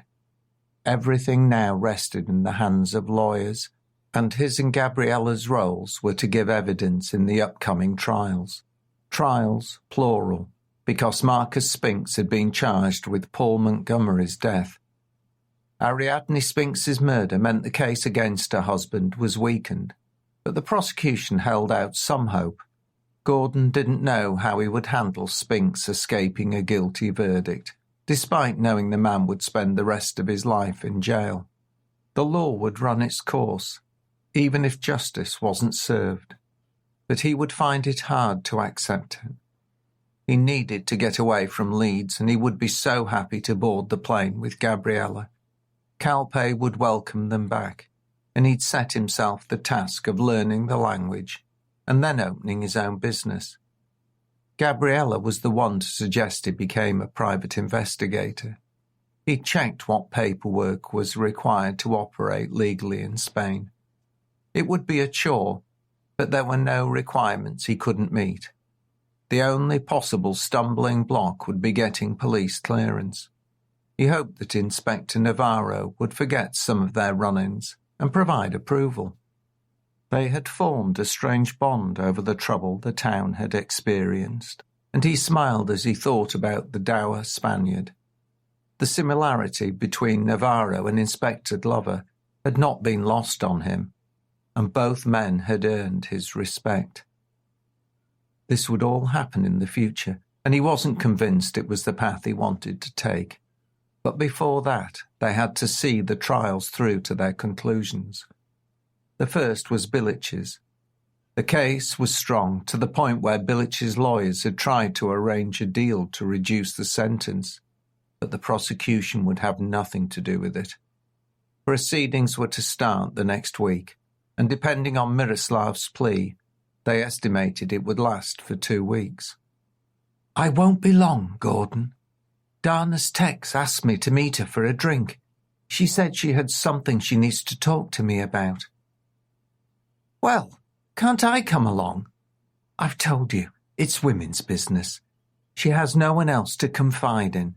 She suffered a lot, and if I'm able to help by giving her some support, it is the least I can do. I promise you will have me all to yourself when I get back." "All right, but at least let me take you there. If you're having a drink, it's better you don't drive." "You can do that. I was going to ask you anyway. Are you ready?"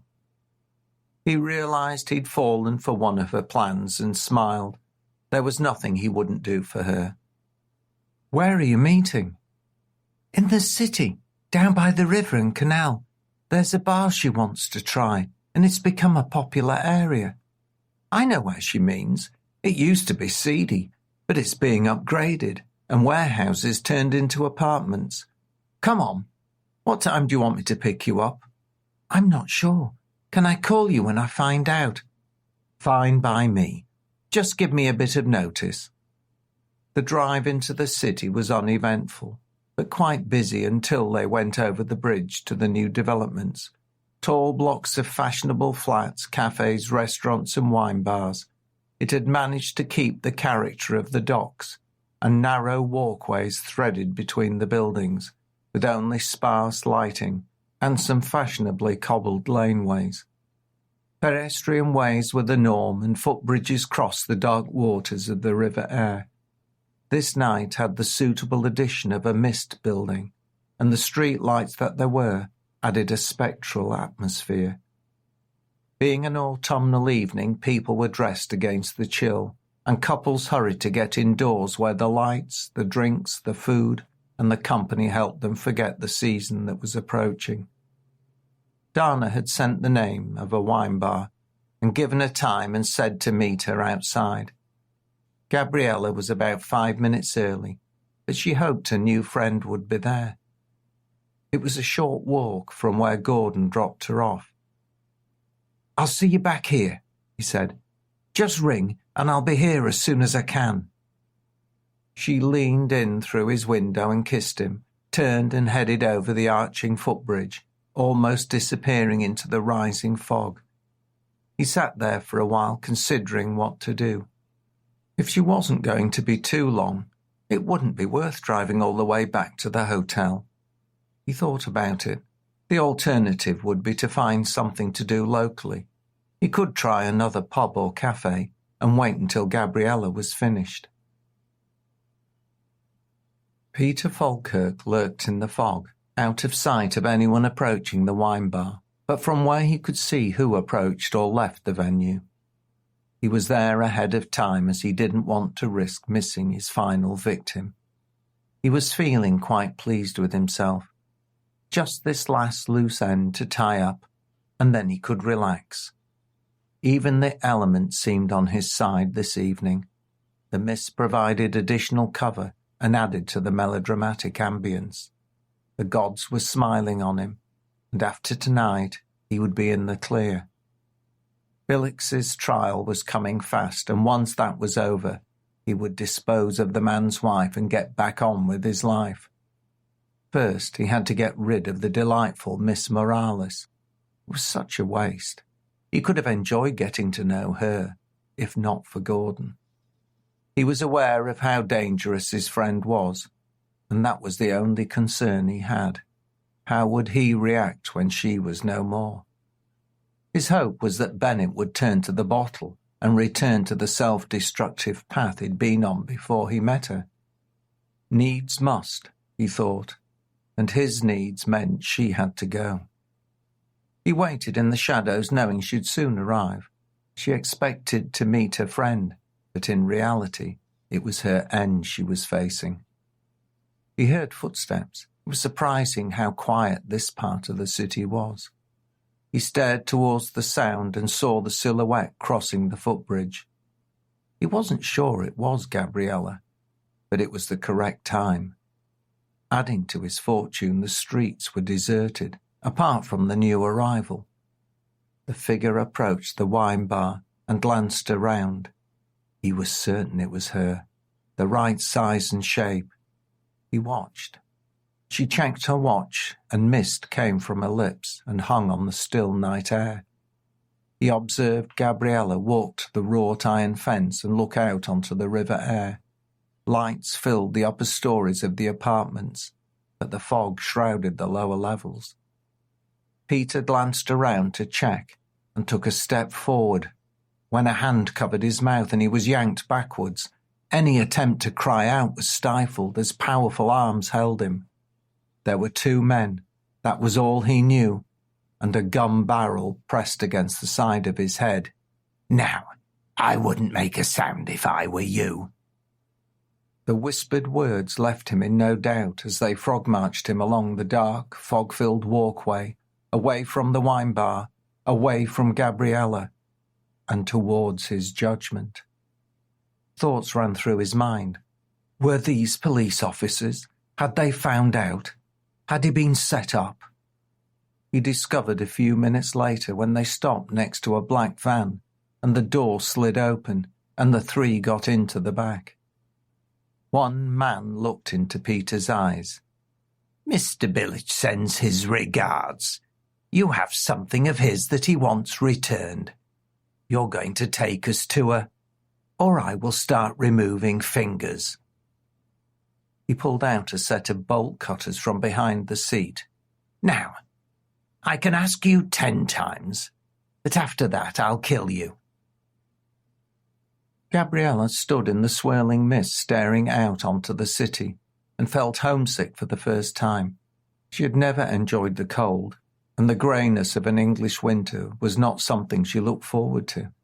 She felt overdressed in the chilly climate, and the thought of the sunshine, the warmth, and the freedom of her home, Calpe, called to her.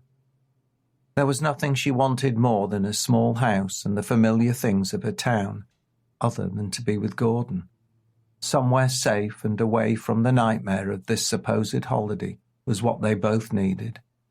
Leeds had a rugged charm that matched the folk that lived here. The countryside was magnificent, green and full of variety of lush valleys, high moors and fells. But it was not where she belonged. As her mind wandered, she forgot about time and the purpose of her visit. But eventually she remembered and looked at her watch. Where was Dana? It was more than late. She couldn't imagine what had kept her new friend. But she'd only give her 5 more minutes. When they were up, she phoned Gordon. "Hi. She hasn't turned up. Can you pick me up now?" "Great, thanks.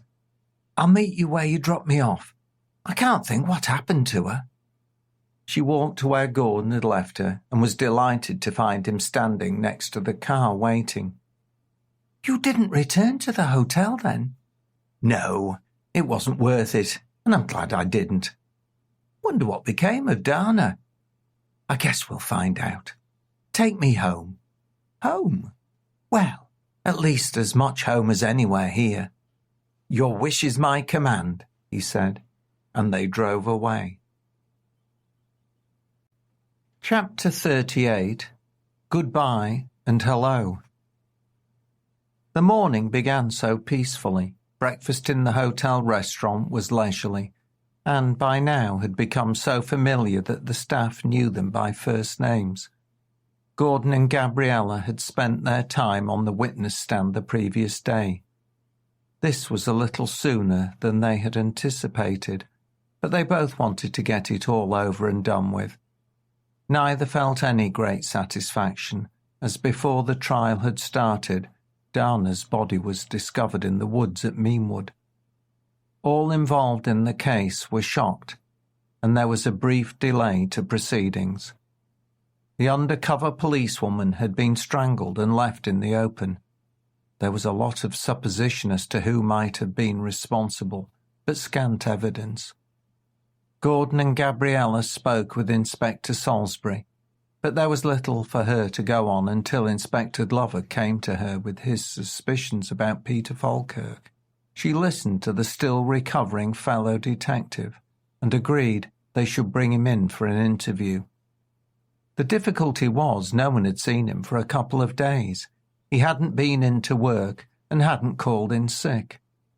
Salisbury and her officers went to his house with a warrant, but there was no answer. When they broke into the house, they found his body in the kitchen. There was obvious evidence of torture, and his little finger was missing, but the single bullet hole through his head was the cause of death. Both Gordon and Gabriella were shocked to learn about both deaths.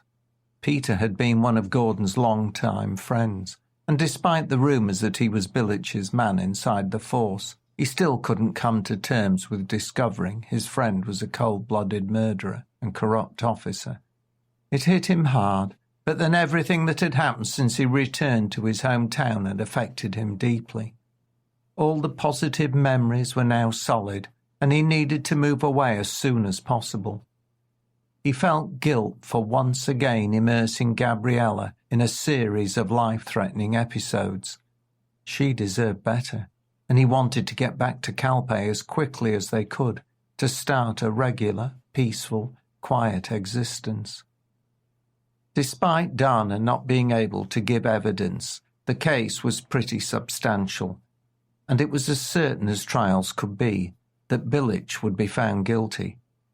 The two of them had decided they wouldn't wait for the verdict, and once they had met their commitments, they were returning to Calpe. But first, they had another funeral to attend. This was to happen later that morning, and both felt a deep sense of anxiety about a further burial. As they looked out of the window, they could see the day was bright but frosty. The sun did nothing to lift their mood, it just reinforced their need to get away. They had tickets booked for the following evening. Inspector Salisbury had okayed their leaving. She had their contact details, and they could return if it was necessary.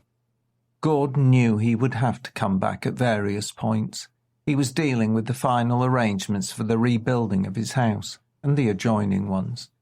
They had historic value and had to be rebuilt as near to the originals as possible. This was particularly expensive, but that was what the insurance was for. The contents were less of an issue, and he'd agreed on a financial payout which would add to his contingency funds for his new business venture. Gordon had decided to sever his ties to his hometown permanently, and he would sell his house when it was completed. He had needed a fresh start when he first went on holiday to southern Spain, and now he was determined it would be so. "Have you finished?" he said to Gabriella as she drank the remains of her coffee. "Yes. Let's get it over with. It's dreadful, Gordon, but at least she's found some peace." "We've been at too many of these. I don't want to attend any more for a very long time." Dressed in black, they walked out to their car and drove the short distance to Lawnswood Cemetery. There was a further police guard of honour for yet another one of their number to lose their lives. It was the potential cost that the serving men and women lived with in order to maintain the safety of the majority of citizens. As Gordon and Gabriella approached, they saw no relatives or friends, just the honour guard, Inspectors Salisbury and Glover, and a couple of others. It was terribly sad that the closest people to Dana were other officers and Gordon and Gabriella. Mercifully, the service was brief, and Dana's casket disappeared. Dana left the world as she'd entered it, alone. The two inspectors walked over, and they shared their sorrow. There was a conversation about the bravery of the officer and the sacrifice, but nothing could hide the sadness of Dana's life and ending. "She turned up, you know." Inspector Salisbury said this as if everyone knew who she was talking about. Realising their confusion, she added, "Bilic's wife. She just turned up back at their house, and she hasn't said where she'd been other than away. At least she didn't turn out to be another body. We've seen too many, far too many." "I never thought she was mixed up in this business," Glover said. "She'll be better off with Bilic in jail for the remainder of his days." "You don't have any doubt about the verdict, then?" Gabriella asked. "I think we have the clearest cut-and-dried case possible. No, he won't be coming out." "I agree," Salisbury concurred. "You can sleep a little easier. I hear you leave tomorrow." "Yes, we need to get back. We've a lot to do. But I'll have to return once or twice as the house is being sorted." "Well, I only hope the next visits are less eventful. Don't you agree, Inspector Glover?" "I certainly do. I couldn't handle being shot again. My wife would kill me if the bullet didn't." For the first time that day, all four laughed, and they headed off for the wake at the police club.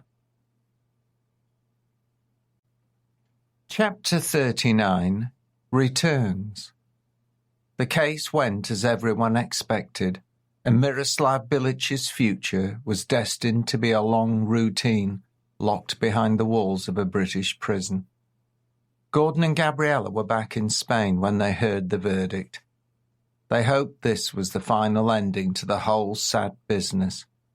Both had experienced events they wished never to again.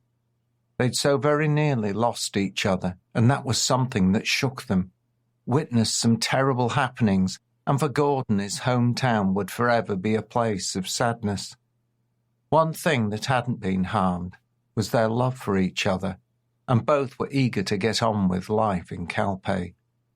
The small Spanish resort town felt like a familiar friend when they were driven from Alicante Airport.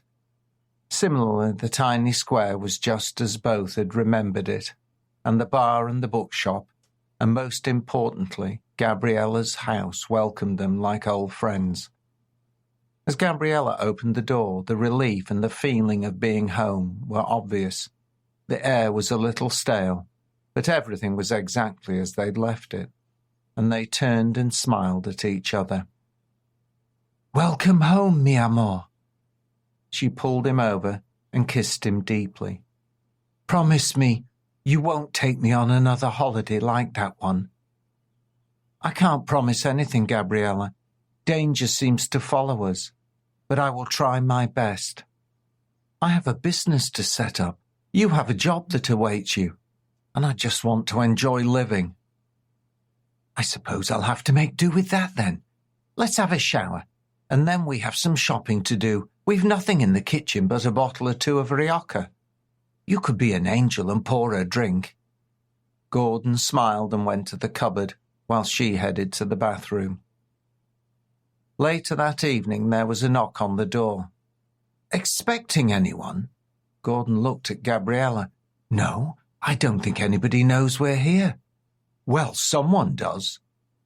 He walked over to the door and gingerly opened it a little. Standing on the threshold was Inspector Navarro. "Mr. Bennett, welcome back." "Inspector Navarro, how did you know we'd returned?"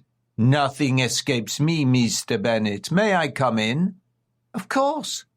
Buenas noches, Inspector." "Buenas noches, Señorita Morales." "Would you like a drink, Inspector?" Gordon asked.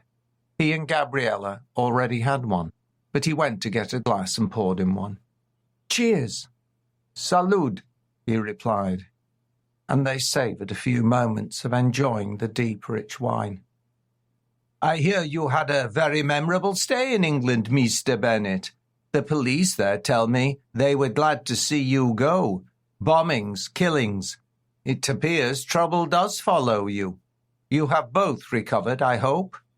"Thank you, Inspector. We're both well. But you can rest assured that I'm not looking for any excitement here."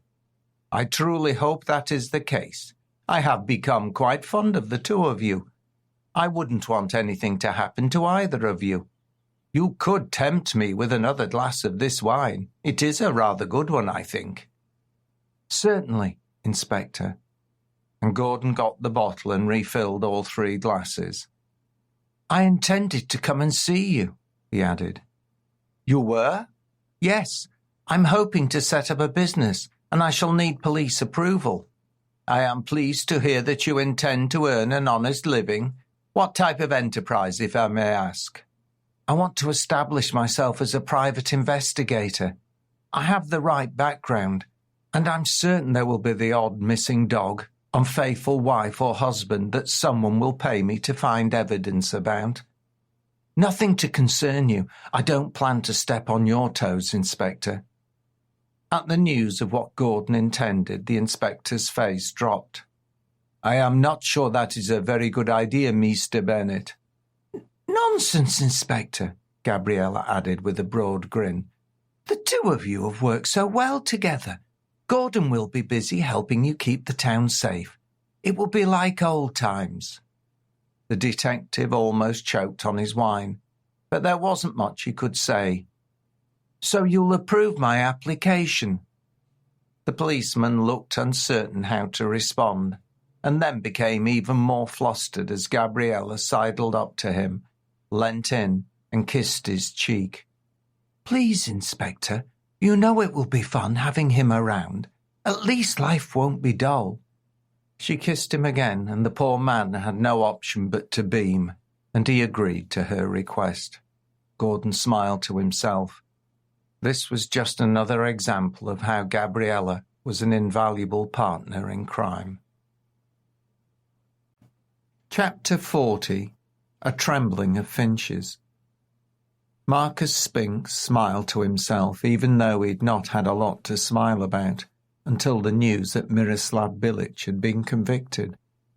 He was standing caressing one of his finches, and he looked at the beautiful little creature and marvelled how the world could hold such delicate beauty and yet harbour great evil. Marcus was realistic to understand where he stood, but he could still admire an innocence that lacked ambition and ruthlessness. Returning the bird to its cage, he went to check everything was ready. Wealth allowed privileges, but when you had to move mountains, you had to have the correct leverage, and that had taken a lot of organising. He was soon to return to court over murder charges. As Ariadne was no more, he was the only one to be charged for arranging them. His lawyer had told him she would do her best to get them dismissed, but he didn't hold out much hope. In reality, it was more of an academic exercise. He would most likely die in prison, and so there was little they could do to him. The positive side of this was there wasn't anything stopping him from doing exactly what he wanted. What could they do? Lock him up for longer? As that was an impossibility, he felt a freedom that few experienced. When there are no consequences, then someone could do as they wished, and he had a list. Cherry Young had given him the leverage over Franco, and he'd made the man dance to his tune. The guard wouldn't want to find himself an inmate in his own prison. Money had assisted, and considerable amounts of cash had been paid to ensure his requests were met. His lawyer had slipped the funds to him directly or transferred them privately.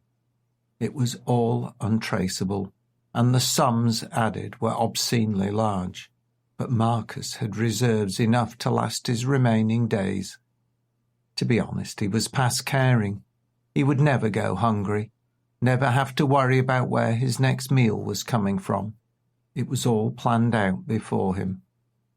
His nights were filled with plotting how to exact revenge on the Serbian ex-city councillor. The verdict had given him some joy, but he still wanted to make him suffer for Ariadne's death. It gnawed at him. He couldn't believe his luck when he discovered Bilic was to join him in the same prison. Such fortune provided many possibilities, but he had manoeuvred, bribed, begged, cajoled, and used his influence to procure his opportunity. Franco let him know the arrangements were in place. He knew it would result in an inquiry, perhaps reprimands for certain staff, maybe a dismissal. But in the end it would be viewed as another gross lack of organisational control within Her Majesty's prison service. No one would care. Good riddance to bad rubbish. Marco reached under his pillow. It was still there, and he drew out the thin cord. It was time, and he went and leaned against the wall, waiting. He felt his heartbeats drum out the anticipation, and life had never been so electrifying. Footsteps, slow, a pattern from 2 sets approached, and he held his breath. They stopped outside the heavy door. "Why the hell do I have to share a cell?" "I just carry out orders, Mr. Bilic. I don't make them."